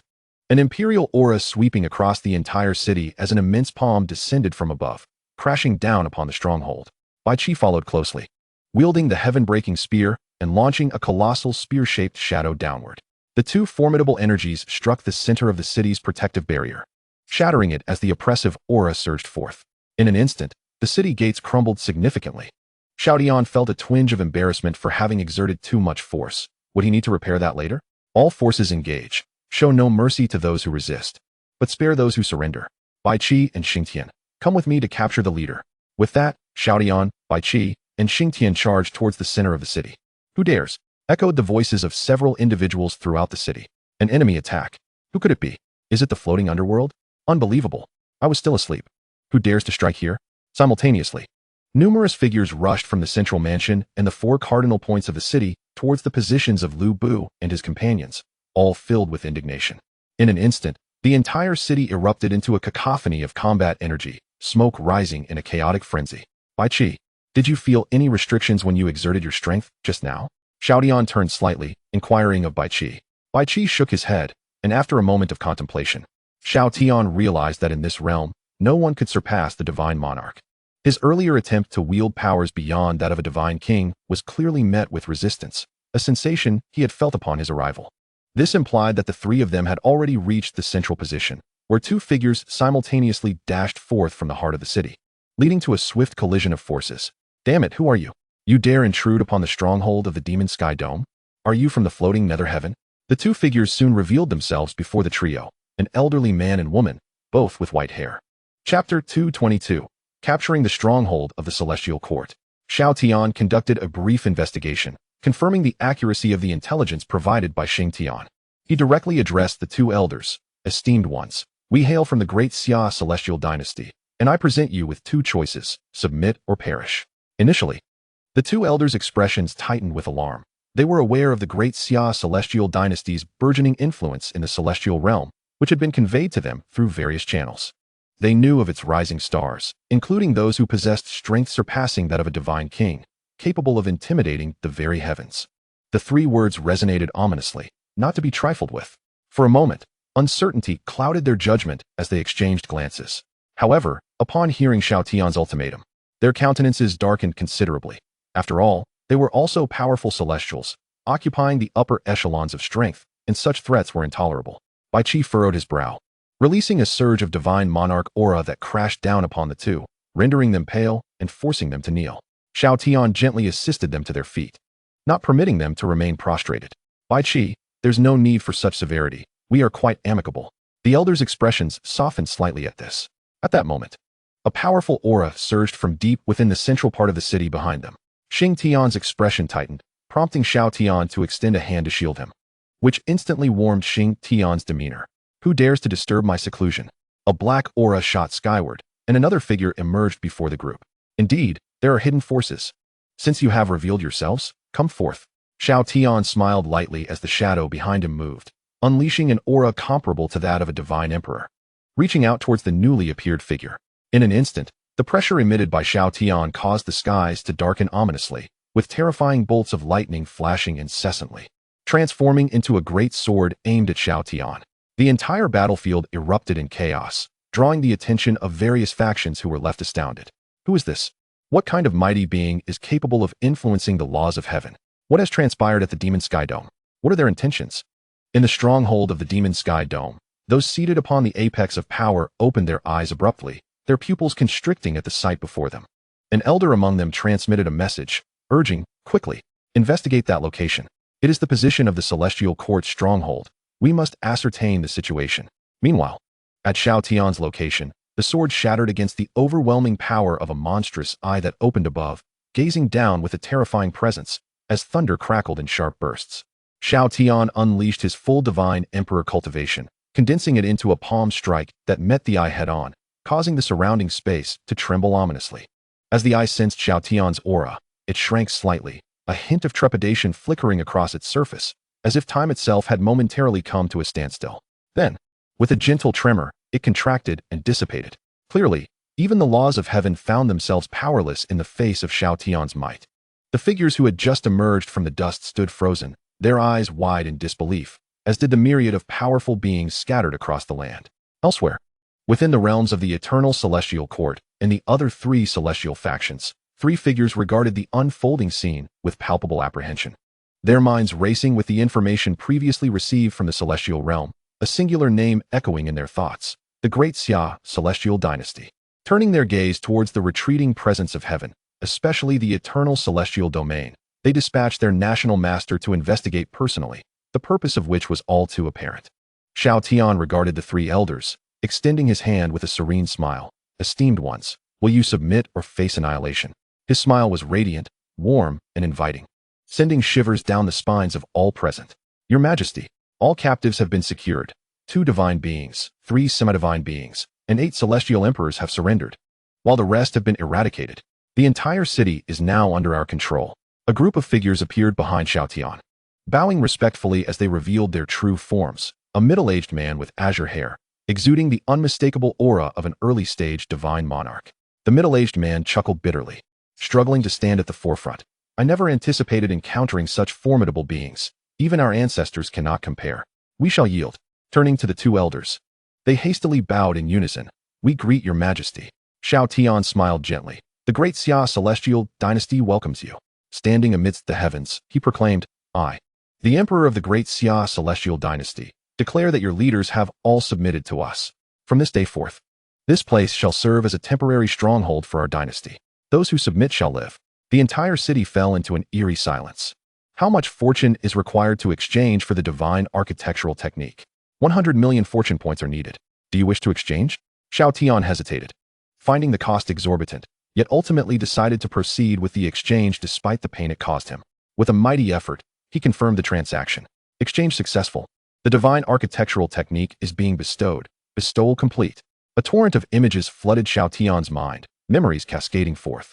He raised his hands, and the shadow behind him moved in tandem. As he gestured in the void, radiant light shimmered, revealing before the onlookers a magnificent divine hall, supported by multiple towering crimson pillars, each intricately carved with a sinuous, lifelike golden dragon, exuding an aura of divinity. Xiao Tian floated towards the throne at the center of the hall and sat down with poise, followed closely by his entourage. May I have the names of you 3?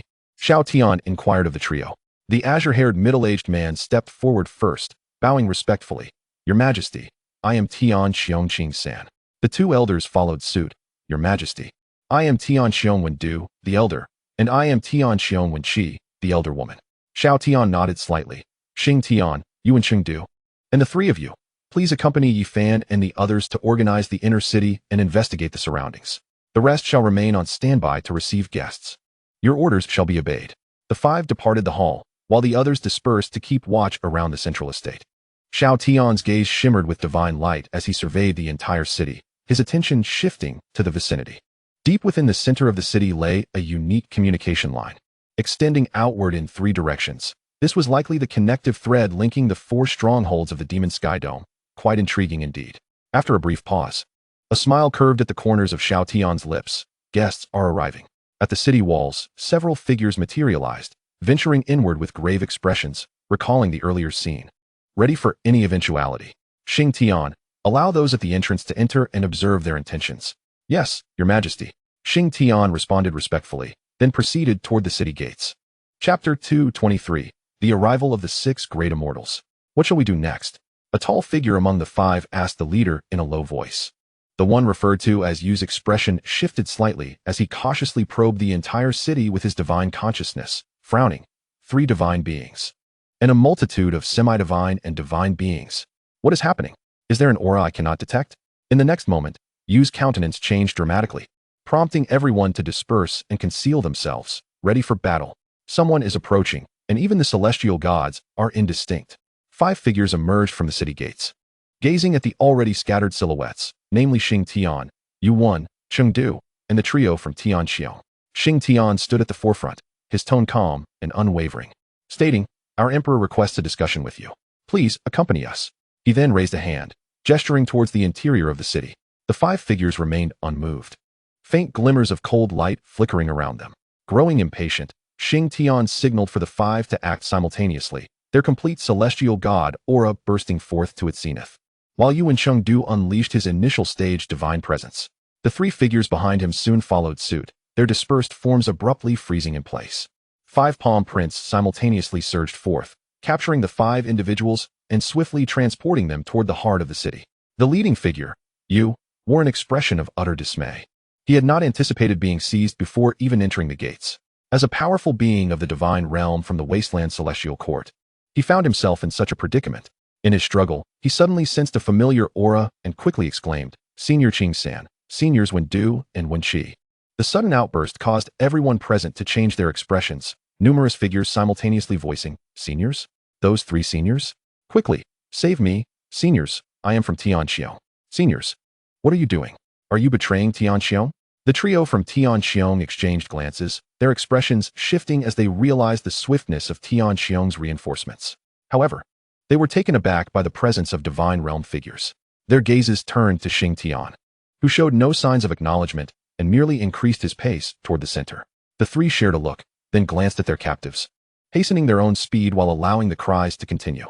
Before long, they arrived at the grand hall, where the 5 released their captives onto the floor, performing a respectful bow before retreating to the sides. The captured figures fell silent, their expressions tense as they gazed up at Xiao Tian. Xiao Tian observed them with keen interest. "You are from the demon Tianxiao? Which celestial court do you hail from?" He could not help but sigh inwardly, surprised by the rapid arrival of the demon Tianxiao. The leader, Yu, studied the 3 figures beside him, his pupils narrowing, given his current status. He could not possibly be unaware of their identities. Now they stood there, displaying such deference, akin to subjects before a sovereign. Furthermore, the remaining 4 noticed the familiar figures standing beside the 3 powerful beings they had seen prior to their arrival in this city. Were these not individuals from the Tianxiao celestial court? How had this city fallen so swiftly? He then turned his gaze back to Xiao Tian, forcing himself to remain calm. "We are from the demon Tianxiao. Who are you, and what are your intentions?" Xiao Tian smiled slightly, raising an eyebrow, and unleashed pressure directly upon you. "I am the one asking questions now, understand?" Yu's expression was one of shock. He was already a peak divine realm expert, capable of contending with complete divine realm beings. Yet, he was now suppressed multiple times. Previously, he had been subdued by a celestial realm expert, and now another unknown realm authority had come to bear down upon him. However, there was little he could do. After all, he was outmatched. It seemed he must find a way to relay information to the main stronghold. Xiao Tian seemed to sense his thoughts and ease the pressure. "I shall grant you an opportunity to call for help." Yu's expression stiffened, unsure of his true intentions, but cautiously began to make contact. Xiao Tian did not hinder him further, instead directing his attention toward the others. He then turned to the trio of Qing-san, who trembled slightly as they stepped forward. Qing-san appeared somewhat awkward, while Wendu and Wenqi glanced at the captives before addressing Xiao Tian, "Emperor, Senior Qing-san has been in seclusion and is not well informed about these individuals, but we possess some knowledge." Xiao Tian nodded slightly as Wendu, the elder, pointed to the leading figure. "This individual is named Huang Tianyu, the son of the Grand Elder of the Wasteland Celestial Court, at the peak of the Divine Realm. I did not expect him to be dispatched here." Next, Wenqi, the elder woman, indicated a robust man on the other side. "This man is the disciple of the second elder of the Missouri Ku Celestial Court, Mo Kushan Hong, who has just entered the mid-stage of the Divine Realm. I did not anticipate him being sent here either." Then there is the grandson of the sixth elder of the Tianxiao Celestial Court, Tianxiang Shui, and Mo Kuguyen, the daughter of the law elder of the Missouri Ku Celestial Court. Lastly, this is Huang Tianchong, the disciple of the third elder of the Wasteland Celestial Court. The identities of the 5 were revealed one after another, and the faces of those present darkened, filled with fury. Xiao Tian could not help but chuckle. "It feels as though we have a gilded team here. It's either this 1's son or that 1's disciple or granddaughter." Huang Tianyu turned to the 3 elders. "Seniors, do your backing forces know of your betrayal?" Qing San's expression changed slightly, yet he did not respond further. With his status and strength, he felt no fear unless faced with someone as monstrous as Xiao Tian. "Another visitor has arrived?" Xiao Tian remarked. "Bai Qi, go and investigate, but ensure they are brought back alive." His tone was remarkably casual. Bai Qi responded and instantly flickered away toward the outer city walls. Outside the city walls, 3 figures, a combination of 2 youths and 1 middle-aged man, observed the drastically transformed city, sharing a glance of resignation before stepping toward the inner city. Isn't that Huang Tian Gu Shang, Imoku Wu Qin the Law Elder, and Tian Xiong's Qing Mu Elder? What wind has brought you together here? A somewhat frivolous voice suddenly rang out, causing the three to change their expressions and turn around. A remarkably handsome, yet somewhat robust man, whose appearance seemed oddly mismatched, approached from behind the trio, attempting to drape an arm over their shoulders. The three coldly snorted, instantly rebuffing his gesture with a forceful shake of their arms. Oh, how delightful. The three of you remain as hostile as ever. We are all old acquaintances now. Isn't this Bai Ming Yao Yu? What gale has swept you here? Why aren't you staying in your Bai Ming homeland, only to come here to be beaten? The middle-aged man on the left remarked icily. That cannot be said. Elder Wu Qin, I have heard that your Tianxiong stronghold is harboring objects that repel the way of heaven. We are here on the Emperor's orders to inspect and eradicate them. A chilling aura and a surge of azure energy swirled around the figures floating at the center of the group. Ha ha ha, everyone is gathered now. With that, a golden foot imprint descended upon the three. The other youth among the trio brandished a long sword, spinning it to strike back. Come on. Ha ha, Qing Mu. It seems your strength hasn't increased at all. A robust figure descended from the sky, and in that instant, 6 individuals stood in opposition. An invisible killing intent subtly lingering in the air. Chapter 224. Bai Qi displays his might. Let us move. We have urgent matters to attend to. At that moment of rising tensions, Huang Tian Gushang's gaze flicked, and he murmured to the two beside him before sweeping his sleeve as he walked toward the city. The others, Qing Mu and Wu Qin, huffed but said nothing further. Quietly following, the three behind exchanged glances, hastily keeping pace as well. Thus, the 6 proceeded smoothly toward the center of the city, where Xiao Tian awaited in the grand hall, his sleeves sweeping outward as the hall doors opened wide, welcoming them. Senior Gushang, why does the atmosphere feel so peculiar? Tian Xiong's Qing Mu remarked, his expression tense as they traversed the eerily quiet city. Huang Tian Gushang was also scanning the surroundings, yet found nothing, while Imoku Wu Qin kept a wary eye on the three trailing closely behind. There was little choice. The primary concern was to prevent the earlier group from inciting the wrath of that individual. What kind of existence is the great Xia celestial dynasty? Huang Tian Gushang whispered, and upon hearing his words, the others became increasingly solemn. Yao Yu, Xiang Yu, remain vigilant. This city is strange. And the three in front seem anxious and searching for something. The leading figure among the trailing trio spoke in hushed tones.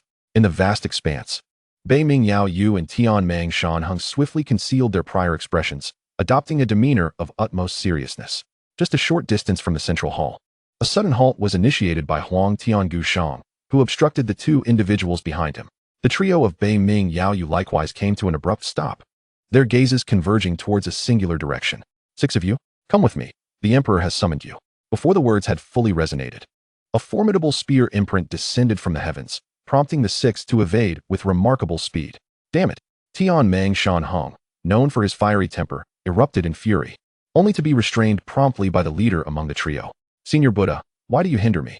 The one referred to as Buddha surveyed the mark left by the spear with palpable trepidation, replying, Esteemed Senior, we harbor no intention of antagonizing you. The ground quaked violently as a towering figure descended upon Bai Ming Yao Yu and Tian Mang Shan Yu with a forceful strike, followed by a kick aimed at the Buddha. The figure's other hand was not idle, wielding a massive spear that swept towards the remaining 3, emanating an overwhelming aura of dominance, causing the 6 to tremble and nearly prostrate themselves in submission. Bai Qi, taken aback momentarily, soon regained composure and issued a low growl, adjusting his mask to align properly. A potent mix of murderous intent and ominous energy enveloped him, as though he were backed by an endless sea of blood and mountains of corpses, with the surrounding atmosphere thick with the stench of blood. Within the central hall, an air of shock permeated as onlookers dared not gaze outside. The numerous celestial emperors and divine beings quivered uncontrollably, while those at the divine level fared slightly better, their faces ashen, including the likes of Xing Tian and Li Tsunxiao, who appeared exceedingly distressed. Setting aside the suppression of realms, Bai Qi's innate bloodthirst, cultivated from the depths of slaughter, was formidable. The title of butcher was not merely a moniker. Xiao Tian, perceiving this aura, nodded slightly in approval. This power did not betray my expectations. His imperial aura surged, summoning golden dragons that soared into the skies, enveloping the entire hall and repelling the murderous energy outside. The occupants within the hall collectively exhaled in relief, bowing respectfully. Thank you, Emperor.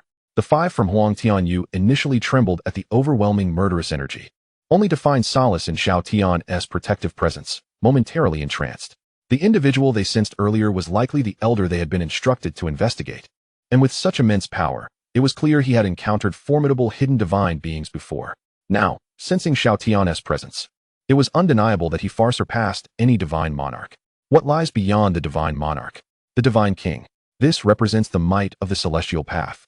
Previously, they had attempted to probe intrusively, but now, the thought left them feeling utterly feeble.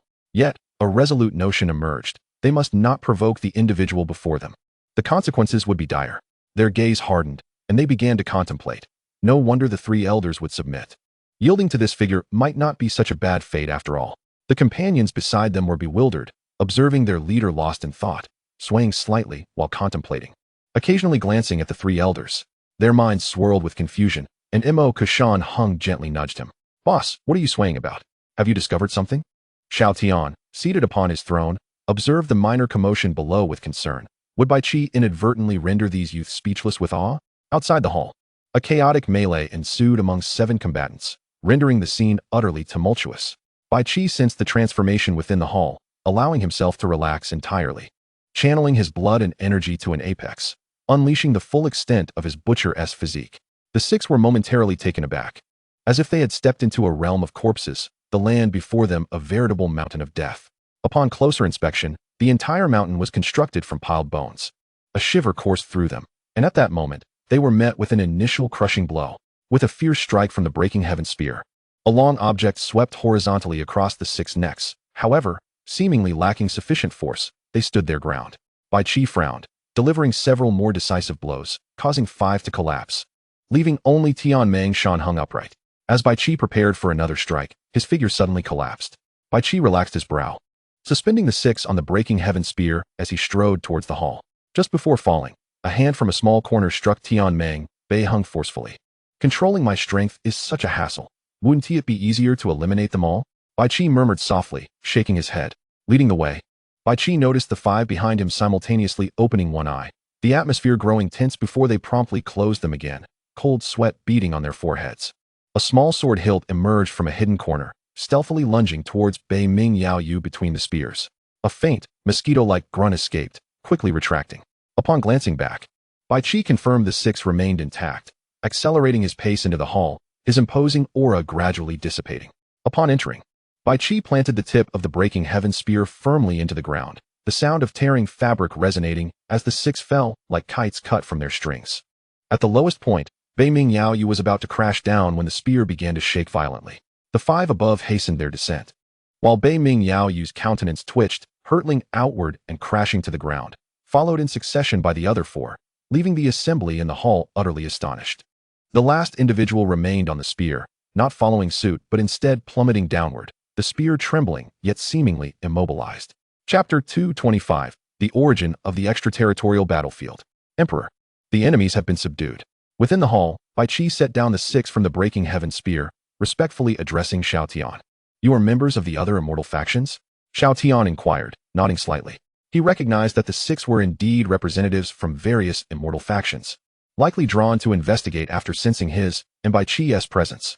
"Indeed, we hail from Huang Tian, Buddha, Mo Ku, and other celestial courts," one of them, Huang Tian Guyong, replied. "You have come here for what purpose?" Xiao Tian inquired with a calm demeanor. "May I ask if you are from the great Xia celestial dynasty?" They asked cautiously. Only a force of such strength could emerge recently within the celestial realm. Though they resided within the extraterritorial battlefield, news of the great Xia celestial dynasty had reached them, with powers that even the celestial path feared, and numerous beings surpassing the divine realm. Disbelief had initially swept through them upon hearing this news. Yet, the emergence of such strength within the battlefield left no room for doubt. "Indeed, we are from the great Xia celestial dynasty. I am the emperor of Great Xia." Xiao Tian responded with a gentle smile. "Ah, so you are the emperor of Great Xia. It is an honor to meet you," they replied, their expressions shifting as they hastily bowed. "Enough with the pleasantries. State your intentions." Xiao Tian gestured for them to clarify their purpose. "Well, your majesty, we, the various factions, sensed a disturbance in this area, prompting our visit. We did not anticipate encountering your majesty here," Bai Ming Yao Yu explained. "And now that you have seen, what are your plans?" Xiao Tian pressed. The group exchanged glances, uncertain how to respond. Faced with the sudden appearance of the great Xia celestial dynasty, they knew their own factions, including Eternity, Tianyin, and Immortal, would not rival this power. Your Majesty, please do not misunderstand. We hold no ulterior motives. We merely came to observe and extend our greetings, they replied, cold sweat streaming down their foreheads as they spoke respectfully to Xiao Tian. They were filled with dread, fearing that if Xiao Tian were to express even the slightest dissatisfaction, he would obliterate them all without a trace, leaving them with nowhere to weep. Now, I present you with a choice. Return and inform the forces behind you that submission to the great Xia will ensure your survival, while those who resist shall meet their demise. What? Upon hearing this, the faces of several individuals turned pale with astonishment. Could it be that the great Xia celestial dynasty dared to subjugate them? How could they possibly acquiesce? The audacity of the great Xia celestial dynasty was astounding. Each of them was an indomitable force within the immortal realms, invincible in their respective celestial domains. Until now, they had only known how to conquer and annihilate others. They had never been so brazenly threatened.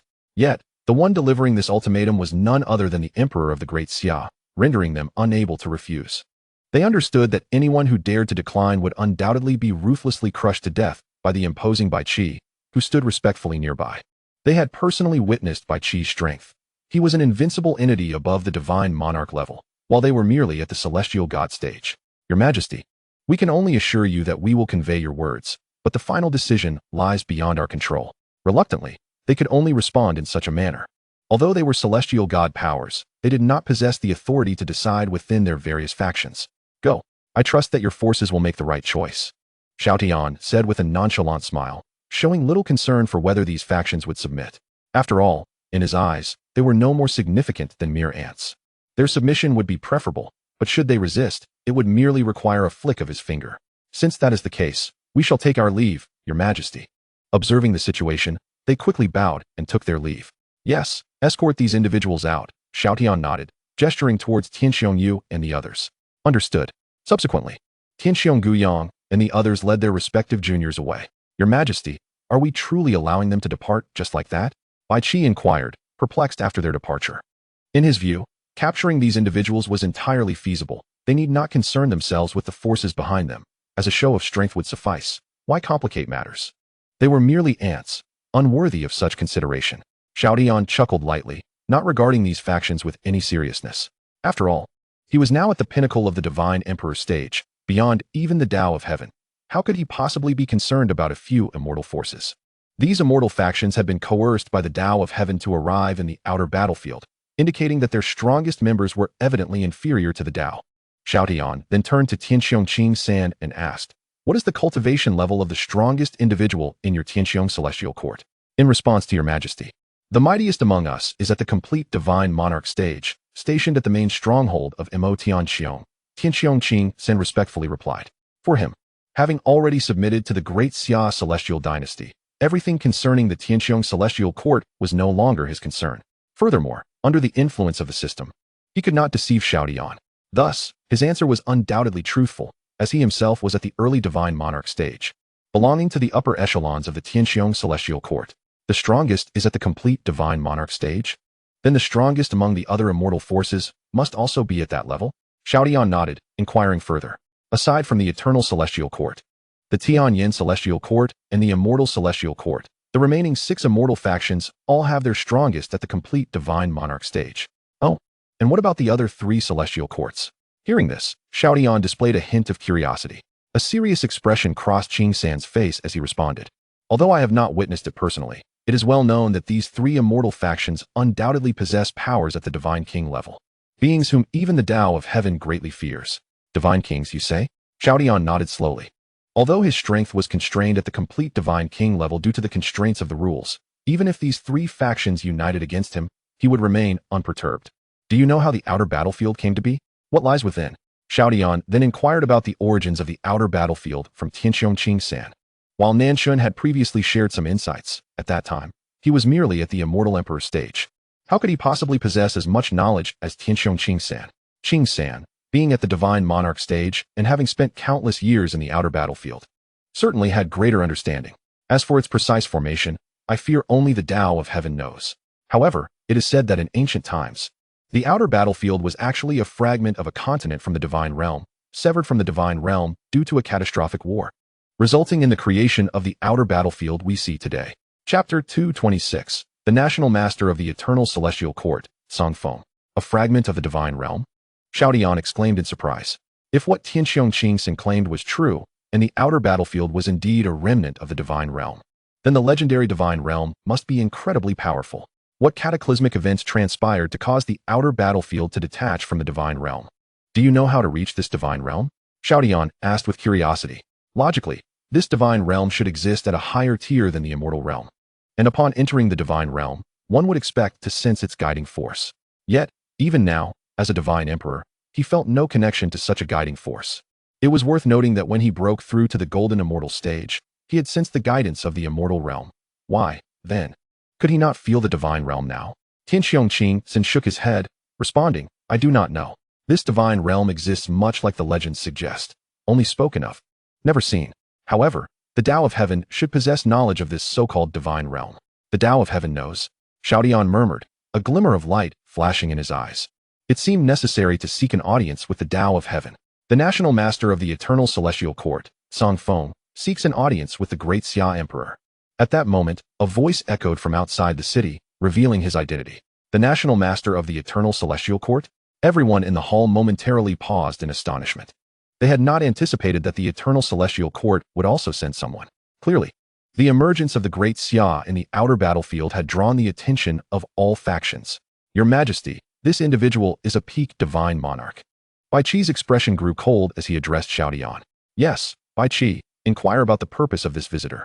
The eternal celestial court had previously clashed with the great Xia. It was unexpected to encounter someone from the eternal celestial court again in the outer battlefield, especially a divine monarch. I hope they do not seek trouble for themselves. Otherwise, I would not hesitate to erase the eternal celestial court from the immortal realm entirely. Xiao Tian murmured, no longer dwelling on the matter. If the eternal celestial court sought its own demise, he would not mind obliterating them. It would merely require a flick of his finger. Understood, Your Majesty. Bai Qi responded promptly. He then moved swiftly, appearing before Song Feng, the national master of the eternal celestial court. Upon Bai Qi's arrival, Song Feng was momentarily taken aback, then looked at Bai Qi with a grave expression. A complete divine monarch. Is the great Xia celestial dynasty truly as terrifying as the emperor has claimed? The mere appearance of one individual was already at the complete divine monarch stage, a feat that his own eternal celestial court could only boast of a handful of individuals at such a level. Having met the esteemed elder, I am Song Feng, the national master of the eternal celestial court. May I inquire as to your identity, esteemed one? Coming back to his senses, Song Feng respectfully bowed to Bai Qi. Although he held the title of national master, his cultivation was merely at the pinnacle of the divine monarch realm. And thus he felt compelled to show respect in the presence of Bai Qi, who had attained the perfection of the divine monarch level. I am Bai Qi, the Grand Marshal of the First Legion of the Great Xia Celestial Dynasty. Bai Qi replied coldly. This place now belongs to the Great Xia Celestial Dynasty. What business does the Eternal Celestial Court have here? After Bai Qi's emergence, Xiao Tian had conferred upon him the title of Grand Marshal of the First Legion.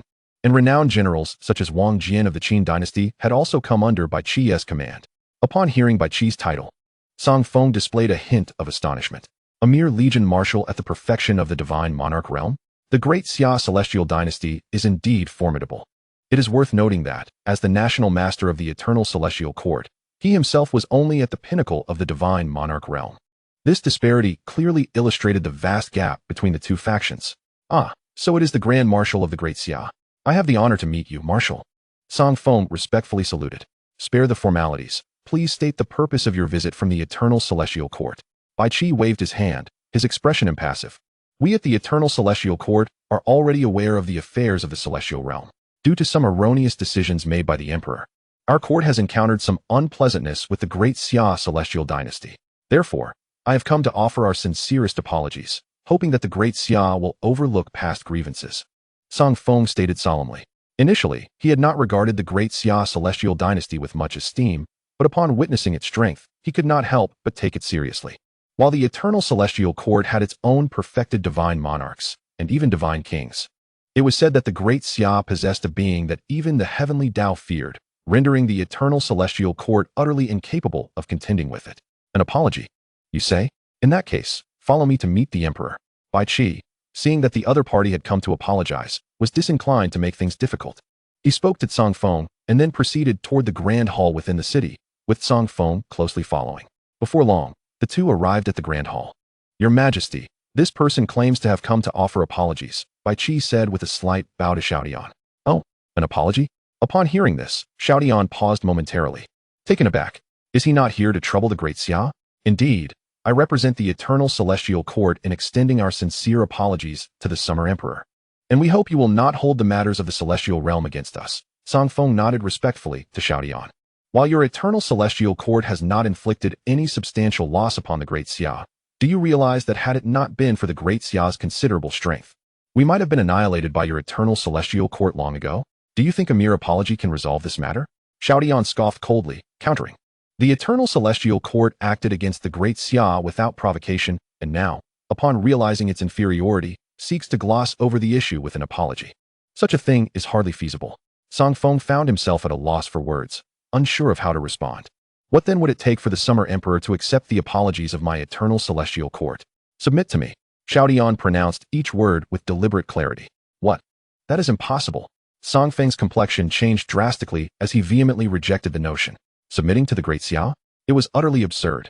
The eternal celestial court was the mightiest force within the celestial realm. To demand their submission to the great Xia was a blatant insult to his court. While he acknowledged that the eternal celestial court was no match for the great Xia, he also asserted that they were not to be trifled with. Impossible, you say? Xiao Tian's expression turned frigid as he questioned. Do your words reflect the sentiments of the eternal celestial court?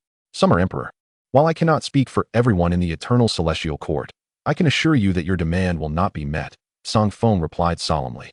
In that case, you may take your leave. Let it be known that I shall not forget the affairs of the celestial realm, and I will certainly pay a visit to your eternal celestial court when the time permits, Xiao Tian declared.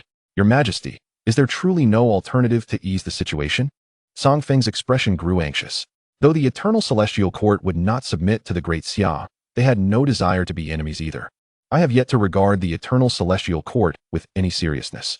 If you refuse to submit, then your demise is inevitable. Xiao Tian's voice was icy as he announced the fate of the eternal celestial court. Bai Qi, see him out. Since that is the case, I shall take my leave. Song Feng bowed and exited with a bitter smile. Chapter 227. The Five Ghost Emperors. In the ghost realm, distinct from the great Xia and the celestial realm, it exists as an independent world, impenetrable even to the mightiest celestial emperors, its vastness unknown to the beings of the celestial realm. The ghost realm has always been synonymous with mystery, as no one has ever reached its depths, and it has never manifested before the eyes of mortals. In this boundless world, towering mountains reaching billions of zhang in height, vast and boundless oceans, and ghost cities stretching for millions of miles abound. At a certain moment, within a void of the ghost realm, ripples suddenly emerged, and a portal exuding a formidable aura materialized. What is this? Instantly, beings and specters residing within a million-mile radius lifted their heads, gazing at the void above with expressions of bewilderment. In a certain ghost city, its lord, a formidable ghost king, sensed the overwhelming aura and halted abruptly, his gaze fixated on the ghostly gate. This is the ghost gate? He exclaimed in disbelief. How could it possibly appear? Upon seeing the ghostly door, the ghost king was struck with profound astonishment. It was known that the appearance of the ghost gate heralds the descent of an unparalleled power. Over countless years, the ghost gate had manifested only 5 times, each occasion giving rise to one of the 5 ghost emperor powers that govern their respective realms. Now he found himself witnessing this elusive ghost gate, leaving him utterly astounded. Could it be that another ghost emperor is about to descend? He murmured, his expression grave as his gaze remained locked on the ghost gate. In that moment, 2 figures slowly stepped through the ghost gate, revealing the black and white impermanents who had journeyed from the celestial realm. What? There are 2 individuals? The ghost king was taken aback, his expression one of incredulity. Historically, the emergence of the ghost gate had always heralded a single figure. Now, 2 appeared simultaneously. Could it be that both would ascend to become ghost emperors? Ah, such a dense aura of Yin. Black impermanence inhaled deeply, a look of satisfaction on his face. Having lived in the celestial realm and never encountered Yin energy, the sudden immersion into this realm filled with it was exhilarating.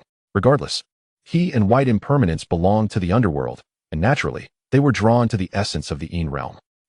A divine king? Upon their arrival, white impermanence immediately sensed the probing presence of the ghost king. Brother 8, since we have just arrived, shall we seek out a ghost to gather some intelligence? White impermanence suggested with a gentle smile, glancing at black impermanence. Since this is the ghost realm, it stands to reason that its inhabitants are all ghosts. Whatever you decide. Brother 7, I shall follow your lead, black impermanence replied, nodding. Very well. White Impermanence nodded slightly, and, with a wave of his hand, the two vanished before the ghost gate. As the two figures vanished, the ghost gate gradually faded into the void, as if it had never existed. The Ghost King, who was observing the two, was momentarily taken aback by their disappearance. Before he could fully process this, a languid voice echoed from behind him. "Are you the lord of this city?" "Who?" the Ghost King exclaimed, swiftly turning around. He was met with the sight of the two figures, the black and white Impermanence. "You two, what brings you to my humble abode?" Upon recognizing them, the Ghost King's expression turned tense, realizing that their disappearance had led them to his residence. Although he considered the strength of black Impermanence to be negligible, merely a pinnacle ghost, he found white Impermanence utterly inscrutable. As a fully realized Ghost King, the inability to perceive white Impermanence's true power signified that this individual was undoubtedly a Ghost Emperor. Moreover, the aura emanating from him instilled within the Ghost King a profound sense of helplessness to resist. "Do not be alarmed. We are here merely to inquire about a few matters," White Impermanence said with a gentle smile. "In that case, esteemed elder, please ask, and I shall reveal all that I know without the slightest concealment." Relieved that their intentions were benign, the Ghost King relaxed. "Is this place part of the Ghost Realm?" "Indeed, this is the Ghost Realm." The Ghost King understood that individuals emerging from the Ghost Gate were mostly newcomers to the Ghost Realm, much like the 5 Ghost Emperors within the realm, who had also entered it for the first time. "Who governs the Ghost Realm?" White Impermanence inquired again. "Esteemed elder, the Ghost Realm is jointly governed by the 5 Ghost Emperors, each overseeing one of the cardinal directions and commanding the entire realm." Upon hearing this, the black and white Impermanence exchanged glances, their curiosity piqued. They had not anticipated that the Ghost Realm was home to 5 Ghost Emperors. They wondered how they compared to the 5 Ghost Emperors of their past lives. "Were you both celestial beings in your previous lives?" Without hesitation, White Impermanence pressed on. "Celestial beings? What is that place?" The Ghost King responded, puzzled. "You are unfamiliar with the celestial realm?" At this, the two Impermanences were utterly astonished. How could a denizen of the Ghost Realm be unaware of the celestial realm? "I truly do not know," the Ghost King admitted, shaking his head. "Then, what of your origins before becoming part of the Ghost Realm?" "Most are original inhabitants of the Ghost Realm, while a minority are souls from the Divine Realm who have perished and subsequently arrived here." The Divine Realm. They were taken aback to learn that the Ghost Realm only accepted beings from the Divine Realm. Did this mean that souls from the Celestial Realm and the Mortal Realm would not enter the Ghost Realm upon death? If so, the rules governing the Ghost Realm seemed somewhat flawed. Furthermore, unless the Divine Realm souls possessed overwhelming strength, they would have no standing in the Ghost Realm and would merely become spirits within the Abyssal Mountains, facing a lifetime of obscurity. Is it truly impossible to reincarnate in the Ghost Realm?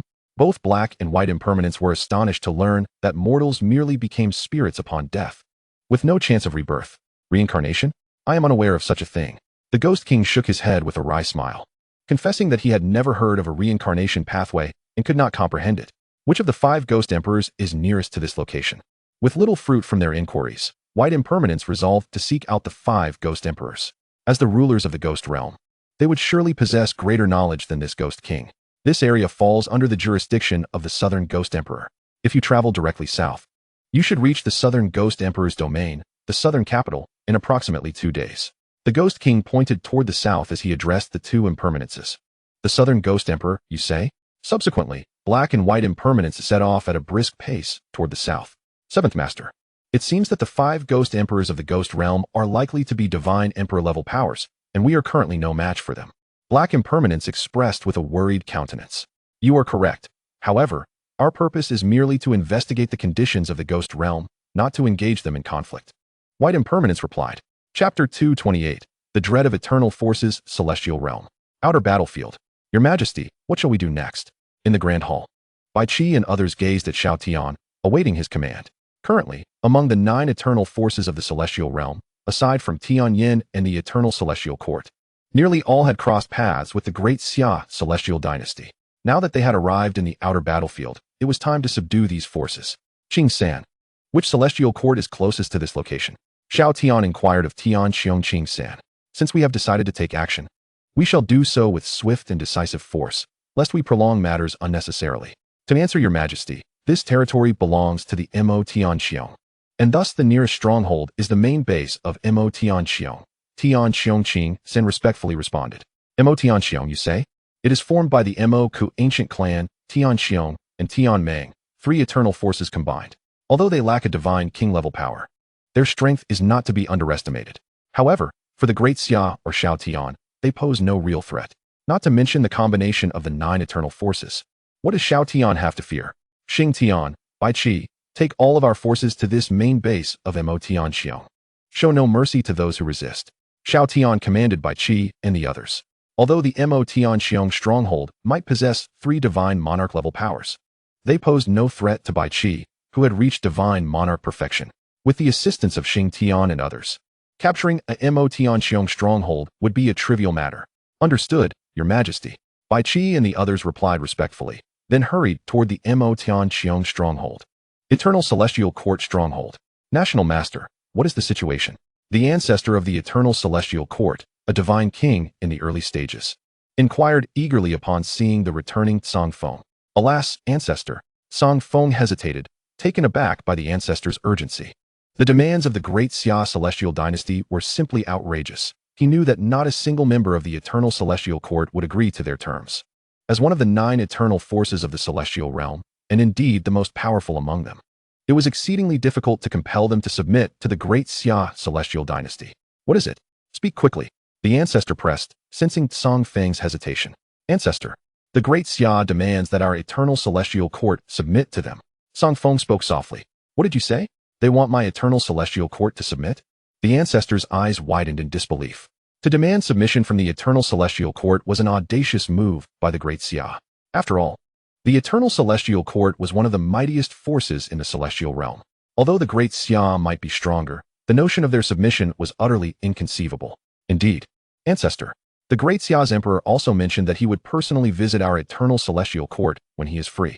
Upon hearing this, the ancestor's expression shifted slightly. Although he was furious at the great Xia for their demands, he could not deny their formidable strength. The Eternal Celestial Court was certainly not their match. At the prospect of the great Xia emperor personally visiting, even he, as a divine king, felt a tremor of apprehension within. The great Xia possesses an existence that even the heavenly Tao fears. At the very least, it is a pinnacle divine king. And it could very well be a divine emperor. Otherwise, why would the heavenly Tao harbor such trepidation towards the great Xia? Although due to the constraints of the rules, even a divine emperor would be restricted to the status of a pinnacle divine king. It is undeniable that a pinnacle divine king is beyond their capacity to confront. Among the 9 immortal powers, only the top 3 possess divine kings, and even they are merely at the initial stages. How could they possibly contend against the great Xia? Ancestor, what shall we do now? Song Feng inquired cautiously, sensing the coldness in the ancestor's expression. He understood that the ancestor must be seething with rage within, yet utterly powerless against the great Xia. However, they needed to devise a strategy to face this formidable force. Could they simply await their annihilation at the hands of the great Xia? Send someone to notify the Tianyin and the immortal court of the undying. At this moment, the only way to confront the great Xia is through unity. The ancestor sighed, resigned. He knew that even in unity, they might not be a match for the great Xia, but they had to make an attempt nonetheless. After all, they had no desire to submit to the great Xia. Understood, ancestor. Song Feng replied respectfully. Subsequently, he dispatched 2 divine beings to convey messages to the Tianyin Immortal Court and the Immortal Court of the Undying. Within the Grand Hall of the Tianyin Immortal Court, dozens of individuals, all powerful beings of the divine realm, were seated. The foremost among them was the venerable Tianyin Divine King, the ancestor of the Tianyin Immortal Court. Ancestor, the great Xia Celestial Dynasty has already descended upon the outer battlefield. How shall we confront this great Xia? Inquired a divine sovereign seated to the left. They were all aware of the great Xia's deeds within the celestial realm. Even the heavenly Tao would retreat in its presence, and now that the great Xia had arrived at the outer battlefield, panic ensued among them. The great Xia Celestial Dynasty. Upon hearing this, the Tianyin Divine King's expression grew grave. He could not fathom the origins of the great Xia Celestial Dynasty, which possessed such formidable power, especially since they, as an immortal force in the celestial realm, had undergone countless years of development. The great Xia Celestial Dynasty had only recently emerged in the celestial realm, yet it had already ascended to the apex of power, leaving all immortal forces caught unawares, and by the time they realized the threat it posed, they were already outmatched. What movements has the great Xia Celestial Dynasty made since its appearance in the outer battlefield? The Tianyin Divine King furrowed his brow and inquired of the divine sovereign. Upon its arrival, the great Xia Celestial Dynasty swiftly seized the stronghold of the Tianxiong Immortal Court, subjugating all its powerful beings. The individual replied with a bow. It appears that the great Xia celestial dynasty harbors grand ambitions. The Tianyan divine king lamented. From the reports received from the celestial realm, he was already aware of the great Xia celestial dynasty's considerable aspirations. After all, in just a few months since its emergence in the eternal celestial domain, it had unified the entire Kanglan continent. Now, having appeared in the outer battlefield, how could it possibly be anything but extraordinary? My esteemed colleagues, how do you propose we respond to the great Xia celestial dynasty? After a moment of silence, the Tianyan divine king addressed the assembly.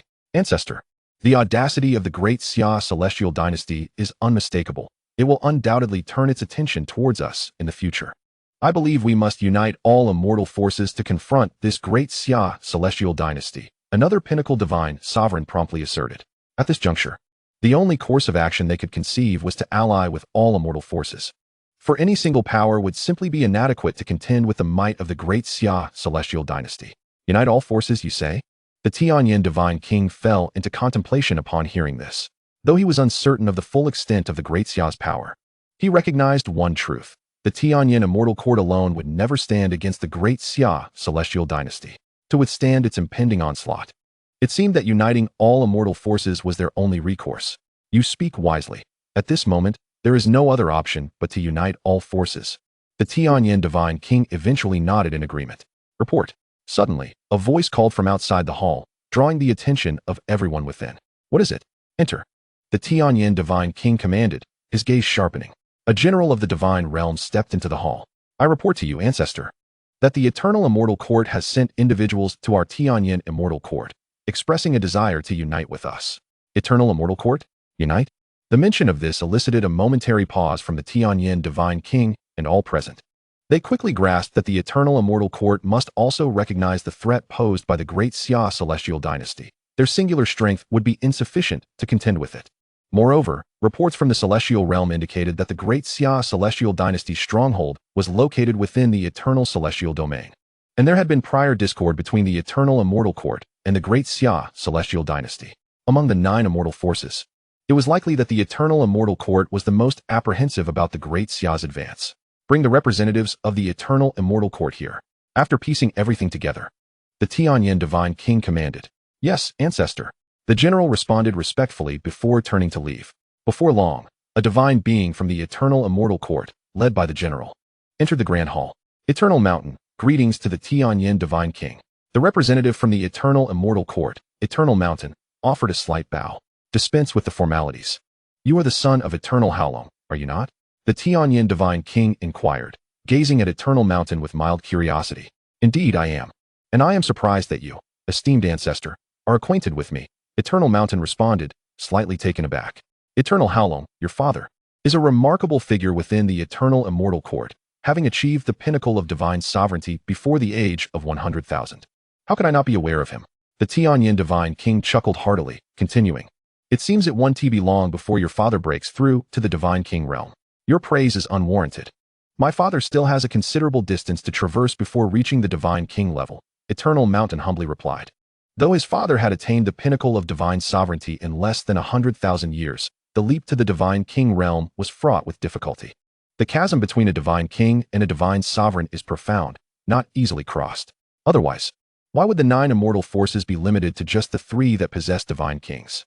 It is not that the other forces are weak, rather, the path to the divine king realm is exceptionally arduous, and the foremost immortal forces possess far deeper foundations than the remaining 6. Now, let us discuss your purpose for being here, the Tianyan divine king prompted after the pleasantries, aware that the visitor's intent was to propose a union. Yet the specifics remain to be deliberated. Senior Tianyan, the esteemed ancestor of the eternal celestial court has dispatched me with the intention of forming an alliance with the Tianyan celestial court to collectively confront the looming threat posed by the great Xia celestial dynasty. Upon hearing this, the representative from Eternal Mountain promptly articulated his purpose. Surely, you are aware of the formidable menace that the great Xia celestial dynasty presents to us. Their might is unparalleled, boasting powers that even the Tao fears. If our respective factions do not unite, we risk being systematically overwhelmed. After a moment of contemplation, the Tianyan God King responded, You speak the truth. The strength of the great Xia celestial dynasty is indeed formidable. However, how does your eternal celestial court propose to forge this alliance? Senior Tianyan, in addition to myself, I have also sent envoys to the immortal celestial court. The ancestors' intent is for our three great factions to unite. The specifics of how we shall address the great Xia celestial dynasty will require your presence at the eternal celestial court for discussions with our ancestor, Eternal Mountain stated solemnly. Very well, I shall personally visit your eternal celestial court, the Tianyin God King decided after a brief pause. The eternal celestial court warmly welcomes the esteemed Tianyin God King. Eternal Mountain replied with a respectful gesture. Having conveyed my message, I shall take my leave. With that, Eternal Mountain turned to depart. In the meantime, remain vigilant regarding the movements of the great Xia celestial dynasty. I will journey to the eternal celestial court. The Tianyin God King instructed the gathered assembly after Eternal Mountain had left. Understood, ancestor, they replied in unison. Simultaneously, the immortal celestial court received visitors from the eternal celestial court. After articulating their purpose, the envoy from the eternal celestial court was soon in the presence of the immortal God King. An alliance, you say?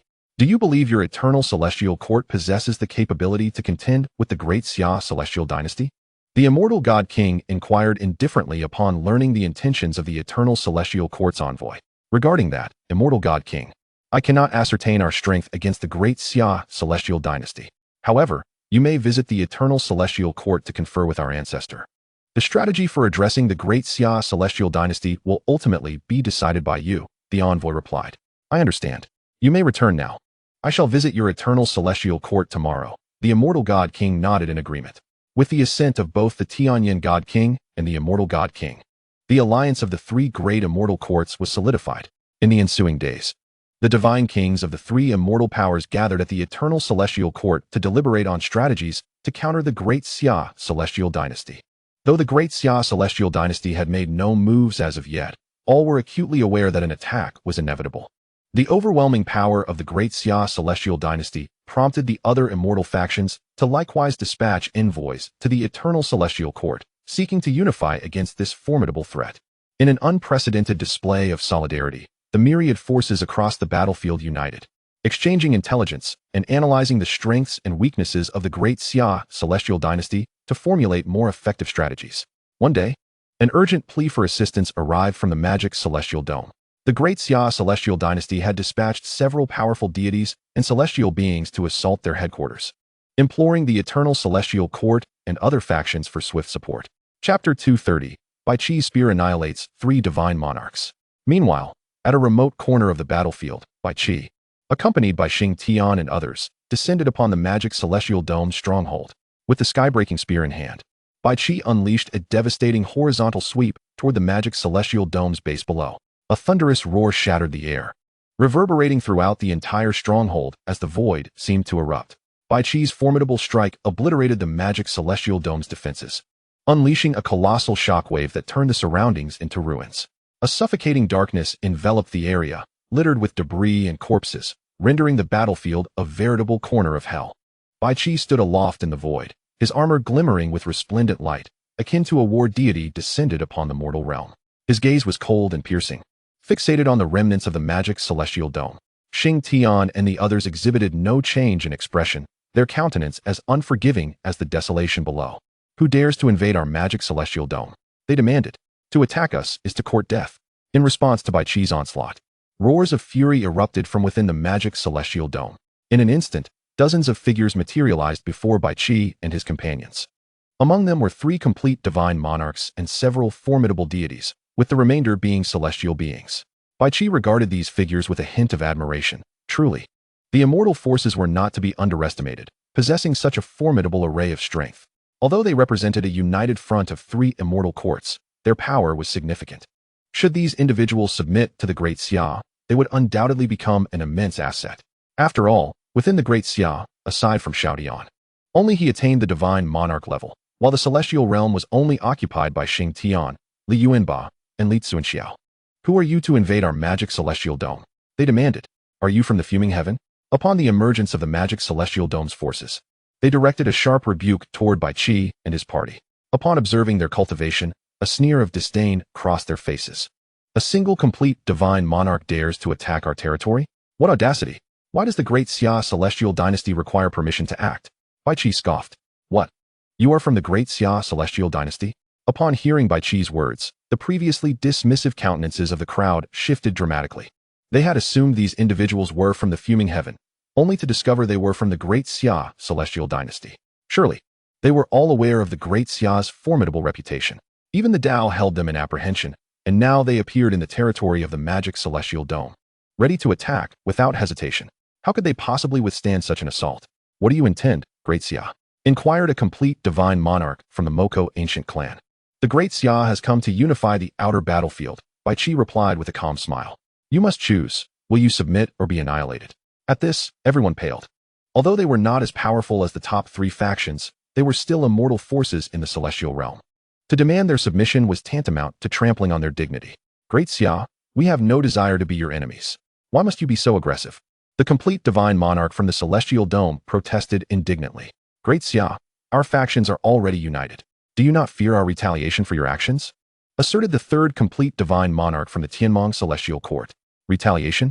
You do not truly believe that you can stand against the Great Xia, do you? Bai Qi laughed coldly. Let us dispense with idle chatter. You have but 2 paths before you. Submit or be obliterated. Choose.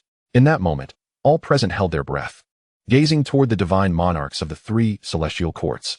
Moko, what shall we do? The celestial dome's divine monarch whispered to Moko. Though the Great Xia is powerful, he is but a single complete divine monarch. Are we not capable of handling him together? Moko's expression darkened as he communicated back. Indeed, you are right. None of you would willingly submit to the Great Xia. Let us strike him down and proceed to the eternal celestial court. At this moment, the eternal celestial court was teeming with formidable figures from all immortal factions. He believed that even the Great Xia would have to retreat when faced with their united front. Well then, if that is the case, let's take action together. Having reached a decision, the 3 exchanged glances and simultaneously charged toward Bai Qi. It is utterly impossible to make us, the demon heaven, submit. A cold smirk flickered across Bai Qi's face as he fearlessly confronted the trio's assault. The celestial spear in his hand shimmered with a chilling light, striking towards them like a bolt of lightning. Initially nonchalant, the 3 instantly revealed expressions of dread upon sensing Bai Qi's terrifying onslaught. Facing this attack, they felt as though they were mere ants standing before a towering giant. Boom! The attack descended, and before they could react, they were sent flying, the entire void trembling violently under the force of Bai Qi's strike, as if it were on the brink of collapse. Although Bai Qi's assault was but a single strike, it was sufficient to plunge the 3 perfected celestial lords into despair. They couldn't help but begin to doubt whether Bai Qi was truly someone they could contend with. Damn it! Lord Mo gritted his teeth and roared. We are all perfected celestial lords. How can this individual be so powerful? They were baffled as to why Bai Qi, being one of them, possessed such overwhelming strength that rendered them utterly incapable of resistance. Gentlemen, since you have made your choice, you shall all be extinguished. Their futile resistance had sealed their fate, and Bai Qi could no longer be bothered to engage in further dialogue. Sweep away the multitude, Bai Qi bellowed, swinging the celestial spear once more, unleashing an enormous sword aura towards Mo Ku, Tian Xiong, and Tian Meng. The 3 raised their hands in an attempt to defend, but they found themselves bound by an invisible force, incapable of moving an inch. The colossal sword aura struck them, instantly cleaving Mo Ku, Tian Xiong, and Tian Meng in 2, blood and entrails splattering everywhere. With a single spear thrust, Bai Qi annihilated his foes, his momentum soaring like a rainbow, emanating a terrifying killing intent that enveloped the entire battlefield. In that moment, he resembled a deity of death, unmatched by anyone. The remaining members of the demon heaven stood in stunned silence, unable to comprehend the scene before them. He actually killed 3 perfected celestial lords with 1 spear. Someone stammered. How is this possible? Who is this person? How can he be so powerful? Another celestial powerhouse trembled as he spoke. Bai Qi coldly surveyed all the members of the demon heaven, his voice icy as he asked, And you? What is your choice? A chill gripped their hearts, and they all lowered their heads in unison. Spare us. We are willing to submit to the Great Xia. They all trembled, uttering their words with trepidation, fearing that Bai Qi would unleash another attack upon them. Very well. Henceforth, this place belongs to the Great Xia Celestial Dynasty, and you shall all be members of the Great Xia Celestial Dynasty. Bai Qi nodded in satisfaction, addressing the crowd. Chapter 231. The Fall of the Celestial Realm, the Terrifying Evil Clan. Just as Bai Qi and the others secured the stronghold of the demon heaven, several figures suddenly appeared in a certain void. We have arrived too late. One of them gazed at the ruins of the demon heaven stronghold below, his face grim. What should we do now? Should we take action against these people? Another asked, his expression serious as he looked at Bai Qi and the others. It is already meaningless to act now. The demon heaven has been captured by the great Xia celestial dynasty. Any further action will only provoke a counterattack from them. We should return and inform the ancestor and others, said one of them, and with that, they vanished from sight. These individuals were the celestial lords who had come from the eternal celestial court to aid the demon heaven. After receiving the distress signal from the demon heaven, various factions had dispatched celestial lords to assist, but Bai Qi's speed was too swift by the time they arrived. The demon heaven had already been annihilated and subjugated by the great Xia celestial dynasty. After their departure, Bai Qi's gaze abruptly shifted towards the void. It appeared that these immortal factions had indeed united, otherwise, how could they have come together so decisively? As the others departed, Bai Qi murmured to himself, just a bunch of insignificant beings. Do they truly believe that joining forces can contend with the great Xia? With a cold chuckle, he ceased to pay them any further mind. Your Majesty, General Bai Qi has sent word. The demon heaven stronghold has been taken. Wang Jian reported respectfully as he approached Xiao Tian at the temporary base of the great Xia celestial dynasty. Due to their relatively low cultivation, being merely at the divine human realm, Wang Jian and the others did not accompany Bai Qi to the territory of the demon heaven. I see. Xiao Tian replied with a casual nod, not elaborating further. A mere stronghold of the demon heaven was inconsequential to Bai Qi. If he had failed to capture it, that would have indeed been surprising. At this moment, Xiao Tian had little concern for the immortal factions of the celestial realm. The only thing that could capture his attention now was how to traverse to the divine realm. The celestial realm held no challenge for him any longer. Heavenly Tao, I hope you can surprise me, he whispered before vanishing from his spot. He reappeared in an endless void, a place where his gaze could not reach the end. Surrounded entirely by emptiness, with his eyes slightly closed, he extended his consciousness into the boundless void, unleashing the unique aura of the divine emperor, causing the surrounding void to tremble slightly. Heavenly Tao, I know you are here. Come forth. I have matters to inquire of you. Xiao Tian suddenly opened his eyes and bellowed into the void. Buzz. As his voice echoed, the sound waves swiftly spread outwards, causing ripples to form in the void. After a long moment, however, there was no response. Xiao Tian's gaze turned icy as he called out once more, if you do not appear, do not blame me for being impolite. As his words fell, a vague figure gradually materialized within the void. It was an elder clad in white robes, his brow furrowed in deep contemplation. Your Majesty, what brings you to seek me? His voice was deep and resonant, as if it were a tale from ancient legends. Upon seeing this figure, Xiao Tian smiled faintly and asked, are you the heavenly Tao of the celestial realm? The heavenly Tao remained silent for a moment before responding. Indeed. I wish to know why those who break through to the divine realm cannot sense the divine realm. Xiao Tian fixed his gaze upon the heavenly Tao, as if searching for the answer etched upon his face. Your Majesty, do you wish to journey to the divine realm? The heavenly Tao countered without directly answering. Indeed. Do you think there are any rivals left for me in the celestial realm? Only the divine realm is my true destination. Upon hearing Xiao Tian's words, the heavenly Tao nodded silently. Xiao Tian was correct. The great Xia celestial dynasty had become an invincible presence within the celestial realm, with no rivals whatsoever. Even the heavenly Tao himself felt a profound trepidation in the face of the great Xia. It was laughable that those immortal factions had failed to recognize this, believing that by uniting they could challenge the great Xia, unaware of how naive their actions appeared in the eyes of the great Xia. Yet, at this moment, Xiao Tian's focus was not on them, allowing them to harbor such misconceptions. However, wishing to enter the divine realm might not necessarily be a fortuitous endeavor for the great Xia. Your Majesty, I advise you to refrain from entering the divine realm for the time being. The heavenly Tao slowly cautioned Xiao Tian. Why? Xiao Tian was perplexed. At this moment, the strength of Da Xiao was undeniably formidable, and the Tao of heaven could not possibly be oblivious to this fact. Yet, why would it utter such words? The divine realm had long since fallen, with most of its denizens reduced to mere slaves of the malevolent entities. The Tao of heaven sighed softly and inquired, Emperor Xia, do you still wish to venture into the divine realm under these circumstances? What? The divine realm has fallen, and its beings have become slaves? Xiao Tian's countenance instantly reflected his shock. How could this be? How could the divine realm succumb to such a fate? And what manner of malevolent entities could seize the entire divine realm for themselves? Indeed, due to the fall of the divine realm, numerous human saints from ancient times had employed their extraordinary powers to seal off the celestial realm and the battlegrounds beyond, rendering it impossible for anyone within the celestial realm to sense the divine realm ever since. The Tao of heaven nodded gravely as he elucidated this to Xiao Tian. Upon hearing this, Xiao Tian's expression darkened. He had not realized that the inability to sense the divine realm was due to its sealing. Was it true that they wished to prevent any beings from journeying there because of its fall? What kind of power must the human saints possess to seal off the entire celestial realm? What are these malevolent entities you speak of that can enslave the beings of the divine realm? Xiao Tian inquired. He was uncertain of the extent of the divine realm's strength, but it was certainly not weak. The fact that these malevolent entities could dominate the divine realm and enslave all its beings indicated a formidable power. I cannot say for certain what these malevolent entities are, but I do know they belong to the evil clan, the very source of all malevolence, the Tao of Heaven replied. The evil clan, the source of all malevolence. It appeared that this evil clan was indeed a wretched lot. Was there truly no one capable of opposing them? Were the human saints who sealed the celestial realm not able to contend with this evil clan? Although Xiao Tian was unaware of the true strength of the saints or their rank, he surmised that compared to the primordial chaos of his previous life, the saints were undoubtedly beings above the divine realm. If these saints could act to seal the celestial realm, why could they not also resolve the menace posed by this evil clan? Were they perhaps constrained by some limitations that prevented them from intervening?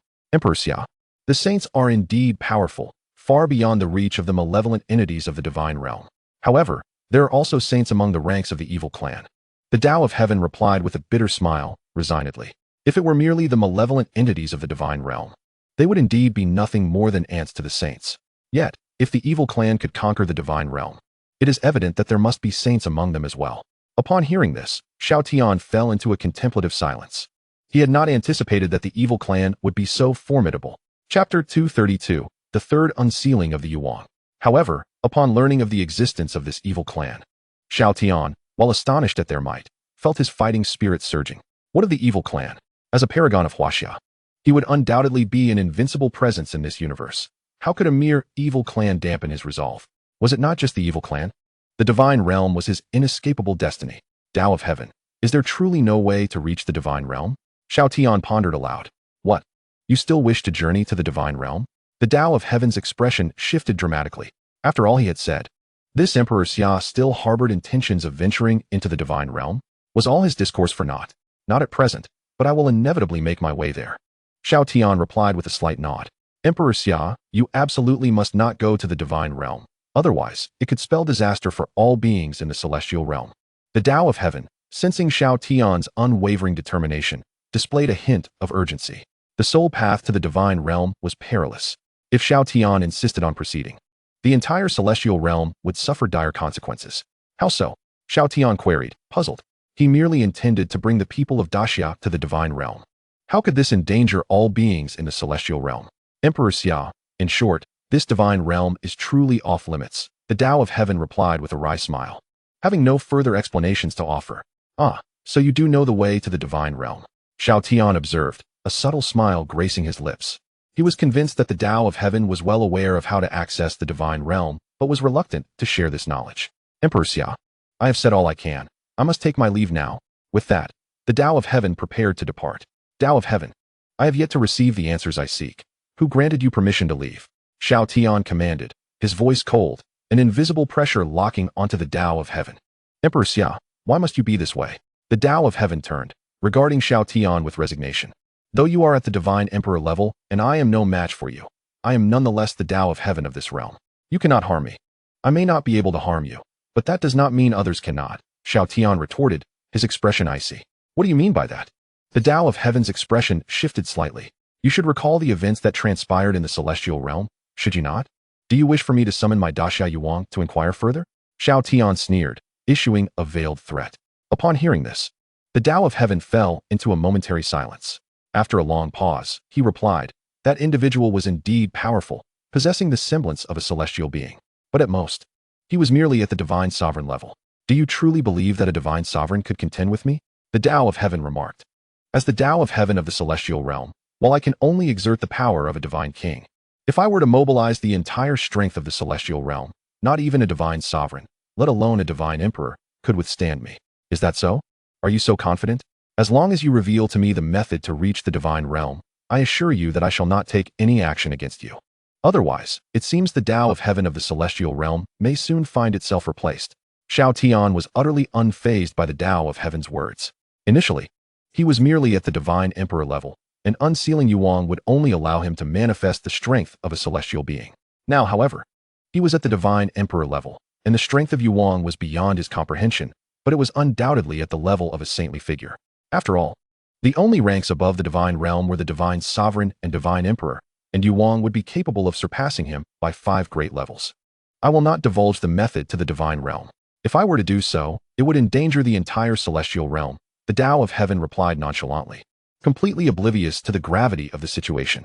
For him, Daxia, while formidable, was still not a match for him at this moment. It appears you truly are not dissuaded until faced with dire consequences.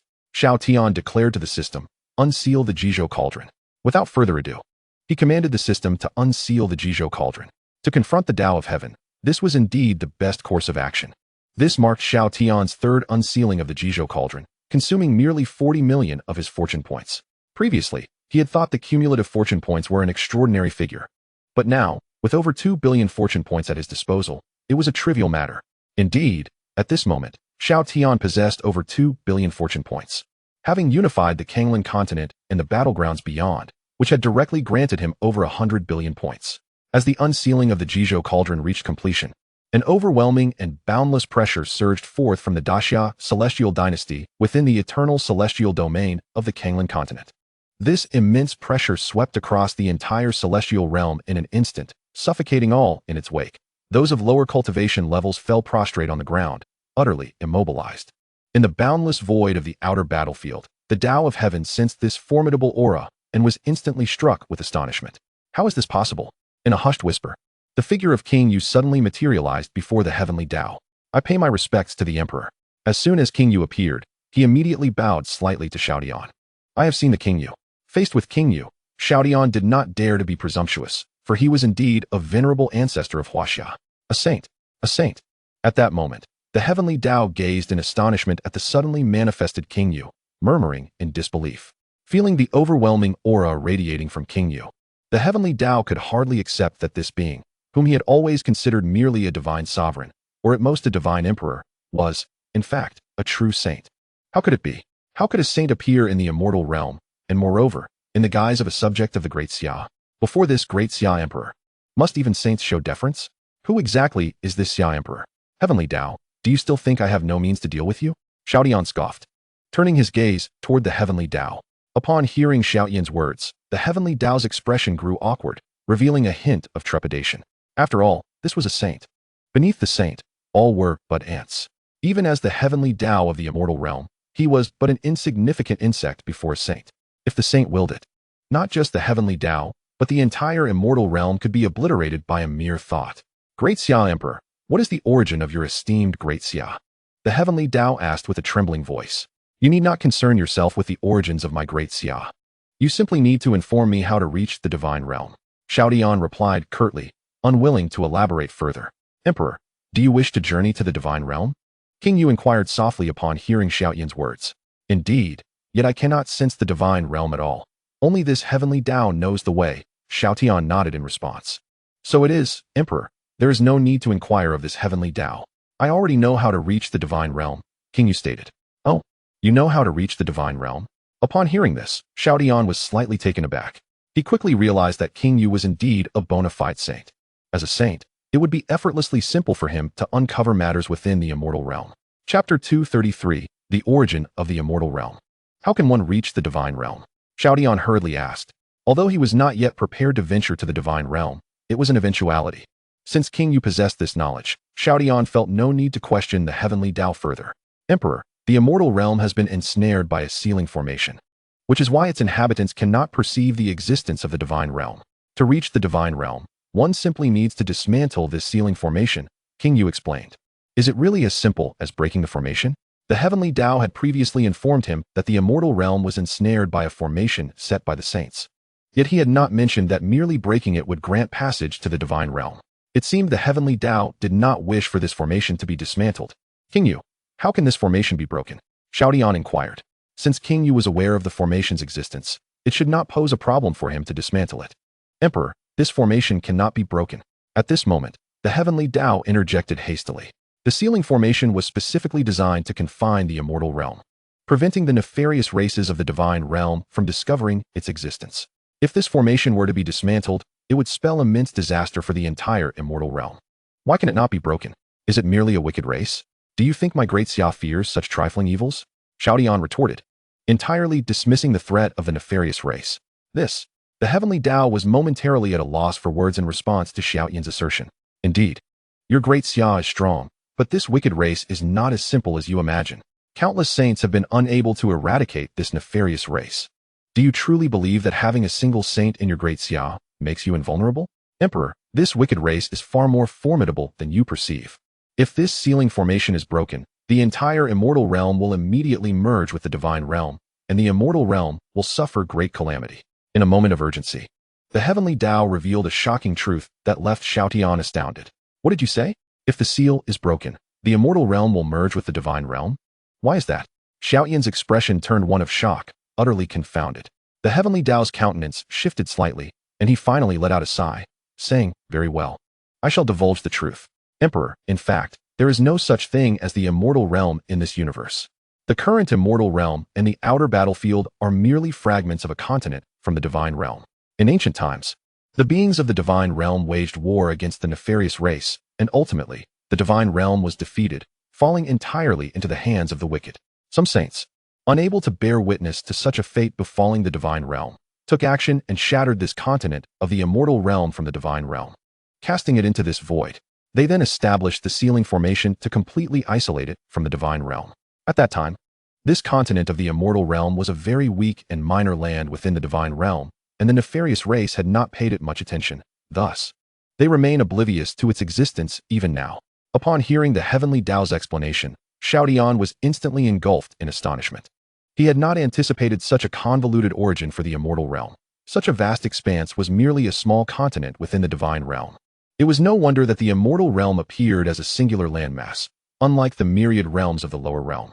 And beyond the immortal realm lay only an expanse of void, devoid of any material existence. It was entirely due to the fact that this area was originally a void, and the continent of the immortal realm was merely a later addition. Therefore, Emperor, this sealing formation must never be dismantled. The immortal realm is, after all, a continent of the divine realm. Once the seal is broken, the immortal realm will immediately merge with the divine realm, the heavenly Tao stated earnestly, gazing at Xiao Tian. He could easily envision the fate that awaited the beings of the immortal realm should they become entwined with the nefarious forces of the divine realm. In the face of such wicked entities, the denizens of the divine realm were powerless to resist. How could the inhabitants of the immortal realm withstand them? Hearing this, Xiao Tian fell silent. Understanding the gravity of the situation, he recognized the dire implications of the matter. Though his great Xia held no fear of this nefarious race, they were not yet strong enough to contend with them. If he were to compel King Yu to dismantle this formation, it would indeed lead to a catastrophic disaster for the immortal realm upon merging with the divine realm. While his great Xia would undoubtedly remain unscathed, it was clear they could not protect all the beings of the immortal realm at this juncture. Xiao Tian was aware that to shield the entirety of the immortal realm from the nefarious race, his great Xia would need at least 10 divine emperor-level experts stationed within the 9 great domains. Clearly, this was not the right time to dismantle the seal. After a moment of contemplation, Xiao Tian let out a soft sigh. Hearing Xiao Tian's sigh, the heavenly Tao also breathed a sigh of relief. Finally, he had given up on the idea of dismantling the seal. If Xiao Tian had been insistent on breaking it, he truly would have had no means to oppose him. For King Yu was indeed a saint. At this moment, Xiao Tian's decision to forego the dismantling of the seal was immensely favorable to him. Indeed, great Xia Emperor, this seal must never be broken. Otherwise, not only your great Xia, but the entire immortal realm will fall prey to the nefarious race, and I shall be no exception. The heavenly Tao exhaled sharply, speaking earnestly. Very well, let us set aside this matter for now. I shall pose another inquiry to you. Are you familiar with the realm of the deceased? With that, Xiao Tian turned towards Tian Dao, inquiring about the realm of the deceased. Since the moment they were swept away by the chaotic currents of space, there has been no word from Bai Qi. Although Xiao Tian is aware that they are currently unharmed, he cannot help but harbor concern for their well-being. As for the realm of the deceased, Tian Dao's expression grew slightly solemn as he responded, I am indeed aware, yet presently, the realm is under the dominion of the evil clan. Is the realm of the deceased also under the control of the evil clan? Xiao Tian exclaimed in astonishment. Are there tendrils extending so far as to seize even the realm of the deceased? Indeed, the realm of the deceased exists on the same plane as the divine realm. Upon death, all beings from the divine realm enter the realm of the deceased, and the evil clan certainly would not overlook such a domain, Tian Dao affirmed with a nod. Upon hearing Tian Dao's words, Xiao Tian's worries for Bai Qi deepened.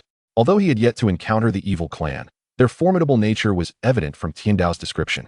Presently, Bai Wuchang possessed only the strength of a heavenly god, while Bai Wuchang, despite being at the divine emperor level, would surely not be a match for the evil clan.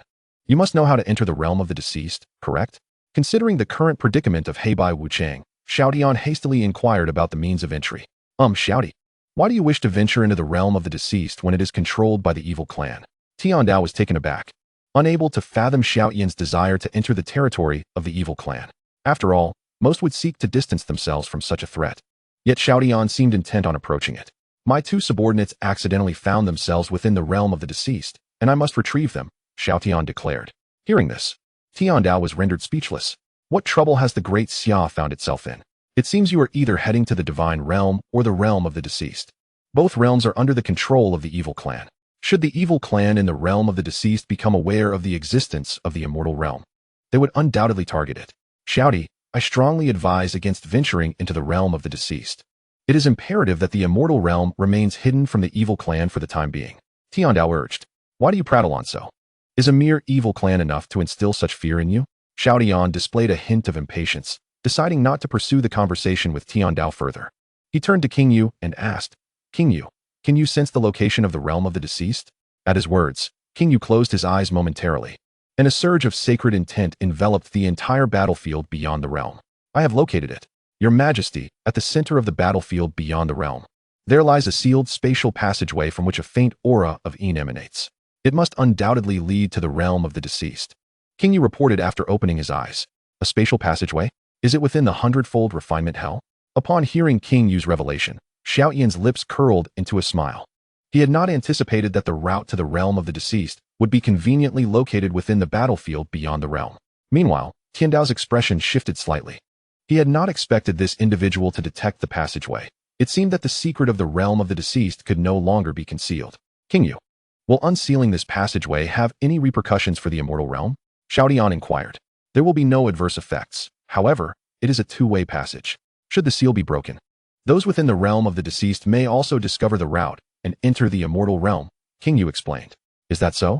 What is the level of power within the realm of the deceased? Xiao Tian turned his gaze to Tian Dao, seeking further insight.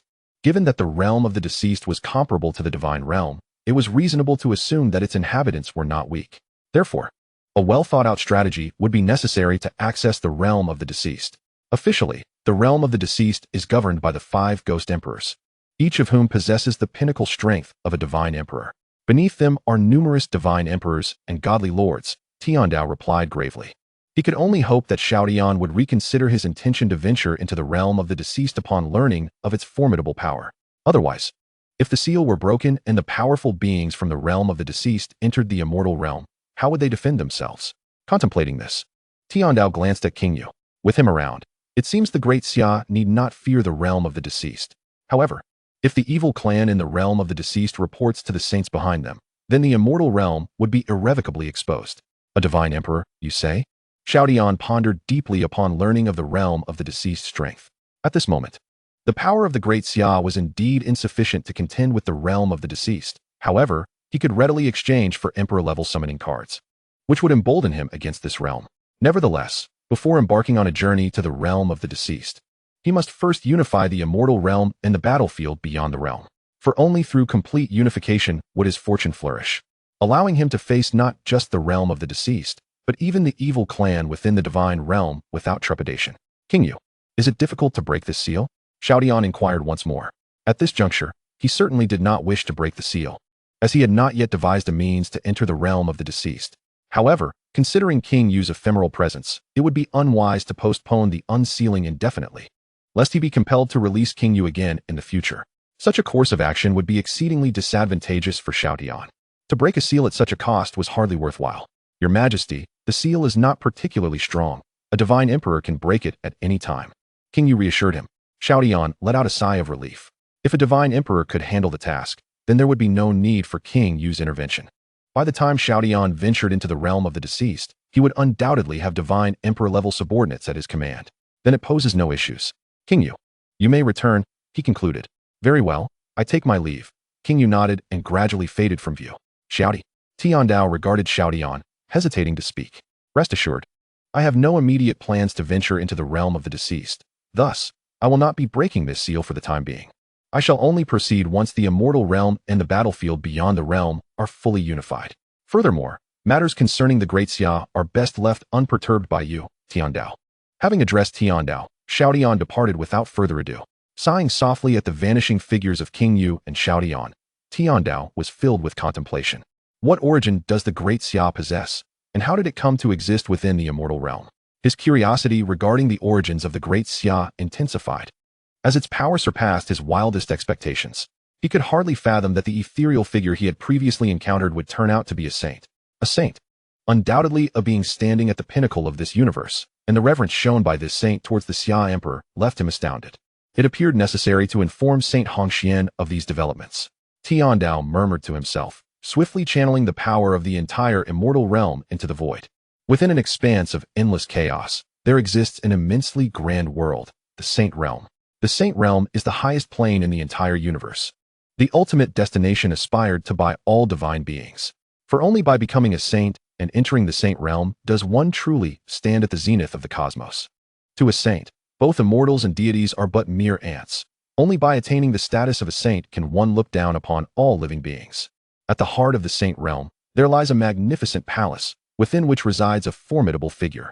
The authority emanating from this figure is such that even a divine emperor would likely be rendered void in its presence. This figure is none other than the Saint Hongxian spoken of by Tiandao.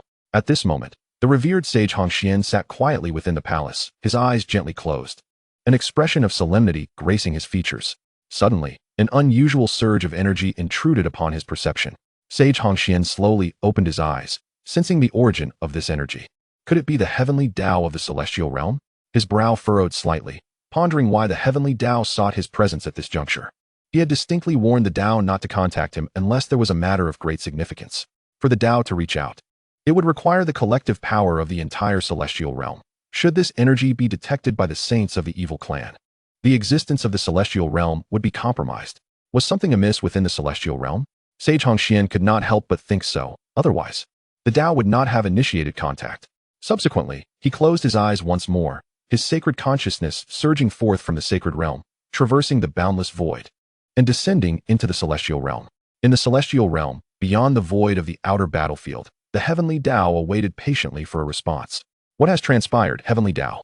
At a certain moment, a voice resonated in the ears of the Tao, and soon the ethereal form of Sage Hongxian gradually materialized before it. Having encountered Sage Hongxian, the Tao promptly offered a respectful bow. Enough, speak of the events that have transpired.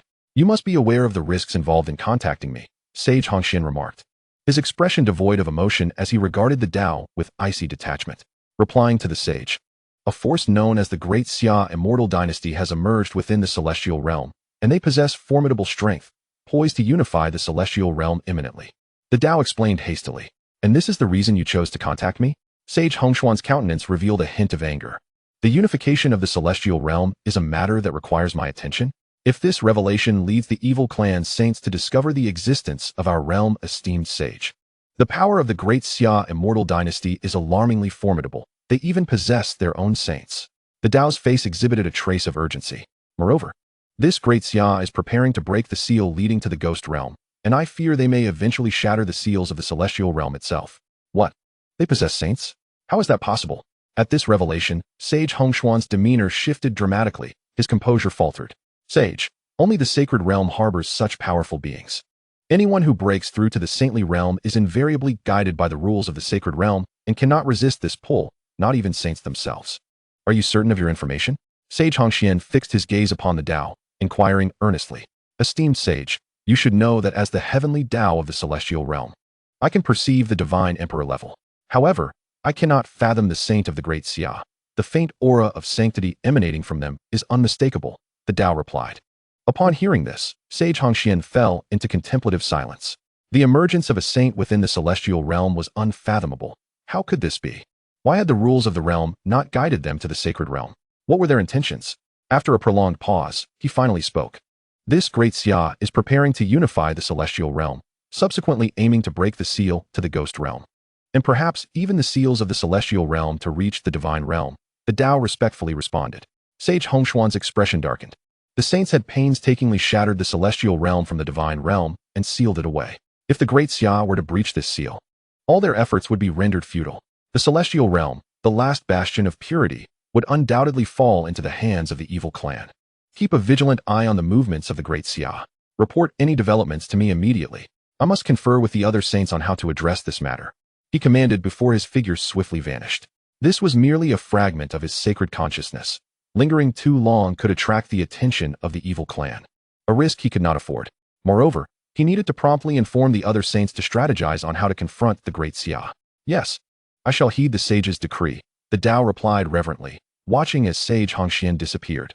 As a remnant consciousness of the divine realm's heavenly Tao, he had been granted independence due to the efforts of sage Hongxian and his peers, and he dared not show any negligence in fulfilling their commands. In the temporary stronghold of the great Xia immortal dynasty on the outer battlefield, Xiao Tian summoned Bai Qi upon his return from the void. Emperor. Bai Qi greeted Xiao Tian with a respectful bow, a flicker of confusion crossing his visage as he wondered what the emperor required of him at this moment. Bai Qi, have there been any recent movements from the eternal immortal court and other factions? Xiao Tian inquired, nodding slightly. Having learned much from the heavenly Tao, he resolved not to linger with these factions any longer. Once the celestial realm and the outer battlefield were unified, he intended to venture into the ghost realm without wasting time in this place. Replying to the emperor, these factions have shown no activity apart from gathering at the eternal immortal court, Bai Qi responded. It seems these factions still hold us in considerable regard. Xiao Tian scoffed, a cold smile gracing his lips. He had anticipated that these factions would unite to launch an offensive against the great Xia, yet they remained passive. Clearly, their alliance was merely a defensive measure against his dynasty. They lacked the courage to attack. How many formidable warriors does our great Xia currently possess? Xiao Tian queried, as he had not thoroughly assessed the strength of those who had submitted to his reign. Replying to the emperor, we currently have 10 divine monarchs and approximately 50 celestial gods aligned with the great Xia, Bai Qi reported. 10 divine monarchs? Such strength is evidently insufficient to contend with the eternal immortal court and others. While Bai Qi can handle those at the divine king level, relying solely on this force for an offensive would undoubtedly result in grievous losses. Alas, have I developed too swiftly? We lack mid-tier and low-tier forces to keep pace with my ambitions. Xiao Tian sighed helplessly. What a pity, if only the summoning cards below platinum had not been excluded. Though the platinum summoning cards summoned beings of higher realms, they required an enormous amount of fortune value, making it difficult for him to part with the resources needed to exchange for them. Currently, a single platinum summoning card demanded a staggering 1 billion fortune value, while diamond cards required even more at 2 billion. The king level and emperor level cards were beyond contemplation. Host, the excluded cards were merely those obtainable through other means. Platinum and below summoning cards are still available for exchange in the system mall. The system's voice suddenly echoed in Xiao Tian's ears. Taken aback by this revelation, Xiao Tian erupted in frustration. System, why didn't you mention this sooner? I've been agonizing over this matter. Every time the system updated, it had clearly stated that the lower tier summoning cards were removed, which led Xiao Tian to forego checking the system mall, only to discover now that they were still available for exchange, leaving him utterly speechless. Quickly, he opened the system mall interface and searched for the gold summoning card, immediately prompting a message to appear before him. Gold summoning card can summon individuals below the host's major realm. Required fortune value for exchange, 100 million. 100 million. In stark contrast to the 1 billion required for the platinum summoning card, is indeed a mere fraction of the cost, 10 times less, to be precise. For Xiao Tian, this presents an unequivocal opportunity to bolster his mid-tier strength. While the silver summoning card is certainly less expensive, the entities it conjures are invariably 2 realms beneath him, residing firmly within the lower echelon, offering him no assistance whatsoever. Without further contemplation, Xiao Tian promptly exchanged for 18 golden summoning cards, as his current fortune value stood at precisely 21.8 billion, allowing him to utilize the remaining 1.8 billion for this exchange. System, activate 18 golden summoning cards. The request was successfully executed. Congratulations, host. You have summoned the legendary Yan Yun 18 riders. Yan Yun 18 riders? Xiao Tian paused momentarily, taken aback by the summoning of such a legendary cavalry unit. However, within this celestial realm, the utility of cavalry may not be particularly significant. Nevertheless, their prowess is undoubtedly genuine. 18 perfected divine kings, meaning that the Daxia Empire will finally be devoid of deficiencies in mid-tier combat power. It is regrettable, though, that figures like Bai Qi, Xing Tian, and Li Yuanba, who are of kingly and even ancestral rank, find themselves so diminished in strength. Yet, there is little to be done, as they were among the first to emerge. Chapter 236, Immortal Submission. Salutations, Emperor. A ripple traversed the void, And then 18 figures materialized instantaneously within the grand hall, bowing respectfully to Xiao Tian. Rise. Xiao Tian offered a faint smile and addressed the assembly. Do you possess names? Replying to the emperor, we are known as Yin 1, Yin 2, through to Yin 18, they responded in unison. Very well.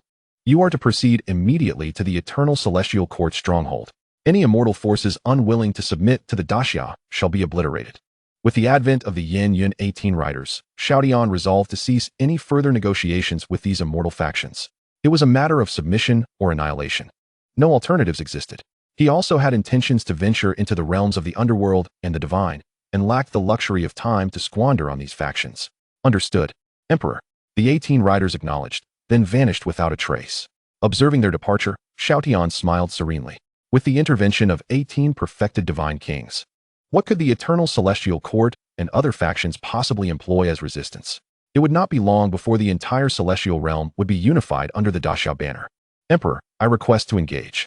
Suddenly, Bai Qi interjected, his eyes gleaming with combat fervor upon witnessing Xiao Tian dispatch the Yin 18 riders to the eternal celestial court S bastion. Bai Qi, the presence of the Yin 18 riders is sufficient, Xiao Tian replied with a hint of exasperation. At these words, disappointment flickered across Bai Qi's face. Nonetheless, Bai Qi, take Li Yuanba and the others back to the celestial realm and ensure its complete unification. With the outer battlefield set for unification, how could Xiao Tian possibly neglect the celestial realm? Once both the outer battlefield and the celestial realm are unified, he would acquire a vast amount of fortune value, rendering him unafraid of the underworld or the divine realms. Your command is received. Bai Qi's countenance brightened with excitement upon hearing Xiao Tian's words. Although he was not dispatched to the outer battlefield by the emperor, the celestial realm was equally significant. He promptly led Li Yuanba and the others back into the celestial realm. At the eternal celestial court's stronghold, Ancestor, the Mo Tianxiong stronghold has been seized by daxia. Within a grand hall, the eternal divine king, the Tian Yin divine king, and the immortal divine king were in earnest discussion regarding matters pertaining to daxia when several divine sovereigns returned from Mo Tianxiong, reporting the news to the eternal divine king. Seized? The eternal divine king murmured, though he displayed little surprise, evidently having anticipated such an outcome. After all, the might of daxia instilled trepidation even in them. How could a mere Mo Tianxiong withstand such power? Eternal brother, what shall we do next? The Tian Yin divine king inquired gravely. Daxia has taken Mo Tianxiong. They may next set their sights on Fu Ming Tian, or even us. Can we truly withstand this daxia? What do you propose we do? The eternal divine king retorted. If I knew what to do, would I still be joining forces with you? I would have resolved it myself long ago. The atmosphere thickened with tension as the faces of the three grew grim. Though they had united as immortal factions, none possessed the courage to mount an offensive against daxia. Silence enveloped them as time progressed slowly. At a certain moment, dozens of terrifying auras suddenly descended upon the eternal celestial court, and all present felt an overwhelming pressure, as if the very heavens and earth were trembling. Eternal celestial court, Tian Yin celestial court, immortal celestial court. Those who submit shall live, those who resist shall die. With the arrival of this formidable presence, a resounding declaration echoed in everyone's ears. The countenances of the gathered individuals shifted dramatically. Daxia celestial dynasty. The eternal divine king's face turned pale as he whispered, "Is that 18 divine kings?" Both the Tian Yin divine king and the immortal divine king were equally astonished, gazing at the 18 figures in the void with disbelief. They understood that the Daxia celestial dynasty was powerful, yet they had not fathomed the extent of its might. Each of the 18 divine kings surpassed their own strength. How could they possibly resist? In that moment, they felt akin to jesters, having entertained thoughts of uniting against daxia. In the eyes of daxia, they were likely nothing more than a swarm of ants. The emergence of the Yin 18 riders instilled profound despair in the eternal divine king and his associates. How could they withstand such an overpowering daxia? Was submission truly their only recourse? It seems you are not prepared to submit to daxia. The voice of the 18 riders reverberated like thunder throughout the eternal celestial court, causing all to tremble involuntarily. The eternal divine king, the Tian Yin divine king, and the immortal divine king exchanged glances, their eyes filled with resignation and reluctance. They understood they had been utterly defeated, facing the 18 divine kings deployed by daxia. No option remained but submission, unless they chose to resist to the bitter end, which would surely lead to their demise, for daxia would not spare them. Their own lives mattered little, but what of their descendants and countless disciples? Would they pay the ultimate price for their defiance? Alas, submission it must be. With a heavy sigh, The eternal divine king acquiesced. Though reluctant, it was now their sole option. The Tianyin divine king and the immortal divine king nodded slowly in agreement. Show mercy. Just as the Yin Yun 18 riders prepared to act, the three divine kings swiftly positioned themselves before them, exclaiming, "We are willing to submit to Daxia. We implore you to show mercy." Upon their appearance, the eternal divine king immediately addressed the Yin Yun 18 riders. Having witnessed these 18 individuals and sensed the aura they emanated, the three were inwardly astonished. Indeed, they were all perfected divine kings. What a terrifying Daxia! Clad in cold attire, with curved blades at their waists, masked faces, and black cloth covering their heads, revealing only their eyes. They wore long black cloaks and Huo Qubing boots, each equipped with a dagger, and bore great bows with 18 arrows on their backs. Willing to submit? The 18 riders regarded the three who had appeared, momentarily pausing in their movements upon hearing their words.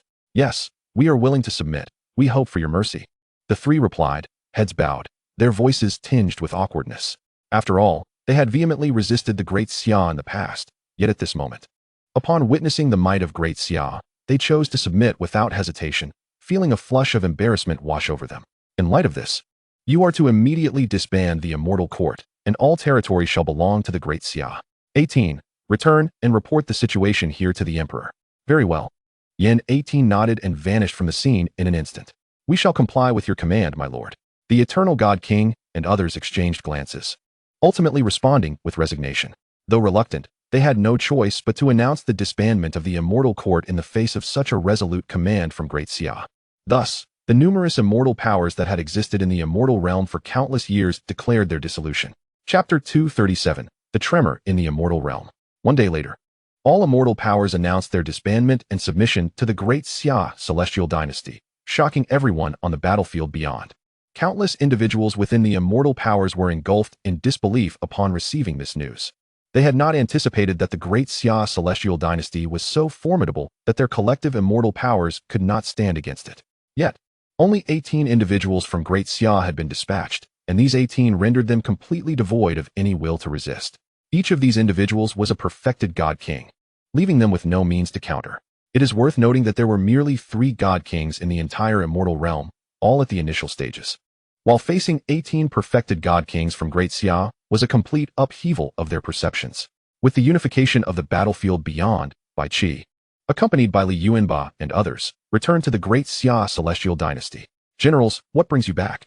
Upon their appearance within the capital of the Great Xia celestial dynasty, the officials, including Li Si, immediately noticed Bai Qi and Li Yuanba. "The Prime Minister, the Chancellor, and the Emperor have commanded us to expedite the unification of the immortal realm," Bai Qi addressed the assembly. "Unification of the immortal realm?" At these words, Li Si, Xiao He, and others were taken aback. "Indeed, the battlefield beyond has already been unified by our Great Xia, and it is time for the immortal realm to fall under our dominion," Bai Qi affirmed with a nod. "Very well, General Bai Qi. Please instruct us on how we may assist you." As it was the Emperor's decree, they would simply follow orders. Given the current strength of Great Xia, conquering the immortal realm was hardly a challenge. Moreover, since the ancestors of the major immortal powers had already submitted to Great Xia, what audacity did those in the immortal realm possess to resist? "Yes, both chancellors and esteemed officials, you are to immediately issue a notification to the 9 great immortal powers, informing them that their ancestors on the battlefield beyond have already submitted to Great Xia. They must promptly disband the immortal court and come forth to declare their submission to Great Xia. Any who show disrespect shall be met with no mercy from us." With the ancestors of the major immortal powers having submitted, Bai Qi doubted they would dare to defy Great Xia. Should there be any resistance, he would not hesitate to annihilate them entirely. "Understood, we shall dispatch someone immediately." The assembly nodded in agreement. Subsequently, Bai Qi and the others followed Li Si and the others into the grand hall of the Great Xia celestial dynasty. A day later, after Li Si and others had delivered the notifications, the 9 great immortal powers received the news from the Great Xia celestial dynasty. In an instant, the emperors of the 9 great immortal powers were plunged into despair upon receiving this unexpected announcement. Even the ancestors on the battlefield beyond had chosen to submit to Great Xia. Did they dare to disregard this notification?